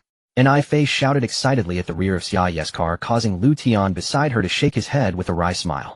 This girl, did she have no sense of restraint at all? At the Guangchong Doomsday Base, after 4 months of intense day and night construction, the building projects for both the inner and outer caverns were fully completed. Entering the outer cavern now requires passing through a massive 3-tiered step-like city wall, with the highest tier reaching the top of the cavern's entrance. The wall stands 50 meters tall, with each tier lined with outward-facing gun ports and observation windows. At its center lies a passageway 20 meters wide, 15 meters high, and 30 meters long, secured by 2 inner and 2 outer titanium alloy doors, each a massive 3 meters thick. On the 20 mu of open ground outside the wall, over 3,000 construction workers are toiling with great fervor as a 5-story fully enclosed castle gradually takes shape. Further out, the Grand Guangchong Future Community Construction Project, involving hundreds of thousands of people, is underway. The Guangchong Cavern, once a vast open space, has undergone earth-shattering changes. Inside the Guangchong Cavern, a 5-story building of bluish-gray granite stood. In the living room on the 2nd floor, a man and a woman were having hot pot face-to-face. Man, I caught this fish from the reservoir behind the mountain myself. It weighs a good 8 gene or more. With tofu at the bottom and some ginger and scallions, the freshness is simply unbeatable. With a bit of soy sauce and chili, it's fragrant, spicy, and absolutely delicious. Beside the steaming hot pot, a wheat-skinned girl with delicate features chewed on a piece of fish while taking a blissful sip of iced coconut juice. "Deng de Guang, you shouldn't eat too much, or you'll get even fatter." The burly man who was devouring his food turned grim and said dejectedly, "Oh man, can you let me finish my meal first? And for the record, this is called being sturdy, not fat." Oh man playfully stuck out her tongue and gave a sly smile. She casually picked a piece of fish belly from the pot and put it into his bowl. "All right then, eat up. You'll be both sturdy and fat, hee." Deng de Guang didn't mind. He stuffed the fish belly into his mouth, grinning foolishly with pure contentment. "With such great cooking skills, you should have been a chef. Why did you end up as a construction contractor?" Oh man asked curiously. "I didn't want this either. My dream was always to become a great chef. I trained hard since childhood and apprenticed under masters of various cuisines. As for construction, well, my family forced me into it. Sigh. Ding Deguang said with a gloomy expression. No worries. As long as I'm around, you'll have plenty of chances to show off your skills. Oh man said, patting her chest. That would be great. Deng Deguang smiled, so wide his eyes narrowed into slits. Man, since you love fish so much, we can just breed more in that small lake in the outer cavern.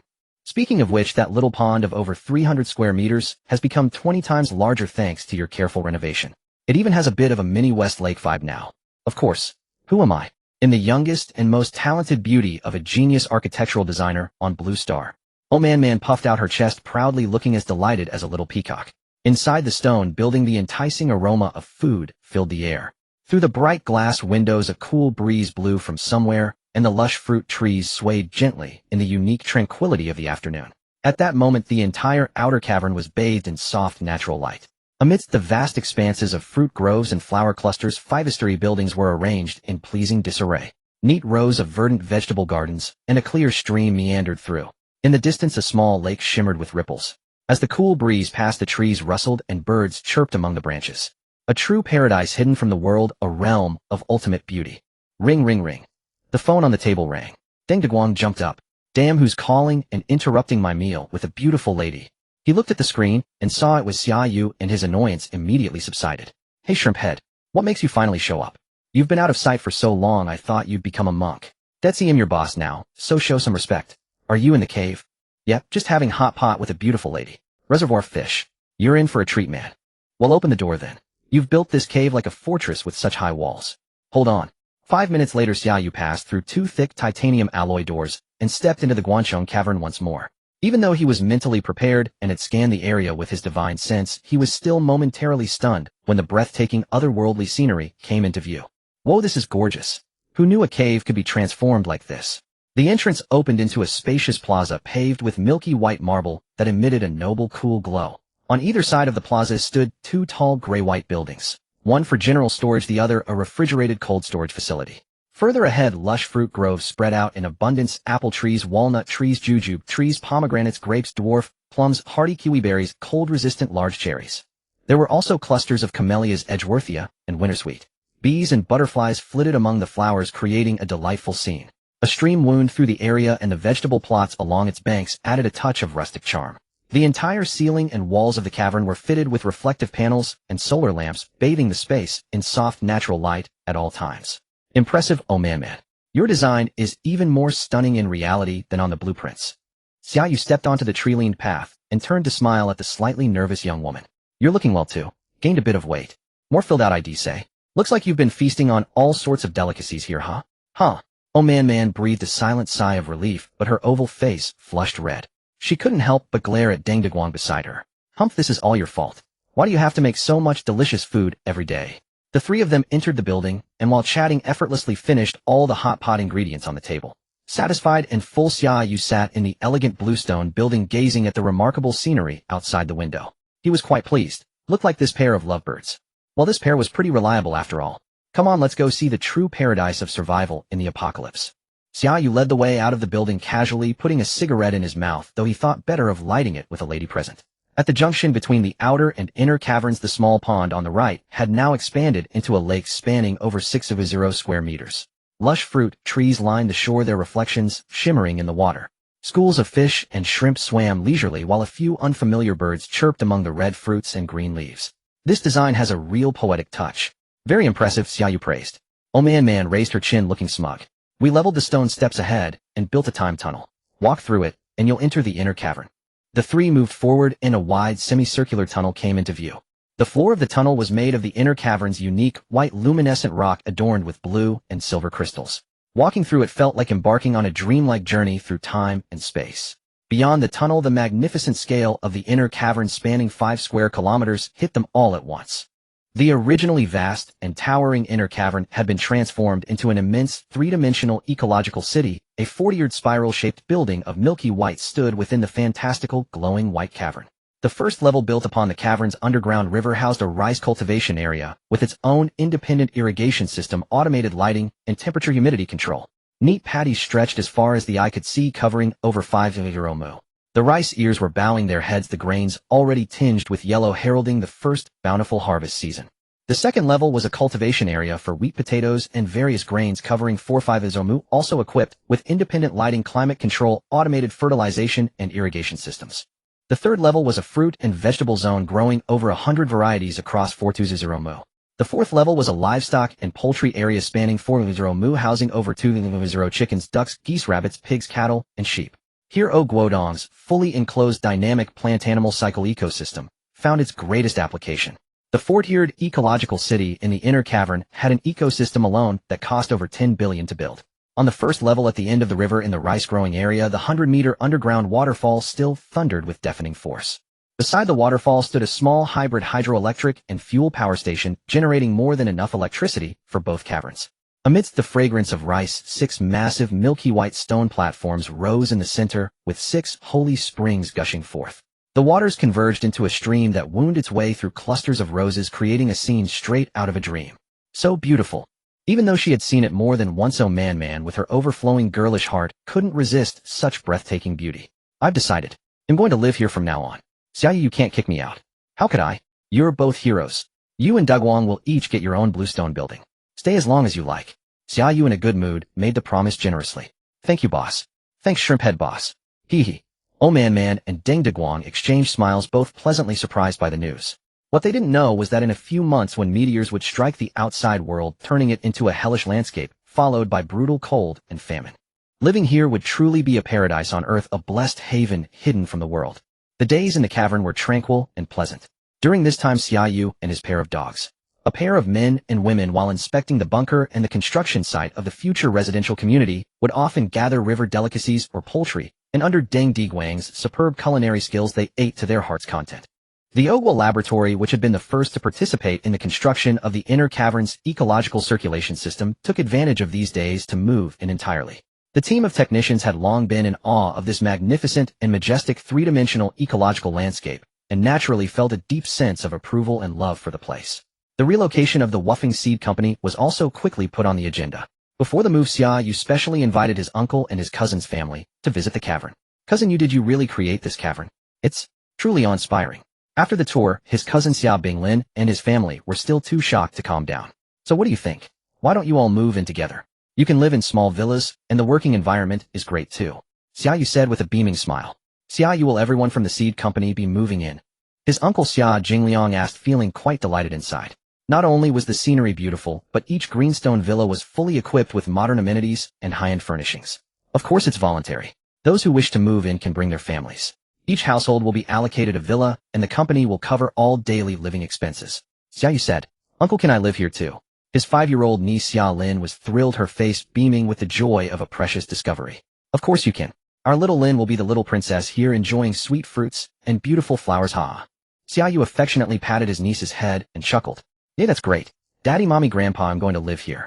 I'm going to live here. Xia Lin jumped up and down excitedly, clapping her little hands. The whole family laughed, watching the little girl bounce with joy. Her mother Wang Shujuan stepped forward and gently tugged her daughter, chiding playfully. Look at you making such a fuss. What's the matter with you? Why don't you thank your uncle? Thank you, uncle. I love you, uncle. Everyone burst into laughter. Oh, by the way, Xia Yu, if we move in, what about the children's schooling? It's quite far from the city center. Wang Shujuan suddenly remembered a critical issue. Well, I was just about to mention that. I'm planning to establish a private comprehensive school here with kindergarten, primary, and secondary levels. The paperwork has been submitted, and I expect special approval to come through soon. Well, clear out the 3 largest complex buildings in the cavern and hire 20 or 30 excellent teachers at high salaries. That way the children's education will be much more convenient. Also, once the future residential community outside is built, there will be no shortage of schools, even universities. That's wonderful. Brother Binglin, let's aim to complete the seed company's relocation within a month. All right, no problem. Xia Yu breathed a quiet sigh of relief. With his family properly settled, he could face the apocalypse without any worries. He made a mental note to find a way to convince his grandfather to move in as well. Tang Yana and her grandmother should also be arranged for soon. The greenstone villa by the small lake near the bamboo grove would be perfect for them. Of course, if Tang Yana wished to share a villa with him, he wouldn't mind at all.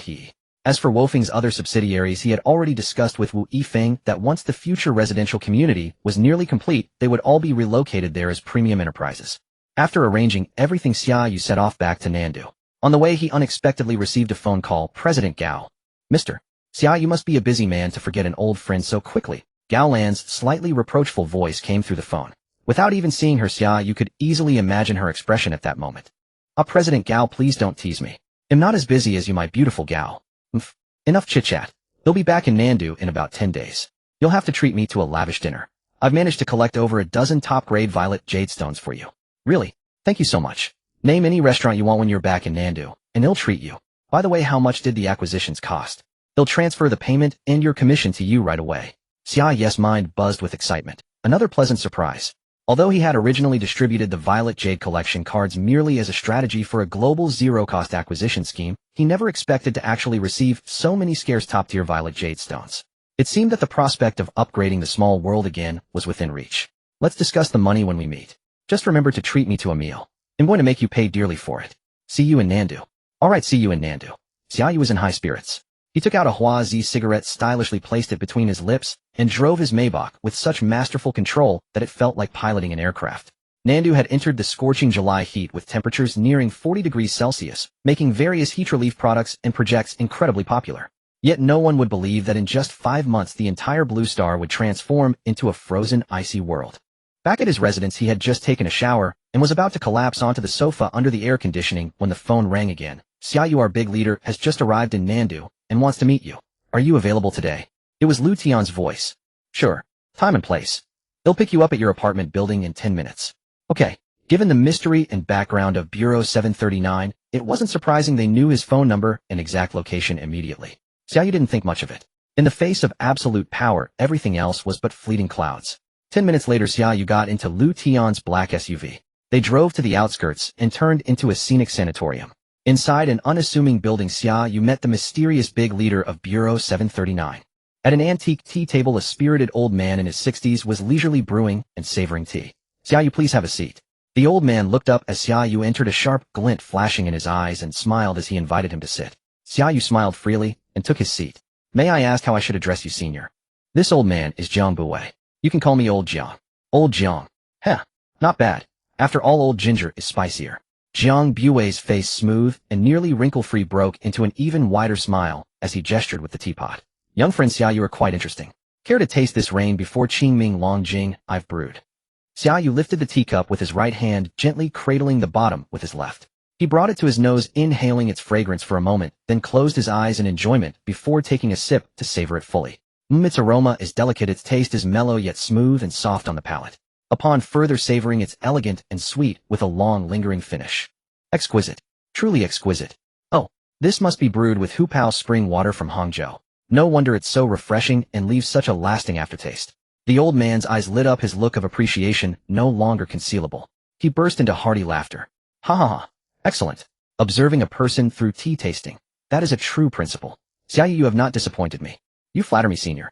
I am but a crude man of the streets, unworthy of such a grand task. Xia Yu said with a smile, setting down his teacup. Jiang Buwei's lips curled slightly as he picked up the white porcelain teapot and refilled Xia Yu's cup. There's no need for such modesty. For someone so young to possess such extraordinary abilities, you could easily be called the #1 person on Blue Star. At least from everything I've seen and heard, you are currently the strongest being on the planet's surface. Do you know my ability rank? A+. Exactly, A+. A+ seems far more powerful than a rank superficially bordering on shrank, but those in the know understand it's merely a form of self-consolation. Among A+ abilities, my petrification power is considered one of the strongest. Whether in defense or offense, I rarely meet a match. Yet for decades, no matter how I strive, I have never even come close to touching the next level. Among high-level ability users, the leap from a rank to shrank is a nearly insurmountable hurdle. Historically, virtually no one on Blue Star has ever crossed it. It has nothing to do with hard work, nor even talent. Do you know why shrank ability users are practically non-existent on Blue Star? Because the emergence of a shrank ability user is always tied to the most mysterious and elusive concept of fortune. And fortune is the hardest thing to grasp. But once one possesses it, they invariably become the absolute protagonist of their era. Hence we call them children of fortune. Child of fortune. Isn't that a bit exaggerated? Xia Yu pursed his lips. He figured it was best to keep a low profile in front of this wily old fox. Not in the slightest. Xia Yu, since fate has brought us together, I, Old Jiang, won't hold anything back. Across the entire 739 Bureau, ability users of my rank can be counted on one hand. Even if you combined all other nations on Blue Star, they wouldn't exceed 30. But since the 1970s, not a single shrank ability user has emerged on Blue Star. Xia Yu raised an eyebrow and asked, so you're saying that in the 1970s, there was an shrankability user? Yes. The 1970s were the most glorious period for the 739 Bureau. During that time we produced an incredibly monstrous shrank powerhouse. Oh, how monstrous. He was as young as you are, rising abruptly. Back then he shocked the world with his formidable 5 elements manipulation ability. Later tests revealed he was at least S rank. 5 elements ability. Is he even more badass than Magneto? Of course. Magneto merely elevated his metal element ability to A+. There's no comparison to mastering all 5 elements simultaneously, especially at a freakish S-rank level. Xia Yu took a sip of his tea and muttered, that is pretty freakish. So how does he compare to Wolverine or Phoenix? Jiang Buwei rolled his eyes dramatically. Have you been watching too many Marvel movies? Those characters don't exist in reality. Magneto, however, does exist up in the Bear Country. Ugh. Xia Yu rubbed his nose awkwardly and asked, what happened to him then? Why isn't he with the 739 Bureau anymore? He disappeared later on. Jiang Buwei let out a sigh, speaking with deep regret. It said he went into the Lopner uninhabited zone for a woman one day and was never heard from again. It was as if he simply vanished into thin air. Hearing this, Xia Yu felt an involuntary stir in his heart. In that faint, imperceptible moment, it seemed as if destiny had already decreed it. The feeling was profound, yet inexplicable. May I know his name? Xia Yu asked. Jiang Buwei was silent for a moment before sighing. His name was Yi Qiu. Before his disappearance, he was the sole member of Group 9 of the 739 Bureau, known to the world as Divine Guardian of Group 9. Serial number 001. Yi Qiu. Xia Yu murmured, then smiled. That's a good name, just as good as mine. Xia Yu, since we've talked this much, let's get straight to the point. I asked to meet you today hoping you would formally join the 739 Bureau. This is your official credential. A unique, top-secret identification chip is embedded within its lining. Jiang Buwei slid a deep purple credential across to Xia Yu. The solemn, antique purple booklet was embossed with a golden shilin. Xia Yu took the credential and casually flipped it open, finding 2 lines of concise black text printed inside. 739 Bureau Group 9 Divine Guardian, serial number 002. Group 9 Divine Guardian. Humph. Old Jiang, if I accept this, wouldn't it mean I'm holding a license to kill? It would. However, there are certain lines that cannot be crossed. For shrankability users qualified to enter Group 9, we don't make excessive demands. We only hope that in times of national crisis you can offer necessary assistance within your power. That is the true purpose of establishing the Divine Guardians. Xia Yu stared at the tiny serial number on the credential 002. It felt as though that faint tugging connection was growing stronger. He sighed inwardly and said decisively, I'm sorry, but I can't take this license to kill. Back in the car heading to Nandu City, Xia Yu was unusually quiet. Lu Tian, who was driving, glanced at him several times in the rearview mirror before finally asking, Xia Yu, why do you seem so troubled? Xia Yu replied grumpily, whose fault do you think that is? I almost fell into that trap bug. But you didn't fall in, did you? Huh? Lu Tian laughed heartily. And I Fei in the passenger seat turned around with a look of eager hope. Xia Yu, won't you consider joining us? And I Fei, can you use your head? How could a freak like him fit into our small pond? Lu Tian said helplessly. That's true. Anyway, Xia Yu, how about we go for a big dinner tonight? And I Fei looked at him with hopeful eyes. Xia Yu shook his head and refused bluntly, not going. Not in the mood. Lu Tian, just drop me off at Chiefing. I still have things to do. All right. Lu Tian agreed while N.I. Fei couldn't hide her disappointment, her lips unconsciously pouting. Xia Yu hadn't been back to Chiefing for nearly 3 months. The luxurious interior remained as it was, but the financial department had long been disbanded, replaced by the bustling, newly risen Chiefing real estate. No sooner had he settled onto the sofa in his office than his assistant Shun Yue, who had a nose like a puppy, followed him in. She seemed even more charming and lovely than a few months ago, radiating a fresh and vibrant aura.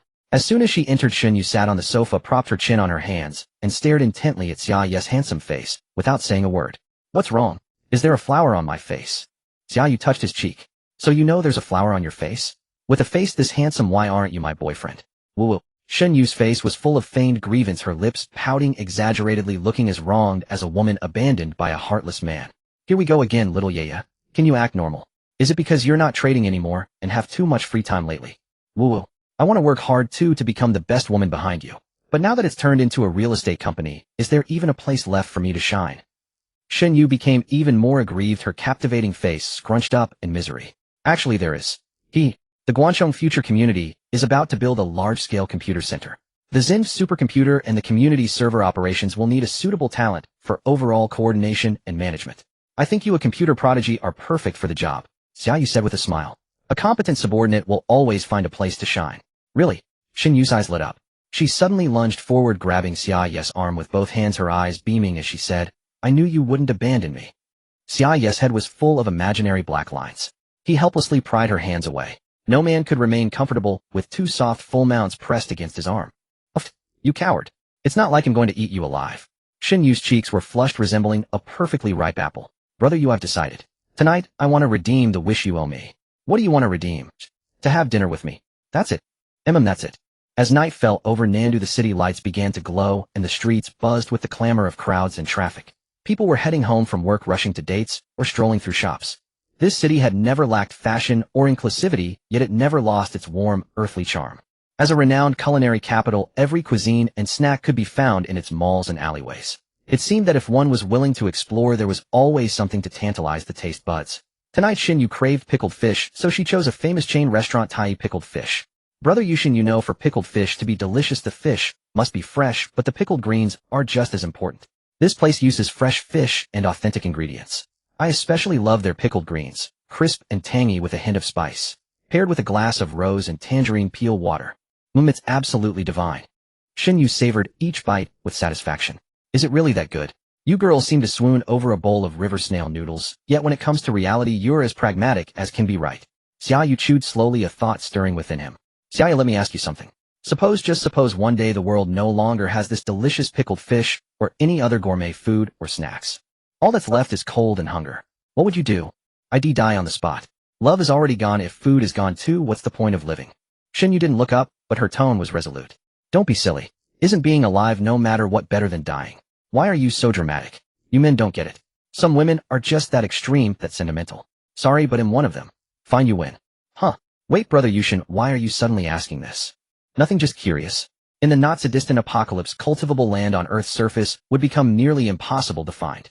As food grew scarcer, survivors would kill over a single pack of instant noodles. Delicacies like pickled fish would exist only in dreams or distant memories. It was time to start stockpiling various foods. But Xia Yu was a methodical planner, and he had another defining trait: he was anything but ordinary.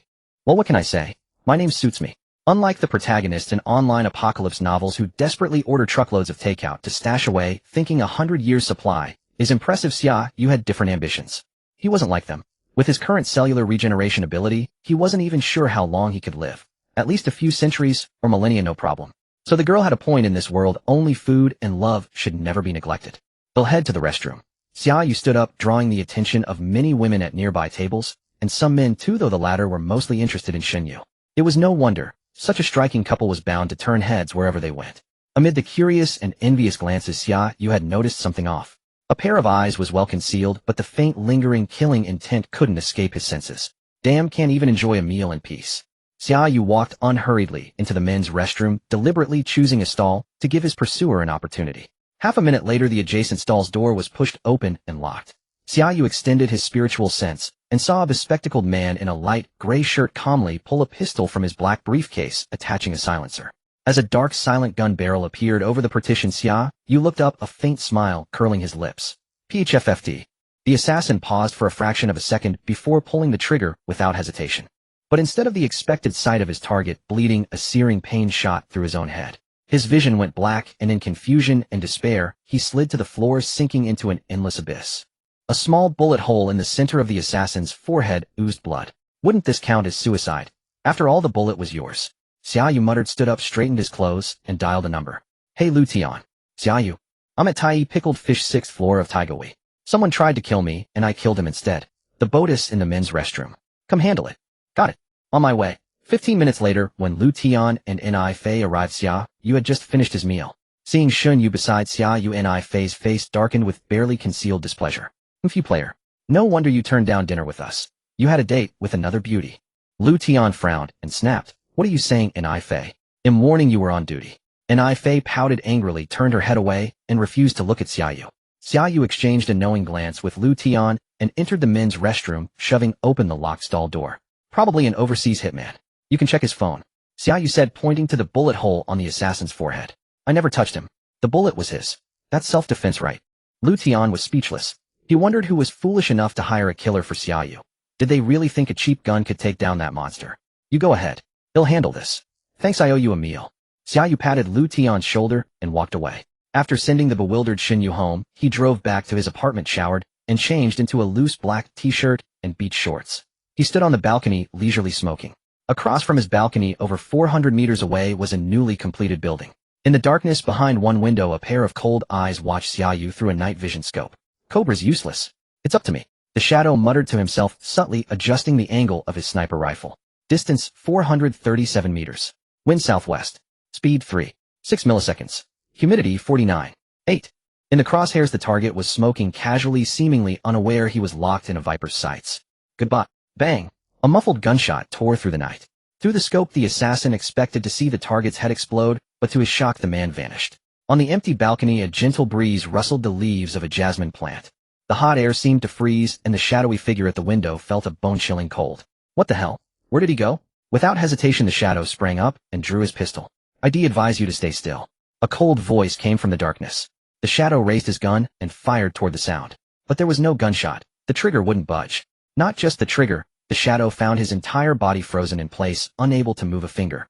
An icy dread spread through him. It was over. Viper ranked 036 on the assassin list, affiliated with the Snake Temple's Asian division.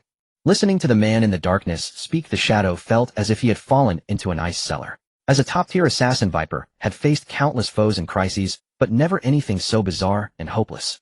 "Ah, I pity you.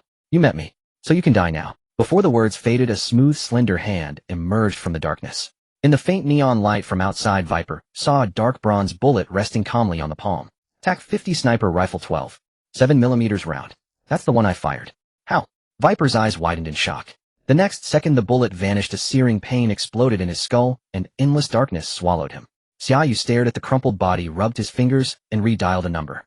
Lu Tian, come to the 21st floor of Jinxi building. Another kill, eh? It was an assassin with a sniper rifle this time. Damn, on my way. Xia Yu silently lit a cigarette, retracting his spiritual sense from the killer's phone. The mastermind. So it's her. When Lu Tian arrived, he had 2 men in black suits with him. After briefly delegating the on-site evidence collection and follow-up procedures, he grimaced and asked Xia Yu for a cigarette. "I must say you really know how to attract trouble. Even snipers are getting involved now. What kind of trouble magnet constitution do you have?" Lu Tian was deeply troubled at the moment, but there was nothing he could do. The top leader had instructed that no matter what happened to Xia Yu, as long as he made a request, their team was to fully cooperate and handle the aftermath. Yet in less than an hour, they had already dealt with 2 assassination attempts targeting Xia Yu. "I don't want trouble either, but what can I do when someone insists on picking a fight?" Xia Yu wore an innocent look, yet his demeanor was relaxed and composed, nothing like someone who had just survived a life-threatening assassination. The phone from the restaurant yielded no traces. They probably have special channels and methods of communication. I've had an eye liaise with the security department, and they should be able to identify the assassins soon. However, even if we find out who they are, it won't help much. Most international assassin deals are brokered through the dark web, making it extremely difficult to trace the mastermind behind them. Xia Yu took a drag of his cigarette. In the darkness, the ember at his fingertips flickered intermittently. "No need to investigate. I know who they are. The one at the restaurant went by the codename Cobra, ranked 047 on the international assassin list, specializing in disguise and close-quarters kills. This one is called Viper, ranked 036, specializing in nighttime assassinations and long-range sniping. These 2 belong to the Asian branch of the assassin organization, the Serpent Temple." Lu Tian was secretly stunned. How the hell was this intel faster and more accurate than the state's own intelligence? How did he do it? "Xia Yu, what's your plan then? Wipe out the Serpent Temple entirely, or flush out the mastermind first?" Lu Tian felt uneasy. Damn, this guy killed too quickly and ruthlessly, never leaving survivors. What else can I do? As for the Serpent Temple, as long as they don't bother me again, I can't be bothered with them. But rooting out the mastermind is a must. They've put serious money into this. If I don't respond, wouldn't that make me look weak and incompetent? Xia Yu said calmly, his deep eyes concealing a sharp, murderous intent. Lu Tian was silent for a moment, then let out a long sigh. "Some people just bring ruin upon themselves. I know there's no point in trying to persuade you, but I hope you don't wear me out. Don't worry, this will be settled quickly. It won't last the night." At a famous scenic spot in Stone City by Green Lake, on the 2nd floor of a luxurious villa, a man and a woman were toasting red wine in the room. Under the dim yellow bedroom light, the elegantly dressed lady seated by the bed had flushed cheeks and alluring, seductive eyes. Yet hidden deep within her gaze was an unshakable pain and hatred. The man on the sofa had a broad, square face, around 50 years old, but remarkably well preserved. Clearly someone accustomed to a life of luxury and ease. "And you don't worry too much. We've spent 300 million yuan this time. Killing Emir Xia Yu will be a piece of cake. Those are the world's top assassins." The lady gently brushed a strand of hair behind her ear, exuding a mature and delicate charm, and sighed softly. "Zhonghao, I'm so glad you're here. Ever since Zhongjia and Shaner left, I truly don't know what to do alone. That man, No matter the cost, I will make him pay with blood. Lu Zhonghao gazed at the woman before him with tenderness, his heart filled with both pain and a hint of possessive pleasure. He had secretly harbored a crush on this intelligent and graceful sister-in-law for over 20 years. Previously constrained by family honor and his younger brother's formidable presence, he had to suppress this illicit desire for a long, agonizing time.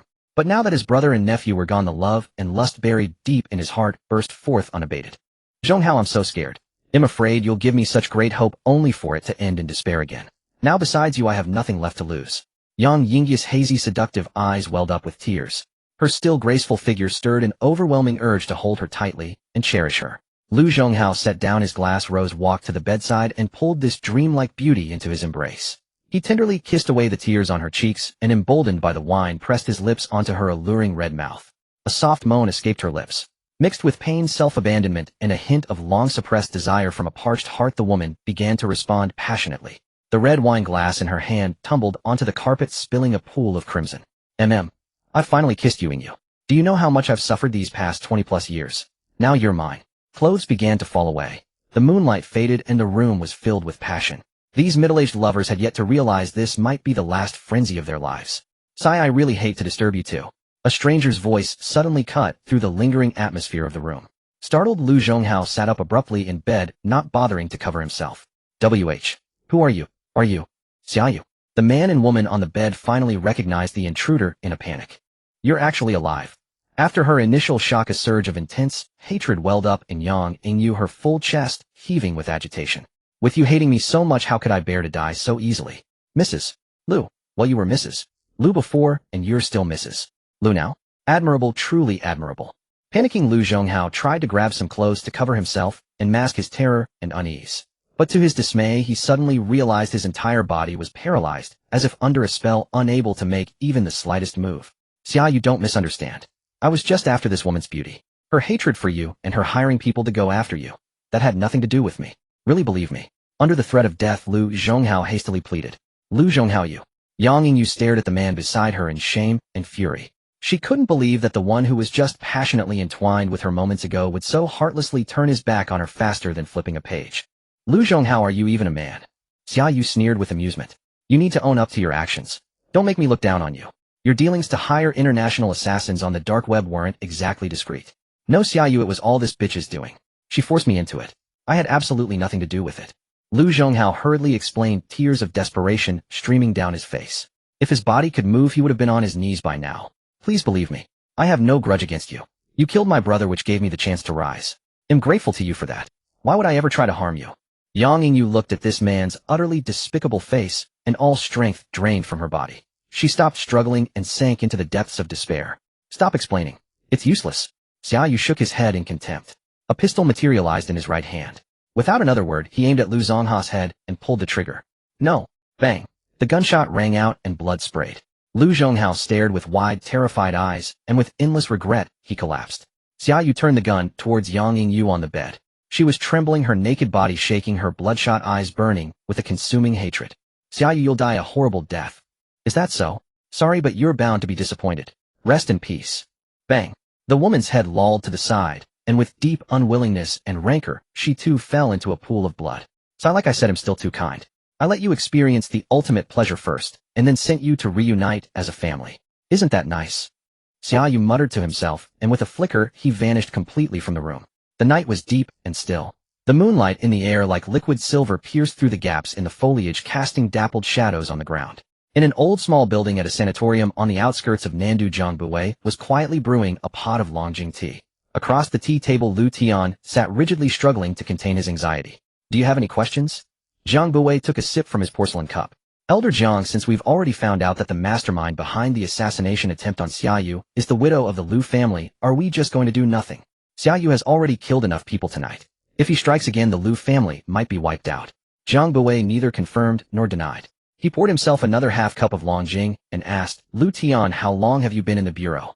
12 years. Have you ever heard of Group 9? You mean the Group 9 Divine Guards? Yes.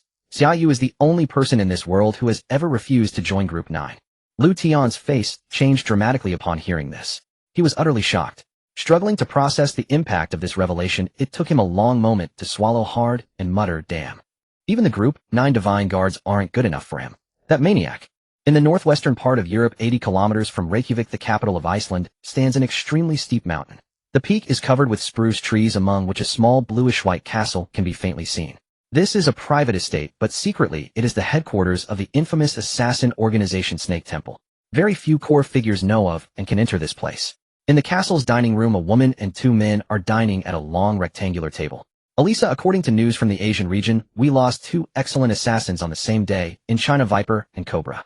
A blond middle-aged man on the right side of the table bit into the long bread in his hand and said, "Our preliminary investigation shows that both were killed by their targets, but the details are unclear."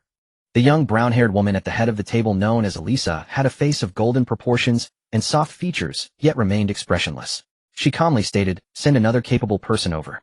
We must complete the client's commission. Since its founding, Snake Temple has never abandoned a mission due to failure. The glorious honor of Snake Temple must not be lost on my watch." "All right, I'll arrange it immediately." The blond middle-aged man nodded, rose from his seat, and left. Who do you plan to send?" The black-haired young man on the left side of the table suddenly asked. "Assassin ranking 007, I Rattlesnake." "Oh my god, are you trying to start a war? You actually sent that pervert into China. Last time for his mission, he killed the entire family of the target count, and even lurked beside the count for 4 months before striking. Truly perverse." The young man exclaimed, standing up in disbelief. The blond man called Du smiled coldly, a cruel sneer curling at the corner of his mouth. "Wangshi, how about I send you?" "Forget it. I Wangshi am not stupid. I want to live a few more years." The black-haired young man waved his hand and decisively refused. Elisa said nothing, watching coldly as she carefully picked up a slice of smoked meat, dipped it in ketchup, and put it into her mouth, chewing with relish. In the distant east, night had already fallen. Under the ancient cherry tree in the small world, the lights on the second floor of the wooden cabin were bright and warm. Xia Yu stood by the window, quietly gazing at the rustling night foliage where groups of colorful fireflies flickered like wandering stars in the sky. Behind him came the sound of the bathroom door sliding open, and a slender figure wearing a white shirt that reached the knees crept up softly. Xia Yu felt a warmth behind him, vaguely too firm and elastic masses, and caught a whiff of refreshing shower gel fragrance. A pair of flawless white hands gently wrapped around him. "What are you thinking about?" "Thinking of you. Pa liar." The woman behind him blushed deeply, her face still dotted with water droplets after the bath, beautiful, like a pure tender lotus emerging from water. Xia Yu turned around, his eyes shining as he stared at the stunning face, so close, the long black lashes, the tempting red lips. The more he looked, the more he loved. "Yana, you are beautiful. Beautiful. We've met so many times in the cabin lately, aren't you tired of seeing me?" "No, I'll never tire of you, not in a lifetime." Seeming to feel the firmness in his tone, Tang Yina's heart fluttered, and she stood on tiptoe to gently kiss Xia Yu's cheek.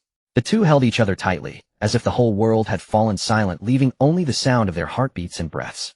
"Xia Yu, is there really a doomsday?" The person in his arms murmured. "Yes, very soon, less than 5 months away. Then a destructive meteor will fall from the sky.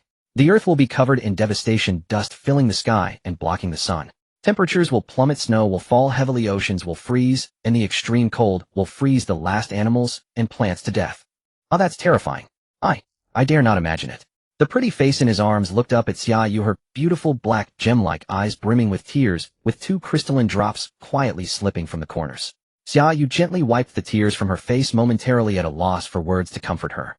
Although he possessed an almost invincible golden finger, he did not want to be a savior. He would only do his best to help those around him survive and live better. You could call him cold-blooded and selfish, but Xia Yu understood one truth in the apocalypse: indiscriminately being a good person leads to no good end. "Will many people die?" "Yes, 9 out of 10 will perish." "Xia Yu, will we also die?" "No, silly, with me here with the small world we will all live well." Seeming to feel the girl's sadness and helplessness, Xia Yu hugged her tighter and lowered his head to gently kiss her. The inexplicable sadness melted instantly under the heat of love like winter snow under the sun's rays. "Xia Yu, I don't want to wait anymore. I want to give myself to you. Tonight, right now." "Okay." Xia Yu responded with action, picking her up and walking into the bathroom. The warm bathroom was filled with steam like an ethereal fairyland. The hot water from the shower head cascaded like a waterfall. Within the watery curtain, the passionately kissing man and woman were soaked through, their clothes clinging to them, revealing glimpses of their bodies that quickened the pulse. Clothes fell away.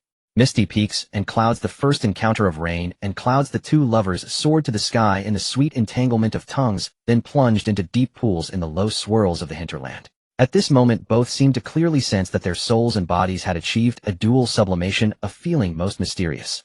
This fusion of flesh and spirit was so perfectly attuned, probably only possible in the small world. The wondrous dual sublimation allowed both to experience the ultimate bliss of soaring into the clouds, and their bodies and spirits seemed to transform to a higher level. What? An untaught dual cultivation technique. They gave themselves to each other without reservation, tirelessly exploring each other. In the morning sunlight streamed into the wooden cabin. On the large bed inside, traces of the night's frenzy remained, and the pillows and sheets were filled with seductive spring colors. Awake. I was so tired last night. It's all your fault, you big bad wolf. Who was it that said they wanted it last night? Xia Yu, don't say that. Alright. I won't say it, haha. Blushing, Tang Yana turned her head and bit him hard. Hiss. 2 rows of conspicuous teeth marks appeared on Xia Yu's poor arm. Xia Yu, grandma will be getting up soon. She'll knock on the door to call me for breakfast. Take me back first. Tang Yana lazily rested her head on Xia Yu's arm, wishing she could stay in bed forever. When you have time, tell grandma to move to Guangzhou for a while. I've thought it over. The reason will be to prepare for our wedding. Xia Yu gently kissed her hair. Who said I would marry you? Humph conceded. You have to marry me. You're mine now, and you can't run away in this life. Xia Yu reached out to lift her delicate chin and quickly kissed her red lips. Let me stamp you first. Xia Yu's property, keep away. Tang Yana squinted her eyes and happiness turned over and climbed onto him, saying with mock seriousness, then he'll stamp one too. Are you sure? Xia Yu's eyes sparkled with mischief and his hands began to roam. No. Oh, I dare not, I want stamp. I need to get up. Grandma is calling for breakfast. I still have to complete the task of persuading grandma to move. Oh, Xia Yu, you big bad wolf. Ha. July 8th, 2032, Ruili, Yunnan Province. Xia Yu called a professional long-distance moving company, and in just half a day packed all the important items from Grandpa's house and loaded them onto the truck. Xia Yu, when we move this time, I must first meet my granddaughter-in-law. Don't you lie to me. Grandpa Fan Baoshan said solemnly, holding a birdcage in his hand inside, which was a pearl bird with beautiful feathers. How could I? Grandpa, rest assured. After we move, we'll be living in the same building as Yaina, so you can see her every day. Also, Yaina's grandmother will move in with us. Her grandmother is amazing, a very beautiful and elegant old lady. She can paint, write calligraphy, and play the piano beautifully. From now on, Grandpa, you'll have a companion. Yaina's grandmother really can play the piano. That's wonderful, hee. Xiao Yu, don't forget to bring the piano from home, and the wine too. Those aged Maotai in my cabinet. Remember to bring them. Okay, don't worry, Grandpa. Everything is packed. A day later, Xia Yu and Grandpa first flew to Nandu, rested briefly, and then drove to the Guangchong cave base. The items sent a day earlier from Grandpa's house also arrived just in time. Deng De Guang and Oh Man, who had been notified in advance, quickly arranged enough manpower to move everything into the cave. A 5-story bluestone building by the small lake was the home where Grandpa and Xia Yu would live, and soon Tang Yana and her grandmother would move in as well. Xia Yu specially gave the building a nice name, Batsi Building, because the place where Tang Yana's grandmother lived was in Juka Town, near Kunming, and the mountain behind her house, covered with bamboo, was called Batsi Mountain. In front of Batsi Building by the lake, 2 vegetable plots were cultivated, now thriving, with various greens, tomatoes, and deep red peppers. Around the small building, clusters of large green bamboos were planted, and some tender bamboo shoots had already eagerly pushed through the soil. 3 days later, the Batsi Building welcomed its mistress. Tang Yana had finally persuaded her grandmother to move their home from Kuan City. The moment the two stepped into the cave, they were both captivated by its enchanting scenery. Especially grandmother Wei Yu, who in her youth could be considered a quintessential literary youth. Even now past 70, her innate artistic temperament remained undiminished. In the heart of every literary youth there exists a utopia, who, having once fallen into despair over the conflict between ideal and reality, has not harbored a dream of a paradise. During the Taiyuan period of Jin, a man from Wuling made his living by fishing. Suddenly he encountered a peach blossom forest. The land was flat and open, with houses neatly arranged, fine fields, beautiful ponds, mulberry trees, bamboo groves, and paths crisscrossing. The sounds of roosters and dogs could be heard from one another. The Chinese people's longing for the peach blossom spring has never ceased since ancient times. Perhaps this yearning for escapism and beauty has long been ingrained in their blood. From the delight upon entering the cave to the surprise of seeing the Batsi Building, everything indirectly proved Xia Yu's thoughtfulness. Thus, Grandmother Wei Yu grew more and more pleased with this prospective grandson-in-law. As for Tang Yana, the love in her eyes as she looked at Xia Yu was so intense it seemed ready to drip. A man who continuously brings joy and surprises, and who exudes a sense of security. Who could not love him? Grandfather Fan Baoshan extended the warmest welcome to Tang Yana and her grandmother. He bustled about with Xia Binglin and the movers, and even specially placed the white piano they had brought in the first-floor hall by the window. The light there was the brightest, and gentle breezes often drifted in through the window, accompanied by the elegant rustling of bamboo leaves from the grove outside. Grandmother was quite satisfied with the name, Batsi Building, for behind her previous residence there had been a Batsi Mountain. The Batsi Building covered an area of 300 square meters. The first floor had a living room, kitchen, dining room, and bathroom. There were also 2 servant rooms and a storage room, and the basement featured a wine cellar of over 100 square meters. On the second floor there was a living room, a study, and a music room. The piano brought by Fan Baoshan was placed in the music room. Facing the small lake, there was a spacious balcony adorned with several bird cages and a dozen pots of flowers and greenery. Of the 2 bedrooms on the second floor, grandfather had already taken one, and the other was intended for the elegant grandmother. The third floor, of course, was occupied by Xia Yu and Tang Yana. The decoration and ornaments of the master bedroom on the third floor were all in Tang Yana's favorite style. After all, Xia Yu was not short of money, nor was he lacking in resources. It was easy to make it as luxurious and comfortable as desired. On the fourth floor, 3 children's rooms, each with a distinct style, but all brimming with cartoon and anime features, fully exposed Xia Yu's ambitious intentions. When Tang Yana saw them for the first time, her pretty face blushed as red as a ripe apple, and she mercilessly bit a long row of teeth marks on Xia Yu's arm. We're not even married yet, and you're already thinking about having children, and 3 at that. Hoo. The 5th floor mainly housed a media room and some recreational fitness facilities. As for the 300 square meters on the rooftop, given Xia Yu's personality, how could he miss building a small private swimming pool? Life inside the cave was peaceful and comfortable. Both Xia Yu and Tang Yana were pitiable souls who had lost their parents, so they naturally treated grandfather and grandmother as their closest elders. The artistic exchanges of calligraphy, painting, and piano between the 2 elderly people were gradually reaching a wonderful state. Occasionally the 2 elders would take Xia Yu and his wife to fish by the lake or stroll through the magnificent and spectacular ecological city. This stress-free life gave Xia Yu an absurd feeling of early retirement, and surprisingly, even the young woman Tang Yana could enjoy it without getting tired. It seemed that laziness and lying flat were the true desires of most people. No matter how hardworking you appear or how high-sounding your words, you cannot hide the fact that you are a lying-down dog. In these days, the Woofing Seed Company had basically completed the relocation and settlement of the seed bank, cultivation fields, livestock breeding farm, various equipment and supplies, as well as the core employees and their families. The atmosphere of daily life in the cave grew increasingly rich. Deng Deguang and Oh Man came to the Batsi building every day to visit. Every day it was either spicy hot pot or reservoir fish, or a huge table of seafood, or a pot of iron braised goose. They gradually spoiled the tastes of the 2 elderly people at home. On July 13, 2032, after 5 months of rush work, the main structure of the 5-story bunker outside the cave was nearing completion. Soon interior decoration and installation of facilities and equipment could begin. The underground city part of the future community had basically completed its foundation construction, and the above-ground projects were also progressing in full swing. Driven by enormous financial resources, materials, and the day and night efforts of hundreds of thousands of construction workers, the future community was taking shape at an astonishingly insane speed. The title of Blue Star's infrastructure maniac was not undeserved. The Xingmen Security Company, under the efforts of Zhao Jun and his core team, had also preliminarily completed the recruitment of the second batch of 10,000 retired personnel.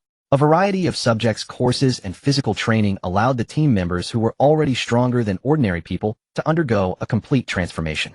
It was believed that before long a doomsday legion destined to be renowned across the entire Blue Star would reveal its sharp fangs.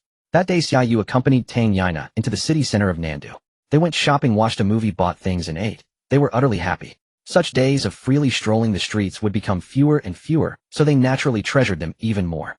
When they returned to Guanchong Cave, it was nearly evening. Deng Deguang the foodie had prepared another table full of delicacies. In the center of the table was a large plate of stir-fried yellow beef, its rich aroma wafting and making one's mouth water. Not to mention that guy Deng Deguang's cooking skills were indeed at the level of a master chef. A chef delayed by the construction industry.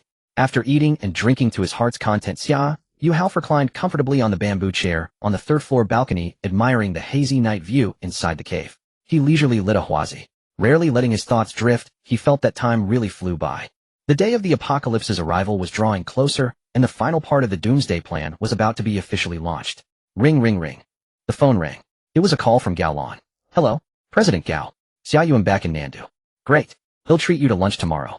Fine, it's a deal. He'll choose the place. This time I'm going to fleece you, humph. It's my honor that President Gao would grace me with your company. Of course you decide what to eat. Let me know the place tomorrow, and he'll be there. Okay, I have good news to tell you tomorrow too. Oh, then I'm even more looking forward to it. See you tomorrow. Yes, see you tomorrow. At noon the next day, Xia Yu arrived at the restaurant Gao Lan had reserved Tang Court. A newly minted 3 Michelin-star establishment. In recent years, it specialized in Cantonese cuisine. Among the only 3 3-star restaurants in the country, it enjoyed the reputation. In the north, there is Xian Rongji. In the south, there is Tang Court. Stepping into the hall, which was classical and elegant in its decor, luxurious, yet tasteful, he was led by a professional and courteous waiter to the pre-booked private room Wudong. Since being awarded 3 Michelin stars, securing a table at this restaurant had become an immense challenge.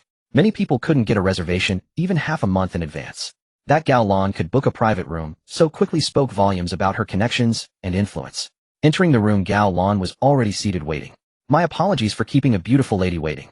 Truly a sin, Xia Yu said with a smile. If you know it. Gao Lan shot him a glare. President Gao, you have excellent taste.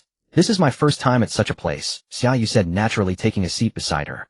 Of course. It's the only 3 Michelin-star restaurant in the southern province, crafting all sorts of exquisite Cantonese delicacies. The pinnacle of Cantonese cuisine. It's not just for show, is it? Huh. I have 100% faith in your taste, President Gao. It's just a pity that restaurants like this are so rare. In the future, there might not be any left. Xia Yu sighed with genuine emotion. In a few months, the Blue Star would be left in ruins. The culinary cultures and human civilizations of the past would all turn to rubble. President Xia Yu jest. With the will and the money, what delicacy could you not find? Right, I'm overthinking it. Xia Yu let the matter go and said with a smile, I heard there's a signature dish here that's a must-try. It's called 3-onion lobster and is hailed as the ultimate in Cantonese cuisine. I've had it. It's truly delicious, but it's not cheap. One serving costs 1,800 yuan. You won't feel the pinch, will you, President Xia? Gao Lan curved her pretty lips into a smile. Huh, of course not. Order whatever you like. Then it'll really make you pay.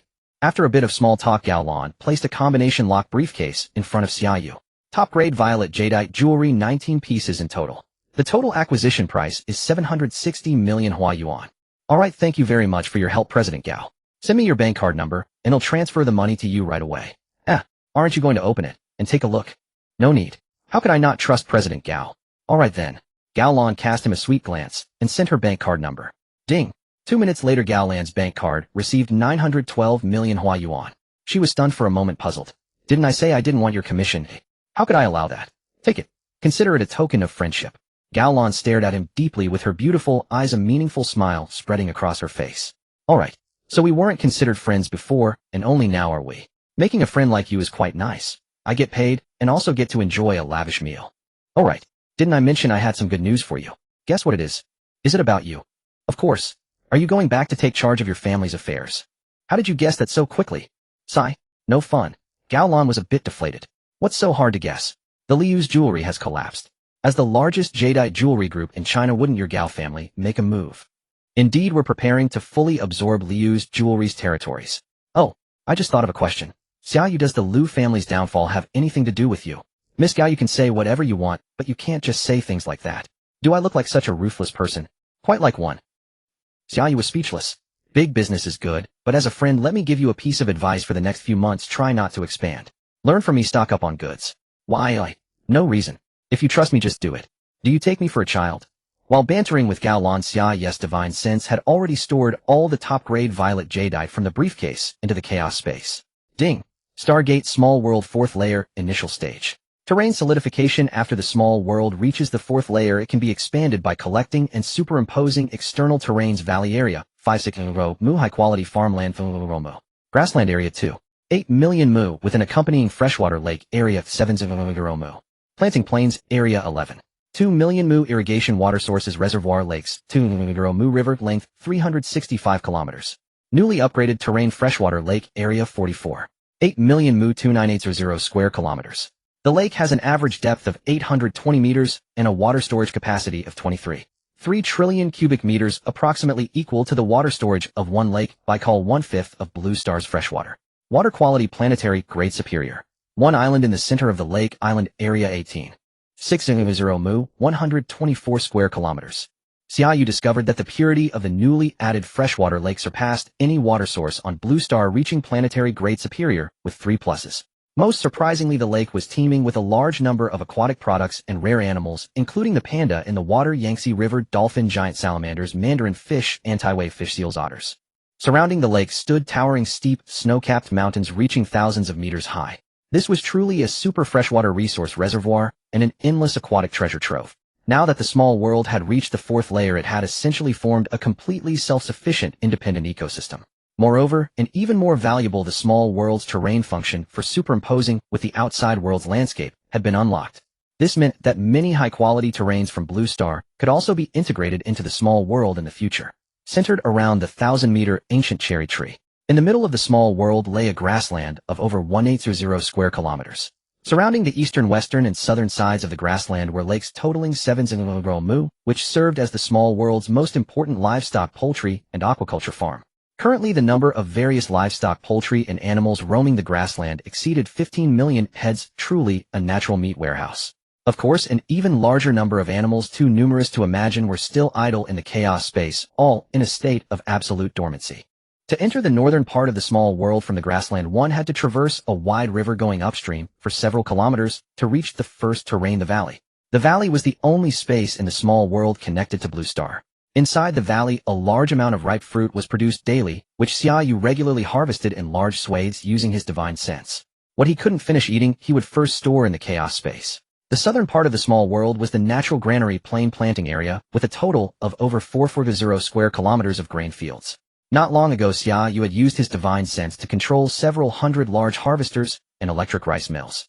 It took a week to harvest a full 36 million tons of staple grains and miscellaneous grains, plus 2.0 tons of tea leaves. This tedious and mentally draining work had exhausted him so much that he needed 3 consecutive days of rest to slowly recover. Sigh. So tiring. In the northwest was naturally the newly opened fourth terrain, the freshwater lake. And so of the 9-layer Stargate small world, 4 layers had been opened. Ding.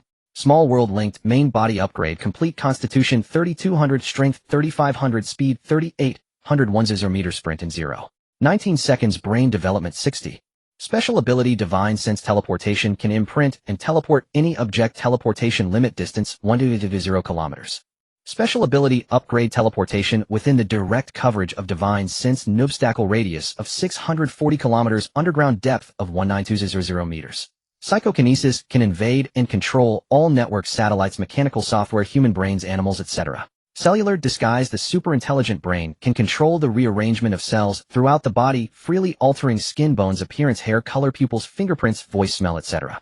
Cell remodeling and regeneration permanently maintains the body's youthful state, wounds heal rapidly and automatically, longevity. New special ability light distortion technique, invisibility. The newly added ability was actually invisibility. That was quite formidable. Ask any kid, or rather, any man who hasn't at some point fantasized about being able to turn invisible. Being able to turn invisible meant you wouldn't get caught by the teacher for being late to class, and you could sneak into the classroom with impunity. On the way, you could tie a knot in the class bow tie's ponytail and secretly take a whiff of the unique gardenia fragrance in her hair. As for after school, sneaking over to steal sweet potatoes from Old Fan's farm in the neighboring village would be much more convenient, and you wouldn't have to be chased off in a panic every single time. And also, ahem. What else? My thoughts are very pure, don't get the wrong idea. Distorting light could achieve invisibility. Xia Yu had understood this principle before, but understanding it didn't mean he could do it. In layman's terms, light normally travels in a straight line. If one could change their own optical structure, causing the straight light rays to become curved and bypass oneself, then the body that the light bends around would naturally exist in an invisible state. Is this what invisibility is? Very nice. Haha. Xia Yu enjoyed this meal immensely. On one hand, it was due to the small world's upgrade and the acquisition of a new invisibility ability, which gave him more confidence to face the apocalypse. On the other hand, it was certainly because the restaurant's culinary output was exceptionally good. Tang Court's dishes were indeed highly distinctive. The skill of a world-class 3 Michelin-star chef was not to be underestimated. The thought of never being able to taste such delicacies again caused Xia Yu a pang of hidden regret. No, he had to implement his Chinese culinary heritage rescue plan ahead of schedule. Xia Yu and Gao Lan savored the finest Cantonese delicacies, enjoying a fulfilling and satisfying lunch. By the time they finished eating and drinking, it was nearly 1 o'clock in the afternoon. After settling the bill, they walked out of the restaurant hall, instantly drawing the attention of everyone present. As a strikingly handsome man and a stunningly beautiful woman, they naturally became the center of attention wherever they went. Gao Lan. Seated on the redwood sofas in the lobby's waiting area were 3 men in casual attire. One of them, tall and handsome, stood up and walked toward Gao Lan. Niayanxian, what are you doing here?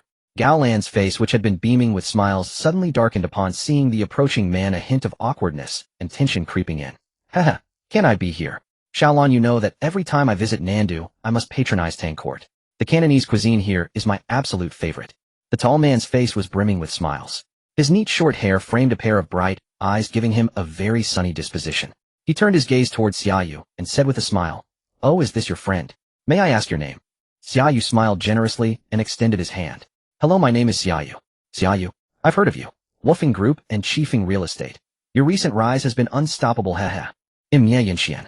Brother Xia, a pleasure to meet you. Nye Yunxian also smiled and extended his hand. They shook hands, and after parting, each harbored their own thoughts. So, President Nye seems quite interested in me. Xia Yu raised an eyebrow. It's nothing, just a habit, haha. Nye Yunxian gave a polite smile, but Xia Yu's keen intuition caught a flicker of malice deep within his eyes. Xiaolon, you didn't tell me you were back in the country. I wanted to host a welcome dinner for you. Also, my mother has been talking about you constantly these past few days, saying you haven't visited her in a long time. Oh, I'm sorry. I just returned to Nandu. Once I finish this busy period, I will definitely go to the capital to visit Annie Xiao and Uncle Nia. That's wonderful. My mother will be very happy. By the way, Xiaolon, do you have business dealings with President Xia? Xia Yu felt quite helpless, exasperated by this jealous man. I owe much to President Gao's care during my time in Myanmar. Since she's back in Nandu now, it's only right that I fulfill my duties as host, isn't it? Nye Yunxian burst into laughter and patted Xia Yu's shoulder amiably. Of course. President Xia, let me treat you another day. We'll get together. There are many great places to eat and have fun in Nandu and the capital, and I know them well. Alright, thank you, young Master Nye. I still have some matters to attend to, so I'll take my leave now. Xia Yu smiled and nodded at Gao Lan before turning to leave. Even after stepping out the door, Xia Yu could still feel the chill emanating from Nye Yunxian's gaze on his back. Based on his first impression, Xia Yu knew this man was extremely deep and calculating. His hostility towards him couldn't stem solely from seeing him dine with the woman he admired. There must be deeper reasons. As Xia Yu left, he discreetly used his divine sense to infiltrate the phone in Nye Yunxian's pocket, instantly filtering and retrieving all available information about him. Nye Yunxian, male, 33 years old, director of the 2nd Division of the Internal Affairs Investigation Bureau of the Huan Nation's Security Department, security clearance level A.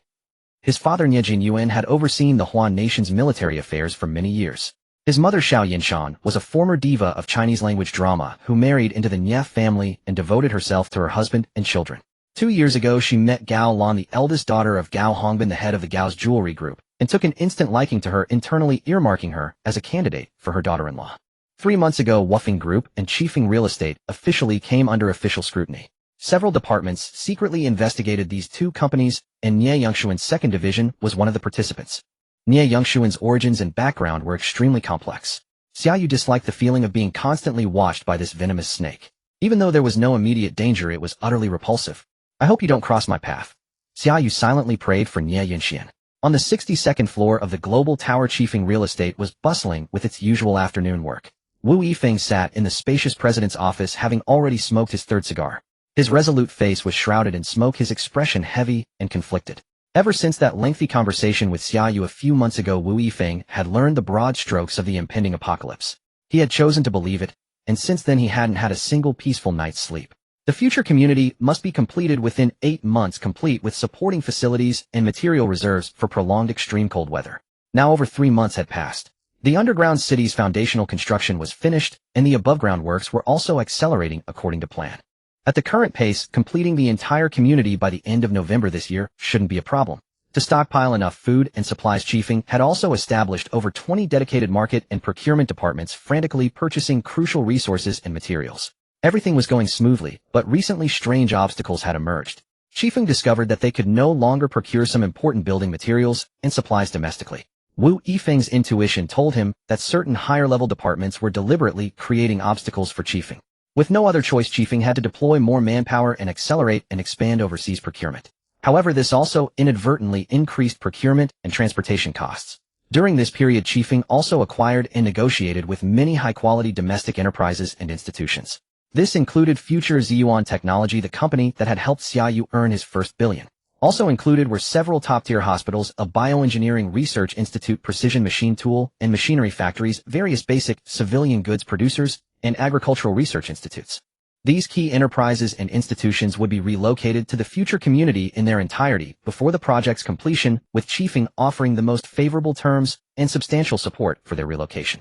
Despite the thorough planning, Wu Yifeng had felt inexplicably uneasy for the past couple of days, as if he had overlooked something crucial. After smoking quite a few cigars and pondering alone for a long time, he finally dialed an internal line. Xiao Yu, could you come here for a moment? Within less than a minute, Xin Yu knocked and entered. He hadn't seen her for a few days. How had this girl become so haggard? Brother Feng, you called for me. Xiao Yu, what's been going on with you lately? You seem so listless. Has that Xia Yu been bullying you? Xin Yu pouted her small mouth and said with grievance, I wish he would bully me, but he's not willing to. Son, don't be so downcast. Cheer up. A young beautiful girl like you, are you afraid you can't find a boyfriend? But, I only like brother Yushan. Wu Yifeng rubbed his forehead speechless and had to change the subject. Xia Yu, you're smart. Help me think, brother Feng. Are there still any loopholes in our company's configuration plan for the future community? Brother Feng, who told you to build the future community? Xia Yu. Then why don't you ask him, but instead ask me, eh? Right, I'm being foolish. Wu Yifeng picked up his phone to call Xia Yu, but when he looked up he saw the very person walking through the door. Looking for me? Xia Yu raised an eyebrow and asked. Yes. Brother Feng is looking for you. Brother Yushin, where have you been these past few days? Shen Yue, who had been listless just a moment ago, instantly perked up at the sight of Xia Yu, her face glowing as she bounded over to greet him.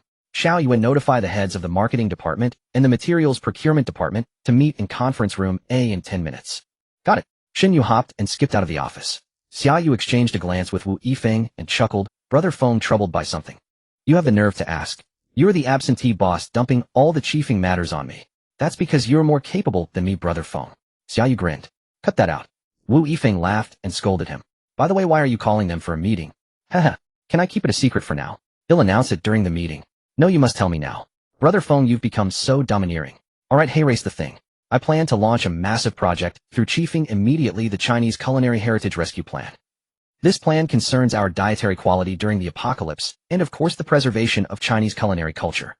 Upon hearing this, Wu Yifeng felt a jolt of clarity as if the clouds had parted to reveal the moon. His recent anxieties did seem to be related to this aspect. No wonder he felt something was missing his heart, unable to find peace. So it was the lack of fine food.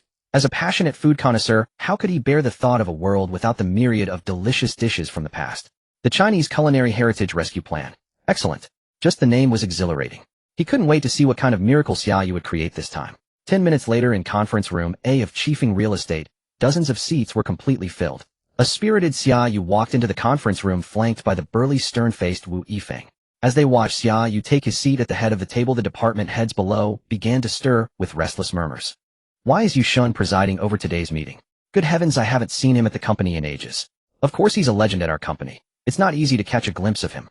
So he's Yushan. He's so handsome. That aura is utterly captivating. Listening to the whispered chatter below, Shen Yue, seated in the secretary's spot, wore a face full of pride.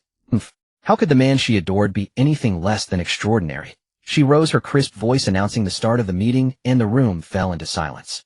Xia Yu swept his gaze over the eager eyes before him, cleared his throat, and began, Ladies and gentlemen, I will be presiding over today's meeting. During this period, all of you have poured tremendous effort into the construction of Chiefing and the Future Community Project. I thank you all on behalf of the company for your hard work. He took the lead in applauding, and the room erupted in a wave of enthusiastic clapping that lasted for a long while. As the saying goes, you reap what you sow. Only through dedication can there be rewards. Though the work has been arduous, believe me that in the near future, once the future community is completed, I guarantee that each of you will receive not only monetary rewards, but also something far more precious and surprising. What exactly is it? Allow me to keep you in suspense for now. All will be revealed in the end. Now we face a new challenge, and I've gathered you all today to announce this news. Xia Yu paused, then instructed Shen Yue, seated at the second seat on the left. Xiao Yue, ensure the meeting minutes are thorough and immediately assemble a team after the meeting to execute this plan without delay. Understood. Shen Yu nodded. Everyone, we are about to launch a brand new project named the Chinese Culinary Rescue Plan. Upon hearing this, most in the room exchanged bewildered glances, their eyes wide with confusion. What kind of eccentric project is this? Just the name alone sparks wild imagination. Alright, let me first explain the purpose of this plan.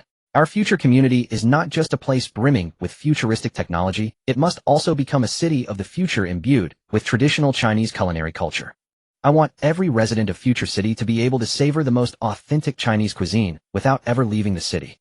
A young man with black-rimmed glasses and a somewhat adorable naive appearance timidly raised his right hand from below. Do you have a question? Xia Yu looked at the somewhat endearing bespectacled young man and smiled. Mr. Xiao, my name is Yu Baobao, in the head of Marketing Department 3. I'd like to ask, does this plan you've proposed encompass all the various cuisines and snacks from across the country? Yu Baobao adjusted his black-rimmed glasses with a finger and posed his question. An excellent question. Indeed, Chinese cuisine boasts 8 major culinary traditions, and in recent years many innovative and refined styles have emerged. As long as it's good food, especially those with rich cultural heritage, it's worthy of our introduction and preservation. Our plan is divided into 3 specific steps. First, we will establish dedicated flying squads to scour the nation for outstanding cuisines and snacks. I have a preliminary list here that Xia Yu will distribute to the flying squad leaders. After the meeting, you will divide the tasks by region. Second, we will acquire or establish pre-made food production lines locally, taking dishes that can be pre-prepared and producing them in bulk via vacuum packing or cold chain. Before the end of November, the production volume for each dish must not fall below 2 million units. Specifically for these dishes, Sichuan boiled fish with pickled mustard greens, spicy crayfish, kung pao chicken Buddha jumps over the wall pepper, and pork belly soup with chicken boiled beef and chili sauce, sweet and sour pork, and mei kai ko roe. Each of these must have a pre-made quantity of no less than 5 million units. Third, all cuisines and snacks that make the shortlist must be brought into Future City to open establishments. Every participating restaurant or snack shop can simultaneously enjoy 3 major preferential policies: 1 free rent for 2 years plus complimentary store design and decoration.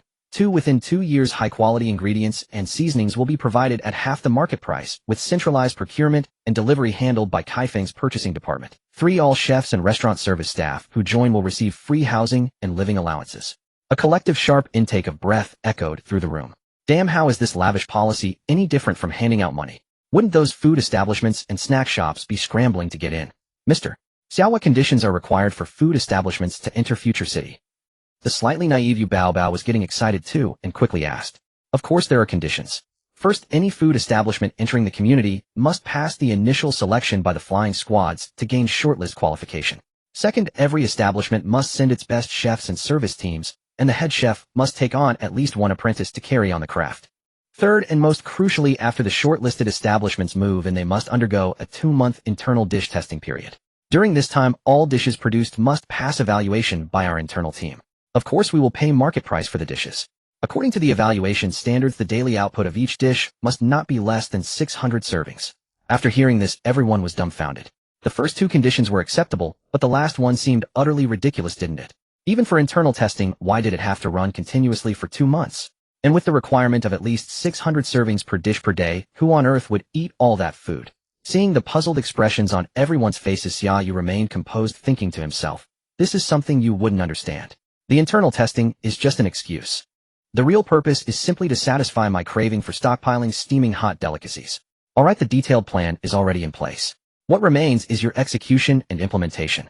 After the meeting, all departments must select their best personnel to actively support this initiative. Xiao Yu will oversee this project, and he'll personally supervise the efforts. Also, we need to establish a centralized purchasing department to stockpile massive quantities of ingredients, seasonings, and tools needed for the selected dishes. At the same time, we must build large-scale vacuum storage warehouses and cold storage facilities. As for the total reserve capacity, let's prepare for 100 years. A collective hiss of astonishment swept through the room once more. Damn, 100 years worth of reserves. Even if you're wealthy, this is sheer extravagance. Brother Feng, is there anything you'd like to add? Xia Yu turned to look at Wu Yifeng. Wu Yifeng smiled with a meaningful look and said, I have just one thing to add for this plan. There is no cap on the budget. Go all out, everyone.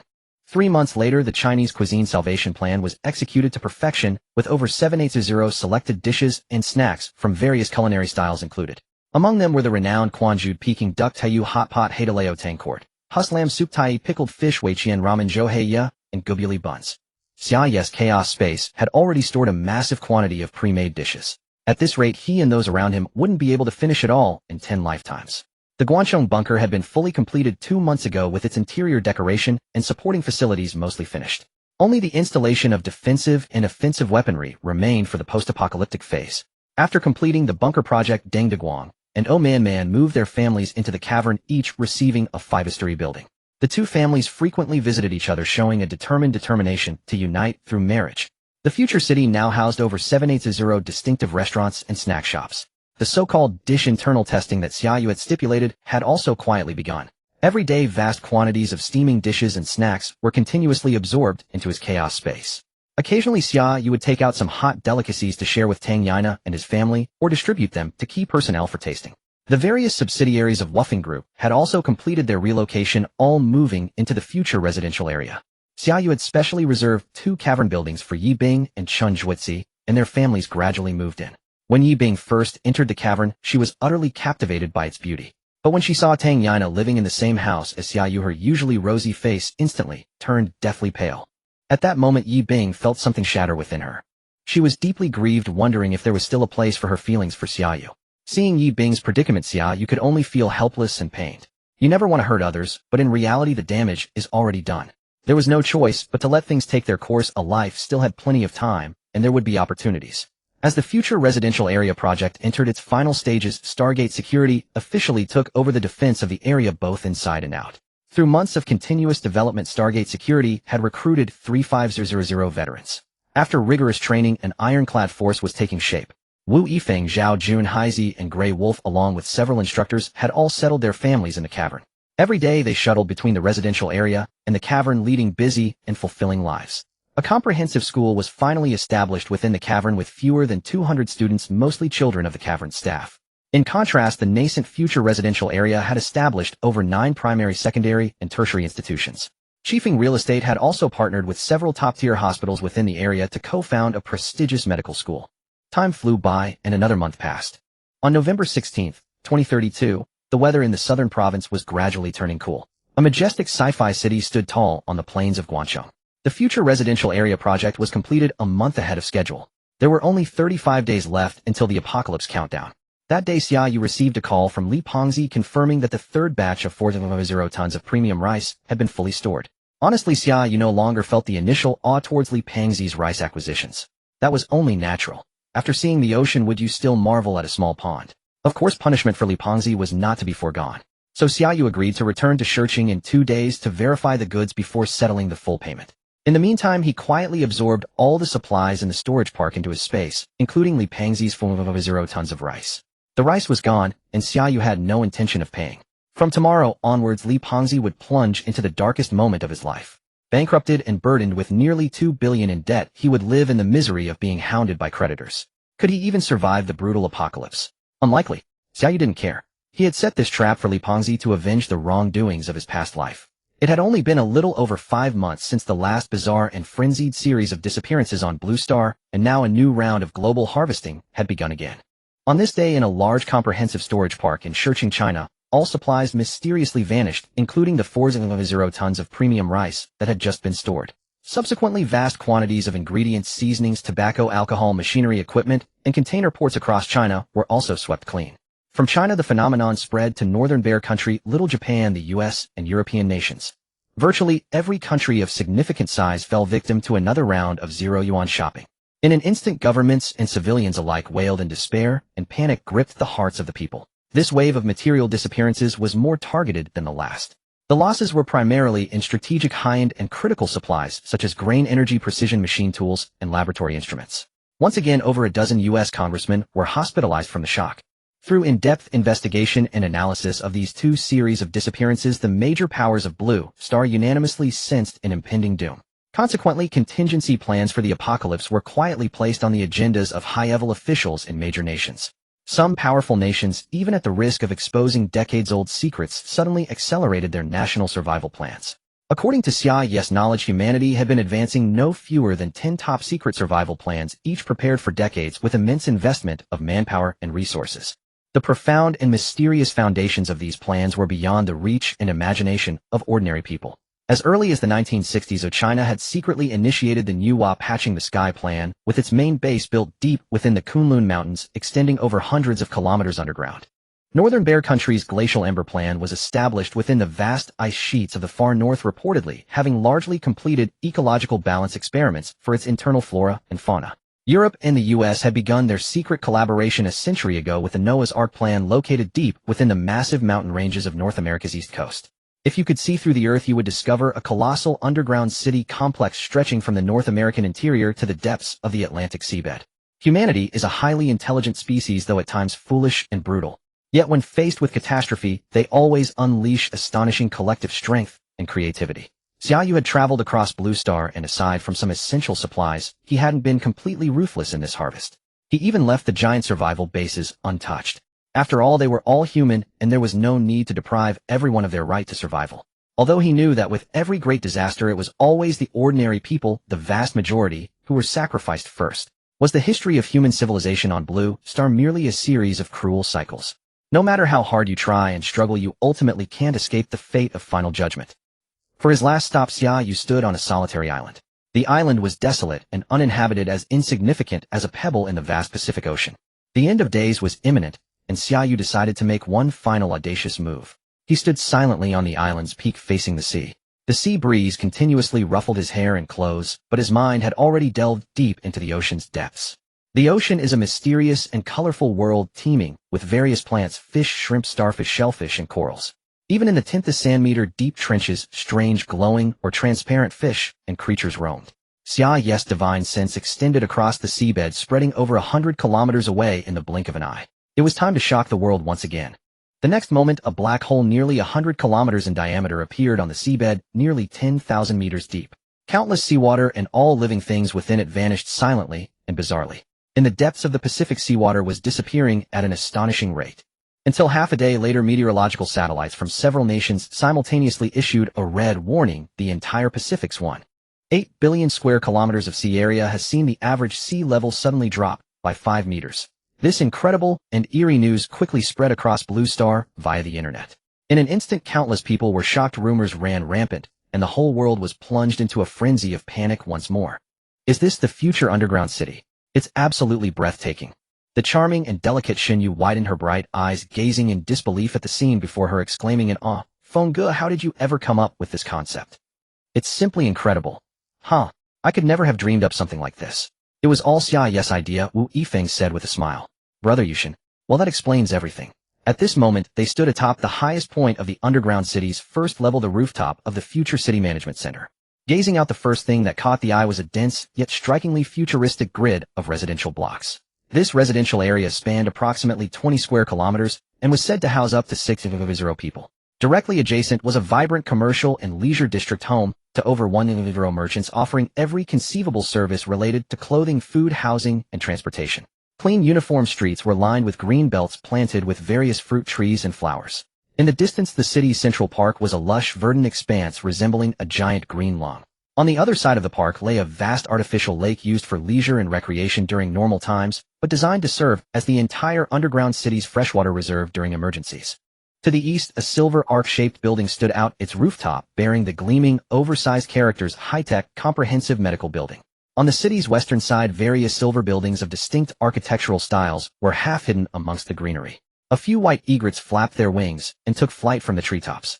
The ceiling of the underground city was a magnificent vaulted dome capable of simulating the external environment's 24-hour cycle, emitting skylight of varying intensities. It could also cycle through simulations: the blue sky and white clouds of day, the moon and stars of night.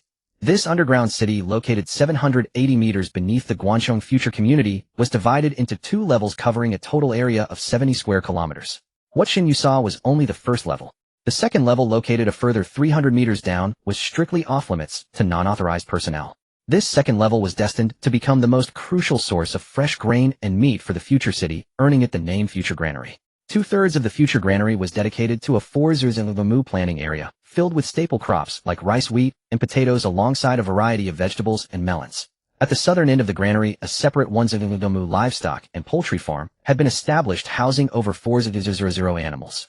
The cost of the animal and plant circular ecosystem system alone, just for this level, was a staggering 50 billion.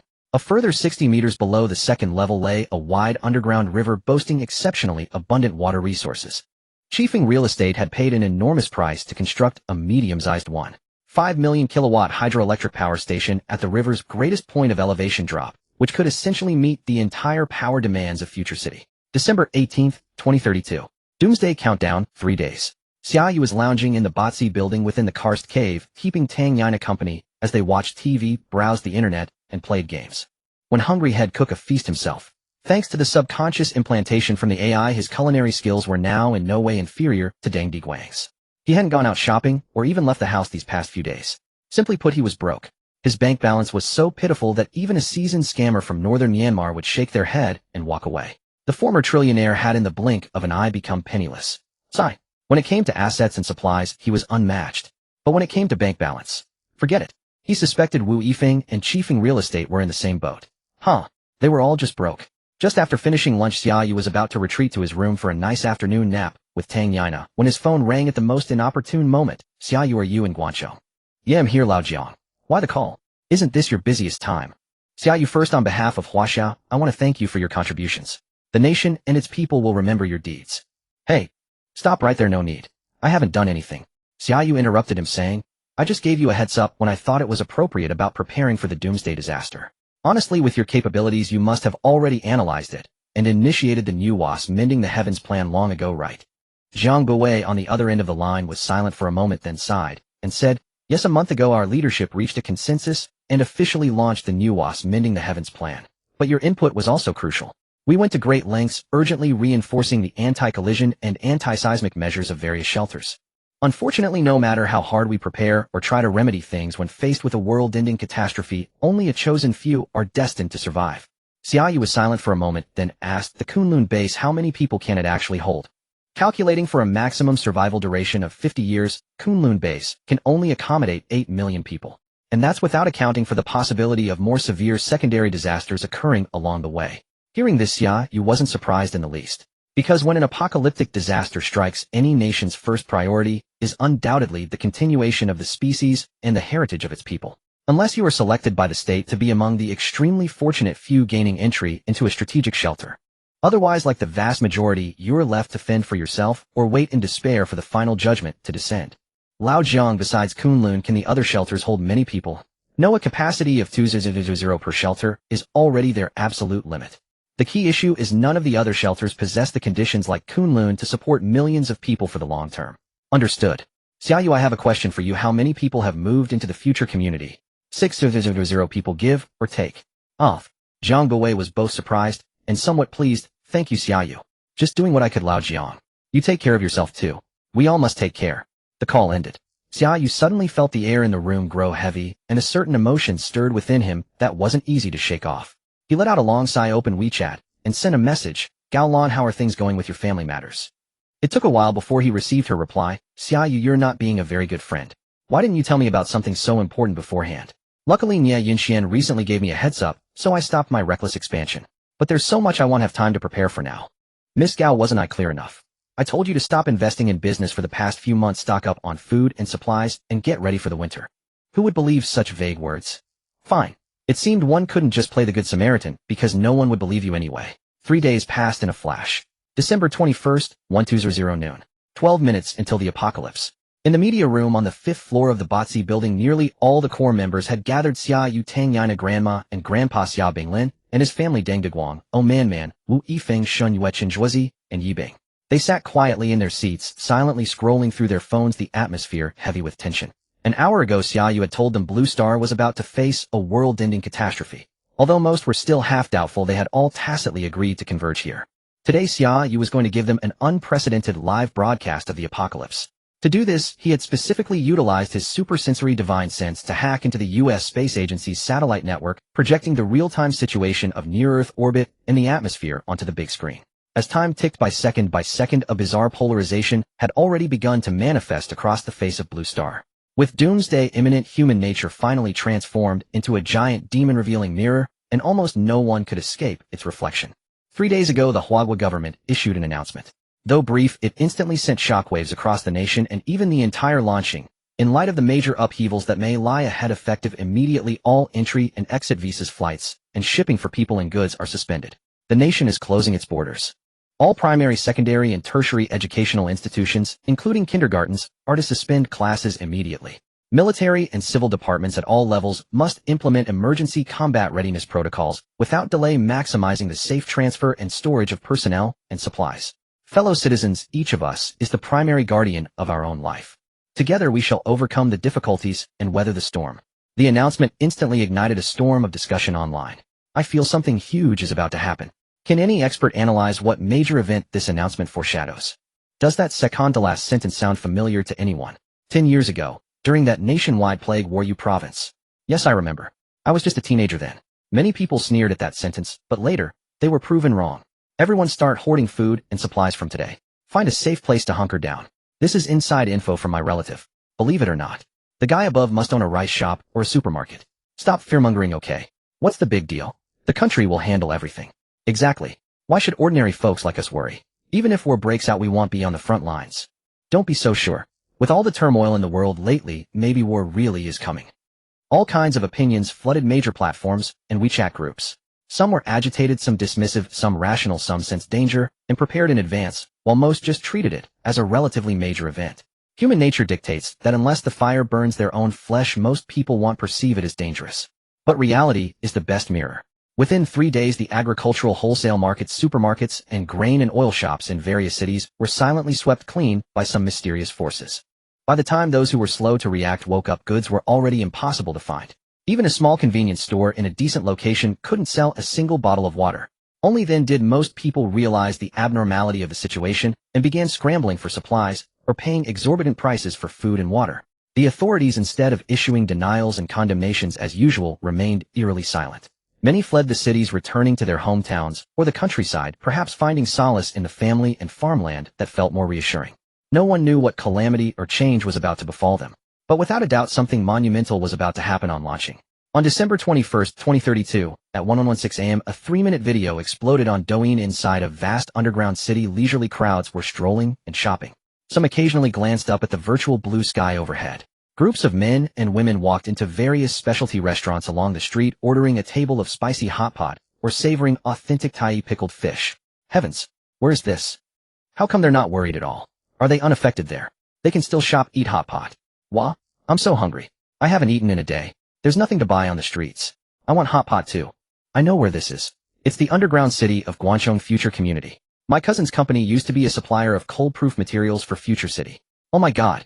This place is so futuristic, so magnificent, so beautiful. I want to live there too. Does anyone know the process for applying to move into Future City? Urgent. Waiting online. Don't even think about it, pal. Future City has long stopped accepting registrations. Besides, are you a special talent? What can we do? Oi. Even instant noodles are impossible to buy out here. Is the apocalypse really coming? Wah. While panic gripped the outside world, the Future Community had already been fully sealed off. All personnel and most supplies had been transferred to the underground Future City. Starting at 11 a.m., the first floor of the underground city, covering an area of 35 square kilometers, was teeming with people. They explored and toured with great interest. Many were amazed by the novel sights, constantly taking photos, shooting videos, posting on Douyin, or even live streaming. Thus, even more videos and information about the blissful life in Future City flooded the internet, overwhelming it. Many cried out in anguish, vowing to form a team and seize Future City. Against the bleak and desolate backdrop outside, the people of Future City were pleasantly surprised to discover that they had become the luckiest among all on launching. If this was the prelude to the apocalypse, what would come after? With such a stark contrast, how could anyone survive? At 1:12 p.m., Xia Yu and those around him were the first to witness an utterly shocking scene on the big screen. A projection showed the atmosphere of launching. Countless scorching white fireballs pierced through the ionosphere 1,000 kilometers thick, hurtling toward the surface of launching at 30 kilometers per second. The apocalypse had begun. The people in the viewing room, pale-faced, stared at the apocalyptic scene on the screen in disbelief. No one doubted Xia Yu's words any longer. At the same time, they were all immensely grateful to have met Xia Yu, and even more grateful to be among those close to him. Those who have never experienced a life-or-death crisis cannot understand how profound that feeling is when someone gives you a new lease on life. Xia Yu, will we be okay? Grandpa Fan Baoshan asked with concern. Don't worry, Grandpa. We'll all be fine. Tang Yana, who had already endured a life-and-death ordeal, was relatively calm. She gently patted her grandpa's hand and comforted him. With Xia Yu by her side, what was there to fear? Everyone, please rest assured. The meteorites won't fall on the Guangzhou area. We have fully prepared early warning measures. Xia Yu's supernal divine sense had already extended to the high altitude, nearly 300 kilometers above, simultaneously covering the entire Guangzhou terrain. If any danger arose, he could respond promptly. Now I understand how brilliant and wise it was of President Xia to frantically push us into production and hoarding. So you knew this day would come. Imminent. Chen Zhuoxi, filled with genuine admiration, gave Xia Yu a thumbs up. Yi Bing, who had been silent all along, stared at Xia Yu with sparkling eyes, her heart racing. This man, how can I give up on him easily? I want. Exactly. I was wondering how, Brother God, you could be so amazing, hitting the bullseye in stocks every time and laying out so many plans in advance. So you can see the future. He. Brother God, can you predict something for me? See if I can be with the one I deeply love. Shin Yu said with a lovesick expression. Xia Yu was again covered in black lines. The misunderstanding was huge. What future-seeing ability? It was all thanks to the golden finger and his rebirth, okay? Besides, who is this girl deeply in love with? It's not me, is it? Just think it, don't say the name. He glanced at Tang Yana beside him and saw her focused on the big screen. Fortunately, she hadn't noticed. Half a minute ago, all electromagnetic and network signals on launching had been cut off. People on the ground noticed the anomaly in the sky. The once azure sky was now crossed with trails of fiery fireballs, the whole sky looking like paper torn by cat claws, fragile and vulnerable. Countless people screamed and fled open spaces, seeking shelter from the disaster. Bomb shelters, subway tunnels, underground parking lots, even underground drainage ditches. All were packed with people. In their panic, people scrambled desperately for any glimmer of survival, trampling and fighting over each other. A young man running hard gritted his teeth and ruthlessly shoved away his girlfriend, who had sprained her ankle. Ignoring her desperate cries behind him, he squeezed into the crowd fighting for the subway tunnel. At a chaotic street corner, a young mother pushing a stroller gazed sorrowfully at her wailing infant.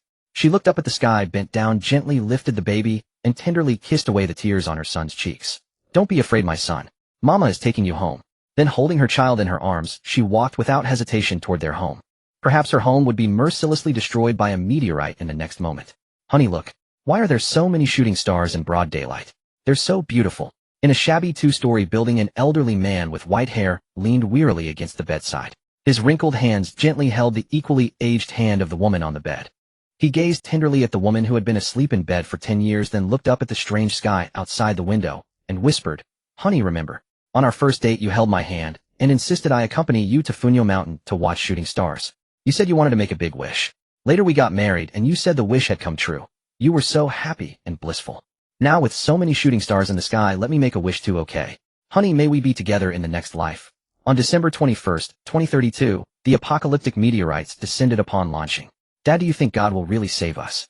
Inside a Catholic church, dozens of devout worshippers were praying in silence under the lead of a priest.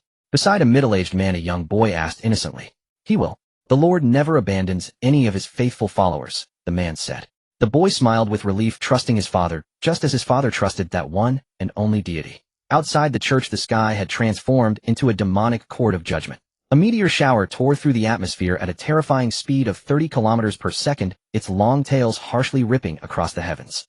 Like countless stones piercing a fragile sheet of paper, they descended ever closer to the ground. At this moment, no one paid heed to a bizarre phenomenon on Blue Star. Hundreds of scenic wonders scattered across Hua. Snow-capped mountains, lakes, lofty peaks, pristine forests, vanished simultaneously in the instant before the meteors could annihilate them. Only colossal sinkholes remained upon the Earth. Soon the planet's surface endured the terrifying first wave of the meteor impact. Enormous mushroom clouds rose across Blue Star's lands. The shockwave instantly leveled everything within 100 li of the impact points. Within mere seconds, the second and third waves of strikes followed, and in that brief span, most of Blue Star's terrain was utterly destroyed. Volcanoes erupted, magma flowed, smoke and ash filled the skies, and the land lay in ruins. Across the vast oceans, the immense impact energy triggered a chain of earthquakes and tsunamis. At the heart of the great oceans, towering waves hundreds of meters high, dozens of stories tall, formed visibly and surged toward the already battered shores. Xia Yu sat quietly in the Batsi building at that moment, feeling the tremors that rippled through the earth alongside the others. Though far away, everyone could sense the apocalyptic terror of the meteor strike, and they could well imagine that no life could have survived in the directly impacted zones. "Don't worry, even if the entire surface civilization of humanity is destroyed, we still have the chance to rebuild," Xia Yu said with an easy smile, trying to lighten the grim mood. "Sigh. With so many meteors, how many places out there do you think are still intact?" "Oh man said with a grimace. She had been scared witless moments ago, and had nearly bruised Deng Diguang's arm with her grip. "At least our Guanchong is intact, right?" Deng Diguang offered in consolation. "But, do you think we can still go to Juzhegu or Zishuangbana someday?" Oh man worried once more. The room fell silent and no one could answer her, for a grim realization had settled in each heart. When the nest is overturned, how can any egg remain unbroken? Xia Yu silently took Tang Yina's slightly cold hand, smiled at her, his gaze bright, as if conveying unshakable confidence. "I've got you." No matter how the world outside turned upside down, as long as he and those close to him were safe, that was enough. The heavens had played a devastating opening hand, and the surviving human forces on Blue Star could only struggle to protect themselves. Perhaps they could delay the inevitable, but in the end they could merely cling to a precarious existence. But Xia Yu was different, for he held many trump cards: the Guanchong-based future city, the small world, the chaotic space. Within the chaotic space at this very moment, hundreds of landscapes intimately familiar to the people of Hua floated silently. Juzhega, Zishuangbana, the Greater Xing'an, ranged the Great Wall, West Lake, Irai Lake, Crescent Moon Spring, the Tianshan Mountains, and Batsi Mountain. Suspended in the boundless primordial void, they resembled colossal, intricate scale models. These were the final step of Xia Yu's doomsday plan. It had taken him half a month of preparation and several near exhaustions of his divine sense to complete the imprints. At last, in the final moment of annihilation, they were preserved. The heritage of Hua still endured. At the same moment, the landmarks were shifted in remote villages and farms across dozens of regions in Hua. Xiang Province, Yi Province, Chuan Province, Gan Province, Lu Province, Ming Province, He Province. Over 1 million simple farmers experienced a fantastical journey. In their despairing homes they blinked and found themselves along with their families magically transported to a strange new place. Together with their houses it was as if they had stepped into a dreamscape.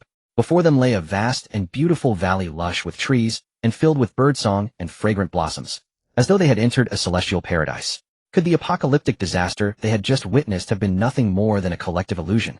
Soon they understood what had truly happened. A clear message materialized in each person's mind. This was a brand new world, a mysterious small world with 9 layers. They were in the first and beyond lay grasslands, fertile plains and lakes. The master of this small world was named Xia Yu, the one who in a single thought could command their life and death from this day forward. The outside world had been destroyed. This was to be their sanctuary for the rest of their lives. There was no going back to Blue Star. Deep beneath the earth in Future City, the tremors from the crust lasted for over 20 minutes before slowly subsiding. The city's residents finally set aside their anxieties and spontaneously took to the streets in celebration. Inside a grand stadium, crowds of bewildered people huddled together in scattered clusters. Where are we? Weren't we just at Xia Yu? How did we end up here in the blink of an eye? Is it magic? Yes, same for me. My family and I were just looking for a cave to take shelter in. Didn't you see the meteor shower up there? It was terrifying. Honey, we're actually alive. Haha, that's amazing. I thought we were done for this time. Who knew a trip to Daoqing would end up in a disaster? You have the nerve to say that. It's all your fault. The authorities had officially warned that something big was about to happen, but you wouldn't believe it and insisted on going out. Hey, at least we're still alive, right? Hello, I'm from the Tianshan area. And you? Hello, I was at Arai Lake just now. Nearly 100,000 people, a dark sea of humanity, packed the massive stadium.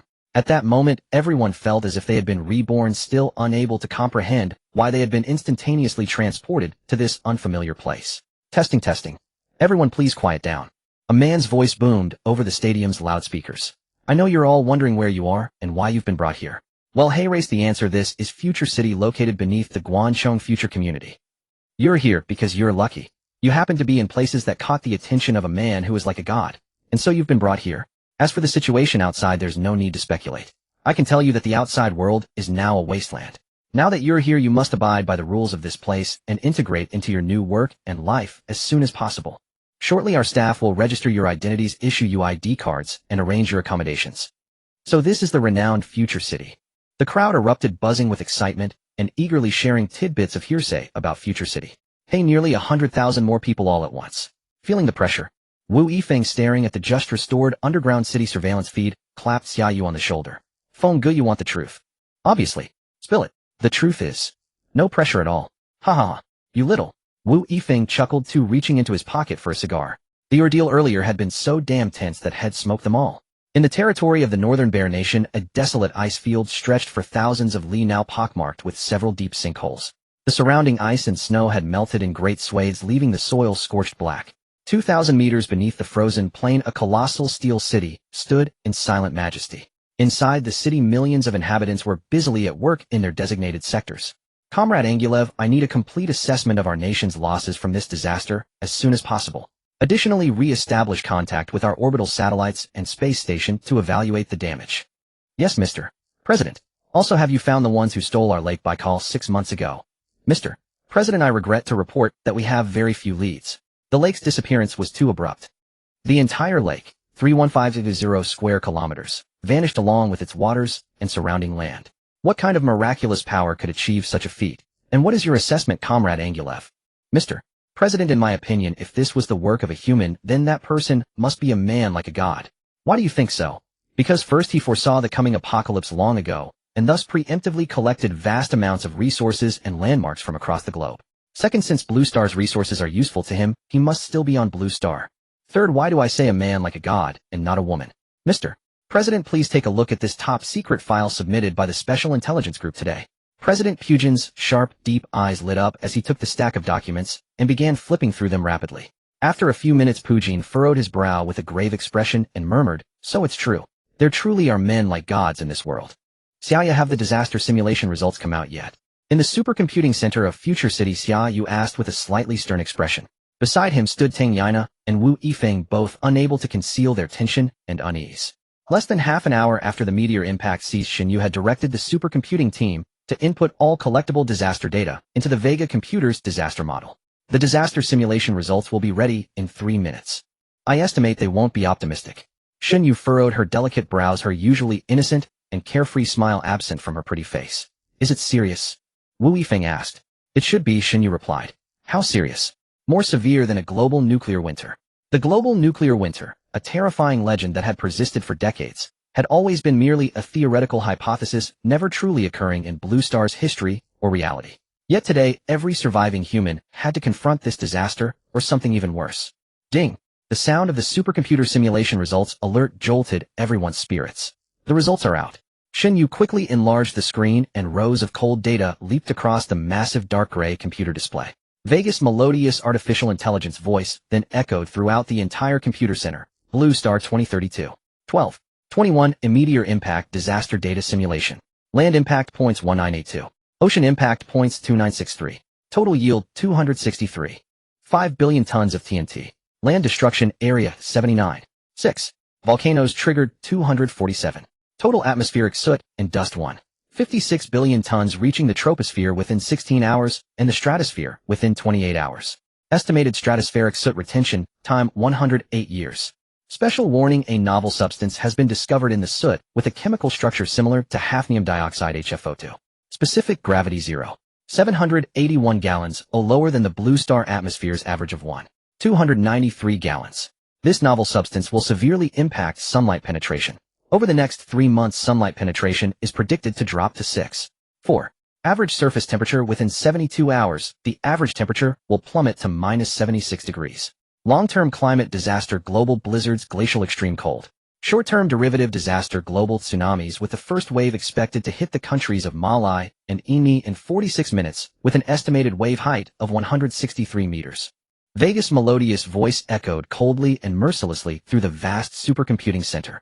Personnel in the supercomputing center unconsciously stopped their work. Many faces grew increasingly grim and pale. This Blue Star disaster was even more severe than everyone had imagined. 72 hours later, Blue Star would rapidly enter an extreme cold climate, and this brutal low-temperature weather would last for at least a century. This stark reality shattered everyone's illusions. The Ice Age was truly descending. After the meteor impact, the skies over Blue Star were filled with gray-black smoke and dust. The dust continued to rise, shrouding almost the entire atmosphere, blocking the vast majority of sunlight, and the sky grew darker and darker. Viewed from a space satellite, the once beautiful azure planet had transformed into a smoking coal ball. The land was scarred and devastated, a harrowing sight. Over 40 minutes later, a tsunami over 100 meters high first made landfall in Malai and Ini. Giant waves dozens of stories high roared and sweeping over coastlines with irresistible force, crossing ruined city debris and engulfing most of the land. Hours later, almost all coastal areas across Blue Star were hit by 100-meter tsunamis. Whether ruins, plains, or wilderness, everything vanished in an instant beneath the mountainous waves. On this day, dozens of countries large and small, including Ini, Malai, Xia, and Xia, suffered catastrophic devastation once again. Brother Yushun, should the simulation results be sent to the future city network?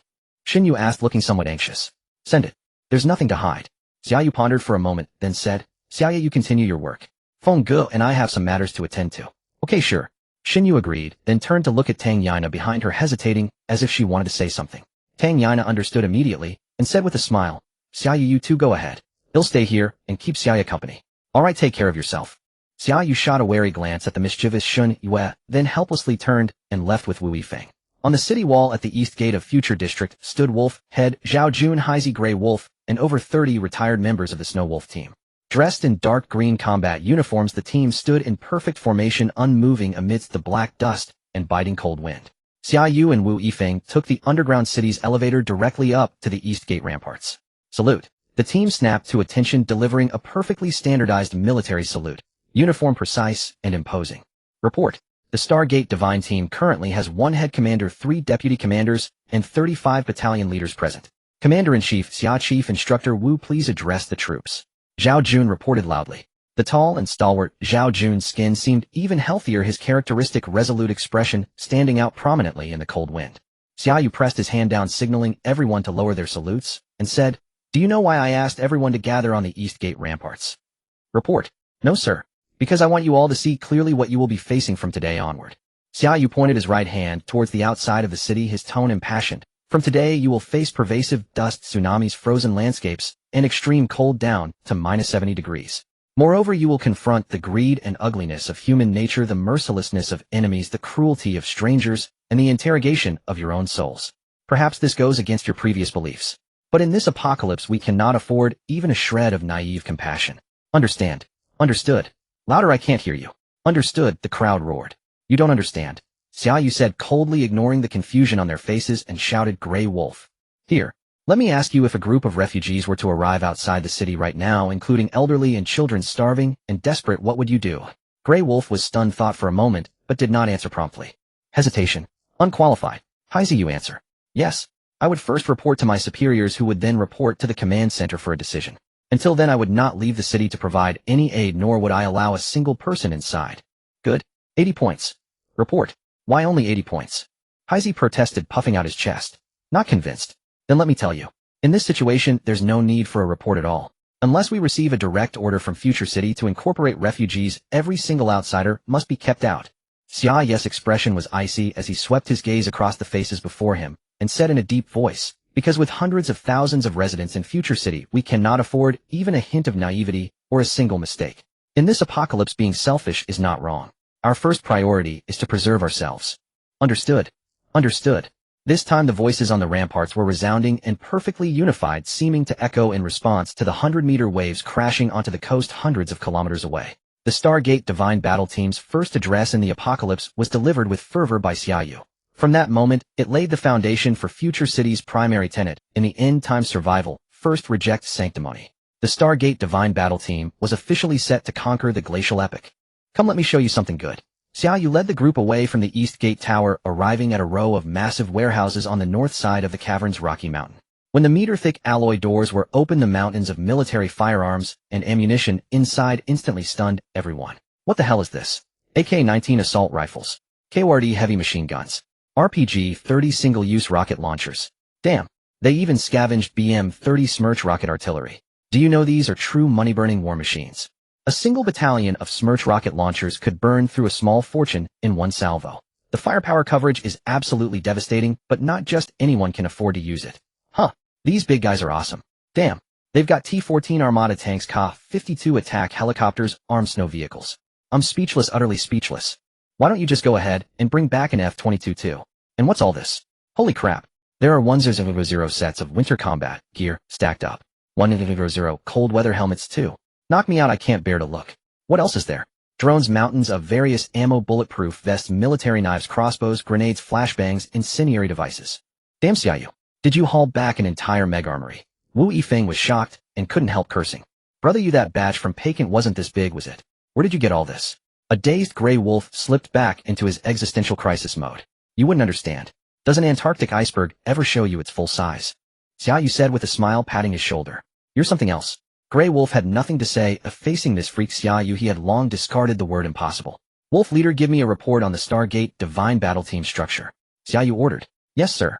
Zhao Jun snapped to attention, puffing out his chest, and declared the Stargate Divine Battle Team currently has 35041 members.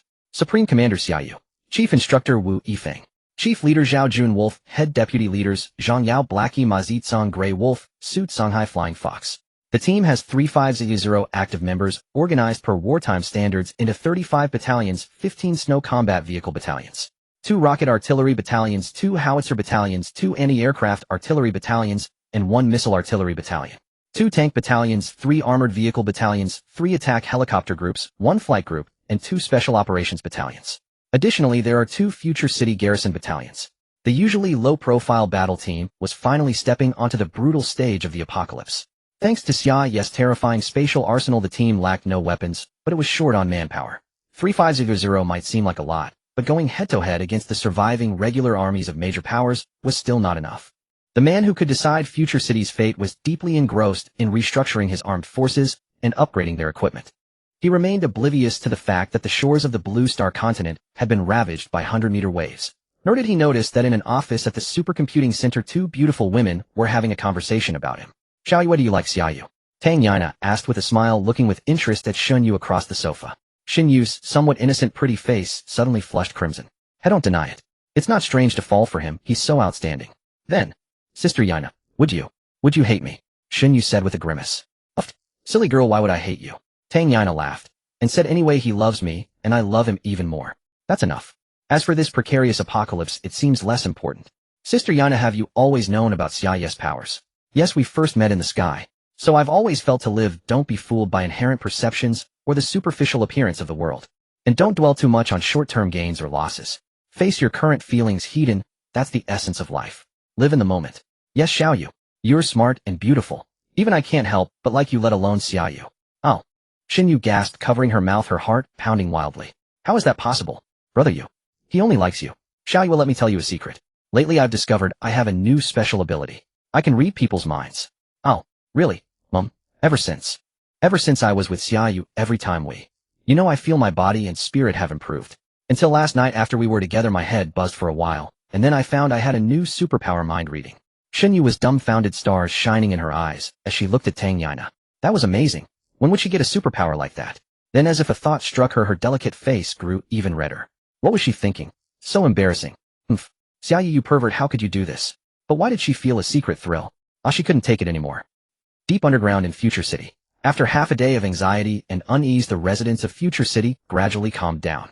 Outside, countless lives had been lost, and even the survivors would face a hellish future. But the people of Future City had already resumed their normal lives and work. Many logged onto the newly created Future City network, discussing the impact of this apocalypse on the future forum. Or they downloaded the WeiXi, an instant messaging app just developed by the Supercomputing Center, adding friends, chatting, and browsing feeds. In the commercial district of Future City, a restaurant called Liu's Secret Recipe Pork Belly Chicken Soup was packed to capacity even before dinner time. At a square table, near the door sat a thin man in his 30s wearing a black coat, savoring a pot of the signature pork belly and chicken soup. The rich aroma of the pork and chicken and the lingering flavor of the broth made the man in black feel utterly satisfied. The restaurant owner sitting at the cash register was a fair-skinned young man. He glanced at the man in black and smirked faintly. Humph. Country bumpkin, never had this dish before. Damn, this hick has been coming here for half a month straight and never orders anything else. What a weirdo. Half an hour later, tables began to turn over as new customers sat down. The peculiar man in black let out a satisfied burp and waved towards the cash register boss. The check. Coming right up. That'll be 368 star coins.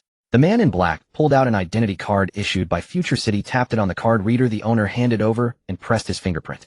Beep. 368 star coins deducted.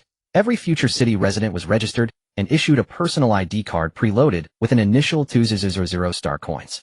With this card, one could travel, shop, and spend anywhere in Future City.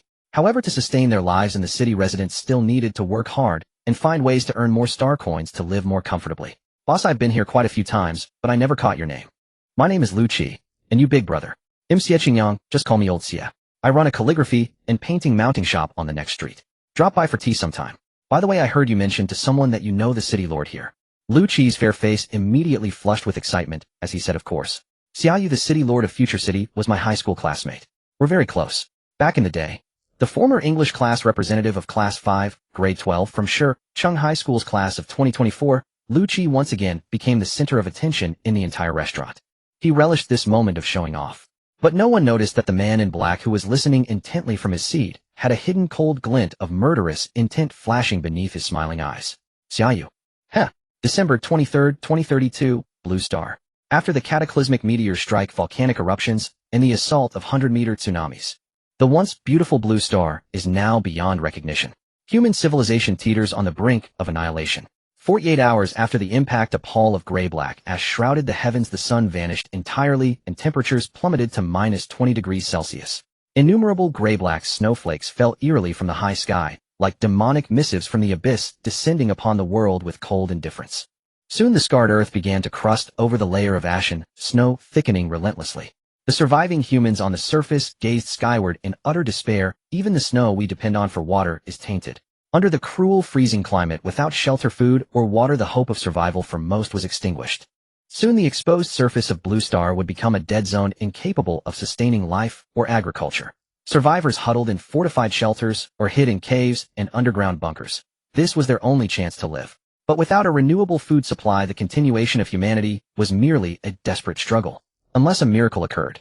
At the top floor of the East Gate Tower in Future District, Xia Yu opened a viewing window and reached out. A snowflake the size of a goose feather landed on his palm, carrying a bone-chilling cold. The last of the surface flora and fauna will soon be extinct, Xia Yu murmured, pulling his hand back. He turned to Zhao Jun and asked, are the weapons and ammunition for the Divine Squad fully prepared? All in place. Are all defensive and offensive weapons installed on the city walls, bunkers, and other key positions? Rest assured, everything is installed. Good. The extreme cold storm is approaching. Except for essential observation posts and rotating guards, all combat personnel must withdraw underground tomorrow. Understood. Xia Yu, what should we do now? Wu Yifeng asked, his cigar smoke swirling. The white smoke contrasted starkly with the black snow outside, as if whispering of the glorious end of human civilization. Do nothing. Just lie low. This black snow will likely last for at least another 3 months. In 24 hours, the outside temperature will plummet to minus 70 degrees. In this extreme cold, what else can we do but lie low? Xia Yu smiled, his expression relaxed. Huh. This isn't so bad. Outside it's a frozen wasteland, but we can hole up in a warm room, have hot pot, drink beer, smoke cigars. Sounds great. Wu Yifeng beamed, his eyes gleaming with anticipation for the food. He had few hobbies in life. He never dated or married, and the few women in his life were just fleeting encounters. Aside from making money smoking cigars and savoring red wine, Wu Yifeng's greatest passion was food. That's right. I can finally go home and spend time with my family. Zhao Jun let out a long sigh of relief. The pressure had been immense. It had been a long time since he had shared a meal with his family. Wolfhead, I have 2 bottles of 05 Mao Dai. Take them home for your old man to enjoy. Xia Yu said. That's great. Thanks, young master Yu. Don't mention it. I have plenty in my warehouse. Just ask for more whenever you want. Xia Yu, what about my ancient kingdom cigars? Wu Yifeng chimed in eagerly. Brother Feng, have I ever let you down? They'll have Xiao Yu send 2 more boxes to your home later, alright? That's more like it. December 24th, Christmas Eve in the Western world.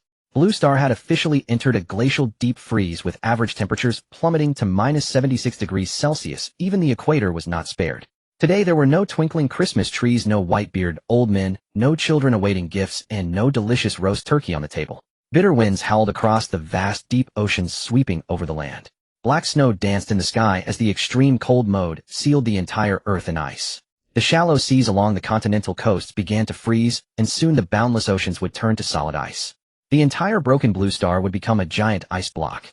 At 11 p.m., inside the Guanchong Cavern, under the shadow of the night trees, neat rows of small buildings emitted a warm, tranquil glow. With the central climate control system running, the temperature inside remained a comfortable 15 degrees Celsius regardless of the time. On the 3rd floor of the Batsi building, Xia Yu and Tang Yana sat at the dining table, enjoying a steaming hot pot of beef. They had just finished their exercise in the small world's cabin and felt their stomachs growling. Lately, they had become addicted to dual cultivation of spirit and flesh. After each session, they felt invigorated, their physical and mental states elevated. Tang Yana had even recently awakened the psychic ability of mind reading, and her physical strength had skyrocketed. Despite her delicate appearance, she was now more than a match for any few burly men. It seemed that improving one's cultivation wasn't solely dependent on arduous training, recreation, and entertainment could also work. Xia Yu wasn't sure if their situation was normal or an exception. Regardless, who could complain about a win-win activity that brought both pleasure and progress? The only side effect was that after each session, they felt ravenous, needing large amounts of food to replenish their energy. It seems the law of conservation of energy applies to everything. The hot pot on the table bubbled merrily, its tempting aroma wafting under the warm light. Thin slices of fresh beef were cooked in the rich huaishan and radish broth for exactly 3.8 seconds, then quickly lifted out. Medium rare, perfect. Dipped in a sauce of garlic, chili, and soy sauce, and popped into the mouth while hot. The exquisite flavor was simply divine. Tang Yana let out a contented burp, sighed with satisfaction, and then covered her mouth with a shy laugh sticking out her tongue. Why eat so much? Trying to get fat. Xia Yu teased. What? Are you planning to kick me out if I get fat? Tang Yana lifted her pretty face, shot him a sharp glance, and said meaningfully, kick me out, so you can go find your Xiao Yu and Xiao Bing, right? Xia Yu immediately backed down, offering a sheepish smile. How could that be? I was just joking. It's fine, eat as much as you want. I'd still love you even if you got fat. You're lying through your teeth. Don't think you can fool me, I can read minds, you know. Xia Yu could only sweat helplessly and focus on his meat, not daring to retort. Sigh. Women. What a peculiar species they are. After the meteorite impacts ceased, Xia Yu fully embraced his cautious nature. Aside from occasionally accompanying Tang Yana to the underground city for shopping and meals, or visiting the supercomputing center to check updates on disaster prediction data, he spent most of his time holed up in the Batsi building or within his own pocket dimension. Outside, the world was a frozen hellscape. Against such a bleak backdrop, even an ordinary spicy hot pot tasted exceptionally delicious. This wasn't surprising, for happiness requires a frame of reference.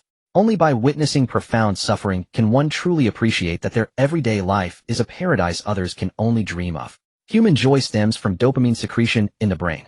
The more one's expectations are met, the more dopamine is released, and the happier one becomes. In times of prosperity, delicacies and material goods are readily available, so expectations are rarely unmet, making genuine happiness increasingly elusive for modern people. But when you suddenly realize that prosperity is a thing of the past, and mere survival on Blue Star has become a luxury, would your expectations remain high? At that moment, even a simple hot pot would bring immense joy. Just like on a rainy night listening to the patter outside, while safely tucked in bed, the storm irrelevant to you. Or after work one day reading a novel about apocalypse or island survival, while savoring a humble pork trotter rice and a cheap cola. Don't these moments feel extraordinarily blissful? December 25th, the 5th day of the apocalypse. Today Xia Yu used his divine sense and noticed that the black snow falling outside seemed significantly less intense than 2 days prior. He headed straight to the supercomputing center to review the climate data analysis from the past 2 days. Xia Yu, why have you been looking at me so strangely lately? Inside the supercomputing center, while waiting for the latest climate simulation results, the two sat together chatting. Really? How do I look strange? Xia Yu excitedly leaned over, her sparkling eyes fixed on Xia Yu's handsome face, her breath drawing closer, like orchid's fragrance. Do you think my gaze is dripping with love? I feel it myself, alas. It's hopeless. Xia Yu stared blankly. Damn, can you be any more bold and straightforward? Where's your subtlety and reserve? Ahem. Xia Yu, you're a young lady, mind your image, okay? I have a girlfriend. So what if you have a girlfriend? I never said I'd steal you away, humph. Then what do you want? Xia Yu was startled, quickly glancing around, relieved to find no one nearby, and the staff busy. Uff, look how scared you got. You coward. It's nothing much, just that Sister Yana and I made a pact. What pact? Why don't I know about it? Xia Yu felt a headache coming on. What were these two women up to? Could they be plotting to sell him off? Calm down, calm down. Who am I? I am the god of harmony. As for what pact Sister Yana and I made, of course I can't tell you. Hee hee. Xia Yu giggled slyly, looking like a little kid who had finally found the candy jar her parents had hidden away. Xia Yu, it seems like you have too much free time. I need to assign you more tasks. Xia Yu threatened. Uff, bring it on, I'm not scared. Xia Yu retorted dismissively. Who did he think she was? She was China's top computer prodigy. Xia Yu felt helpless, grinding his teeth in frustration. Let me ask you then, any new developments in public opinion in the underground city? Reporting to Brother Harmony, public opinion is generally stable recently. According to data from the Future Forum and WayXIN app, resident satisfaction with Future City has reached 97. 3. The dissatisfaction mainly comes from two aspects. 1. Future City has suspended new residency applications, causing resentment among those with relatives still outside. 2. There's a shortage of jobs in the city, and some people are frustrated about not finding stable income. Well, I think it's not that they can't find jobs, but that they don't want tiring work like sanitation, waste processing, or farming. Many prefer staying home as streamers, begging for tips or writing apocalypse novels on forums over working. Xia Yu pondered for a moment after hearing this, then said, that's normal. A flock of birds has mixed breeds. Natural selection is inevitable in human society, let alone in the apocalypse. Let them have their fun for now. If they cross the line, it'll show them the true meaning of apocalypse despair. Understood. As they were talking, a male staff member in a dark blue cashmere uniform hurried over. Reporting Director Shun. The latest disaster climate data analysis is complete, and we've found some anomalies. Xia Yu dropped her playful demeanor and said seriously, put the simulation results on screen too. Yes.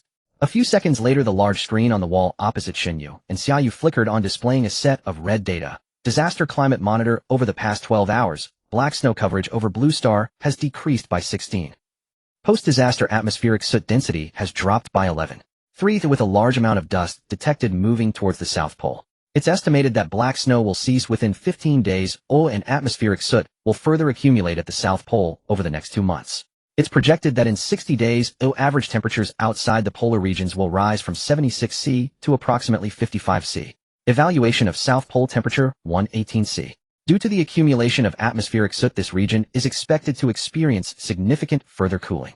Xia Yu's tense expression relaxed slightly. She turned to Xia Yu with a smile and said, that nearly scared me to death. I thought there was a new climate disaster. The soot moving towards the South Pole should be a good thing. Increased sunlight penetration means temperatures will gradually rise across most of Blue Star. Xia Yu furrowed his brow, but remained silent. He only felt that the sudden changes in the black snow and atmospheric soot were extremely suspicious. He clearly remembered from his past lives' long dream that the apocalyptic black snow lasted over 3 months before ending, followed by increasingly colder climates. This warming trend was unprecedented. Could it be? The historical trajectory of the apocalypse had changed. The black snow's bizarre shift, the South Pole's anomalous activity. Whether this bodes well or ill remains. The Supercomputing Center reported the latest climate simulation results to the Future City Management Center. Soon a news article appeared on the official Future City website. Latest forecast for the catastrophic climate: black snow to cease, Blue Star's temperature to warm in the future. For a moment, many within Future City began to cheer and rejoice. On the city's network, two opposing viewpoints, one optimistic, one conservative, began to clash fiercely. Blue Star's temperature is warming up. Do you all think we can return to the surface? The person above is overthinking. It's only warming up to minus 55 degrees. Do you think you'll live well once you're back on the surface? Exactly. The flora and fauna on the surface are extinct now. Even if we return, we can't do much in the short term. Right? Without supplies and unable to farm or produce, what's the point of going back? I'm quite comfortable down here. Safe, and as long as I have a job, I don't worry about food or drink. Hey, you up there, do you want to live as an underground dweller forever? What's wrong with being an underground dweller? At least I'm alive. Look outside. What's the situation? Almost everyone I know didn't survive this calamity. Indeed. I also think just being alive is enough. For the survivors outside, this place of ours is probably paradise, their dreamland. I still believe we must return to the surface to live with dignity. Agreed. Hiding underground like rats. What dignity is there in that? You up there, I suggest you go out into the frozen wilderness for 10 minutes before you talk about dignity, you bunch of idiots. Folks, is there any chance this warming is the beginning of another disaster? What are you saying up there? Want me to send you a razor blade? Get lost. Right, shut him up. Scram. Inside a clean, tidy single room in a grid-pattern apartment building, you Bao pushed up his black-rimmed glasses and muttered to himself with lingering fear, damn, you can't even share a unique opinion. They threatened to send razor blades at the drop of a hat. Scared me to death. A look of bewilderment crossed Yu Bao's cute face as he grumbled to himself. Humph. A bunch of short-sighted fools. Just wait. When the new disaster strikes, you'll have plenty to cry about. As the online discourse fermented, an ominous trend seemed to emerge in Future City. The return to surface faction gradually gained the upper hand. Many people had just endured the terrifying apocalypse, fortunate to have escaped death by hiding underground, yet they failed to cherish it. As Wu Yifeng put it, some people just lack the brutal lessons of the post-apocalyptic reality. Seeing the online sentiment escalating, the central management of Future City finally decided to intervene. Thus, a live broadcast titled Return to Your Former Homeland, a live view of Blue Star's surface catastrophe, made a prominent debut on the WeixIn video mini-program. For 7 consecutive days, the Future City management team dispatched dozens of drones presenting the grim reality of the outside world directly to the eyes of the city's residents. Hey, isn't this the Oriental Pearl Tower by the Huangpu River? How come only those piles of black rubble sticking out of the snow remain? Oh my god, is this Mountain City? My home was near Hongya Cave, and now there's not even a brick wall left in this area. How tragic. My home is gone. Wah. You can still see the approximate location of your home. Mine was on Shangshuan Island, and now it's turned into a frozen ocean. Sigh. No going back. The once beautiful homelands were now unrecognizable. The scarred Blue Star resembled a strange alien world covered in grayish-black ice and snow. For thousands of miles, desolation reigned. A deathly silence of the apocalypse with not a single sign of life. Across the vast land, let alone living people, even a withered blade of grass was hard to find. Such a shocking and visceral sight was more convincing than any rhetoric, and in an instant the return to surface faction fell silent. In its place, the Future City glorification faction rose. Countless people compared their own comfortable lives within the city to the misery outside.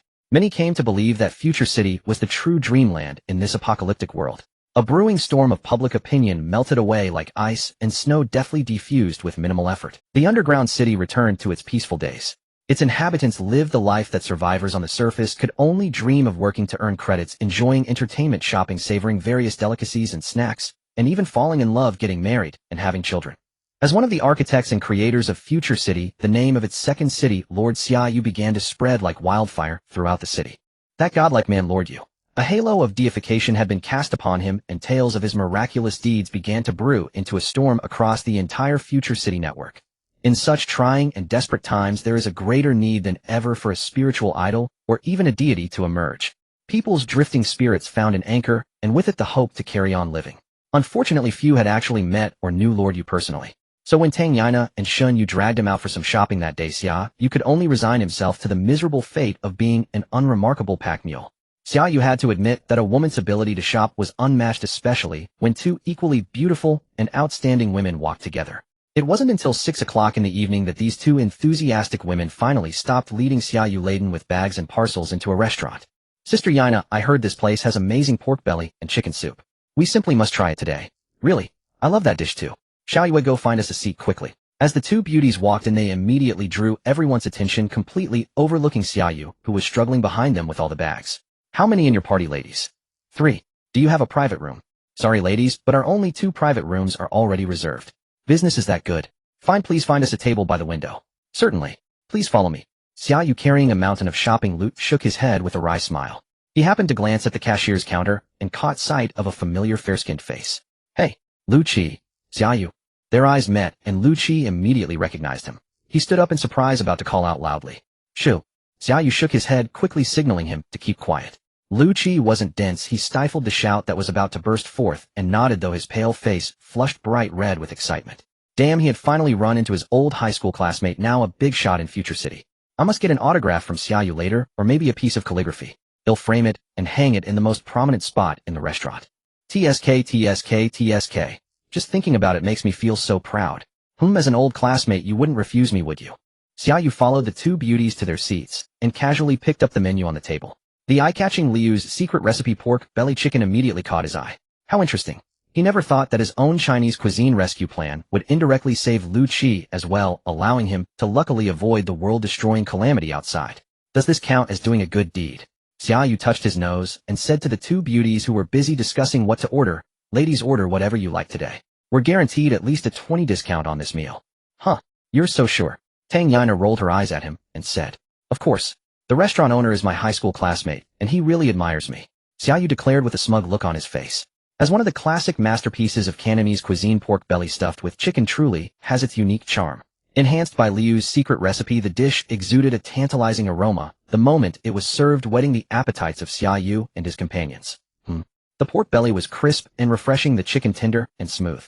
Each bite delivered a rich, milky broth with profound layers of nourishing flavor. Warming pepper for the stomach, complemented by the subtle sweetness of goji berries. Soon the large pot of pork belly chicken on the table was completely devoured.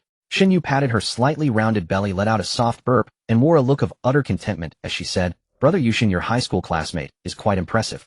In a time when fresh poultry is so scarce, he can still make such delicious pork belly chicken. Yeah, he's pretty good.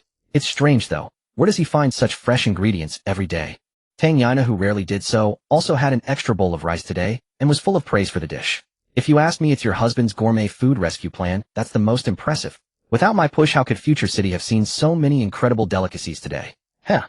Xia Yu curled his lips, looking quite smug. What nonsense are you talking? What husband? I haven't agreed to marry you. Tang Yana's pretty face flushed crimson with embarrassment, much to the envy of Xun Yue, who was swooning on the side, and wished she could immediately volunteer on her behalf. I'll marry him, I'll marry him. It doesn't matter if you don't agree. Oh, I've already stamped my seal anyway. Xia Yu said shamelessly. Xia Yu, stop it. Tang Yana quickly tried to hush him, her face so red it seemed ready to drip blood. Sister Yana, what does stamping a seal mean? Xin Yu asked curiously, completely oblivious to the fact that Xia Yu across from her was barely containing his laughter. Kids shouldn't ask so many questions. I'm not a kid anymore. How am I still a child? Xin Yu protested, puffing out her chest defiantly. Xia Yu, who was trying to stifle his laughter, caught an inadvertent glimpse. Well, indeed not small at all. Tang Yana was nearly furious enough to grind her teeth. Xia Yu, you're paying for this meal as punishment. Huh, fine. Xia Yu pulled a long face as he took out his Future City ID card, numbered 0000002. The string of leading zeros made it stand out conspicuously. Get the boss over here to settle the bill. Lu Qi, who had never taken his eyes off Xia Yu and his group the entire time, hurried over and said ingratiatingly, This meal is on me. It's free. That won't do. We never dine and dash. How about this, old classmate? You give us a 20% discount. Well, that works too. Lu Qi. Yes, sir. What can I do for you, young master Yu? Let me ask you something. Where do you source your ingredients? How are they so fresh? They have to be fresh. The chicken is a 1-year-old hen from the underground farm, and the pork belly is delivered fresh from the slaughterhouse every day. The seasonings are supplied in bulk by Chiefing Food Department at half price. Great value for money. Plus, with my family's secret recipe, how could it not be delicious? Lu Qi's fair face couldn't hide his smug satisfaction.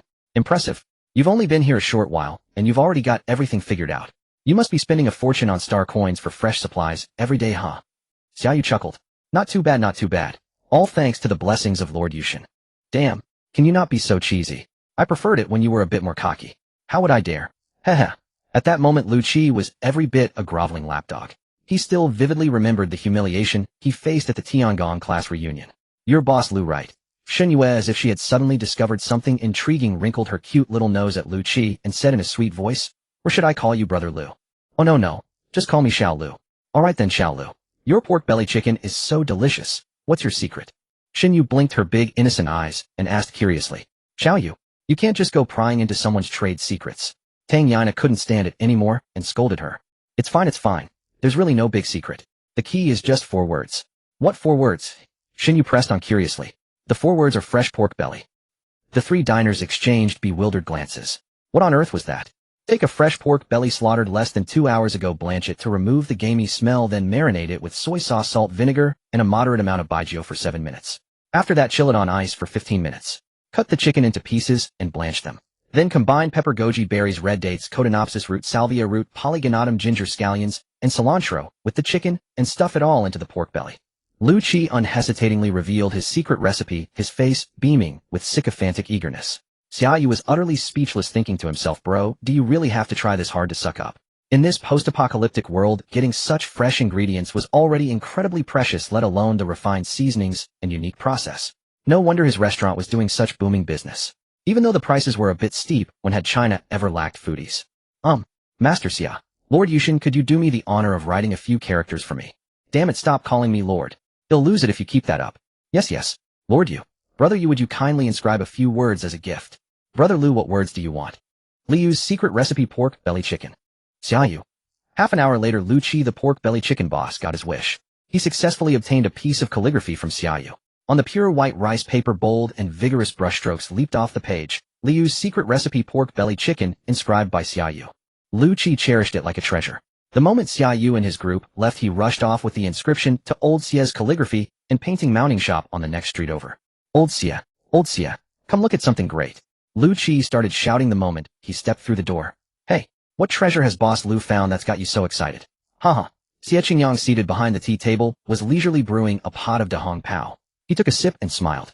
Old Xia, you're in for a treat today? Such fine calligraphy, such fine calligraphy. Lu Qi didn't stand on ceremony. He swept his hand across the mounting table beside the tea set, clearing a large space, and carefully laid out the rice paper, unrolling it gently. Old Xia, come take a look. Xie Qingyang chuckled and shook his head. As a seasoned calligraphy and painting mounting master, what famous works hadn't he seen over the years? Was this really worth all the fuss? The moment Xie Qingyang's eyes landed on the characters on the paper, they lit up. This calligraphy. Who wrote this?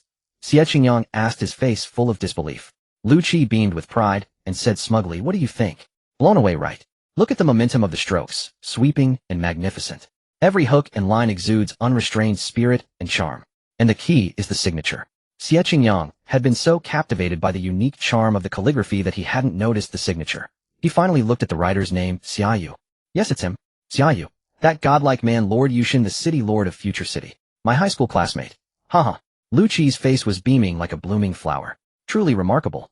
Xie Qingyang nodded, acknowledging the value of the piece. He understood calligraphy, and through it he could discern the emotions and the strength of the writer's spiritual sense. But strangely, this particular piece, he couldn't see through it. When he tried to delve deeper into the spiritual sense information hidden behind the characters, just one glance sent a thunderous boom exploding in his mind. His brain went completely blank, and it took him a long while to slowly recover. Holy crap! How could the spiritual sense behind this be so powerful? Having accompanied the two beauties, Xia Yu returned to Basilu. Before he could even catch his breath, he suddenly felt as if something had brushed against the surface of his vast sea of consciousness, only to be quickly repelled. This had never happened before. Given Xia Yu's absurdly powerful spiritual sense, there was almost nothing on earth that could threaten him now. Unless the other party possessed an equally powerful spiritual sense. Xia Yu was quite astonished. He furrowed his brow and smiled thoughtfully. Future City is getting more and more interesting. This calligraphy, was it written by Xia Yu for you? Xie Qingyang took a moment to compose himself as the discomfort in his head slowly faded. Damn it, just looking at a piece of calligraphy shouldn't warrant such a reaction, should it? Of course. Lord Xia graced my humble eatery today, and I specially requested this piece. How is it? Old Xia, is my prestige sufficient, or what? Lu Qi beamed with pride, feeling as if he had soaked in a warm spring, buoyant and utterly elated. Your prestige, Boss Lu, is absolutely top-notch. I never expected you to be so well acquainted with City Lord Xia. No wonder you can effortlessly obtain fresh pork tripe that others would kill for Boss Lu. Hee. You bet. In high spirits, Lu Qi tossed a pack of Furong Wang cigarettes to Xie Qingyang and said, Old Xia framed this calligraphy for me at top speed. I want it hung on the most prominent wall of my restaurant. Xie Qingyang caught the cigarettes and replied with a smile, no problem. He'll have it done by tomorrow morning. You're a true friend, Old Xia. Put some real effort into the framing, and he'll reward you with an extra carton of Furong Wang. Really? Xie Qingyang swallowed hard. Damn, Lu Qi was being uncharacteristically generous this time. In today's Future City, a single carton of Furong Wang could fetch 3,000 star coins, yet it remained scarce and virtually unobtainable. Don't worry, I Lu Qi always keep my word. Then he'll work through the night if I have to just to get it done for you. In Future City, now the Chinese yuan had completely lost its function, with the star coin being the sole currency of exchange. The original population of Future City was 62,500, but on the day the apocalypse struck, Xia Yu had taken in an additional 9,600 people while relocating China's precious landscapes. Thus, the true population of Future City had surpassed 7,000. According to the design plans, the underground grid-style residential complexes could only accommodate up to 6,000 people. To conserve energy and facilitate management, the surface buildings were temporarily sealed. The surplus population of over 1,000 had to be temporarily dispersed throughout the city. Once the surface temperatures warmed up, some would be able to return to the above-ground structures for long-term work and residence. On January 8, 2033, in the meeting room of the Future City Administration Center, the first core management meeting of Future City was officially convened. Dozens of core administrators, including Xia Yu, Wu Yifeng, Zhao Jun, Xinhua Tang, Yana Yibing, and Deng Deguang, were all in attendance. Xia Yu presided over the meeting, and naturally his first question concerned food and supplies. Feng Ge, how long can our current food and material reserves sustain us? Wu Yifeng cleared his throat and said, based on my calculations, with our current population, our stored grain can support us for at least 300 years. Our frozen meat reserves can last about 100 years. Vegetables and fruits can't be stored long-term, so we didn't stockpile much initially. At our current consumption rate, they'll be depleted within a month. Fresh produce from the future granary has started hitting the market, but the yield is limited for now. It'll take at least 4 to 6 months to reach full production capacity.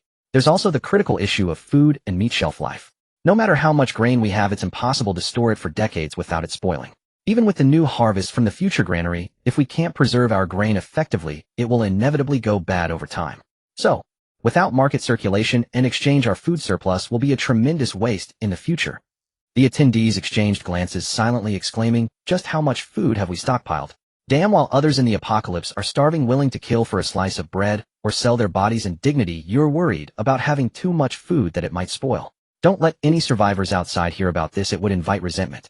Feng Ge, you've got it easy as our logistics chief. You're not worried about shortages, but about spoilage.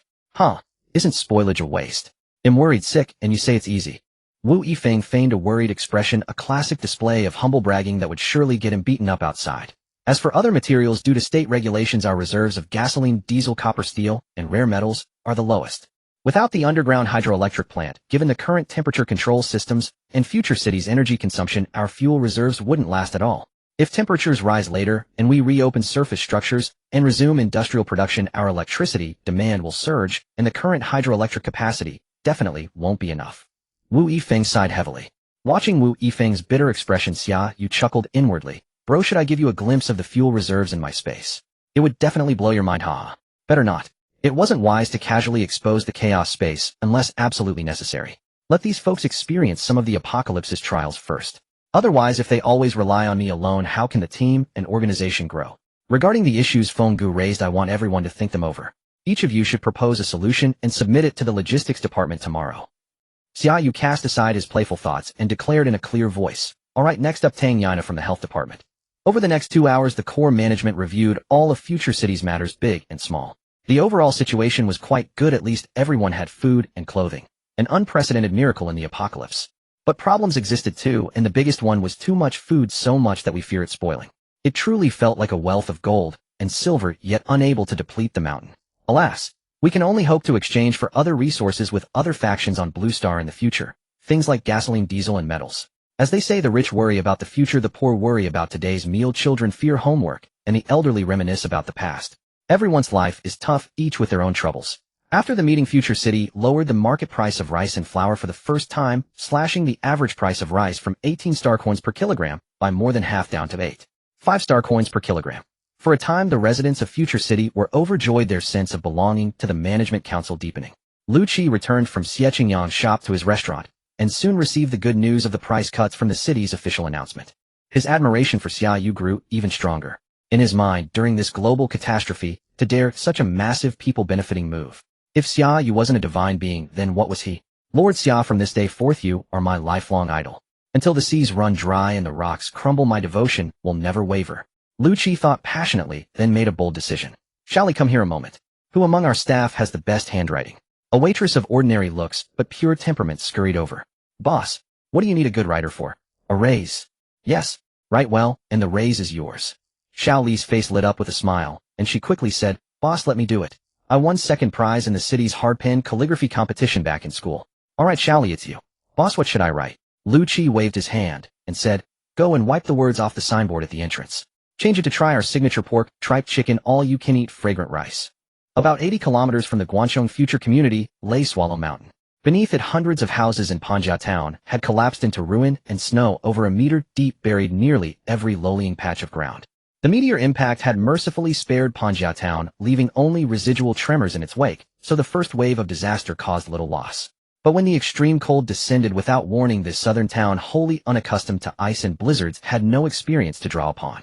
Bitter cold, power outages, water shortages, no means of heating, and a scarcity of medicine. Within just 20 days, nearly half the town's population had perished.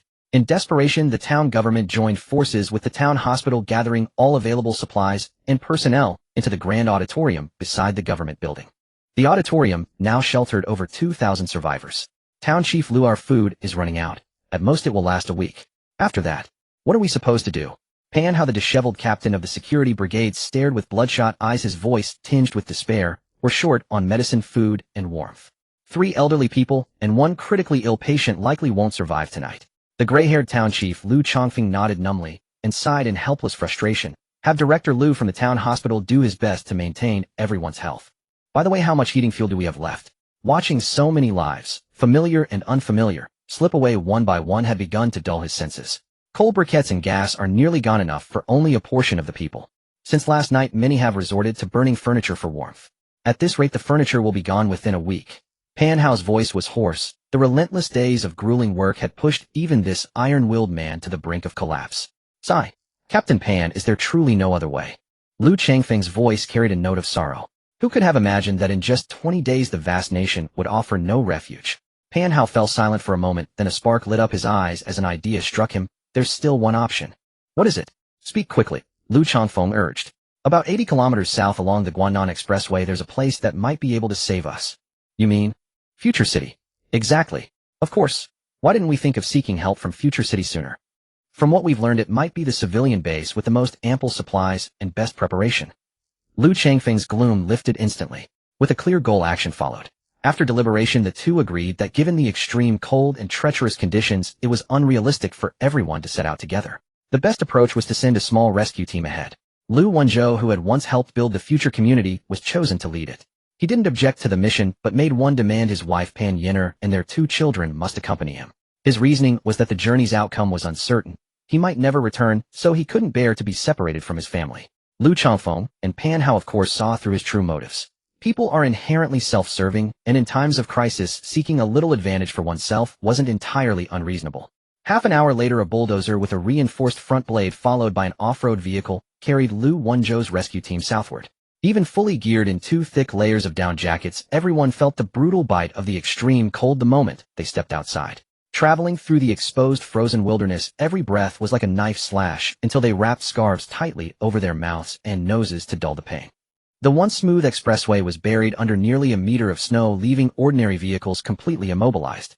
Even with the bulldozer clearing the way, the 80-kilometer journey took the rescue team over 7 hours. When the towering walls of Future City loomed into view amid the ice and snow, Lu Wenzhou's heart surged with barely contained excitement. Finally here. Soon we'll leave this godforsaken frozen hell and step into the dreamland everyone's been talking about. Having helped build the community, Lu Wenzhou knew its strengths well, and combined with the glimpses of idyllic life he'd seen online. Survivors had come to a shared belief: only in Future City could one truly escape the grip of cold and hunger. That's why he risked bringing his family along, to secure rescue and shelter at the earliest opportunity. As for the survivors back in Panjia town, if Future City chose to save them, so be it. If not, it was none of his concern.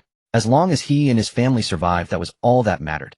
With these thoughts churning in his mind, Lu Wenzhou braved the cold, pushed open the door, and led 6 others, all bundled in bulky layers, trudging through the snow toward the city gate. Outsiders, you have entered Future City's warning zone. Stop immediately. A stern voice blared through a loudspeaker, and in the same instant rows of firing ports slid open along the gray walls, dark muzzles protruding outward. No way. They actually had guns. Lu Wenzhou nearly wet himself in fright, and hastily signaled for those behind him to halt. Brothers, we're from Panjia town, Guanbei. We've been on the road for over 7 hours. We're freezing and starving. Please have mercy and let us in. A frigid voice echoed from the wall. Future City is currently not accepting any refugees. Sorry, please turn back. What? Rejected? Weren't they all citizens of the same nation? In times of crisis, wasn't mutual aid the most basic principle of decency? Lu Wenzhou was stunned and a blaze of anger began to kindle within him. We're all compatriots. Why won't you let us in? My name is Lu Wenzhou, and every brick of future community bears my sweat. I demand to see your leader. No response came from the wall. Only a cold, unyielding silence. After a long while, seeing no movement, panic crept into Lu Wenzhou's heart. He shot a meaningful glance at the woman behind him. Pan Yin'er, bundled up so tightly that only her eyes were visible, pulled her 2 children, both under 10, and dropped to her knees with a soft thud into the snow. Fortunately, the snow before the community gates was regularly cleared, otherwise that Neil might have buried them alive. Please, kind sirs, merciful bodhisattvas, show us compassion and let us in. My children are too cold to even speak. They haven't had a proper meal in days. Wah! The woman's mournful cries echoed across the frozen wilderness, pitiful beyond measure. Beside her, the 2 shivering, frail figures kneeling in the snow could easily stir anyone's sympathy. On the wall, the officer on duty, Li Ning, captain of the 6th Squadron, 3rd Battalion of the Snow Combat Vehicles, was visibly torn.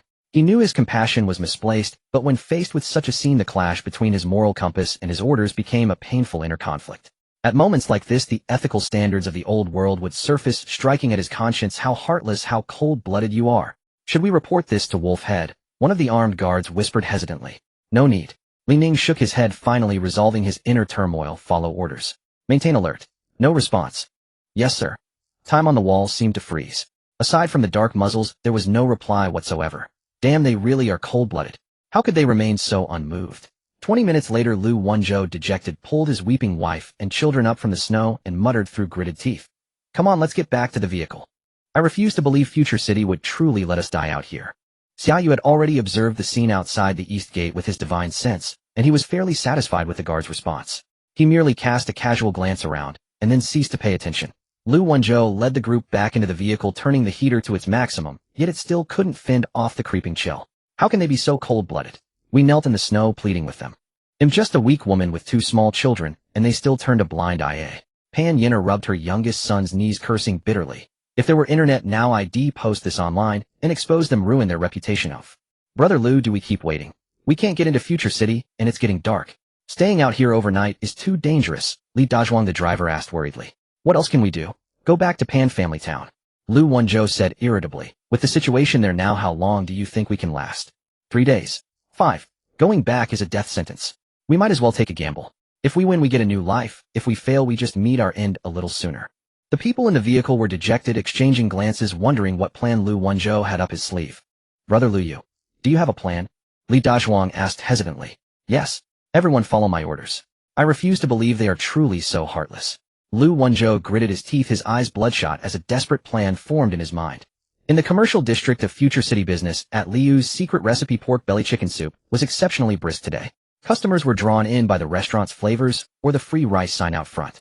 But a large portion of the crowd was specifically there to see the calligraphy piece Xia Yu had written. The framed bold characters reading Liu's secret recipe pork belly chicken soup now hung on the restaurant's most prominent wall. The script was elegant and spirited with profound depth. Crucially, the inscription by Xia Yu attracted many onlookers and photo opportunities. The restaurant owner Lu Qi stood by with his hands behind his back, grinning with pride, feeling immensely honored. Soon his place would surely become a new trendy hotspot. Boss Lu, I never expected business to get even better once this calligraphy went up.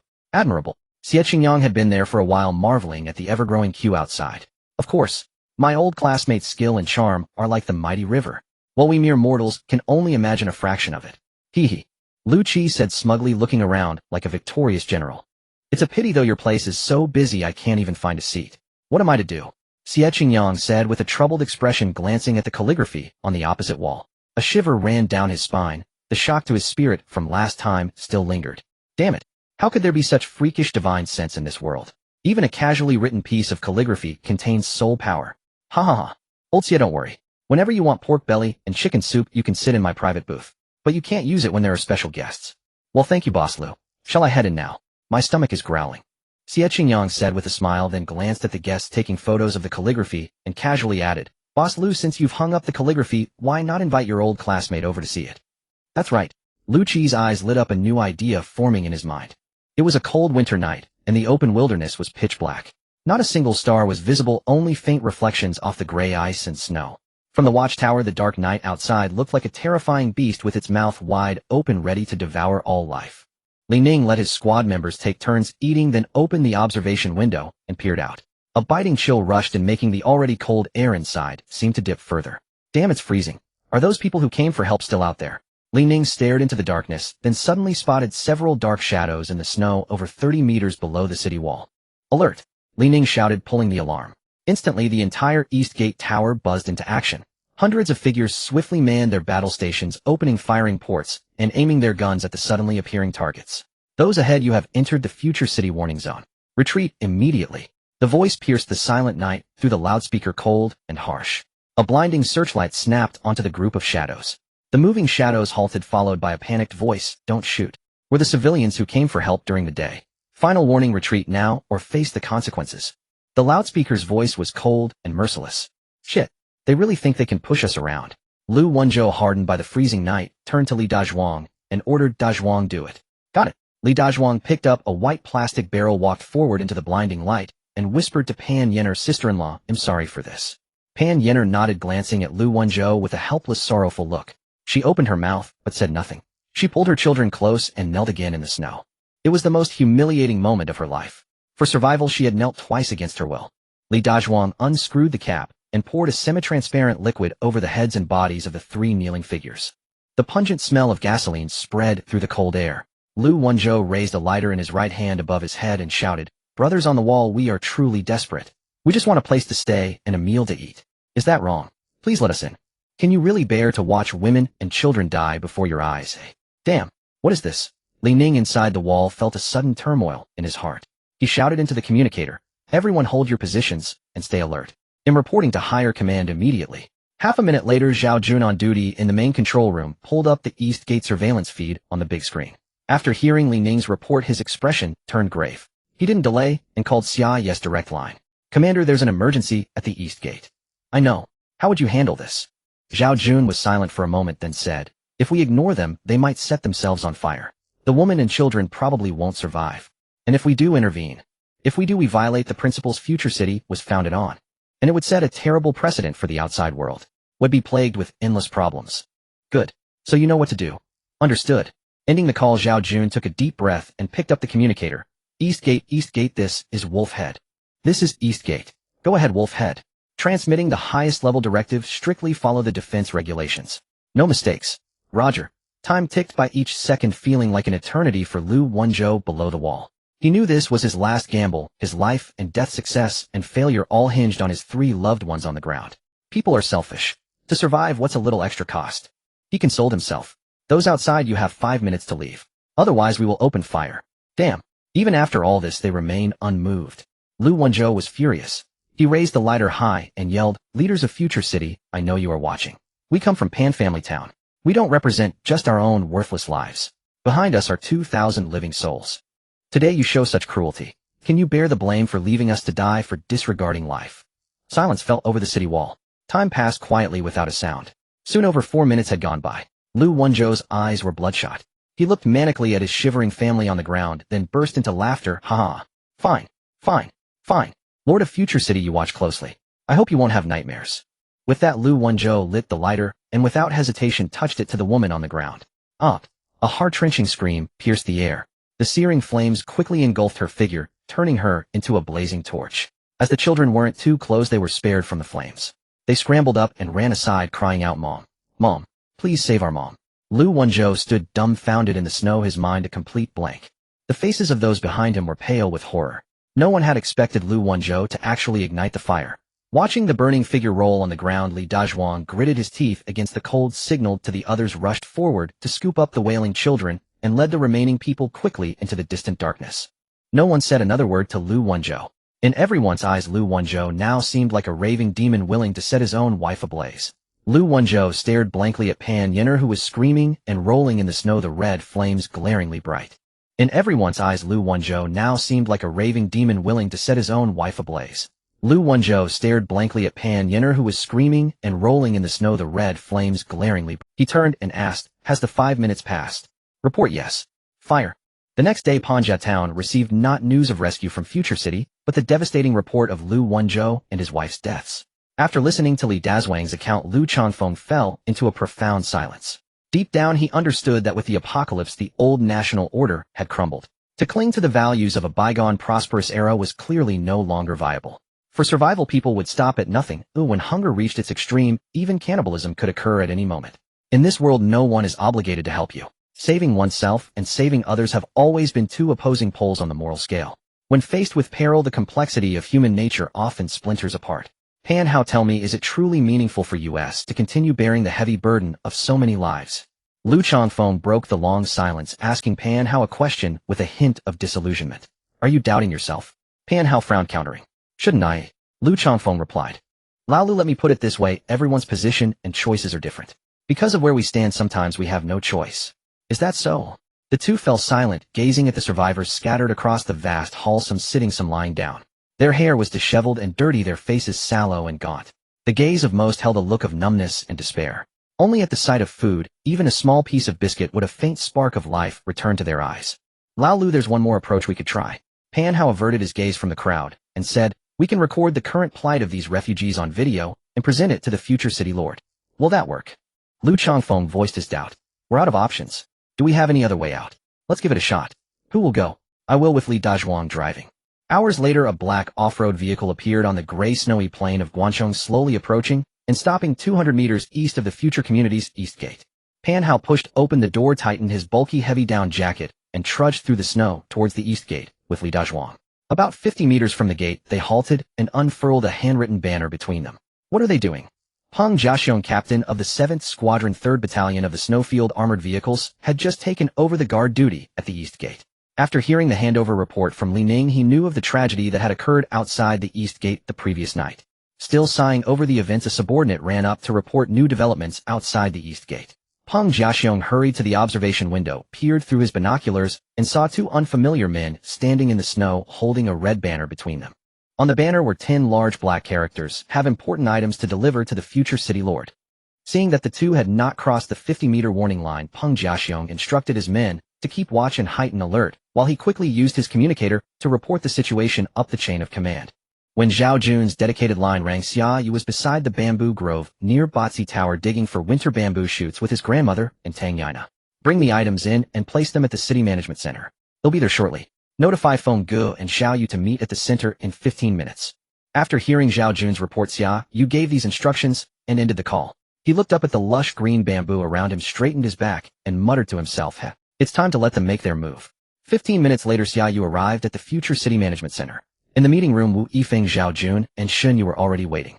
Did you get the items? Yes, it's a video from a phone. Alright, Xiao Yu, I project the video onto the big screen. The next moment, a video recording depicting the dire reality of Panjia Town's apocalypse began to play. Ruined buildings, gray-black snow, and a once bustling town, now shrouded in deathly silence. The scene shifted to the grim living conditions inside the hall, crowded, dirty, and chaotic. In the extreme cold, people were forced to burn furniture for warmth. The hall was packed with refugees, barely alive, tormented by hunger and freezing temperatures. Every face was sallow, every gaze listless. A gaunt mother secretly pulled a moldy biscuit from her pocket. She nervously glanced around, broke off a small piece, and put it into the mouth of the child in her arms. Then she placed the rest of the biscuit back into her pocket and sucked her fingers clean. But the biscuit in her pocket was spotted by others nearby. Several hands, like those of starving demons, reached for her pocket. A few of the stronger young men stripped the thick coats from 3 corpses, and the bodies were moved to a snowdrift outside the main door. Outside the door, the gray-black snow grave had piled up into a small mound. At the end of the video, a gaunt middle-aged man with graying hair appeared before the camera. In a heavy, desperate tone, he said, to the person in charge of future city, greetings. I am Lu Changfeng, the town mayor of Panjia Town. On behalf of the 2013 surviving residents here, I am sending you our most urgent request for rescue. You've seen our situation. Our last remaining food and water can sustain us for at most 3 more days. Only half of us get to eat a bit of biscuit or stale bread each day. We are short on clothes, food, and freezing. Every day people die right before our eyes. As the leader of Panjia Town, I am powerless to stop it. We are all compatriots. We don't ask for much, just a chance for these people to survive. Thank you. The gray-haired mayor bowed deeply to the camera. The screen froze. The meeting room was silent. Shenhua, seated at the lower end, had slightly reddened eyes. Fenggu, I'd like to hear your opinion first. Xia Yu broke the silence. Xia Yu, on this matter you have my full trust. He'll follow your lead. Wu Yifeng declared with a serious expression. Come on. Fenggu, aren't you being a bit irresponsible? Xia Yu retorted, rolling his eyes at Wu Yifeng in feigned exasperation. Cut it out. I'm only in charge of logistics and supplies. Don't bother me with the rest. You make the call. Wu Yifeng ignored him, lighting a cigar and starting to puff away. Zhao Jun, Xinyue, what are your opinions? Zhao Jun straightened his posture, his expression grave, and said seriously, I will follow orders without question. I have no objections. And you, Xia Yu? Xinyu looked startled, then puzzled. Why ask for my opinion? I'm just the head of the supercomputing center. You'll understand soon enough, because there are things I'll need your help with later. Xia Yu winked mysteriously.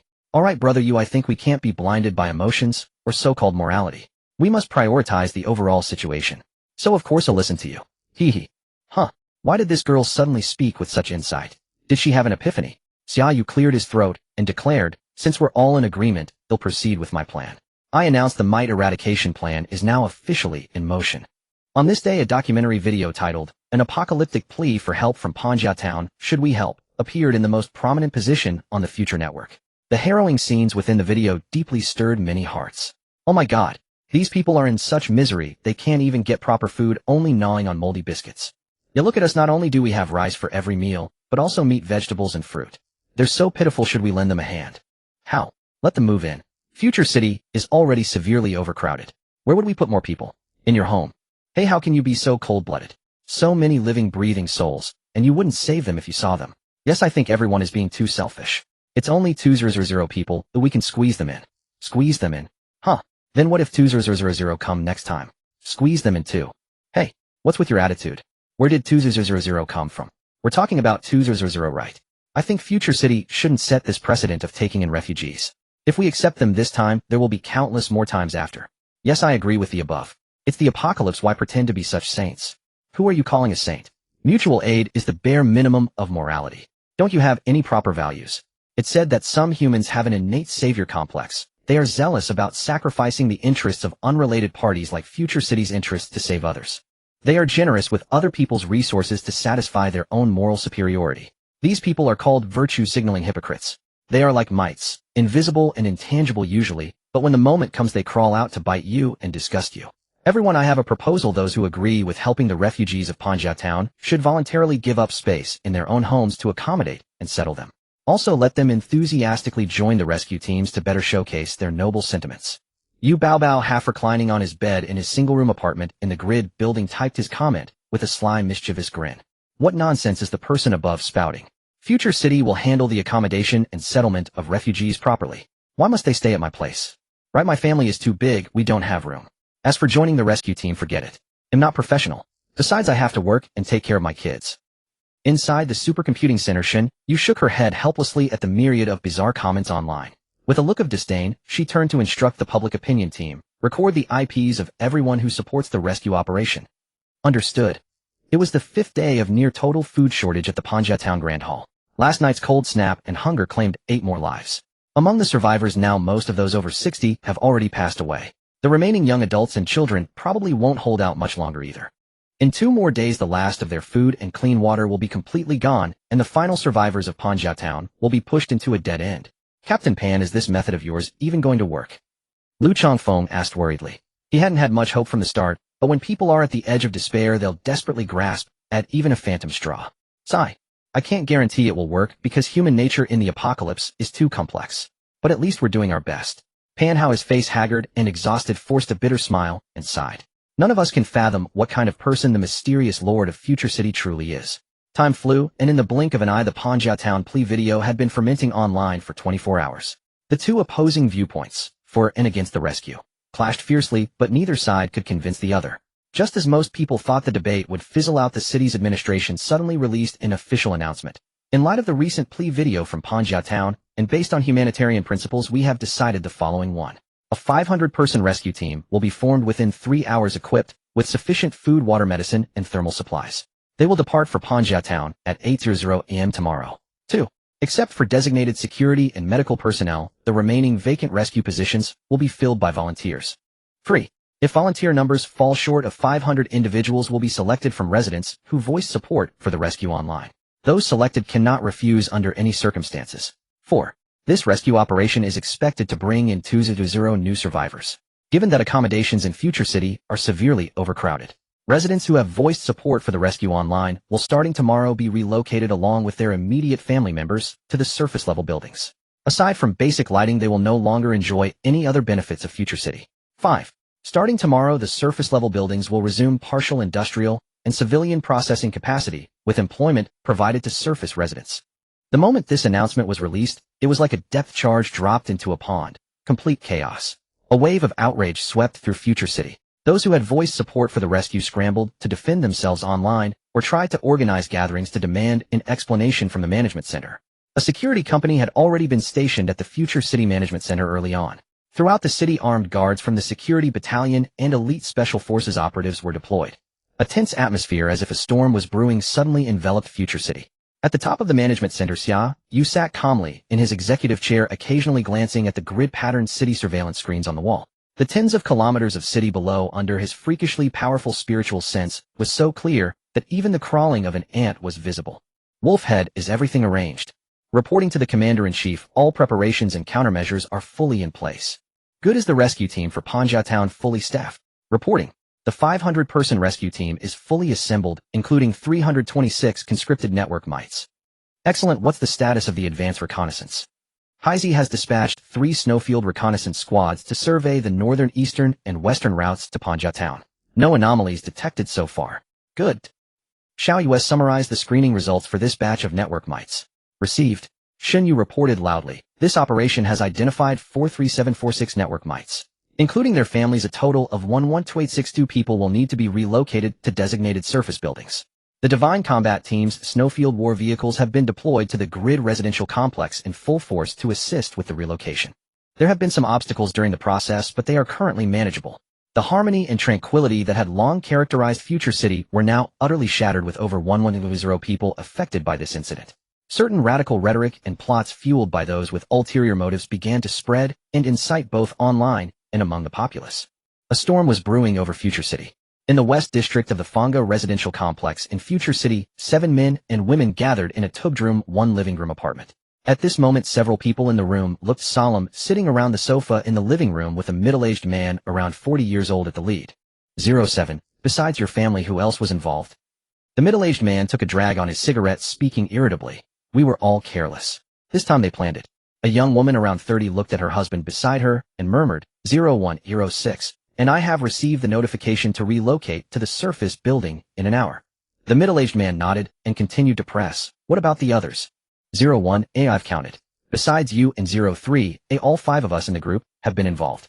A young woman sitting to the right of the middle-aged man replied softly. She was wearing a well-fitted light gray professional suit, and on her left chest hung a badge that read, Future City No. 3 Primary School. The middle-aged man felt a headache coming on. Damn, what the hell was this? He had merely stirred things up online a little, posting some remarks supporting the rescue, and now most of his action group was gone. This Future City, what the hell, it didn't play by the rules. 03, assess the impact of their relocation to the surface building on our subsequent operations.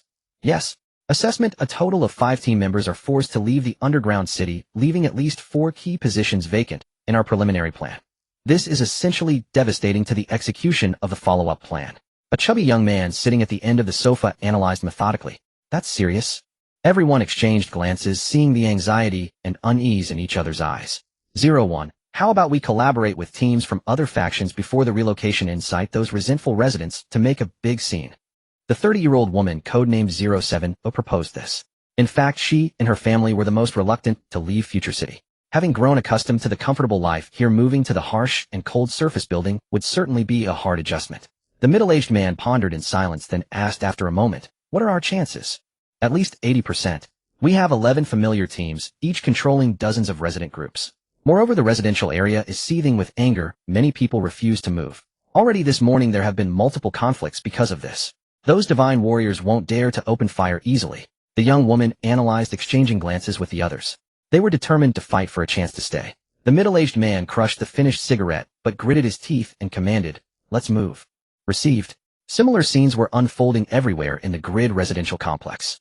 In less than an hour, the residents who had been scheduled for phased relocation unexpectedly converged on the East District Square, the most crowded area. Despite the desperate efforts of the divine warriors to block them, the crowd still surged forward madly. A crowd of over 110 people surged toward the same place, simultaneously continuously charging at the divine warriors, blocking their way, creating a scene of utter chaos. The flow of people rushing to the East District Square was incensed, shouting in unison, fight for our legitimate rights and interests, resist the relocation. Fight for our legitimate rights and interests, resist the relocation. At the same time on the Future Network, someone immediately uploaded a video of the scene, and the click rate began to skyrocket. Some people, ignoring warnings, live-streamed the riot. On the top floor of the City Management Center, Xia Yu watched the surveillance footage on the screen, his face turning ashen. Any discerning person could see that this was undoubtedly a premeditated riot. Although he was furious, reason told him he could not easily order a crackdown. Commander, what should we do now? Xia Yu, sitting in the executive chair, was leisurely sipping tea. He smiled at the question and said, "Wolfhead, take it easy." Take it easy. Since those people couldn't help but jump out, isn't that exactly what we wanted? Saves us from digging them out one by one, haha. So this riot was actually part of your plan. Xia Yu, who was operating a laptop nearby, turned her head and asked curiously. You guessed right. Haha. If they didn't move, we couldn't strike easily. Now that the key figures have revealed themselves, the worm clearance plan is perfect. Zhao Jun was stunned. Damn, so all of this was planned by that guy Xia Yu. Holy shit, why didn't you say so earlier? I've been worried for nothing. Zhao Jun breathed a sigh of relief and asked, what do we do next? Xia Yu took another sip of tea, the corner of his mouth curling up, and said coldly, very simple, full suppression. Use tear gas, first live ammunition on those who resist. Do I need to teach you this? Zhao Jun straightened up, standing at attention, and replied, received. Additionally, temporarily placed the 1st Special Operations Battalion under Xia Yu's command. All personnel of the Stargate Divine Warriors, except for necessary security and defense teams, are to enter the underground city and fully suppress the riot. Received. Zhao Jun replied loudly and trotted into the adjacent temporary command center of the Divine Warriors. Xia Yu, time to close the net. Report the results. After Zhao Jun left, Xia Yu walked over to Xia Yu. Okay. Xia Yu quickly pulled up the data on the computer, clicked, and zoomed in. This operation has uncovered 27 covert organizations in Future City involving 219 individuals, including 36 A-level dangerous persons. All targets are locked. Please give orders. Let the 1st Special Operations Team move. Ensure a complete roundup. Kill anyone who resists. Received. 10 minutes later, the over 100,000 people gathered in the East District Square were subjected to a fierce attack of tear gas. Tear gas canisters as dense as hail spewed white smoke and fell into the thick crowd. In an instant, screams and cries of pain mingled. The panicked crowd scattered in all directions. Some people were pushed to the ground crying out in pain and were instantly submerged in the torrent of people. Those who managed to escape to the periphery, still in shock, were about to catch their breath when they were horrified to discover that the entire East Square was surrounded by a dense array of armored vehicles and infantry fighting vehicles. The gray-green armored vehicles and combat vehicles looked like a group of cold monsters, their dark anti-aircraft machine guns aimed at the crowd, emitting a chilling gleam. Behind the vehicles, rows of heavily armed Divine Warriors stood solemnly ready to engage at any moment. Holy shit. We were just having a gathering. Do they need such a big show? The agitated peripheral crowd finally stopped on their own. Under the loudspeaker commands from the command vehicle, they obediently put their hands behind their heads and squatted on the ground. However, some stubborn elements and those with ulterior motives continued to exploit the chaos, inciting the crowd and refusing to surrender. Guanbei Panja Town. Li Ning, leading the 6th Squadron of the 3rd Battalion of the Snow Combat Vehicles, arrived first. 2 kilometers behind him, 30 Golden Eagle 3 armed snow vehicles were advancing in full force. Further back were 60 snow transport vehicles and 3 wartime medical vehicles. When he received this task in the morning, Li Ning was momentarily stunned. He couldn't understand why, after firmly rejecting Panja Town's plea for help 2 days ago, they were now going to such trouble to pick up people. Though he couldn't figure it out, as a soldier by training, he chose to obey orders. Li Ning did not know that at this very moment a massive riot was taking place in Future City, and the trigger of the riot was none other than Panja Town beneath his feet. 1 kilometer further ahead was the Panja Town Auditorium. Inside the auditorium at this moment, nearly 2,000 survivors of Panja Town lay or sat like walking corpses, eyes hollow, despair filling every inch of the air. Help in dire need is remembered, but adding to prosperity is soon forgotten. The weaknesses of human nature have never changed in thousands of years. The seemingly large-scale riot in Future City was swiftly suppressed. The incident resulted in severe casualties from the stampede, and with dozens of stubborn resistors shot dead on the spot, the total casualties exceeded 1,000, a truly tragic scene. The mites relocated to the surface along with their families, numbered over 110000. Soon all of them were gathered into dozens of large buildings in the northern district of the surface. These buildings could block out most of the cold, yet they remained freezing, and the temperature control systems inside were unusable due to the lack of electricity. Apart from basic lighting, they had essentially lost all the benefits of Future City. They could only rely on down jackets and cotton quilts for warmth. The buildings occasionally provided some coal briquettes and fuel, but at exorbitant prices. Moreover, in the surface buildings, all adults were forced into assembly line work, long hours, exhausting labor, and meager pay. What plunged them into utter despair was that Future City had severed all internet connections for these dozens of buildings. The mites, once so spirited and vocal online, had lost their arena forever. With half the joy of life gone, a large number of people gradually sank into depression. Recalling the past life in the underground Future City was so comfortable. Now in the surface buildings, the bitter, cold, and monotonous days dragged on endlessly. What deep regret! The 2-day mite elimination plan concluded flawlessly. The most pleasant surprise was that along the way, all the hidden agents lurking in Future City from various factions were thoroughly uprooted. Future City felt much more spacious and much cleaner. As the official website publicly detailed the full story of the incident, the remaining residents of Future City developed an unprecedented sense of belonging to the city. Laughter and peace returned to normal, and the crowds on the streets unconsciously exuded a new air of confidence. This is the Future City I wanted. Xia Yu stood alone at the city's highest point, sighing with mixed emotions. In truth, he possessed inexhaustible resources and the backing of his pocket world. He could easily have lived a carefree life alone in the apocalypse. Why bother with all this toil and trouble? So humans are truly pathetic. There are too many emotions and responsibilities one cannot bear to let go of. After sighing for a long while, Xia Yu finally collected himself. Suddenly his expression shifted and his figure flickered as he vanished from the spot in an instant. After the harrowing turmoil, the commercial district of Future City had regained its former bustle. As evening approached, Liu's secret recipe pork belly and chicken soup welcomed its daily rush of customers. Boss Liu, you're in a good mood today. Hearing this, Lu Qi, who was scrolling through short videos at the cash register, quickly looked up, then stood up in surprise. Oh my. 2 great beauties have graced my establishment. Please come in. Seeing that it was Tang Yana and Xia Yu who had entered, Lu Qi greeted them with immense enthusiasm. Why isn't the god here today? He's busy, we didn't call him. Tang Yana said with a smile. Boss Liu, do you have a private room this time? Of course. My personal VIP room is always open for the god and you 2 beauties. Follow me. Lu Qi led the way inside, then suddenly remembering something slapped his forehead. Sorry, almost forgot, a friend just took the private room. They'll have him vacate it right away. Don't bother, Boss Liu. If it's inconvenient, we can just sit in the main hall, Tang Yana said apologetically. No way. I can neglect anyone, but never 2 beauties like you. Don't worry, my friend is alone, he can move. We're all familiar. Before long, Lu Qi led them to the innermost private room and pushed the door open. Boss Liu, come join me for a drink. The man inside was busy eating his meal. A pot of pork belly and chicken, a plate of leafy greens, a plate of fried peanuts, and a flask of Luzhou liquor. Old Xia, sorry about this. Some distinguished guests have suddenly arrived. Would you mind moving to the main hall? Xie Qingyang's eyes lit up as he saw 2 stunning beauties walk in. One elegantly refined, the other charmingly cute. It's my honor to yield my seat for such beauties.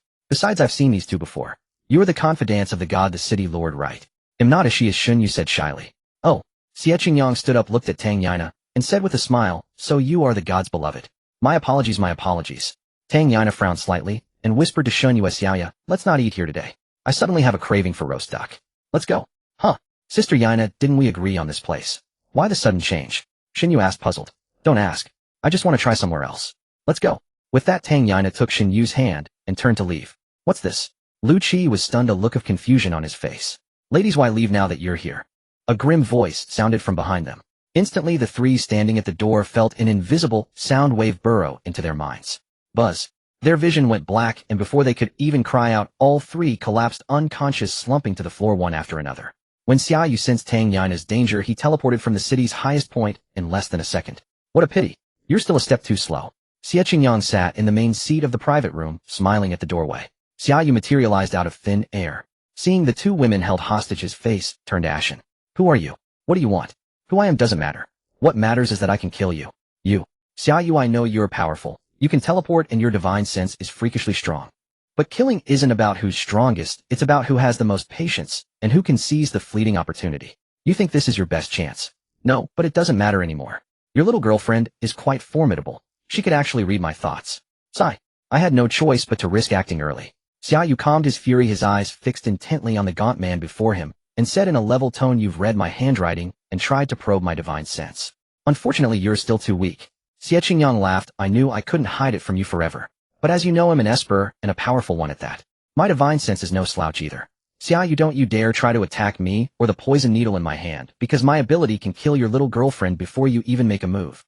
Xia Yu remained silent, his hypersenses and divine sense operating at full capacity, as he secretly sought an opportunity to counterattack. Xia Yu, you have no chance. My ability is super infrasound. Do you know what infrasound is? When the frequency drops below 20 Hz, it's infrasound. And I can emit it silently or weave it into my speech at light speed. It can penetrate anything, instantly knocking you out or killing you. No matter how strong your will is, you can't block an invisible sound wave. Xia Yu said coldly. Are you afraid of me? Otherwise, why all this talk? Xia Yu sneered. Just state your demands and stop wasting time. Now it was Xia Yang's turn to turn pale. He said hatefully, I want you to kill yourself right now, or she dies. Xia Yu chuckled, kill myself. Do you take me for a fool? Then she dies. Xia Yang tightened his grip on the poison needle, its tip almost touching the skin of Tang Yina's neck. Sigh. Do you hate me that much? Why must I die? Xia Yu shook his head helplessly. Even in the apocalypse, why be so fixated on killing someone? This has nothing to do with hatred. It's about my honor being defiled. Snake Temple. Let me guess. Which one are you on the assassin list? With super strong divine sense and infrasound abilities, you can only be the rattlesnake number 007 on the Blue Star Assassin ranking. Xia Yang was inwardly alarmed, but said in a deep voice, you're clever, but can you die now? Yes, I can. Seizing the brief moment of Xia Yang's distraction, Xia Yu vanished. His divine sense instantly broke through Xia Yang's sound barrier, and in the blink of an eye he appeared in another corner of the room. His powerful divine sense in that instant wrenched Tang Yana away from Xia Yang and pulled her into his embrace. Xia Yang barely had time to open his mouth, unleashing an invisible sound wave at Xia Yu, while the poison needle in his right hand shot silently toward the unconscious Xia Yu on the other side. Xia Yu flickered again, dodging the frontal assault of the infrasound wave. With a turn of his right hand, the Tang Yana in his arms vanished instantly. At the same time, Xia Yu, who was beside the dining table, was also absorbed into his pocket world. The next moment, Xia Yang turned his head, opened his mouth, and tried to emit another sound wave. But Xia Yu wouldn't give him another chance. With a thought from his divine sense, a chopstick from the table pierced through his neck. Xia Yang felt the pain in his neck and heard the gushing sound of blood.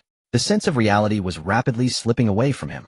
Pity, you still lost a woman, Xia Yang said in a hoarse voice, clutching the wound on his neck with his left hand, trying to stem the flow of blood. Are you talking about this?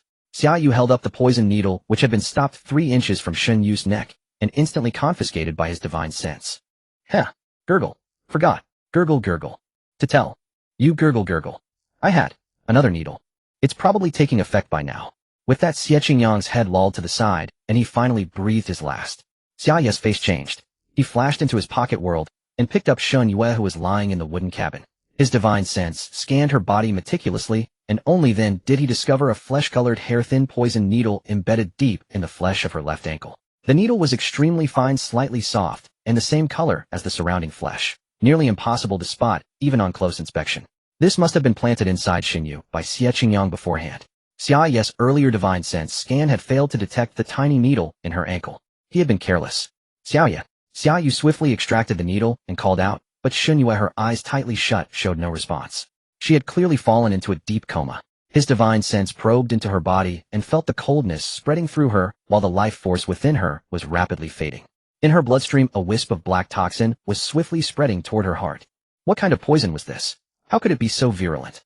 Xia Yu scooped Xia Yu into his arms and appeared in the high-tech medical building of Future City in the blink of an eye.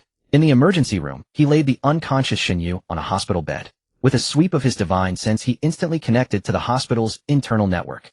Professor Chen Mingzhang of Toxicology, Director Wang Yi of Neurology, Professor Song Chuanhui of Hematology, Director He Shuebing of Cardiology. Please come to the first-floor emergency room immediately for an urgent consultation. Soon the urgent joint consultation notice was sent out and the chief specialists from each department rushed over. Xia Yu looked at Xia Yu's pale, bloodless oval face, his heart aching.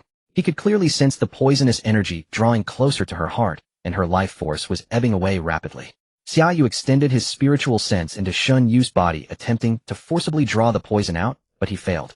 The poison was deeply entwined with the blood throughout her body. Unless he drained all her blood at once, there was simply no way to halt the poison spread.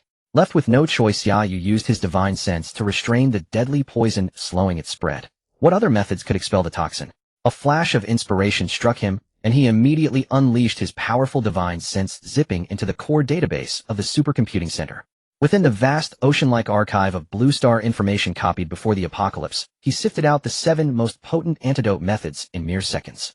Ranked first was actually a technique passed down from ancient China's warring states, period, the 13 needles of Chongsheng. However, this art had not been used for nearly a century, as it demanded extraordinary talent that few could master. More importantly, the practitioner must possess formidable spiritual sense to perform it properly. Chongsheng Jun, the teacher of BNK, whose healing was divine, created the 13 needles capable of bringing the dead back to life. This needle technique, he could use it Without hesitation, Xia Yu unleashed his supreme spiritual sense, instantly integrating the miraculous 13 needles of Chongsang into his subconscious. In no time, transformed into a divine physician, he held 13 gleaming silver needles in his hand. He took a deep breath, and with a flutter of his fingers he inserted the needles into Xia Yu's 13 key acupoints. Particularly at the heart meridian, he applied 3 needles with varying force and depth.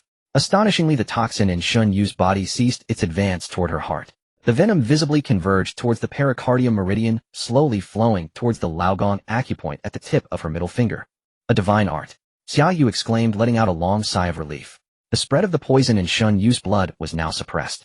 With the expulsion of the venom, her subsequent treatment would be much easier.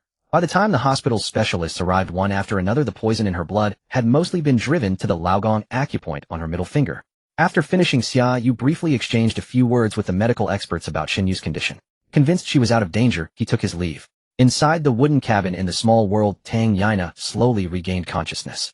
Her head felt a bit sore, Xie Qingyang's infrasonic attack silent, and after finishing, Xia Yu briefly exchanged a few words with the medical experts about Xia Yu's condition. Convinced she was out of danger, he took his leave. Inside the wooden cabin in the small world, Tang Yana slowly regained consciousness. Her head felt a bit sore, Xie Qingyang's infrasonic attack silent, and formless was indeed difficult to defend against. Looking around, she found herself lying on the large bed in the cabin, and her heart settled somewhat. For some reason, every time she stayed in the small world's cabin, she felt an overwhelming sense of safety and happiness. Perhaps it was because this world belonged to Xia Yu, and she too belonged to Xia Yu. Awake, came Xia Yu's gentle voice from beside her. Xia Yu moved to the bedside, leaned over, and softly drew the woman in his arms into an embrace, comforting her. Don't worry, that person was an assassin, oh, he has been dealt with. Are you worried about Xia Yu? Yes, is Xia Yu okay? Xia Yu is fine, she suffered a minor injury, and is resting in the hospital. That's a relief. Xia Yu, why did they try to kill you? Just a bunch of pesky cockroaches. Don't worry, I'll uproot them all eventually. They held each other for a while, feeling each other's concern and love lost in a moment of quiet reverie. Get up, I want to take you to meet some people. Xia Yu kissed Tang Yana's forehead and whispered in her ear. Meet who? The first batch of immigrants to the small world. The next second they appeared in a mountain valley. The small world's valley had completely shed its former solitary and desolate look. Amidst the green trees and flower clusters, rows of small buildings and farmhouses had risen from the ground. Wisps of cooking smoke rose into the air, and the sounds of chickens and dogs mingled. In the distance, oxen pulled plows across the fields, while groups of village children chased each other by the stream or jumped in to catch fish and shrimp. What a heavenly paradise, full of the warmth of mortal life. This? Tang Yana was stunned.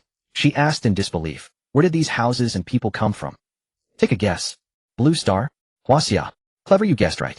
They are all farmers from remote mountain villages across Huaxiao, simple and honest people. I traveled through most of the country to select them. Just before the meteorite struck, I moved them here along with their homes, temporarily settling them in this valley. Xia Yu said with a smile, taking Tang Yana's hand as they strolled towards the nearest village. The children by the river spotted Xia Yu and ran over with joyful shouts. Brother Yu, you haven't come to see us for 2 days. Fat Egg Brother Yu is busy, not like you, doing nothing all day, but climbing trees and catching shrimp. Who's he? Don't you dare talk about me. I saw you yesterday poking a beehive and getting chased by the bees until you jumped into the river. Fat Egg, I'm warning you, stop spreading lies or he'll hit you. Think I'm scared of you. Amidst the playful banter, the group walked into the village. Xia Yu smiled and nodded at the villagers he met. Everyone he passed came forward enthusiastically to greet him. Xia Yu, why are they so warm towards you? Tang Yana asked, puzzled. Because I saved their lives and because I am the king of this world. How many people live here exactly? Tang Yana asked curiously, noticing the sheer number of houses that filled most of the valley. 1,030,000. So many. Won't it get too crowded with everyone in the valley? Don't worry, the valley can be expanded, As he spoke, Xia Yu focused his will, and several beautiful landscapes from the chaotic space merged into the valley, causing a slight tremor to rumble through it. Soon a series of brand new terrains merged into the surroundings of the valley. Is this Juzhago? Gosh, what is that scenery over there? It's so beautiful. I know it's in our Yunnan province called Butterfly Valley. And there, look further away, so many waterfalls, it looks like Tianyi Valley near my home. It is Tianyi Valley, I've been there. The magic akin to the creation of the world utterly stunned Tang Yana, and even more so the countless villagers within the valley. They marveled at the vastness and grandeur of the new landscapes, and even more at Xia Yu's ability to create something from nothing, his power to forge worlds. Xia Yu's role as the creator god became even more deeply ingrained in their hearts. People who have long lived in the mountains are the most simple and faithful to spirits. Now that Xia Yu, this god, had descended into their mortal world, and given them a brand new realm and a fresh start in life. Their devotion was absolute. After merging the valley, Xia Yu led a vast procession of small world residents on a journey of creation. In the second layer, the small world's grassland began to merge with the Xilingal grassland, the Gajingala grassland, the Huitengzao grassland. The 2.8 million mu of small world grassland visibly merged into a much vaster prairie, complete with countless herds of cattle, sheep, and horses appearing out of thin air. The villagers who witnessed the creation of the grassland were once again stunned, speechless. Heavens, how vast is this grassland? It stretches beyond the horizon. With so many cattle and sheep, we can never eat them all. In the third layer, the site of the original 7500 square kilometer farming plain immediately shook countless eyeballs. After merging the valley, Xia Yu led a vast procession of small world residents on a journey of creation. In the second layer, the small world's grassland began to merge with the Xilingal grassland, the Gajingala grassland, the Huitengzao grassland. The 2.8 million mu of small world grassland visibly merged into a much vaster prairie. The sky seemed bigger, the earth broader, and the air was thick with the promise of a bountiful harvest. In the fourth layer of the small world, when they saw a lake nearly 30 square kilometers in size, the countless villagers who had been moved by Xia Yu's divine sense were too shocked to speak. Good heavens, the world we live in really has such a massive lake. Everyone watch closely. What's about to appear is the lake with the most fresh water in the world, Lake Baikal. As soon as Xia Yu finished speaking, an enormous crescent-shaped blue lake materialized out of thin air and quickly merged into the distant mist. The previously oval-shaped lake visibly expanded outwards, and in the blink of an eye, a brand new, boundless lake appeared before them. Fish in the lake leaped joyfully out of the water. Following that, the azure gem-like and Jimmelin Snow Mountain Lake appeared among the distant snowy peaks, standing proudly and conspicuously beside the vast lake.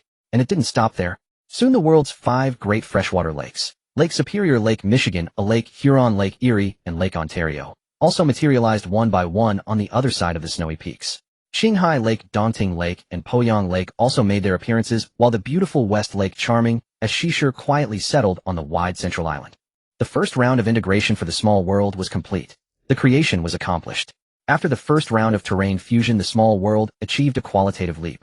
The entire area of the small world expanded dozens of times over, and the superposition of high-quality terrains produced unexpected results. The scenery became more beautiful, the landscapes more pleasant, and the flora and fauna more abundant. Due to the fusion of terrains, the small world now carried a trace of the blue star's karmic connection. Xia Yu could sense that he had in some mysterious way touched upon something enigmatic vaguely linked to the calamity of this apocalypse. However, this mysterious thing was too ethereal to grasp for now. Xia Yu was not in a hurry. He had all the time in the world. To ultimately prevail in the apocalyptic struggle for dominance, one must inevitably endure countless tribulations. Visible enemies are not the most fearsome. The truly terrifying ones are those hidden in the shadows. Therefore, to look down upon all enemies, one must become a creator. To continuously perfect, upgrade, and strengthen the small world until it becomes a truly supreme and mighty great world. This path is still long. The current small world is merely the embryonic form of creation. Since the framework has been established, why not boldly pursue it to the fullest? The small world now had its first batch of inhabitants with basic food supplies and various resources in place. However, it lacked a team with grand strategic vision and management experience. For instance, housing, construction, installation of water and electricity, development of hydroelectric stations, agricultural planting and irrigation, coordination of livestock and aquaculture, waste sorting and disposal, and the establishment of medical and educational systems. Every detail, no matter how small, urgently required a professional team to execute and implement. Xia Yu, accustomed to being an absentee leader, returned to the Guanchong cave and immediately summoned his chosen core members, Yi Bing, Xia Binglin, Chen Zhuishi, O Guodong, O Manman, and Deng Deguang. They all gathered once again in the media room of the Batsi building. A month had passed, and recalling that they had witnessed the arrival of the apocalypse here, everyone couldn't help but sigh with emotion. I've called you all here today because I want to share a monumental secret with you. Xia Yu swept his cold, sharp gaze across the room. Seeing the anticipation and solemnity on everyone's faces, he continued, "First, let me ask you all a question. If you had the choice, would you be willing to live your entire lives underground or in caves?" Of course not. A cave or underground isn't a complete world. Who wouldn't want the freedom of a bird soaring in the open sky? Oh Man, the most vivacious of the group, was the first to speak up. Right? If it weren't for the apocalypse, Man, and I had already planned a trip to Juzigu. Ouch. Man, why did you pinch me? Deng Deguang added, only to yelp in pain as his waist was pinched. That's for talking nonsense. Seeing this, Xia Yu couldn't help but laugh. He said, well, hey, race your chance to enjoy Juzhegu to your heart's content. How is that possible? Oh Man and Deng Deguang said in unison. The others looked at him with skepticism as well. After the meteor impact, the blue star's terrain was almost entirely destroyed. Add to that the black snow and extreme cold, what could possibly have survived on the surface? Xia Yu, stop joking, will you? Seeing their disbelief, Xia Yu didn't explain. He just smiled and said, what if I can make it happen? Then Xia Yu, you'll be my idol. No, you'll be my eternal god. I will love you forever. Hee hee. Oh man said with a mischievous grin. Hey, you love him, what about me? Deng Deguang protested, his face darkening. Love you too, hee. You heartless flirt. Xia Yu shook his head with a wry smile, ignoring this pair of lovebirds. He looked at the others and asked, don't you believe me either? Brother, you this does sound a bit like a fairy tale, Xia Binglin said, scratching his head, awkwardly feeling embarrassed for his cousin. Don't make your boasts too outrageous, okay? Xia Yu, I believe you, Yi Bing said with unwavering determination. Somehow she was willing to trust him unconditionally. Perhaps it was because of the many shocks and miracles Xia Yu had brought her during this time. Deng Deguang secretly shook his head, sighing inwardly. Love truly makes people blind. Alright, since you all have your doubts, let me take you to see for yourselves. Are you ready? The moment he finished speaking, everyone was astonished to find themselves standing atop a lush green mountain peak. From one side of the mountain came the thunderous roar of water. A wide waterfall like a white curtain cascaded down, its snow-white spray scattering like pearls. Isn't this the Pearl Shoal waterfall in Juzhegu? Oh man gasped, covering her mouth in shock. It was unbelievable. Wasn't Juzhegu destroyed along with most of the blue star's terrain by the meteor? How could it be here? Besides, with the blue star's current extreme cold, what about these green trees and flowing water? Could it be time reversal? A parallel world? Not just oh man, but everyone upon suddenly seeing this magnificent sight couldn't believe their eyes. Where is this? Is this really Juzhegu? Oh my god, what exactly have we been through? Yes, this is Juzhegu. I've been here 3 times before, I know it well. Yi Bing, who was initially stunned, was the first to recover. She looked at Xia Yu with even more admiration in her eyes. Everyone look. Over there is the bamboo sea of Juzhegu. Cross that mountain, and you'll see the emerald green beauty lake. With Yi Bing's guidance, the others slowly calmed down and forced themselves to accept this incredible fact. Xia Yu, how did you do it? This is simply divine. Oh man couldn't hide her look of utter adoration. Xia Yu smiled and said, don't get too excited yet, everyone. Follow me. The next moment, another familiar landscape appeared. Oh my god, this is Butterfly Valley. Such a vast grassland. What am I seeing? An endless planting plain. Could this be Qinghai Lake? It's so beautiful. Xia Yu's divine sense swept them up, shuttling them through the small world. These poor apocalyptic country bumpkins shouted and exclaimed in awe throughout the journey. They were taken on an incredible, fantastical trip, witnessing countless magnificent sceneries. Finally, when they all returned to the Valley of the Small World, they looked upon the breathtakingly beautiful view before them, the neatly arranged village, the children playing and laughing. A strange sensation of having traveled through time and space surged through their bodies. Today's experience was utterly mind-blowing. Have you all seen this? Xia Yu let everyone calm down for a moment, then pointed to the village in the distance and said, there are 1.03 million farmers here from all over Huaxia. They are simple and honest, and their hearts belong here. However, they lack a leadership team to guide them in better production, construction, and active living. That's why I have chosen you all, because you are the ones I trust the most, and you possess the expertise and management experience needed for this. But there is one condition: since you've chosen to stay here, you cannot leave and return to the Blue Star until we create a true great world. In the future, this world might be even bigger than the Blue Star. After hearing Xia Yu's words, the newly formed 6-member founding management team of the small world was filled with immense excitement. Damn, to be able to live in such a beautiful small world and also participate in the historic feat of creation, what more could one ask for? Does anyone have any more questions? Xia Yu asked. Xia Yu, can our family members move in too? Chun Zhuoxi asked, sheepishly, feeling as if bringing in extra people was taking a huge advantage. Of course, including the management team you put together, they can all bring their families. But once they come in, they can't leave again. I'm not leaving anyway. Only a fool would want to go back out there. Oh man muttered. Hey Deng Deguang, remember that old game? The one where you start with a few villagers and build an empire. What was it called? I think it was called Age of Empires. 2 days later, the 6-member founding team of the small world completed the formation of their respective leading groups. The small world's management body of over 380 people was officially established. On that very day, all the managerial staff, along with their family members and some important belongings, entered the small world together. Faced with Xia Yu's spectacular and magical teleportation, as well as a world that looked like a fairyland, everyone was utterly stunned. Only after a long spell of holy cow, exclamations did the second batch of small world settlers gradually calm their surging emotions. As the small world's first chief executive, Yi Bing would lead a management team of over 380 people and 1 million farmers in launching a remarkable small world creation miracle. Accommodations and office spaces for the management personnel were arranged, and ample supplies of daily necessities, construction, machinery, agricultural machinery, and other crucial materials were reserved. Xia Yu was about to leave. Yi Bing, looking conflicted, insisted on pulling him up a small hill. Xia Yu, I'm a little scared. Gazing at the picturesque scenery in the distance, layered green ridges and poetic beauty, Yi Bing's coldly beautiful face took on a trace of sorrow. What's there to fear? With so many people helping you and 1,000,000 people backing you, you have to believe in yourself. It's not that. Then what are you afraid of? I'm afraid that I'll never be able to leave this place, that I'll grow old alone in this world and die. Xia Yu sighed deeply inside. How could he not understand Yi Bing's heart? Only there were some things he had to complete first.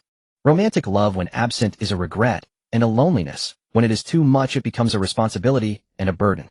Alas, Xia Yu looked at Yi Bing's coldly beautiful yet charming side profile and saw a single crystal tear slipping secretly from the corner of her lovely eye. He sighed softly and reached out to gently brush away the teardrop on her face. His gentle motion was exactly like that scene in Shurqing last year when Yi Bing had been in danger. Yi Bing's whole body trembled. She lifted her sorrowful, heartbreakingly beautiful face and murmured, Xia Yu. Xia Yu shook his head, gently drew her into his arms, and said softly, Don't speak. I understand. Rest easy in the small world. And wait for me. Yi Bing nestled in Xia Yu's arms, nodded desperately, but could no longer hold back the tears pouring from her eyes. At the Future City Management Center in the top-floor office, Lu Changfeng and Pan Hao, who had just narrowly escaped death, enjoyed the warm spring-like air indoors and sipped steaming bagua coffee. On the tea table were sweet pastries and fruit. Through the spacious, bright, floor-to-ceiling windows, the magnificent scenery of Future City unfolded in full view. This is simply a paradise in the post-apocalyptic world, an ultimate earthly realm, Lu Changfeng exclaimed with emotion. From the moment he was rescued to the moment he officially entered Future City, his excitement had never calmed down. Now the Future City of his dreams was right beneath his feet. The sheer impact of all this would completely transform his faith and his philosophy of life. Who exactly is the Lord of Future City? Just from the fact that he created this peerless underground city, one can already tell he is no ordinary man. Just as he was sighing with emotion, a mature woman of about 30 walked in from the door. She was dressed smartly with a lingering, graceful charm. She approached, shook hands politely with the two men, and introduced herself. Hello to both of you. I'm Meng Yujie, Director of the External Affairs Department of the Future City Management Center. Director Meng, we've really troubled you this time. 1,000 thanks. I can never repay your life-saving grace in this lifetime. Lu Changfeng said sincerely. Town Mayor Lu, you flatter me. These were all decisions made by our city lord Xia. Strictly speaking, according to Future City's principles, we would never accept any refugees from the outside. But by a twist of fate, something happened in the city, and your Panja town became the trigger for it. So this is not merely an exception. It is the greatest luck within your luck. Cherish it well. When she mentioned City Lord Xia, a hint of admiration appeared on Meng Yujie's face. We will definitely cherish it. Including the 2,000 Panja town residents who came in with us, we will remember the great kindness of Future City and City Lord Xia for the rest of our lives. Pan Hao said earnestly. After a hearty meal and some rest, his previously haggard face had already begun to regain some color. Gentlemen, Panja town is gone. Yes, Panja town is gone. Now there is only Future City. Back in the small world, Yi Bing reluctantly sent Xia Yu off. Turning around, she convened the small world's first management meeting. This meeting was extremely important as it concerned the small world's future development and creation plans. Yi Bing knew that being placed in this position was enough to show Xia Yu's trust in her and his recognition of her ability. After all, she had once managed a team of several thousand people at Woofing Group in perfect order. Manager Yi, all the department heads have arrived. Shall we begin the meeting? Let's begin. Come, let's go to the meeting room. This small world creation assembly, which later generations would call the Stargate Conference, drafted several resolutions capable of shaping the future structure of the Stargate small world. The small world drew on the rural collective economy model of Hua Nation in the 1960s and 1970s and implemented a work point system. Besides basic living guarantees, other items and daily needs could be exchanged for work points. Entertainment, education, medical care, elderly care, and so on in the small world were implemented as a universal free welfare system. Collectives and individuals who made outstanding contributions to the small world could additionally receive generous spiritual, material, and work point rewards. According to the small world's founding goals, priority was given to developing and constructing housing, social welfare institutions, roads, water conservancy, hydropower, feed processing, and agricultural and aquatic product processing projects. The 1.03 million farmers originally gathered in the valley were divided into 5 groups according to their work roles.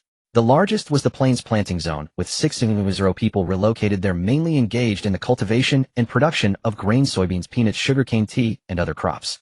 Then there was the Grassland Pastoral Zone, with 1,500 people relocated there, engaged in animal husbandry, livestock, and poultry farming, and related meat processing and production.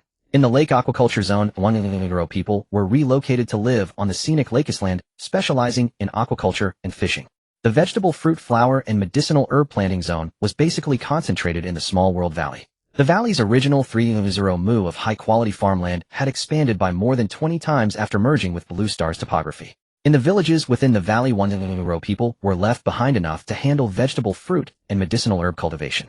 The remaining 8,000 people still lived in the valley. The management assigned them different work tasks: housing, construction, water conservancy project, construction, tap water system installation, hydropower station construction, garbage sorting plants, and biofertilizer conversion. According to Xia Yu's directive, in the early stage, the small world would only cultivate fields and develop people's livelihoods without involving heavy industry for now.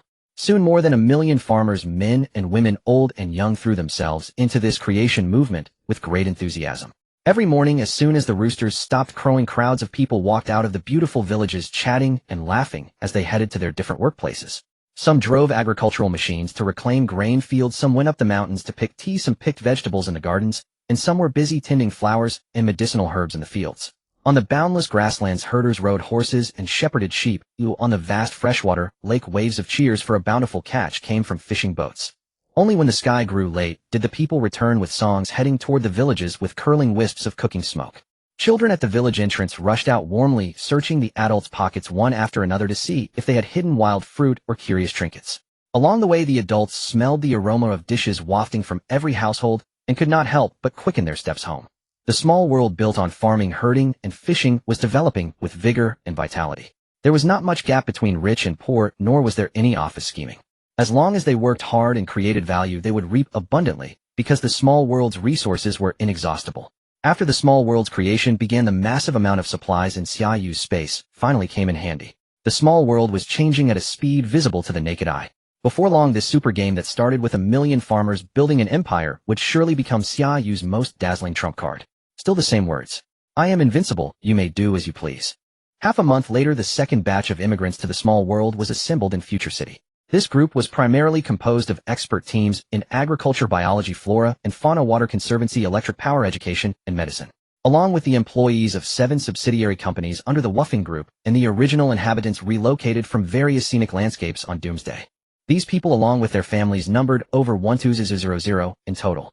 Before departure, no one knew where they were headed, only that this relocation would take them to a place larger and more beautiful than Future City. The current residents of Future City held an almost blind reverence for Xia Yu. Whatever he said was good, they readily believed.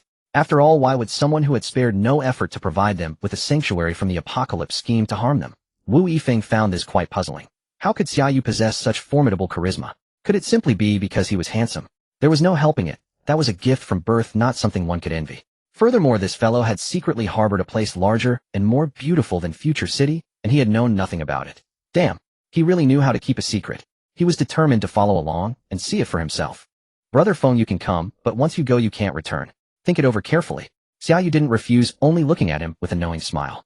Damn, that smile was too cunning. Something was definitely amiss. Is it like ascending to the immortal realm, where once you go, you can never return to the mortal world? Wu Yifeng asked hesitantly. Something like that, but there are no mighty immortals, they're only mortals, Xia Yu said with a smile. Well, let me think it over. After all, Blue Star, no matter how bad, is still the world I know. I'm afraid I can't accept it all at once. Besides, there's a mountain of work in Future City that needs my attention. Next time, maybe next time. In the end, Wu Yifeng chickened out and stopped pestering Xia Yu about going to the small world. After Xia Yu left, a critical question suddenly struck him. Wait a minute. If it's true that once you go you can't come back, then how did Xia Yu himself manage to return? According to the agenda of the Stargate Conference, Yi Bing proposed 2 major issues that urgently needed resolution in the small world. The first issue, the construction of a water treatment plant. The technical difficulty was actually not high, as the water resources scattered throughout the small world boasted a water quality rating of planetary grade superior +3. In fact, the water here was 3 grades purer than even the finest water sources of the former Blue Star. Moreover, the small world's water system possessed a powerful self-purification capability, keeping water quality at an excellent pristine state year-round. After final discussions, the Water Conservancy, an environmental expert group, decided to build a large-scale water treatment plant on the western shore of the vast Starshell Lake, formed by the merging of the 4th Stargate Lake with Lake Baikal, with a daily water supply capacity of 10 million tons. Once completed, this large plant would be sufficient to supply 90 million people, as well as various agricultural and fishery processing industries with their daily needs. The second, issue the construction of a hydroelectric power station. Due to the temporary lack of rivers with significant elevation drops in the small world, this presented a most vexing challenge. Currently, the small world's electricity relied entirely on nearly 100 high-power fuel generators provided by Xia Yu, which was not a sustainable long-term solution. After numerous discussions and evaluations, the expert group settled on a compromise, building a waterfall hydroelectric station. Utilizing the waterfall cluster on the eastern side of the small world's valley, they planned to construct a 10 million kilowatt waterfall power generation unit to first address the immediate electricity needs. 6 to 7-year-old Professor Wang Xiaobing was one of China's most authoritative experts in hydroelectric engineering. 5 days before the apocalypse, he and his research team had been invited to the underground river hydroelectric station of Future City for an academic exchange. Little did they expect that just a few days later the surface of Blue Star would be struck by a catastrophic doomsday disaster, making it impossible to return home. They had no choice but to stay and continue their work and research at Future City's underground river power plant. Now Professor Wang Xiaobing, along with a group of hydropower experts and his own research team, stood before the waterfall cluster on the eastern side of the small world's valley. The thunderous roar of the water, the nearly kilometer-high drop, and the magnificent scenery left everyone utterly awestruck. The hydropower resources of this waterfall cluster can definitely rival the Huangguoshu Falls and Niagara Falls of the former Blue Star. Wang Xiaobing, his hair completely white, couldn't help but exclaim in admiration.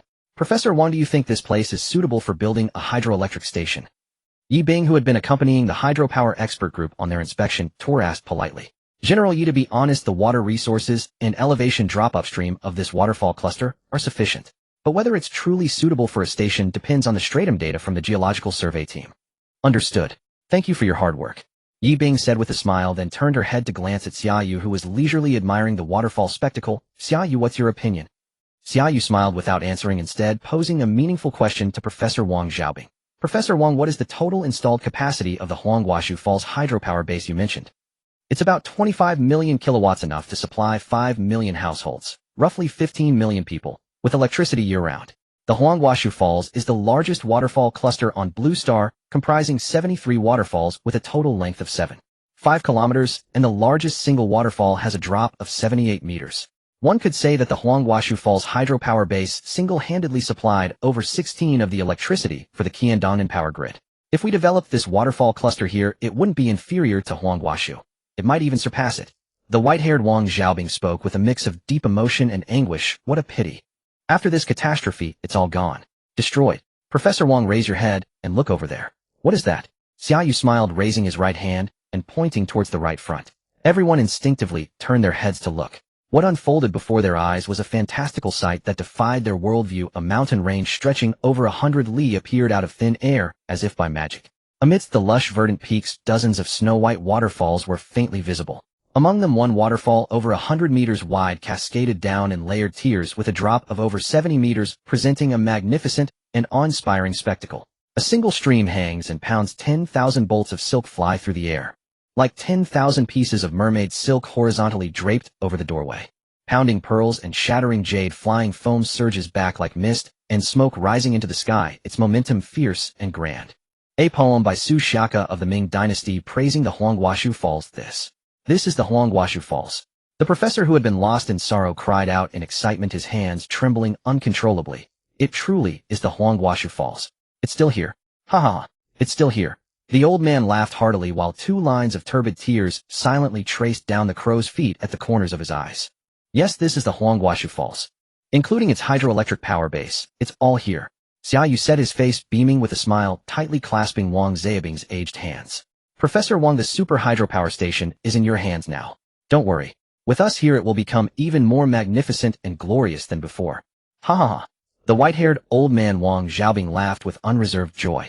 With the activation of the Huangguoshu waterfall hydropower base, the small world quickly escaped its reliance on fuel-based power generation. Bolstered by the massive influx of construction materials and heavy machinery from the chaotic space, and aided by Xia Yu's godlike physics-defying interventions, the transformation was swift. After 2 months of relentless day and night labor by nearly 100,000 people, the Donggu Waterfall Group's hydroelectric generators were finally completed and began trial operations. The 2 adjacent waterfall power stations were seamlessly merged into a single colossal facility, forming a super hydropower plant with a total installed capacity of 60 million kilowatts.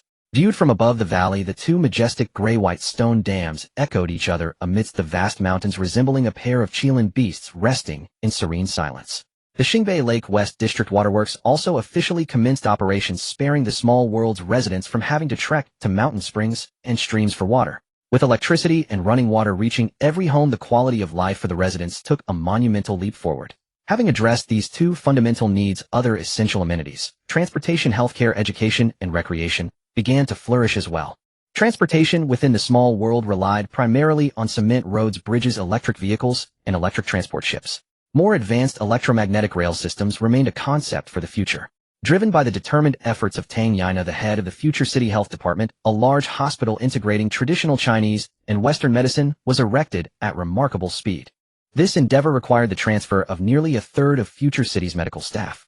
The education sector was equally ambitious. Under the tireless supervision of Deng Deguang, the head of the construction department, the planning and design for 6 kindergartens, 4 primary schools, 3 middle schools, and 2 comprehensive universities were completed in just 20 days. Concurrently, under Man's leadership, the Planning Bureau initiated an ambitious project to construct children's playgrounds, cinemas, theaters, and libraries in various architectural styles within each layer of the small world. Her genius and imaginative flair continued to astound. The chaotic space, having absorbed resources from nearly half the blue star, was finally being utilized to its full potential. It was an inexhaustible cornucopia containing everything one could possibly conceive. The small world had become a utopia, a haven detached from the harsh realities of Blue Star. The residents' happiness index reached unprecedented heights, insulated from the deteriorating conditions and changes plaguing the outer world. In the apocalypse, hoarding supplies would eventually run dry unless one chose to live as a lone wolf. Only vast renewable resources could ensure long-term survival and development. Now in the small world, everyone had food, meat, and clothing. People had homes, children were educated, the sick were treated, and the elderly were cared for. Each morning they opened their doors to breathtaking landscapes. Checkerboard fields, grasslands, and lakes filled with the sounds of genuine laughter. Villages were safe and peaceful, with doors left unlocked at night. In this wondrous corner of the small world, the evils of money had been completely discarded. The residents were happy, their desires simple, and their lives more pure. At 8 a.m., Xia Binglin, who had settled in the tea plantation area, finished his nutritious breakfast, bid his wife farewell, and headed out. Today marked the first rice harvest of the season in the small world's agricultural zone. He had to reach the planting plains and ascend the newly built Golden Huji platform before 9 a.m. to preside over the inaugural harvest ceremony. Binglin, get in. Just as he stepped out, Guodong, driving out from the neighboring villa, spotted him and called out, "Morning, Guodong. Heading to the planting zone too." Xia Binglin didn't hesitate, opening the door to take the passenger seat of the white electric car. For a big PhD who usually burns the midnight oil on research, you're up before 8 a.m. today. Guodong steered the car onto the new cement road, heading towards the planting area. It's the first harvest since the creation of the small world. I wanted to get up early and be part of it. Gotta have some ceremony, right? Heh, aren't you the same? Wow, Binglin, I see you even put on a white shirt for the occasion. Xia Binglin's face flushed. My wife insisted I wear it this morning. She said for such an important event my appearance matters just as much, and I can't afford to be careless. Ha ha ha. Your wife has good taste. You look quite the official in that. Official? I'm just a farmer who tends to crops and pigs. Don't tease me. Binglin, what do you mean farmer? You are the legitimate Minister of Agriculture. You need to carry yourself with some authority when you get on that stage. Ha ha. Xia Binglin's face grew even redder. I was strong-armed into this by Xia Yu. It's like being a duck forced onto a perch, honestly. 10 minutes later, the car left the rolling tea hills and entered the rice-growing plains. On either side of the road, endless golden rice paddies shimmered like precious metal under the sun.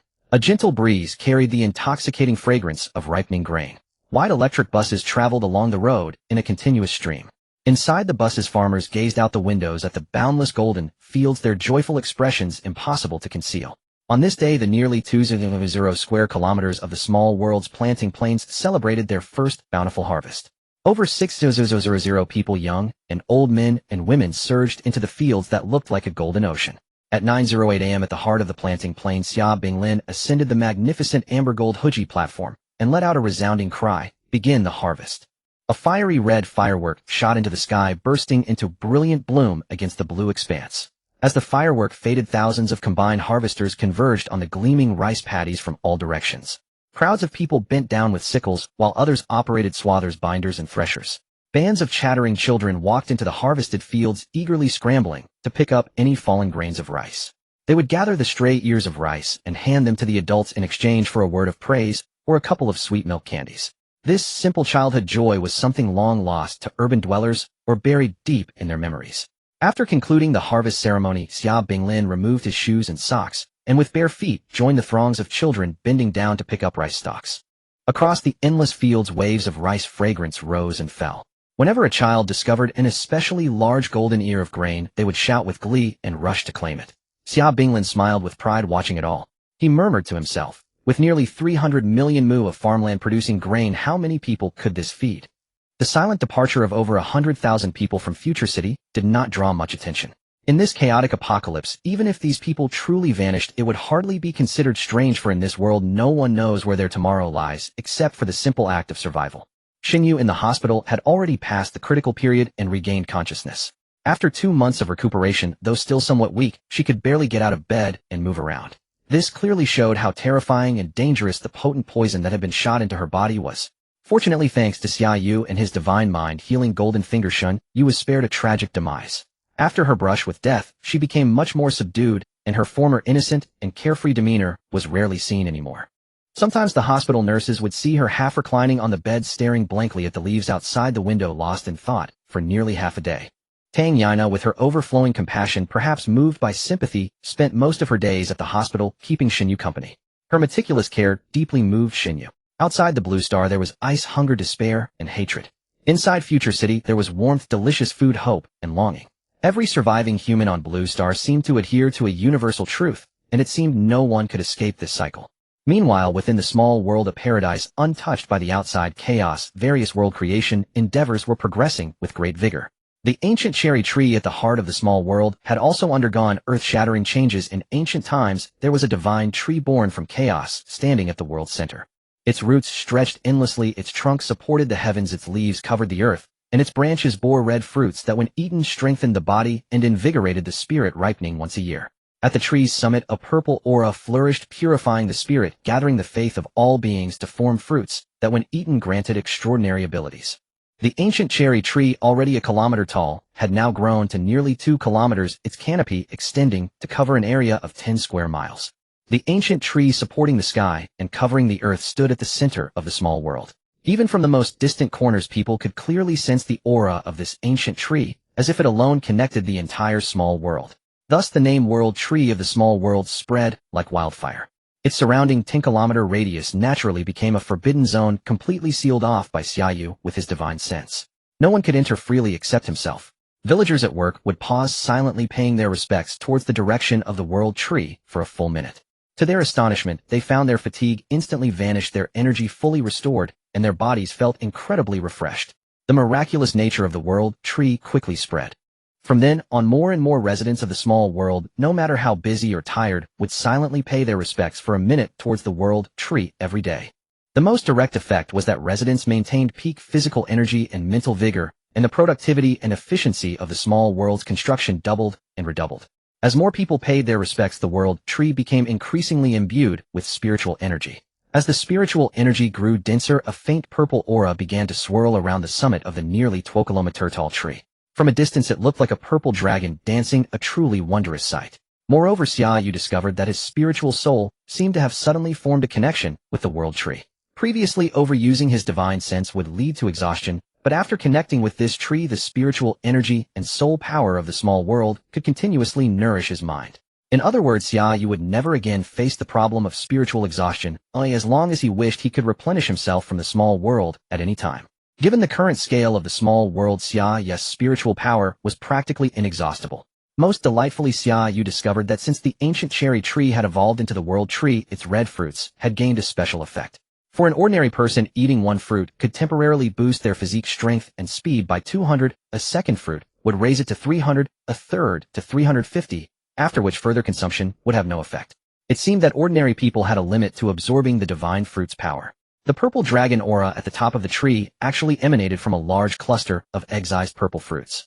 Xia Yu teleported up and plucked one to try. Upon swallowing it, he felt his entire body bathed in a warm, chaotic spring, expelling a layer of filth and impurities from within. His physique, strength, and psychic powers all became incredibly pure and refined. He knew this fruit was extremely precious, surely capable of cleansing the marrow and unlocking latent psychic potential, and his joy was beyond measure.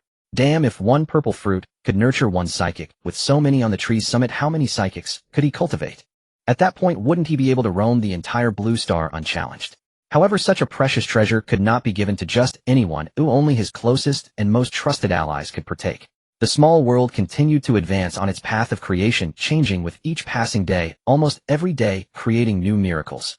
Future City, meanwhile, had long since regained its former bustle and tranquility. Its residents had fully adapted to life underground and had begun to integrate into the unique rhythm of the city. As for the 110 people exiled to the surface buildings, they had also emerged from their initial regret, anger, and despair, resignedly accepting their relatively harsh living conditions.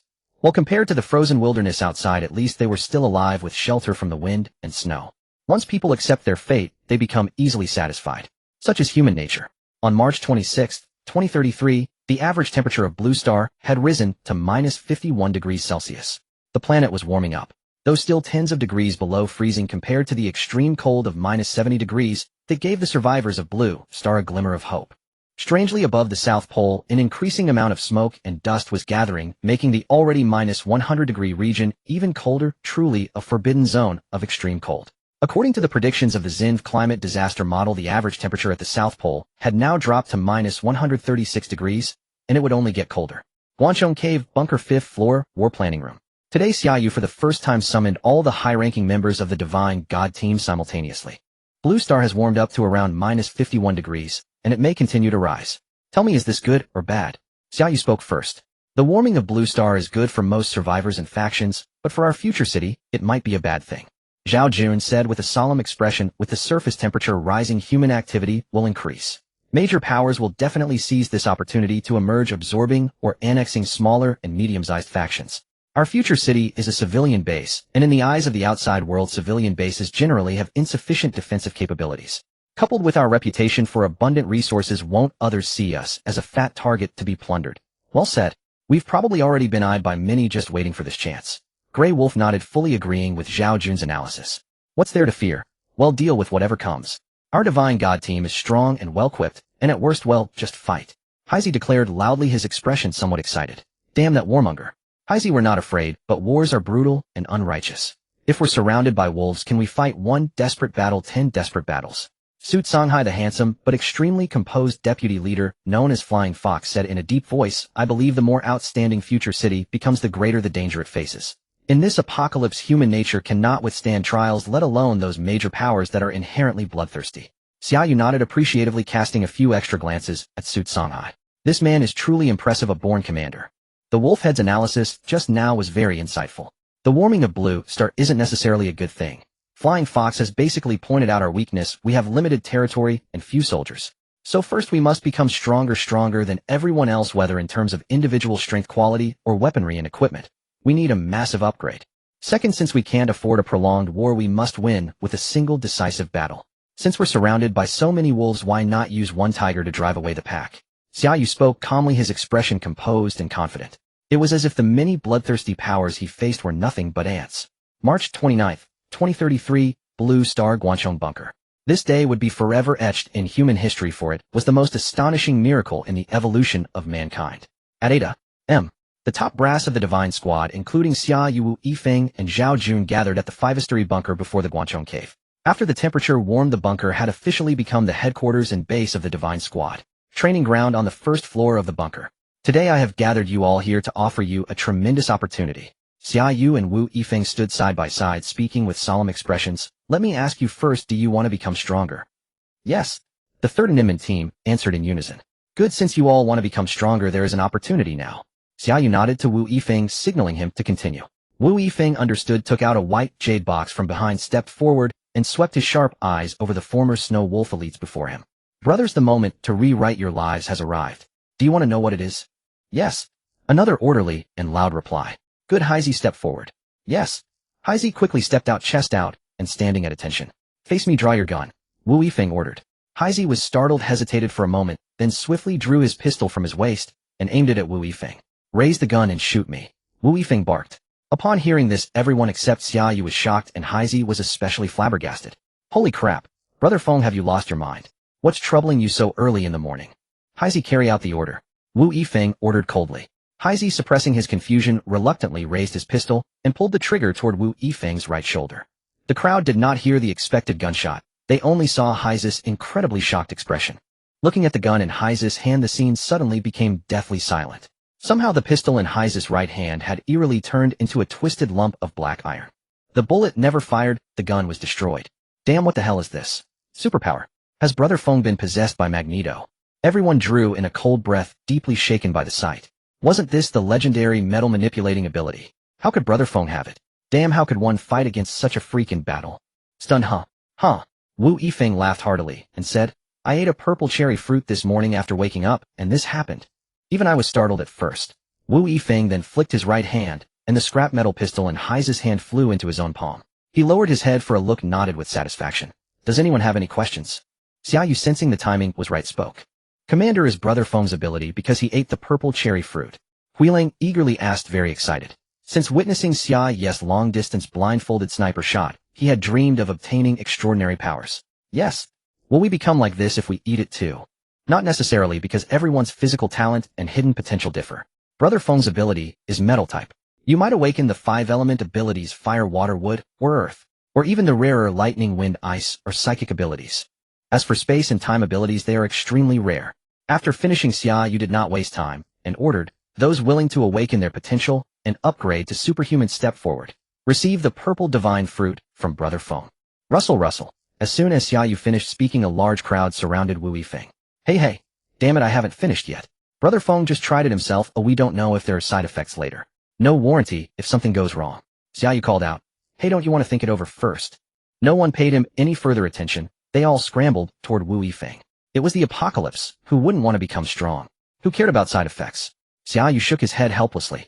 These guys were usually serious and disciplined, but as soon as they saw a chance to become superhumans, they turned into starving wolves. Soon each of the 39 senior members of the Divine Squad received a purple divine fruit and consumed it on the spot. No one felt any particular discomfort, but after a while everyone became foul-smelling, their bodies covered with black impurities expelled from within. Wu Yifeng pinched his nose disdainfully, drove everyone out of the training ground, and had them wash up in the collective bath nearby before reassembling. 10 minutes later, the cleansed Divine Squad elites returned to the training ground. Xia Yu and Wu Yifeng could all sense that every warrior had been thoroughly purified from the inside out, undergoing a complete transformation. Wolf Head. Here, what ability have you awakened? Report, I have awakened fire-type ability. Demonstrate it for everyone. Yes. Zhao Jun stood still, focused on a training wooden stake not far away, raised his right hand, and a ball of blazing flame appeared in his palm out of thin air. With a wave, the fireball flew straight toward the wooden stake, and with a bang, the stake burst into flames in an instant. Not bad, at least, Brank. Your attack value still needs improvement. Eat 3 more red fruits later, and you should reach full Brank. Xia Yu praised, nodding. Zhao Jun was overjoyed. Damn, there were 3 more red fruits to come, directly boosting him to full Brank. What a pleasant surprise. Haizi Huilong Feihu stepped forward. Here. The 3 answered in unison and stepped forward. From left to right, report your ability attributes. Yes. Report my ability attribute should be wind type. Because I feel lighter, and I can blend into the surrounding wind. Haizi scratched his head and said naively. Demonstrate it. Yes. The moment he finished, a gust of wind rose and Haizi's body turned into a blurry gray shadow, as if merging with the wind. In the blink of an eye, he floated to an armored vehicle 100 meters away, then flickered back. This elusive skill, especially in reconnaissance and assassination scenarios, was practically a born king. Very good, it's also Brank. Go to Brother Feng later and get 3 red fruits to upgrade to full Brank. Thank you, sir. Haizi was extremely excited. Huilang. Here. The ability I awakened is a bit weak, sir. Can I skip the demonstration? What do you mean weak? There are no weak abilities in the world, only weak people. Show it to everyone quickly. Xia Yu scolded. This guy really needed a slap. As you command. Sir. Your underwear today is quite cute with a Bing Dwen Dwen embroidered on it. And Haizi, why are you sticking plasters on both nipples? Stop. Xia Yu quickly halted him with a forehead full of black lines. Damn, this pervert had actually awakened X-ray vision. Huilong, that's enough. But your ability is indeed a bit weak, so you don't need to get the full rank red fruits. Cough. Why, oi? Huiling jumped up. Why don't I get full rank red fruits? You're already this perverted now. I'm afraid if you reach full rank, you'll be even more outrageous, peeping at everyone's underwear. Haizi retorted, very displeased. Ha ha ha. Everyone couldn't help but burst into laughter, tears almost streaming down. This ability was indeed perverted. Why did they also secretly want it? Huiling looked utterly devastated. I didn't want this, okay? Heaven forced it on me.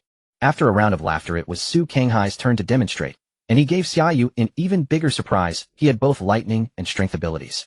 Using both abilities simultaneously, Su Songhai actually blasted a discarded armored vehicle in the training ground into iron slag. As Xia Yu and Wu Yifeng looked at the slag flickering with lightning arcs, they exchanged glances and thought, this guy is too strong, isn't he?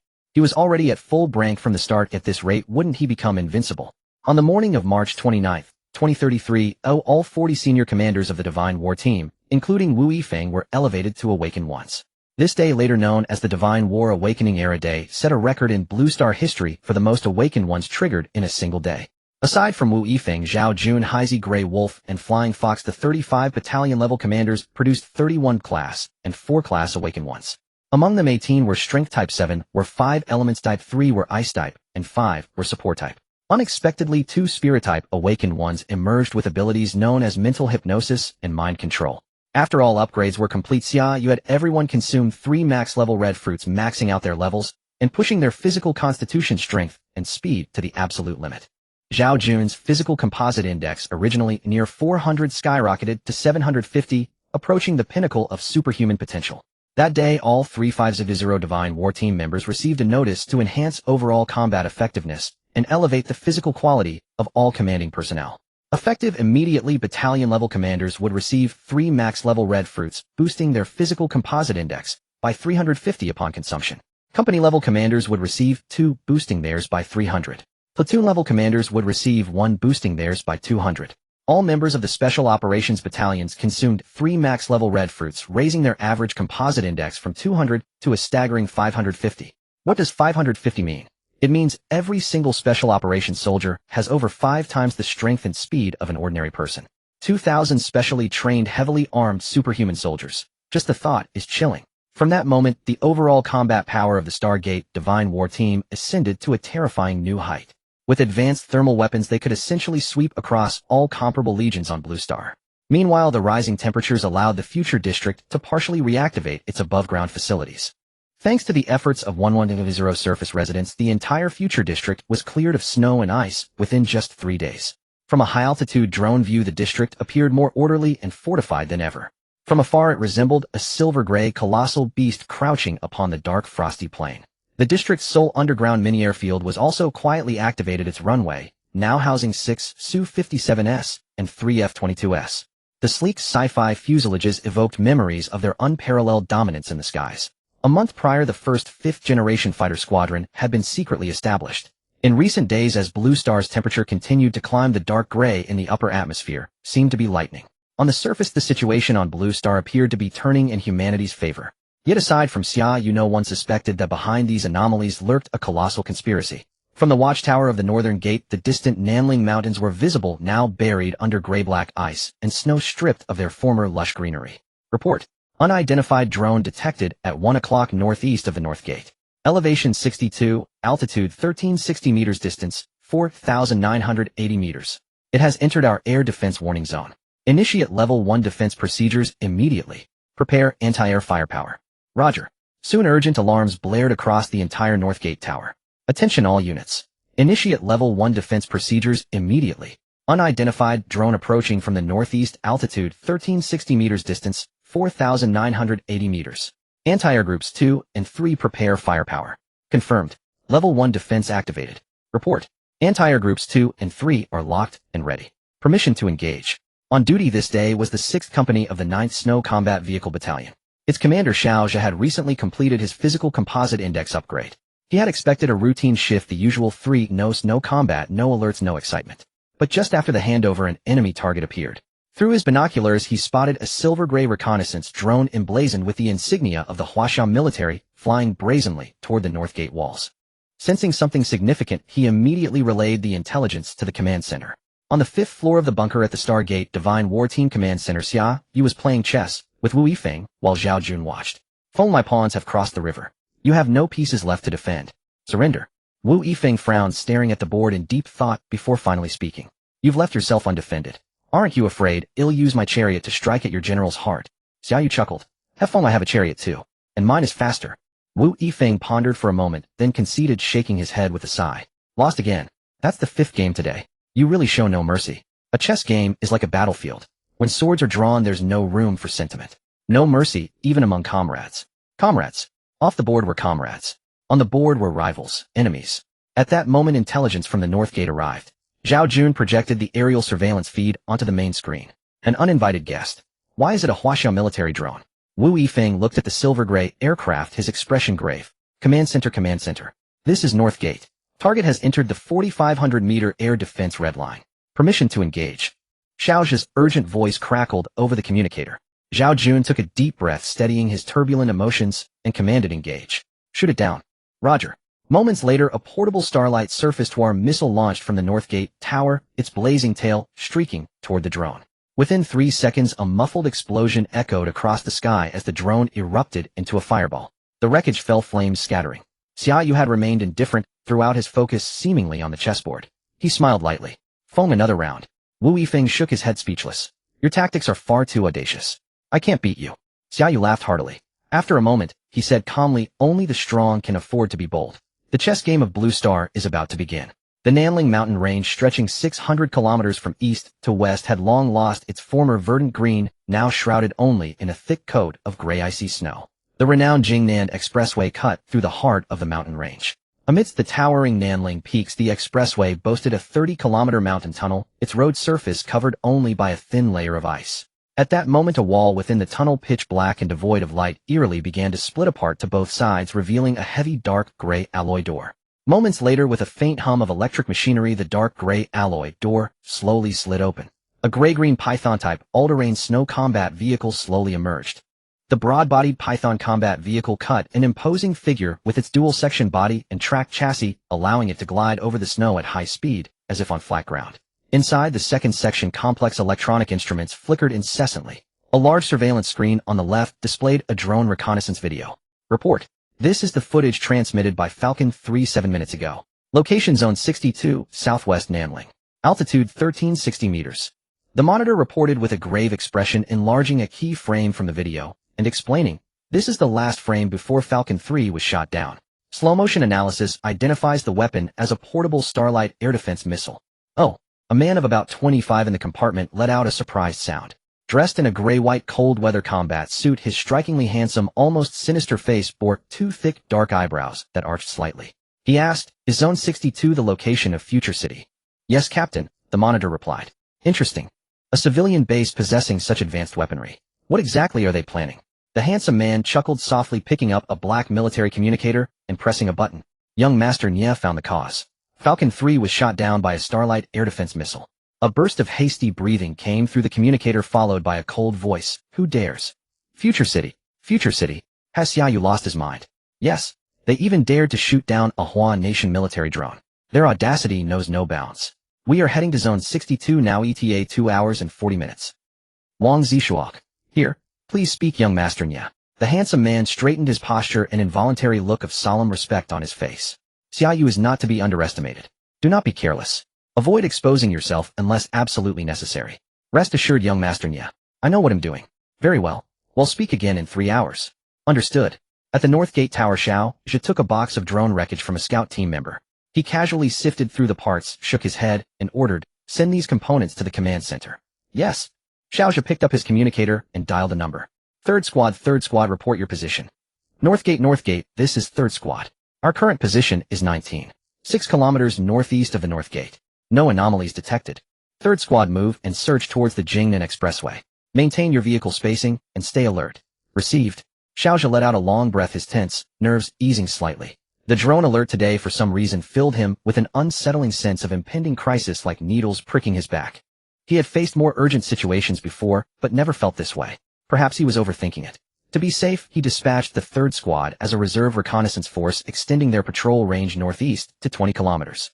3 hours passed in the blink of an eye. The third squad had failed to report their position for over 30 minutes. A sense of unease gnawed at Xiao Zhe as he patched into the third squad's communication channel. Third squad, please report your position. After half a minute, there was no response from the communicator. Xiao Zhe's heart sank.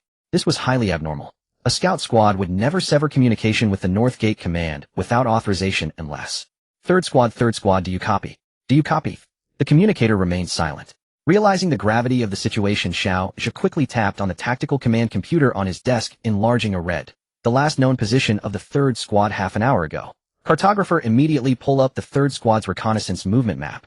Based on their last known location, calculate their possible position 30 minutes from now. Yes. Within seconds, the cartographer reported, Captain Xiao, we've calculated the most probable location for the third squad 31 kilometers northeast on the Jingnan Expressway. The Jingnan Expressway? Why have they gone so far? Xiaozhe was baffled. Under normal circumstances, a scout squad would strictly follow orders and operate within the 20-kilometer patrol radius around the North Gate. Unless there was a sudden emergency or direct orders from higher-ups, it was impossible for them to deviate so far off course, let alone act without authorization. Order to 2nd Squad and 5th Squad, start your snow combat vehicles immediately. Proceed at full speed to the predicted location in 3 minutes. An hour later, an anxious Xiaozhe received reports and video feeds from the 2nd and 5th Squads. On the gray ice-covered expressway, 2 snow combat vehicles stood silently in the cold wind. All their doors were wide open and the vehicles were completely empty. There was no blood, no signs of a struggle. The 3rd squad of snow combat vehicles had vanished without a trace. An hour earlier, Zhao Jun had received the news of the 3rd squad's disappearance and also recognized the severity of the situation. He decisively ordered Haizi to lead the 1st Battalion of snow combat vehicles to the scene and immediately reported the situation to Xia Yu.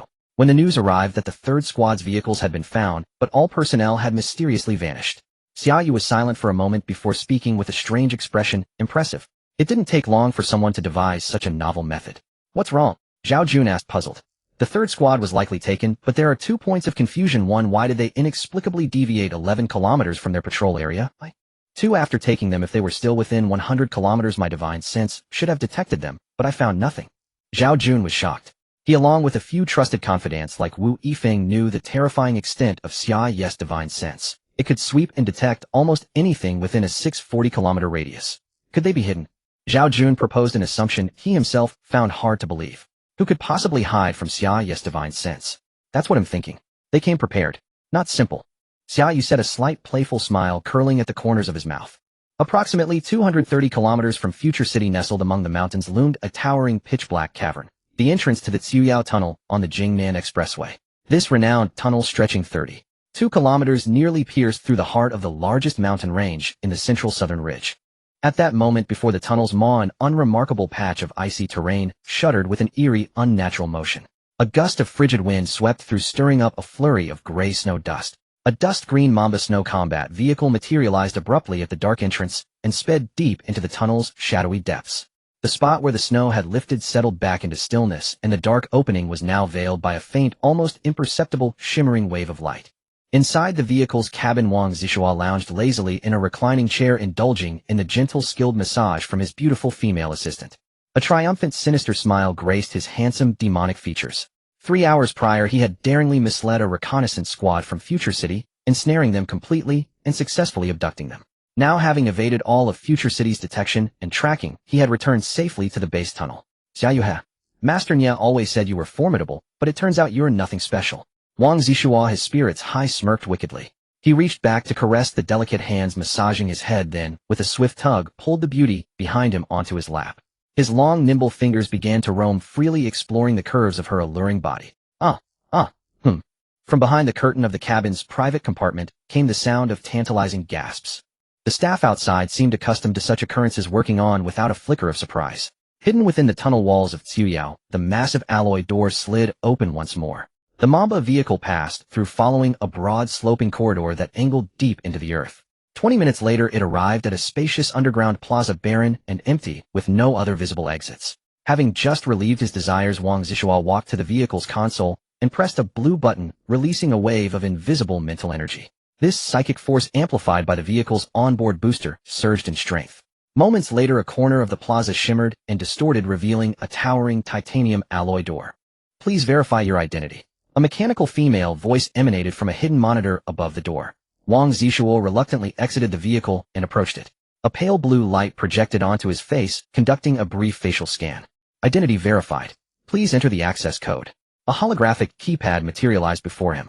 Damn, this is such a hassle. He muttered a curse, tapped in a series of numbers on the virtual keys, and pressed confirm. Access code correct. You may enter. The titanium door before him slid open slowly. Deep within the earth, 1,200 meters beneath the Ciyao Tunnel, a majestic underground base stood. On the 3rd level of this base, within a sprawling 1,500 square meter duplex, sweet bright lights illuminated opulent, luxurious interiors. A private blue swimming pool steamed with hot spring vapors. In the pool, a handsome man in his 30s leaned back against the edge, eyes closed in comfort. Two stunningly beautiful women in bikinis attended to him, one massaging his shoulders, the other feeding him fruit and orange juice. What a life of indulgence. A sudden ringtone cut through the air. The black communicator on a beach chair by the pool buzzed. A third bikini-clad beauty holding a large towel gracefully stepped forward, picked up the device, and brought it to the man's ear. He took the communicator and pressed the answer button. Hello, Master Nye, it's me Wang Zixua. I'm back at the base. The man's eyes snapped open. He waved a hand, and the women tactfully withdrew. Zixua, any complications?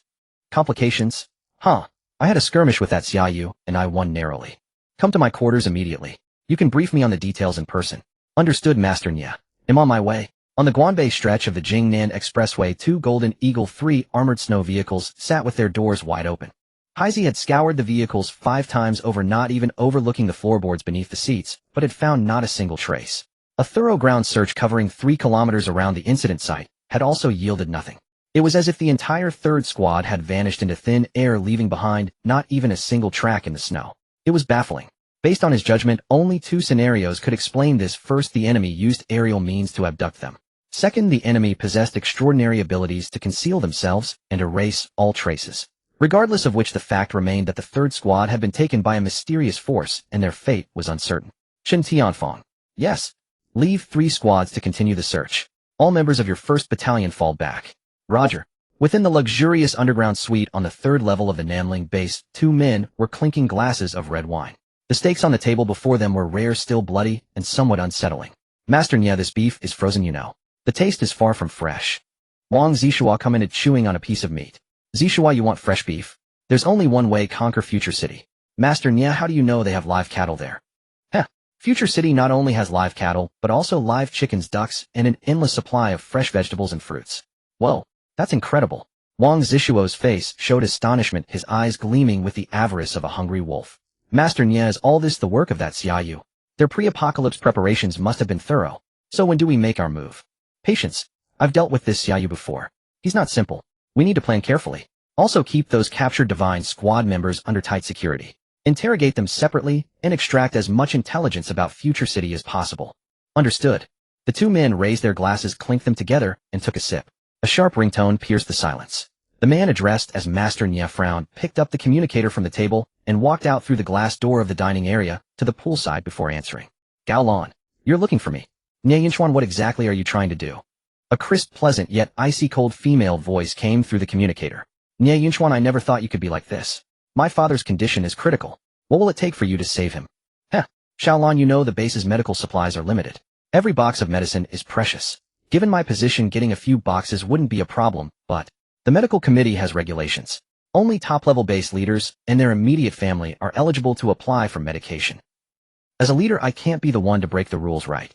Xiaolan, you're unwilling to marry me, so what identity should I use to apply on your behalf? Sigh. A playful smile curled on Nye Yingxuan's handsome face. He had pursued Gao Lan, this stunningly beautiful woman, for over 2 years without success, simply because he chose not to resort to force. In the Nanling base, Nye Yinxuan was powerful. He was the king here. With a single word, what couldn't he obtain?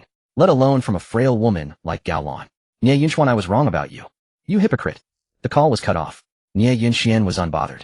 He chuckled softly, a trace of mockery in his smile. Gao Lan, you can't escape my grasp. The underground base in the Nanling mountain range was one of the strategic sanctuaries secretly constructed by the Huasha military, completed in the early 1990s. For decades of peace and prosperity, this hidden refuge had never been activated. Later, during the construction of the Jingnan Expressway, the military logistics department redesigned its entrance and exit, giving the underground facility a comprehensive upgrade. A month before the apocalypse, the Nye family, through Nye Jianyuan's high-ranking position, received advanced knowledge of a great calamity befalling Blue Star. Nye Jianyuan, a pivotal figure in the Huasha military, naturally intended to place this vital southern strategic sanctuary under his son's control. After all, as one of the 7 standing committee members of Huasha, Nye Jianyuan and his wife could only follow other core leaders into the largest Kunlun city base. His son Nye Yinxuan, who was stationed in the southern capital, smoothly took control of this strategic fortress beneath the Nanling Mountains. When he received the secret information about the impending apocalypse, Nye Yinxian suddenly understood Xia Yu. That guy had long known the end was coming. His frantic hoarding and construction of Future City had a reason all along. Fortunately, the nation wasn't foolish either. As a beneficiary of the upper echelons, he could justifiably enjoy various privileges. Xia Yunshian fully mobilized his family's connections and resources, not only secretly stockpiling large quantities of water, food, and supplies, but also through his father's influence securing the allegiance of a heavy armored division stationed nearby. People like Wang Zixua, the superpowered individuals, were merely pawns secretly cultivated by the Xia family. After the apocalypse began, the national order collapsed. Extreme cold and ice blocked communication, making it difficult to control regional bases and the gradually emerging powers. The mysterious Nanling underground base was divided into 3 levels. The deepest level housed Xia Yunshuan, the senior officials, and their trusted guards with highly complete living quarters and facilities. The base's large material warehouses, generators, and central control systems were all concentrated on this level. The second level was primarily for the base's administrators and military personnel. As the backbone of the sanctuary, they received quite good resource allocations. The first level served as the living quarters for 100 survivors. Covering a total area of 13 square kilometers, it was densely packed with 300 cramped single rooms. Each room housed at least 3 people, and using the restroom or washing up required going to the public areas designated for each zone. Daily food and water were strictly rationed per person, let alone the luxury of bathing. Without 100 contribution points, you couldn't even hope for a comfortable hot shower in the underground base. Yet most survivors engaged in labor earned a pittance of contribution points each day. What they earned was just enough to exchange for food and water to stave off starvation, so who would waste it on a hot shower? Besides the living quarters, the first level also housed dozens of large processing facilities for food processing, waste management, maggot cultivation from feces, and indoor plant and animal cultivation experiments. The residents of the first level earned their meager contribution points through work in these facilities. At that moment, in a cramped room on the first level, Gao Lan sat silently, her face filled with sorrow, holding her father's aged hand as he lay on the bed. Her mother beside her was sobbing quietly, her hair disheveled and clothes in disarray, devoid of her former elegance. "Mom, you haven't eaten in 2 days. I used some contribution points to get some bran paste. How about you have a little?" Seeing her mother's gaunt appearance, Gao Lan said with heartache, I don't want to eat." Her mother Ling Xuyan shook her head and asked sorrowfully, "Xiao Lan, what does Xia Yunshian say? Is he willing to save your father?" Although she knew it was unlikely, her love for her husband compelled her to ask. "Mom, I don't want to mention that man Xia anymore." Gao Lan's face turned ashen, her lips trembling. It was because she had heeded Xia Yunshuan's words that she had converted all of the Gao family's assets into supplies and brought them to this underground base. Unexpectedly, soon after the apocalypse began, Xia Yunshian revealed his true nature. When his forced marriage proposal was rejected, he confiscated all the supplies the Gao family had brought and heartlessly cast them into the first level, which was akin to a refugee camp. Gao Lan was fully aware of Xia Yunshuan's intentions. He simply wanted to drive her to desperation, hoping she would eventually submit to him. Her heart was filled with unwillingness. Even in the apocalypse, she was reluctant to compromise so easily. But were those vain hopes merely her own wishful thinking from the very beginning? "Xia Yu, back then I should have gone to Future City. Why did I choose to come here?" Sigh. Gao Lan thought, bitterly brushing her disheveled hair. Her face, devoid of makeup, had lost its former spirited vitality. Yet despite her haggard appearance, her striking beauty remained undeniable. "Mom, do you think I should agree to Xia Yunshuan's terms?" Gao Lan asked sorrowfully, looking at her father, who lay critically ill in bed. "Perhaps trading my body for my father's life would be worth it." "Xiao Lan, you've suffered so much." Ling Shuiying gently caressed her daughter's face and said mournfully, "Your father has always doted on you. If he were awake, he would rather die than see you endure this." "Mom, don't say anymore. I've decided. I must save father no matter what. I can't be selfish." Gao Lan stood up, gently tucking her father's hand back under the blanket, then turned and pushed the door open to leave. Perhaps Xia Yunshian wasn't wrong. In this broken world, clinging to principles only led to death. In this apocalypse, the weak receive no pity. Only by becoming strong could one have any semblance of control over their own destiny. But the price was truly steep. "Xia Yu, goodbye." Gao Lan thought sorrowfully as she walked to the public communications room on the first level and raised her hand to knock. "You again? Who are you calling this time?" "Still young Master Xia."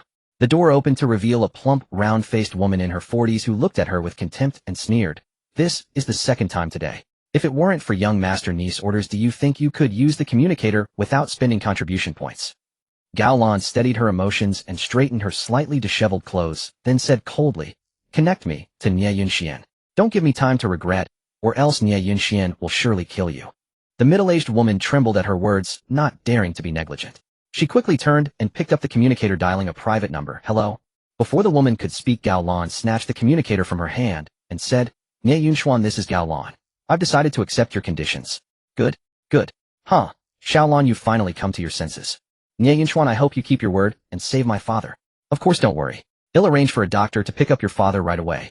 And you and your mother can move over to my place today too, haha. Make the arrangements quickly. And there's one more thing. Gao Lan glanced at the trembling middle-aged woman and said nonchalantly, get rid of that round-faced woman in the public communications room. She has offended me. That's all. No problem, I'll have someone remove her immediately and send her to the maggot farm. The bewildered round-faced woman upon hearing this was so frightened she collapsed onto the floor. This time she was done for.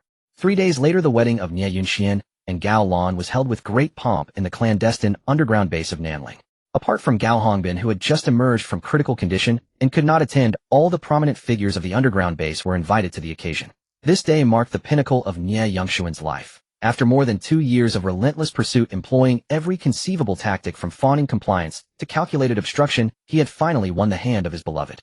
As the foremost leader of the Nanling base, the scale of Xia Yunshuan's wedding banquet was naturally of the highest caliber. In addition to traditional Chinese cuisine, Western delicacies such as pan-seared steak, spaghetti, and red wine were specially added. These dishes might have been commonplace before the apocalypse, but here they were undeniably rare and exotic delights. In stark contrast, the refugees on the first level subsisted on coarse grains and stale rice with maggots serving as their sole source of protein, yet they remained perpetually half-starved. The lives of the base's elite were a veritable paradise by comparison. Indeed, no matter the era-class divisions and the chasm between rich and poor persist, how could absolute fairness ever exist in this world? That evening, Xia Yunshuan, clad in a pristine black suit with a corsage pinned to his chest, held a glass of red wine while acknowledging the congratulations and flattery of the guests. Yet his gaze kept drifting toward the head table, where the demure Gao Lan sat quietly, her breathtakingly cold beauty commanding the attention of everyone present. She appeared exceptionally alluring and stunning tonight, the trace of aloofness on her delicate face doing nothing to conceal the captivating charm in her brows. The deep purple silk cheongsam perfectly accentuated her mature figure, her slender waist, her firm and full bosom. Even Xia Man, who had known countless women, couldn't help but lament inwardly to possess this woman. I'd gladly trade 10 years of my life. With that thought, Xia Yunshuan lost all interest in socializing, yearning only for the banquet to end swiftly, so he could carry this enchanting beauty to the bridal chamber and cherish her thoroughly. Xiaoxian, congratulations on your union. May you have a son soon. Come, a toast to you, ha. Xia Yunshuan clinked glasses, and seeing it was Lin Tong, the deputy division commander of the base's heavy armored division, who was over 60, immediately broke into a smile. Uncle Ting, you flatter me. I owe my success today to your unwavering care and support. Allow me to toast you. You always had a silver tongue, just like when you were a child. You've finally grown up, and it's time you settled down. Alas, it's a pity that old Xia and Yunshan aren't here. If they were, we'd have a proper drinking session. Xia Yunshuan feigned a deeply pained expression and consoled him in a low voice. Once our base is firmly established, we'll reunite with my father and the others in due time. It's good that you have such aspirations, Xiaoxian. In this chaotic apocalypse, these old bones of mine won't last much longer. Alas, the future belongs to you young ones. Go forth with confidence. Uncle Tong has your back. Thank you, Uncle Tong.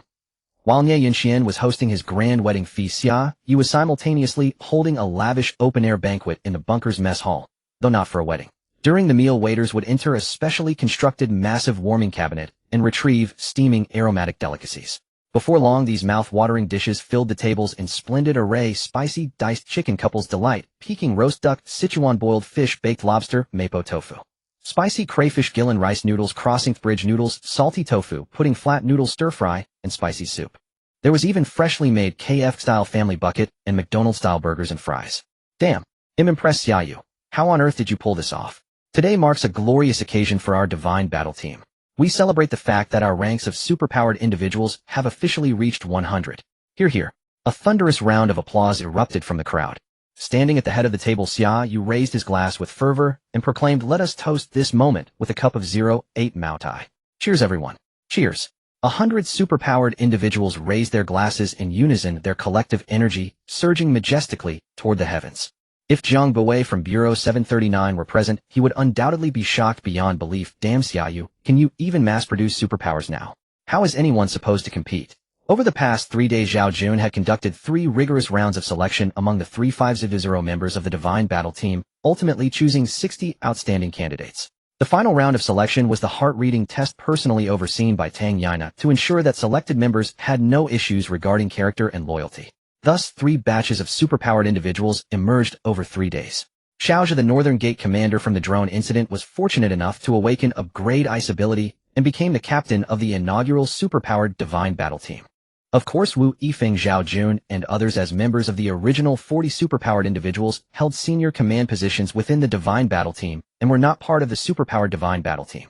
Due to the disappearance of the third squad, the team's morale had suffered a blow, but this banquet was intended to reignite their former fighting spirit. With 100 superpowered warriors, what formidable or mysterious force could the Divine Battle Team possibly fear? Deep within the Nanling mountain range in the underground base, the wedding festivities had subsided. In the bridal chamber, Gao Lan, still in her Cheongsam, felt a slight tremor of nervousness.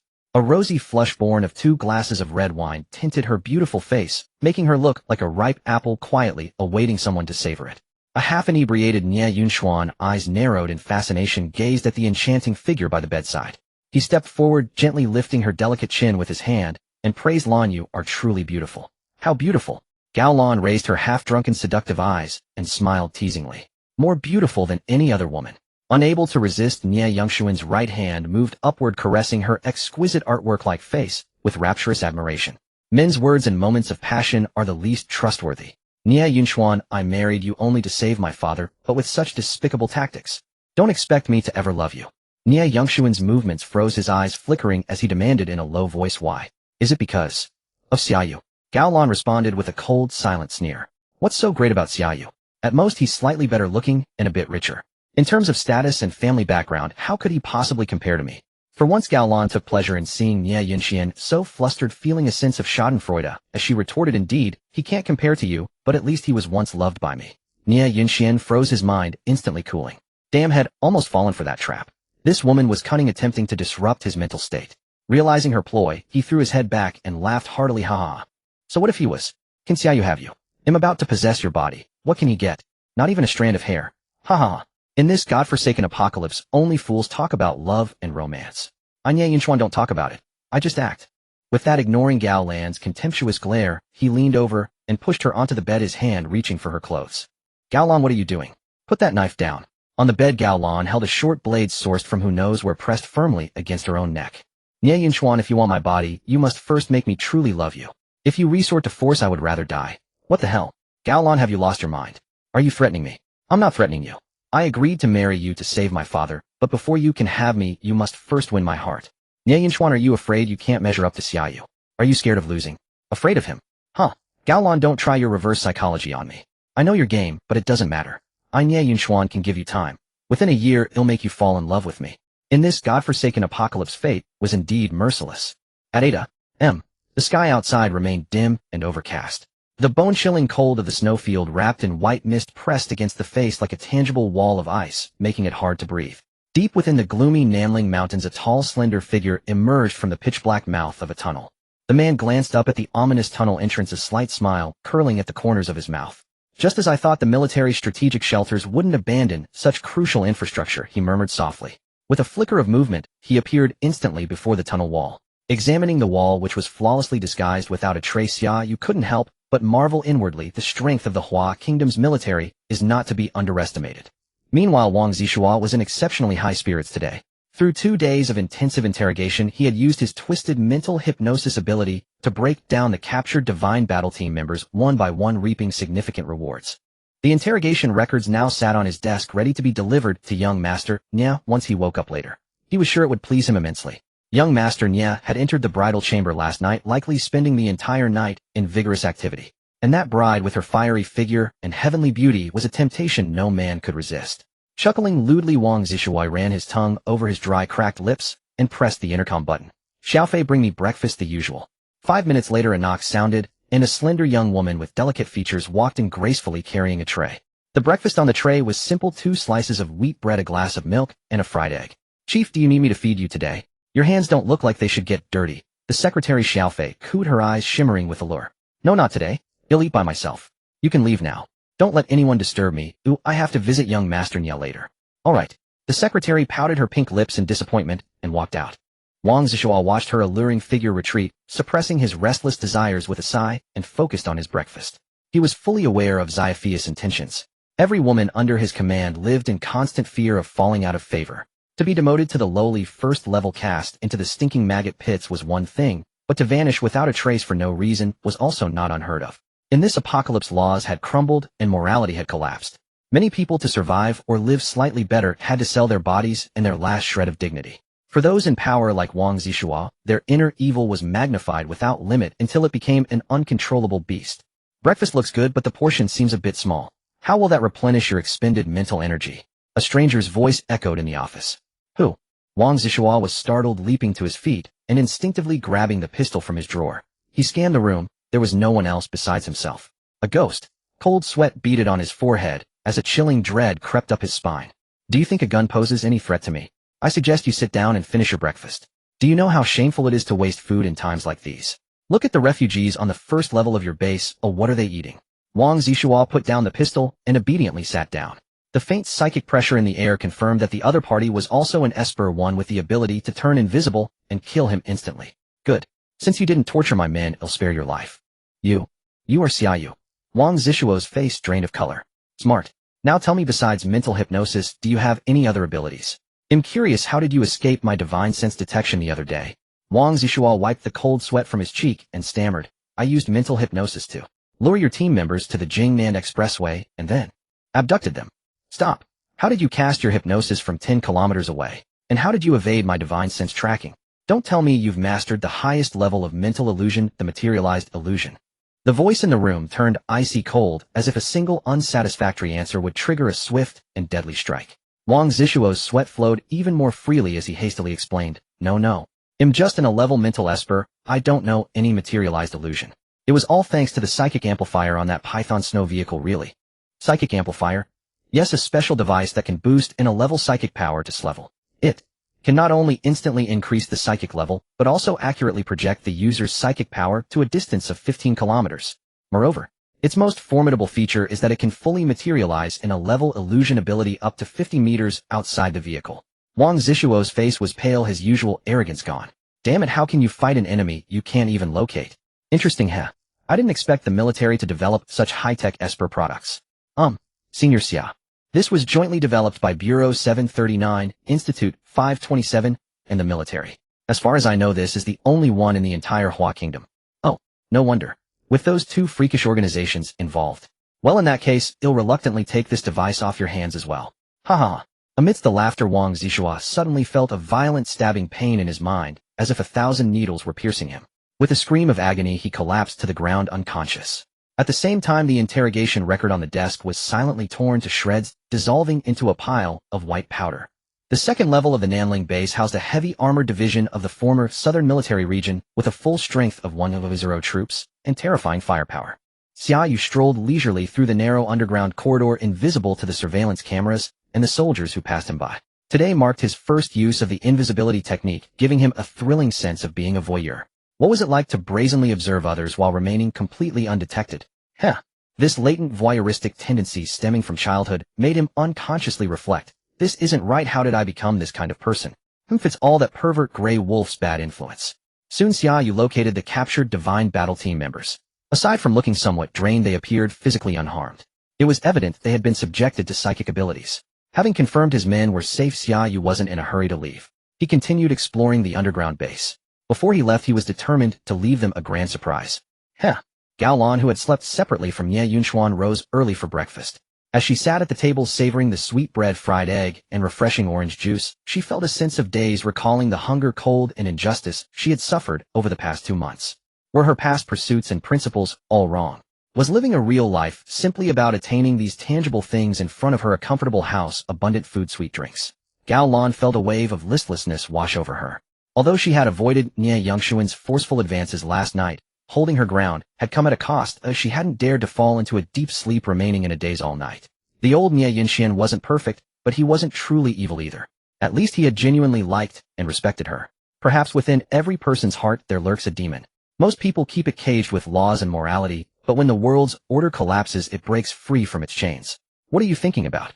Nie Yunxuan, sitting across the table, asked curiously. You're not thinking about that Xia Yu again, are you? Mind your own business, Gao Lan muttered under her breath, rolling her eyes. She ignored him and continued eating her fried egg. Seeing this, Nie Yunxuan's face darkened, and he let out a low, dissatisfied grunt. What they didn't know was that the invisible Xia Yu was observing everything in the room. He stood silently in the dining hall, sighing inwardly. Perhaps everyone's choices are driven by fate. Gao Lan, take care of yourself. Farewell. Xia Yu gently waved his hand. A blood-curdling scream echoed through the room as Xia Yu clutched his groin, collapsing to the floor in agony. He writhed on the ground, rolling back and forth until he passed out from the pain. A stream of bright red blood flowed from his pants. In the pool of blood on the floor, 2 egg-shaped objects and a strip of flesh were glaringly conspicuous. Xia Yu looked away indifferently and vanished. Along with him disappeared the 10 captured Divine Battle Team members from the second level. Also gone were the base's armory, a massive stockpile of weapons and ammunition, 356 Type 99 main battle tanks, 420 Tiger armored vehicles, all the Python snow combat vehicles, howitzers, and anti-aircraft machine guns. Gao Lan, sitting by the table, was terrified by the scene before her. Staring at the unconscious Xia Yu on the floor and the pool of blood, she whispered in a trembling voice, "Is that you, Xia Yu?" At the moment he vanished, Gao Lan felt a subtle shift in the air. She turned her head, looking towards the spot where Xia Yu had been standing. For some unknown reason, she felt a sharp, involuntary tug at her heart, a deep and piercing ache. The safe return of the third squad brought a collective sigh of relief to the Divine Combat Team. No one knew how Xia Yu had managed it, but in everyone's minds the boundless capabilities of the City Lord Xia Yu had long been deeply ingrained. Inside the command center, Wu Yifeng puffed bitterly on a cigar, asking casually. Recent events seemed to be veering off their expected course. It could be said to be them, and it could also be said not to be. Why do you say that? The ones who hijacked the third squad were from the Nanling base, where a full-strength heavy division of the Hua Nation is stationed. But the one truly calling the shots isn't the military high command, it's a scion from a top-tier family, with intricate ties to the military. Wu Yifeng was taken aback and pressed further, how top-tier? Xia Yu pointed a finger towards the ceiling and said solemnly, Nie Jin Yuan. Wu Yifeng sucked in a sharp breath, nearly choking on his cigar. Also, I cleaned out their arsenal, Xia Yu said nonchalantly. Wu Yifeng's vision darkened at the words, and he nearly fainted. Meanwhile, in the Nanling base on the second underground level, Lin Tong, the deputy commander of the heavy division, stared at the empty arsenal, his face clouded with fury. 10 minutes prior, when the guards discovered the arsenal had been emptied, the highest alert was immediately sounded. Witnessing the vast weapon depot cleaned out so silently, Lin Tong found it hard to accept such a horrifying reality. Then the news that Nie Yunxian had been mysteriously and severely injured in his underground residence, leaving him completely impotent, made Lin Tong's face turn even darker. Looking at the pale, unconscious Nie Yunxian on the infirmary bed, Lin Tong forced himself to calm his chaotic emotions. Who would dare to be so audacious? Who was behind all this? Suddenly struck by a thought, he immediately ordered the guard beside him, "Go to cell block No. 1 immediately and check for any abnormalities. Also, bring Wang Zishua here now." 3 minutes later, the guard reported back the Divine Combat Team members held in cell block No. 1 had all disappeared. Wang Zishua, the leader of the Special Action Group, had been knocked unconscious in his office and was now in a coma, having been rushed to the infirmary for treatment. Lin Ting's face was extremely grim. He knew who was responsible. At the same time, a powerful surge of humiliation and rage welled up within him. Future City Xia Yu. You dared to touch young Master Nie and the military's arsenal. You are dead this time. No one, not even the gods, can save you. The usually composed Lin Tong was now incandescent with rage. Who in this world would dare to harm Marshal Ni's only son, or dare to touch the Hua Nation's arsenal? Any one of these acts was a capital offense. Xia Yu had not only retrieved the missing third squad members this time, but had also punished the instigators Wang Zishua and Nie Yunxian. He had also collected some interest along the way, the entire arsenal of a full-strength heavy division. One could say that the Nanling base was now like a starving wolf without teeth. It might still have a fierce look, but it posed no threat whatsoever. At lunchtime, Xia Yu accompanied Tang Yana to pick up the recovered Xin Yu from the hospital, planning to host a welcome-back dinner for her. Xiao Yu, you're finally well. You really need to rest for a while after this. Also, Xia Yu and I were planning to throw you a welcome-back dinner to wash away the bad luck of the past. What would you like to eat? Tang Yana affectionately linked arms with Shun Yu, gently tucking a stray strand of hair behind her ear with a look of concern. He had also collected some interest along the way, the entire arsenal of a full-strength heavy division. One could say that the Nanling base was now like a starving wolf without teeth. It might still have a fierce look, but it posed no threat whatsoever. At lunchtime, Xia Yu accompanied Tang Yana to pick, but since Xin Yu was the guest of honor today, they had no choice but to go along with her wishes. Before long, the three of them arrived at the Future City Commercial District. Standing at the entrance of Liu's secret recipe pork belly chicken stew, they paused for a moment of reflection before stepping inside. It had been a long time since they had eaten here, ever since Xin Yu's incident. Welcome. How many? Oh, it's you. Lu Qi, standing at the cash register by the door, was startled at the sudden sight of Xia Yu and the others, becoming so flustered that he began to stammer. Understandably, so his restaurant had been the scene of a serious assassination attempt, and the assassin had been an acquaintance of his. Having incurred such a huge disaster, it was lucky that his shop hadn't been shut down and he hadn't been taken in for questioning. For over 2 months, Lu Qi had been in a state of deep anxiety, unable to eat or sleep properly, losing over 10 pounds. His naturally fair and lean face was now as pale and thin as a piece of ivory. What's the matter? Boss Lu not welcoming us? Xia Yu looked at him with a half-smile. How could that be? Having these two beautiful ladies and the god. God, you honor my establishment again. I'm so happy I could cry. Whoa. And with that, Lu Qi truly burst into tears, a messy mix of tears and snot running down his face, looking utterly pathetic. Damn, are you really crying? Wipe that pitiful look off your face and lead the way to a private room. Yes, right away, Wu. Lu Qi responded, wiping his tears as he quickly led them towards the innermost part of the restaurant. Xia Yu shook his head in exasperation, tempted to give the man a kick from behind. Glancing at the two women beside him who were hiding their smiles behind their hands, he suppressed the urge. Seeing you cry so pitifully, ill let you off the hook. After a satisfying meal, Xin Yu's complexion had improved considerably, though she still seemed somewhat distracted sitting by the table where she had once been held hostage. She wondered back then, when her life was hanging by a thread, had he felt even a flicker of concern for her. Just as they finished eating, Xia Yu received a report from Zhao Jun. A group claiming to be from the Nanling base had arrived at the North Gate, requesting entry into Future City and specifically asking to meet with Xia Yu. What's meant to come will always come. Humph, let them in and bring them directly to the Future City Management Center. Understood. Half an hour later, in the top-floor reception hall of the Future City Management Center, a grim-faced Lin Teng stood before the large floor-to-ceiling window, gazing thoughtfully at the cityscape outside, silent for a long time. The clean streets below were bustling with a steady stream of people. Even the most prosperous mortal realm couldn't compare to this scene. After a long while, he finally withdrew his gaze from the window, profoundly shaken. Seeing is believing. The Future City was truly a paradise on Earth, the pinnacle of human existence. If he could seize this city in one fell swoop, it would be far better than hiding out in the Nanling base. Besides the 12 special guards, the Nanling base's negotiation team included 2 confidential secretaries. 10 minutes later, Xia Yu finally appeared in a black casual outfit, accompanied by a tall, robust man. Sorry, everyone, I'm late. Xia Yu laughed and unabashedly took the main seat on the sofa. Zhao Jun, tall and sturdy, stood coldly behind him in combat gear. Speak up, what brings you all here? As he spoke, Xia Yu lit a cigarette and took a deep drag. Xia Yu, don't play dumb. Let's be straightforward. Did you empty our Nanling base's arsenal? Also, did you injure young Master Nia? Lin Teng demanded with a dark face. Oh, young Master Nia is injured. How bad? Cough.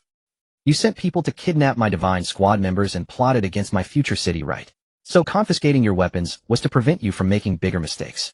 Haha. Xia Yu, you're too arrogant. Do you know that stealing weapons from the Chinese military is a capital offense? And do you know whose son young Master Nia is? What grudge does he hold against you? Why such harsh measures? Lin Teng slammed the table and pointed at Xia Yu. Oh, you're a division commander. Let's say confiscating Nia Yongshuan's manhood was also to prevent him from making bigger mistakes. Xia Yu looked at the old man with a smile. Xia Yu, don't be cheeky with me. Yes, I'm Deputy Division Commander Lin Teng of the Heavy Armored Division. You, a civilian, possess illegal weapons, raise private troops, rob military arms, and severely injure official personnel. Any one of these charges allows me to execute you on the spot. Execute me? Huh, what a show of authority. Oh, your division commander didn't come. Huh. I see the Nanling base has no real division commander because young Master Nia is the one in charge. Xia Yu chuckled and said, Deputy Commander Lin, may I ask, are you charging me on behalf of the military or the Nia family? Lin Teng's face darkened slightly, and he said coldly, of course on behalf of the military. Alright, what does the military want? Simple, immediately return the stolen weapons, disband the Divine Squad, and have the Chinese military formally take over Future City. Lin Teng declared with righteous indignation. As for you, Xia Yu, and all the leaders, you will be escorted to Kunlun for a unified trial. Hearing this, Zhao Jun, standing behind Xia Yu, turned pale and clenched his fists involuntarily. And if not? Xia Yu asked calmly. If not within 3 days, Future City will be annihilated by thunderous force as a nest of rebels. Lin Teng's face was tight, his expression extremely serious, and he said sternly, Xia Yu, don't think we're joking. This is also the decision from above. You have 2 days to consider. If you agree to our terms, raise black smoke at the North Gate Tower at 9 a.m. on the 3rd day, and we'll send someone to negotiate. Xia Yu was silent for a moment, then stood up and laughed. Isn't there still 2 days to think? No rush, let me first show you something. Then he led the way out of the meeting room. After more than 20 minutes, everyone returned to the surface and climbed to the top of the North Gate Tower. On the tower, the wind was biting cold. Looking into the distance at the gray Nanling Mountains, it resembled a black and white ink painting, lonely, yet with an indescribable charm. Standing on the city wall, the group from Nanling Base was bewildered, unsure of Xia Yu's intentions. Patience, you'll understand soon, Xia Yu said, lightly nodding slightly to Zhao Jun. Zhao Jun understood and took out a communicator, giving a stern order. Mole elimination began. Soon the North Gate opened wide. A squad of Divine Squad members dressed in white snow combat gear and fully armed escorted over 100 men and women in disheveled clothes toward the gray vast snowfield. Who are they? Lin Teng asked in confusion. Moles, agents of various forces that once infiltrated Future City. They were exposed during the last riot, and after days of interrogation, we've confirmed all identities, Zhao Jun said coldly. Lin Teng was shocked. Before the apocalypse, he had planted 2 groups of infiltrators in Future City, but they hadn't even had a chance to act. And now they were all exposed. Xia Yu, are you planning to take the law into your own hands? Lin Teng demanded, though his voice was already tinged with fear. Nonsense, what's the use of a gun if not to fire? Xia Yu scoffed, waving his hand. Zhao Jun understood and ordered the column to halt via communicator. On the gray, desolate snowfield, only the howling wind could be heard. A group of numb sacrificial victims of the apocalypse stood at the end of their lives. Execute. At Zhao Jun's command, a dense volley of gunfire rang out. The more than 100 moles standing on the snowfield were all stained crimson, falling one by one to the ground. This man is so cold-blooded. Witnessing this scene, Lin Teng, clad in a thick military coat, couldn't help but shudder. The group from Nanling Base who had come in with confidence and delivered an ultimatum now left in silence, shaken and conflicted. Even the dullest person could see that the investigation into the stolen weapons and Xia Yu's assault was merely a convenient pretext.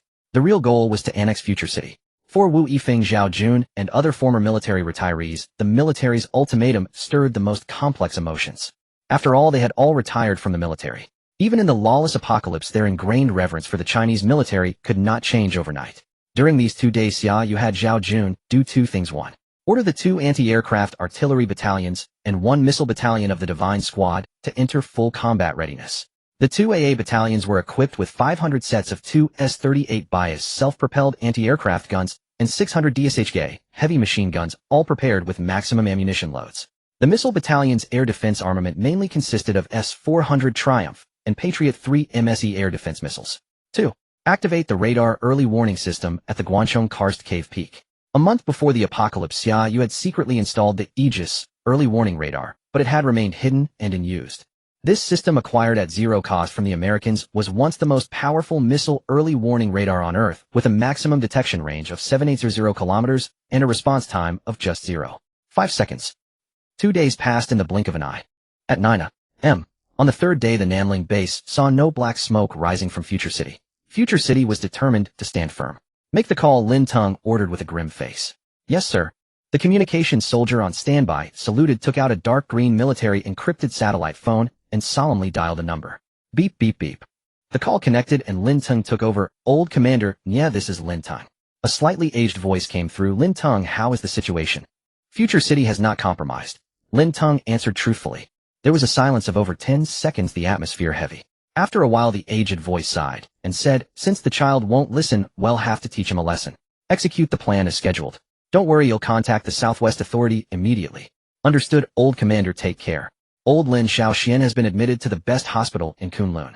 His life is saved, but the Nye family may be left without an heir. Old Commander, it's my fault for not taking good care of Shaoxian. Alas, it's not entirely your fault. No one can avoid the great maelstrom of the apocalypse. The call ended. Lin Teng's dark face revealed a hint of pity. Gazing toward Future City, he murmured, young man, why must you be so stubborn? At 9:20 m. in the vast mountains of China's southwestern border, over 900 kilometers from Future City, the gray snow covering the 200-mile-long mountain range began to tremble. Soon dark openings emerged in the snowy mountains and 30 green missile launchers rumbled out from 10 different caves. At a command, deep green DF-16 ballistic missiles stood upright on the 30 launchers. In low Earth orbit, China's remaining military satellites also began moving. The storm was brewing, the sword had been drawn. A thunderous strike would head straight for Guangchong Future City. At 9 a.m., Xia Yu, Wu Yifeng, and Zhao Jun gathered in the bunker's combat command center. The future district was shrouded in a tense, storm-laden atmosphere. All 3500 members of the Divine War Team, from commanders to rank-and-file soldiers, were on the highest state of combat alert. Commander, over the past 2 days you've activated the Aegis system and significantly bolstered our anti-aircraft artillery and missile battalion defenses. Do you mean the military might attack us from the air? Zhao Jun asked, his expression grave with concern. It's not a might. It's a certainty, Xia Yu declared unequivocally, taking a sip of his coffee. Given the Chinese military's standard tactics, they'll initiate with a suppressive firestorm to intimidate before advancing. Given the robustness of Future City's walls and defenses, compounded by the obstacles of the snowfield terrain, a ground assault would be their worst option. I've already confiscated the artillery and heavy weapons from the Nanling base. Within a 500-kilometer radius, the military has no artillery to use. As for deploying fighter jets and bombers, the cost is too high and victory isn't guaranteed. So that leaves only one avenue of attack: the rocket force. Missiles. Wu Yifeng shot to his feet with a startled exclamation, oblivious to his cigar dropping to the floor. Yes, missiles. If my guess is correct, they'll deploy the Dongfeng 16. This medium-range behemoth with its terrifying penetration capabilities can be launched from 1 to 0 kilometers away, far beyond my spiritual senses, 640-kilometer detection and control range. Furthermore, with its terrifying Mach 8 speed, if they launch more than 5 at once, my spiritual sense will struggle to jam them all simultaneously. Xia Yu analyzed calmly, ignoring the ashen faces of Wu Yifeng and Zhao Jun beside him. Damn it. If they're sending the Dongfeng Express, how are we supposed to fight back? At 9:30 a.m. deep within the mountains over 900 kilometers away, 30 missile launch vehicles had completed their final preparations with target coordinates and parameters already loaded. At 9:33 a.m. a command was given. Thick smoke billowed as 30 massive Dongfeng missiles blazing with fiery tails shot into the sky. In just 7 minutes, these 30 Dongfeng 16s would reach Future City, raising everything above ground to the ground. At the same time, the aegis atop the Guanchong Cave Peak detected the distant missile launch signatures. Alert! Alert! Detected 30 missile sources at 962 kilometers to the southwest in the Shawandishan Mountains of Gui Province. Speed Mach 7. Free. Arrival in 7 minutes. Whoa. A long piercing air raid siren wailed across the city walls, echoing through every surface building and even into the subterranean Future City. In an instant, the entire Guanchong Future District was engulfed in a suffocating cloud of dread. It really was the Dongfeng 16, and they launched 30 of them at once. What a massive move. Simultaneously, the surviving space satellites of the US and Russia also detected the missile barrage. Both nations' underground cities, using their advanced doomsday early warning systems, immediately calculated the trajectory of the missile group.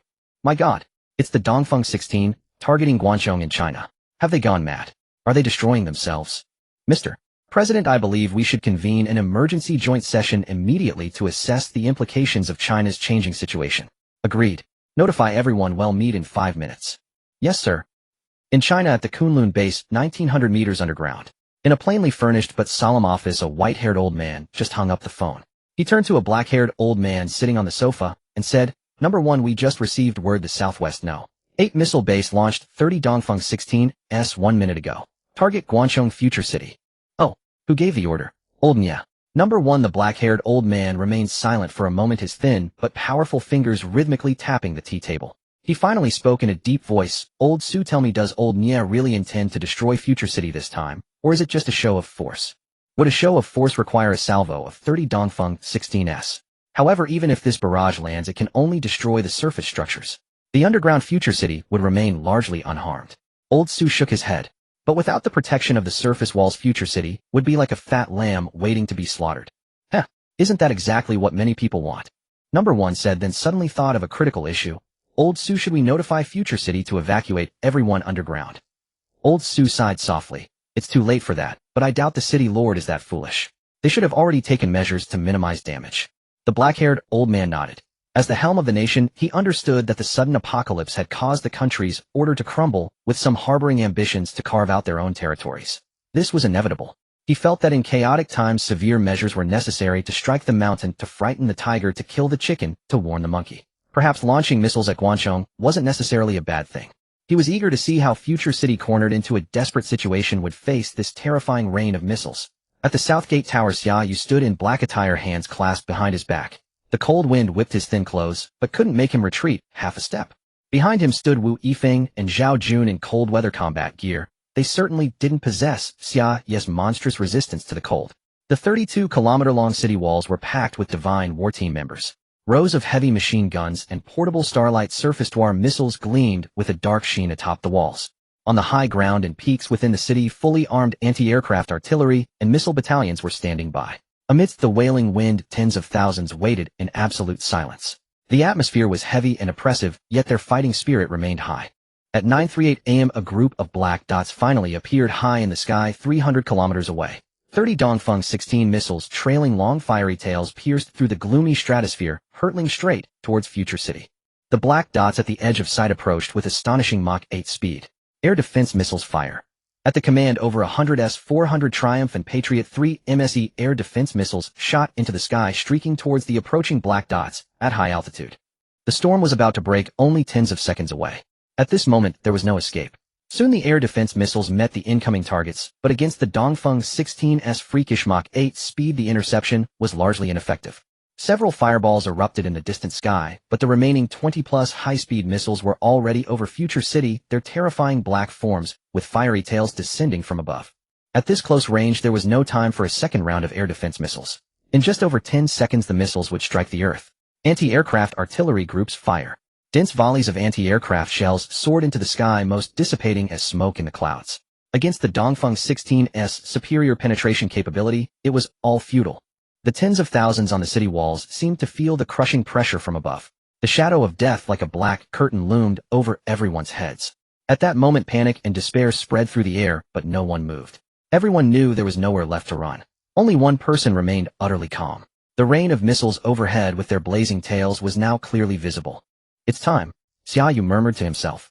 He slightly spread his hands, and a towering wave of spiritual sense surged forth from the inner world, crossing time and space. High above, within an 80-kilometer radius, the spiritual sense that had been accumulating and lying in wait for 2 full days erupted simultaneously. The incoming Dongfeng missiles seemed to slow almost imperceptibly. Then a bizarre scene unfolded. All the Dongfeng missiles vanished midair. The explosions of the countless anti-aircraft shells also ceased, and the smoke slowly dispersed in the cold wind. The ground fire stopped. The city tower was silent for nearly 10 seconds before everyone snapped out of their shock. With a triumphant cheer the crowd on the tower began embracing and shouting in celebration, releasing the pent-up despair and tension of the past moments. We won. Wu Yifeng stared blankly at the celebrating crowd, asking in disbelief. We won.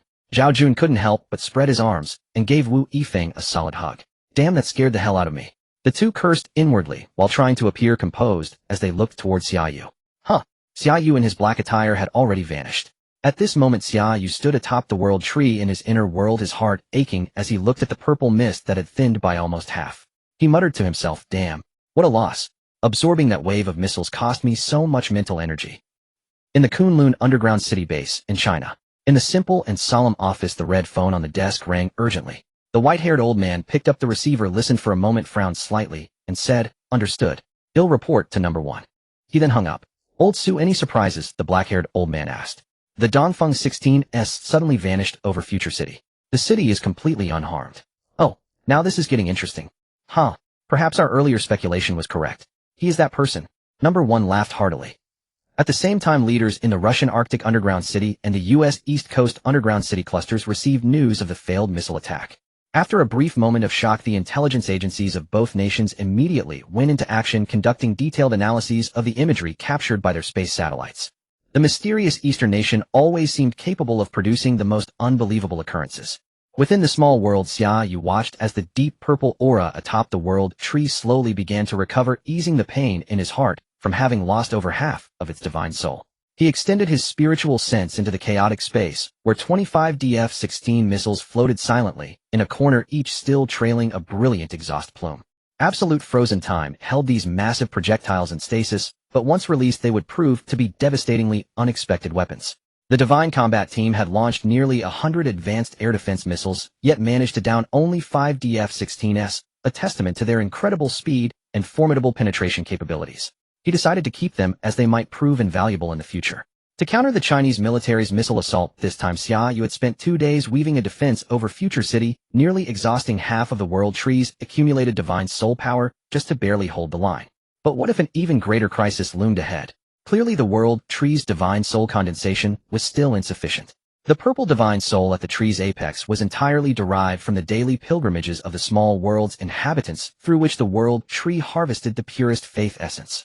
Once absorbed by the world tree, this essence transformed into the purple divine soul, yielding supernatural ability fruits, and converting into formidable spiritual power at will. Yet despite the vastness of the small world, its population numbered a mere 16 million. How much faith essence could they possibly provide each day? A sigh escaped him. The larger the population, the more people would pay homage to the world tree. The denser the purple divine soul, the richer the spiritual energy of the small world would become, and as that energy nourished the realm, its people, animals, and plants would all undergo transcendent evolution.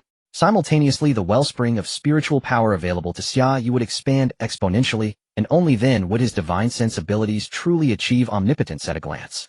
Thus the small world needed people, more people with grateful hearts. Those admitted into the small world must possess gratitude, and above all be of Chinese origin. His small world could never accommodate outsiders, for he held fast to one conviction: those not of our kind are bound to harbor different intentions. 30 advanced DF-16 missiles had met their end at a civilian base. That day no news on Blue Planet was more shocking. Major powers, after meticulously analyzing satellite imagery, reached a staggering conclusion: the high-speed missile swarm had vanished inexplicably, and the only plausible explanation was that they had been transported to another dimension. 30 advanced DF-16 missiles had met their end at a civilian base. That day no news on Blue Planet was more shocking. Major powers, after meticulously analyzing satellite imagery, reached a staggering conclusion: the high-speed missile swarm had vanished inexplicably, and the only plausible those were a full 30 DF-16s. Then a greater dread surged within him. Would Xia Yu seek retribution? If he were to retaliate against the Nanling base, how could the current troops and meager firepower possibly withstand it? Filled with unease, Lin Teng hastily summoned the communications officer. Connect me to Kunlun Base Line 3. Yes, sir. Soon the encrypted satellite phone was connected. Hello. Old Commander, this is Lin Teng. Has our plan failed? Old Lin, failure is no big deal. At least we've now thoroughly gauged Future City's strength, which will aid our subsequent plans. Haha. Old Commander, then. Is there any point in us remaining at the Nanling base? There was a moment of silence on the other end before the voice spoke. Old Lin, are you feeling scared right now? Don't deny it. Facing an opponent like Xia Yu, even I sometimes feel at a loss, let alone you. Lin Teng's face flushed crimson, yet he could hardly argue, stammering, Old Commander, I, Lin, am no coward. On the battlefield facing bayonets, I wouldn't bat an eye. I know. Old Commander, do you have any other orders? Lin Teng of the Nanling Heavy Division, hear my command. At your service. The National Catastrophe Emergency Supreme Group hereby issues Special Order No. 2, as follows. Standing at attention, with his chest puffed out, Lin Teng's expression grew more and more animated as he listened. Damn, the higher-ups' subsequent moves were absolutely brilliant. About 180 kilometers from the Nanling base on the Jingnan Expressway, 4 towering military snowplows led the way. Behind them, 360 T-14 Armada tanks and 2 Zulivro Golden Eagle 3 snow combat vehicles rumbled northward in a formidable procession. In the air above the roads on the left flank, the first armed helicopter group comprised 85 Ka-52 Alligator gunships. On the right, the second group, with 80 Black Hawk gunships, formed 3 extended aerial columns. For this assault on the Nanling base, the Divine Combat Team had deployed nearly 240 tanks and armored vehicles, along with 2 helicopter groups, totaling close to 150,000 troops. The humiliation of being suppressed by ballistic missiles earlier that morning could now finally be unleashed. It was time for the Stargate Divine Combat Team to bare its fangs to the world. First Armored Group, report the reconnaissance squad's findings. Aboard a commanding vehicle amidst the convoy, Feihu, suit Songhai clad in a gray-white snow combat uniform, spoke into his communicator. First Group receiving. Commander, our 6 reconnaissance squads have advanced 20 kilometers forward and have detected no anomalies. Extend the scouts another 5 kilometers and maintain vigilance. Copy that. Hello Group 1, Hello Group 1, this is Feihu, do you copy? Feihu. Hello Group 1 receiving. Dispatch 2 helicopter squads to advance 50 kilometers for aerial mobile reconnaissance. Maintain your altitude. Copy. After issuing the orders, Suit Songhai let out a long breath. As the commander of this operation, he felt unprecedented pressure, not merely to win, but to execute the mission flawlessly. On April 5, 2033, the Qingming Festival, the Divine Combat Team launched its first proactive offensive since its inception. Operation Sweeping Nest had officially begun. Kunlun Mountain Range Underground Base. In a spacious conference room, over a dozen elderly men in solemn attire sat in chairs, their eyes fixed on the large screen on the central wall. The screen displayed live footage from a near-Earth military satellite. An armed column stretching for several kilometers was advancing majestically along the highway toward the Nanling base. On both sides of the road, 2 formidable groups of armed helicopters roared in the air as escorts. Future City is truly arrogant, an elderly man in a general's uniform said in a deep voice. Old Lu, if you could wipe out 30 DF-16 missiles in one strike, you'd have the right to be arrogant too. The white-haired elder beside him, dressed in a light blue mouse suit, smiled and said, this Xia Yu is no ordinary man. Do you think our military has no capable men? Old Nya, are you really planning to hand over the Nanling base without a fight?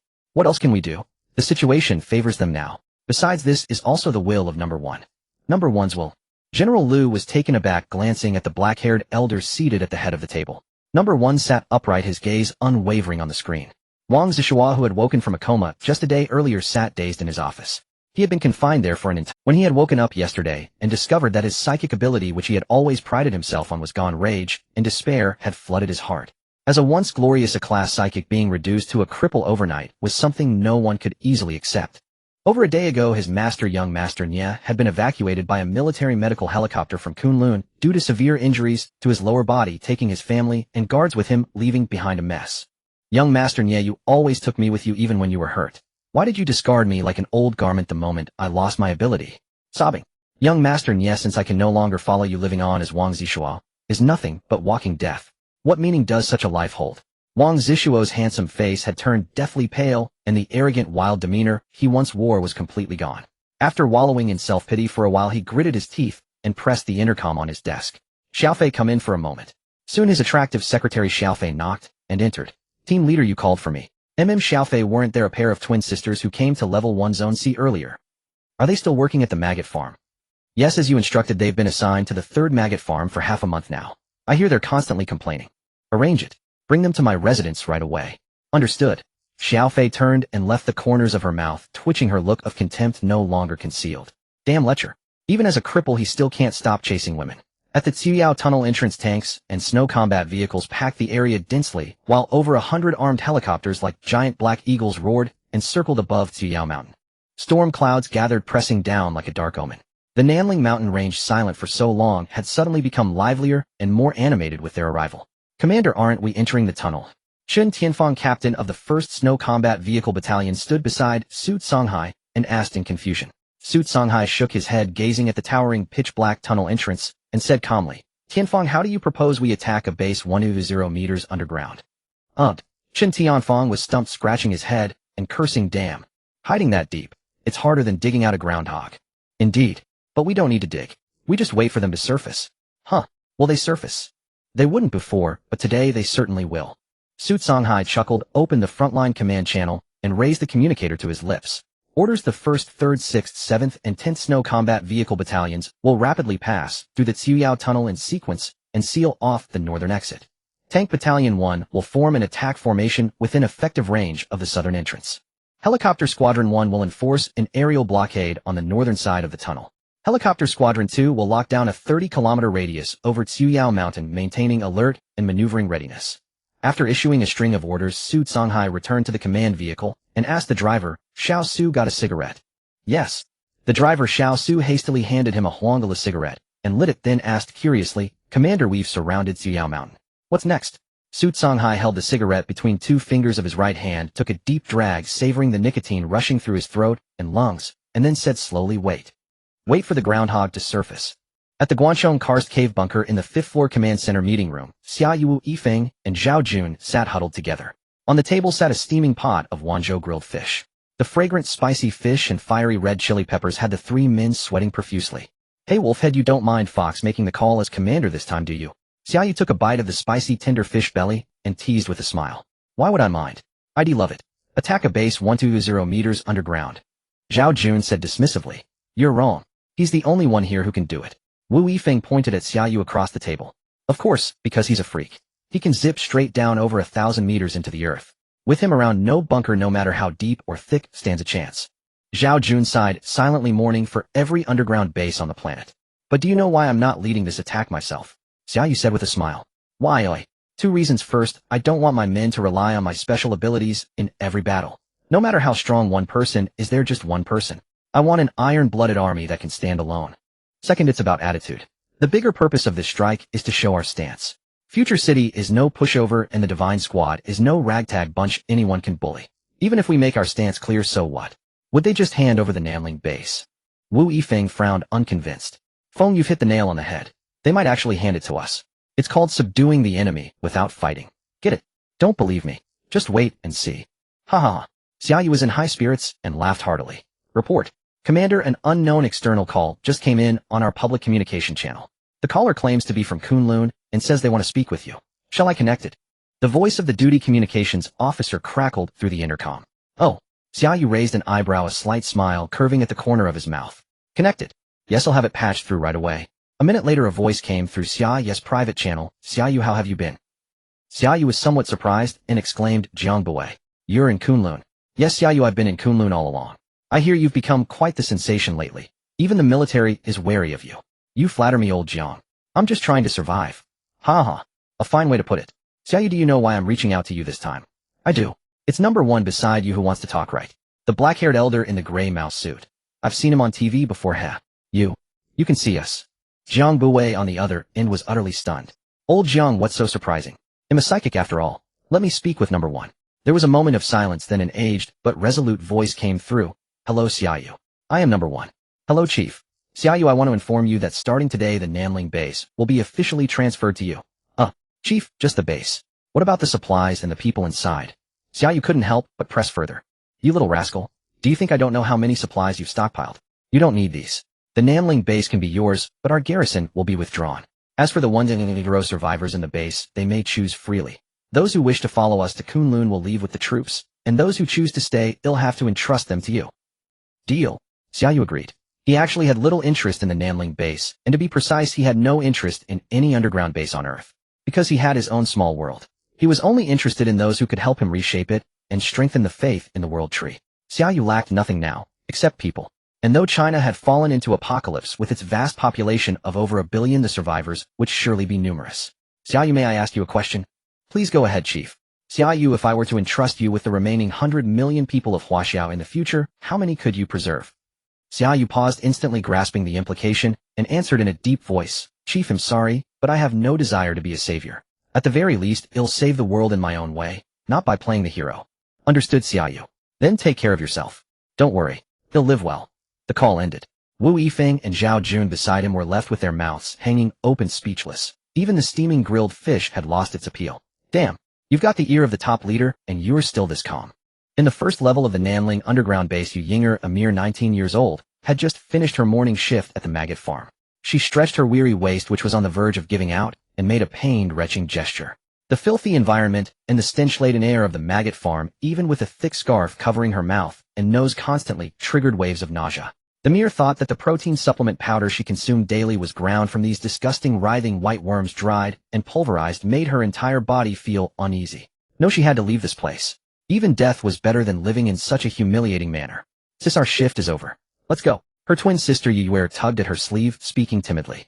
Though her features were equally youthful and charming, her personality was the polar opposite of her sister's. She was born frail and fearful, screaming for half a minute at the mere sight of a cockroach. It was a mystery how this girl managed to endure in the harsh maggot farm. Yu Yinger nodded and led her sister by the hand towards the exit. The midday crowd, driven by hunger, either headed to the communal canteen to exchange their meager contribution points for some barely edible chaff paste, or they returned to their quarters, enduring their empty stomachs, lying in bed to stave off the pangs of hunger. Little sister, have you ever thought about how much longer we can hold on like this? Sis, what's wrong? Yu Yinger shook her head and said painfully, I've had enough of this life, half dead every day. Besides, with 100,000 people in this base consuming so much food daily, even if it's just rough chaff, when do you think we'll run out completely? When that happens, will we have to survive by eating maggots? The timid Yu Yu, upon hearing this, felt another wave of nausea and bent over, retching. The two sisters, pampered since childhood, had never experienced such tragic hardship. Perhaps it's time for us to make a change. Yu Yinger gritted her teeth, as if making a momentous decision. At that moment, the Xiao mountain tunnel had been besieged by a dense cordon of divine battle team members for an hour, yet the southern ridge base remained utterly unresponsive. Su Songhai leaned half reclined in his seat within the command vehicle, calmly resting with his eyes closed. He was waiting. From the moment he received the orders to depart, he had formed his own judgment. The likelihood of a major battle during this cleansing operation was slim. His unit, after all, represented only the stance of future city. All outcomes should be determined by the high levels of both sides maneuvering in the shadows. So he was in no hurry from the start. He trusted Xia Yu's true intentions behind this move. Suddenly his communicator buzzed, interrupting his thoughts. He opened his eyes, a glint of light flashing within them. The outcome was finally coming. This is Flying Fox. Flying Fox, this is Wolf Head. Just received a call from the Huaxiao military. In 2 hours, the heavy armored division will fully withdraw from the Nanling base. The base will be officially handed over to us. Flying Fox understood. Su Songhai said with excitement. His judgment had been correct. They had won this arduous struggle. A temporary victory. Flying Fox, prepare for the takeover of Nanling base. Except for leaving behind a week's worth of water and food for the 10,000 people here, the military will take all other supplies from the base. What about the survivors? The commander-in-chief has ordered that any who voluntarily stay will be accepted after a thorough review. Understood. As a long, drawn-out radio wave traveled from the distant Kunlun mountain straight to Nanling, the base deep underground buzzed into frantic activity. On the third level of the base, in a simply decorated but well-equipped residence, the Yu sisters emerged from the steaming bathroom. After a hearty lunch, they finally experienced the long-missed comfort of a hot bath. Wang Zhua, his face pale, sat on a sofa by the bed, expressionlessly sipping a glass of red wine. When he saw the youthful, invincible pair of twins step out of the bathroom, a flicker of light returned to his dead fish eyes. Seeing the predatory look in Wang Zishuo's eyes, the younger sister Yu Yu cowered behind her sister in fear. Don't be afraid, it'll be over soon. We won't have to go hungry anymore. Yu Yinger comforted her sister, even as her own heart pounded so violently it felt like it might leap from her throat. TSK, TSK, TSK. I didn't expect you two to look even more beautiful after a bath. Right, what's that phrase for it? Fresh out of water like lotuses. Yes, ha. Wang Zishuo licked his lips and laughed unrestrainedly. You're smart. Those who know how to choose tend to live longer than others. Now get on the bed. Seeing the two beauties in their white bathrobes obediently climb onto the large bed, Wang Zishuo's withered, despairing heart found a small outlet for its depravity. The base had just received the order to evacuate, but he couldn't be bothered. Why should a useless man like him be so proactive? Instead of pointless busy work, why not indulge in one last frenzy before the end? Gazing at the irresistible allure displayed on the bed, a cruel smile curled on Wang Zishuo's lips. He pulled open a drawer and took out a long black leather whip. No. Yu Yinger was the first to notice something was wrong. She shot up, spreading her arms to shield her sister. Since you're here, you'll have to endure it, Wang Zishuo said ominously. In his eyes, these two girls were no different from two snow-white lambs destined to wait in despair for his torment and slaughter. No, you can't do this. Please. Wah. Watching this demonic man brandish his whip, Yu Yinger cried. Her strength was utterly insufficient to stop his brutality. Her sister's screams ignited a final spark of courage within her. She scrambled off the bed, grabbed the red wine bottle from the coffee table, and swiftly moved behind the man. Without a second thought, she swung the bottle and brought it crashing down onto the head before her. 2 hours later, Su Songhai, leading over 15,000 Divine Battle Team members, smoothly took over the Namling base. The Heavy Armored Division and a large group of base management personnel were picked up by several hundred dark green military trucks appearing on the northern road. Next came the base's inventory, filling over 200 trucks. The ones and Niviro survivors on the first level finally received the notice of the official handover of the Namling base. When they learned that the new authority was Future City, excitement appeared on everyone's faces. Heavens, finally liberation. Future City. That was the post-apocalyptic dreamland countless survivors yearned for. They'd heard that residents there lived in warm homes with an endless supply of food, living as comfortably as in the prosperous era. In the end, all 1000 people chose to stay, not a single one opting to leave. The military was more than happy with this, as according to their superiors' intentions, these survivors in the southern province were all meant to be gradually offloaded to Future City anyway. After all, who else had such abundant supplies? No one knew that someone had even considered offloading all 100 million survivors on Xia Yu. However, Xia Yu had refused. Commander, a murder has occurred in Zone B on the 3rd level. The victim is a male named Wang Zishuo, the former leader of the base's Special Action Group. Oh, Su Songhai frowned. Damn it, a murder case right after taking over. What a hassle. Is the scene secured? It's already secured. The perpetrators are 2 young female survivors. The military wanted to take them away, but we refused and await your instructions. Good call on refusing. We're in charge here now. Take me to the scene. Su Songhai straightened the collar of his combat uniform and strode forward with large, determined steps.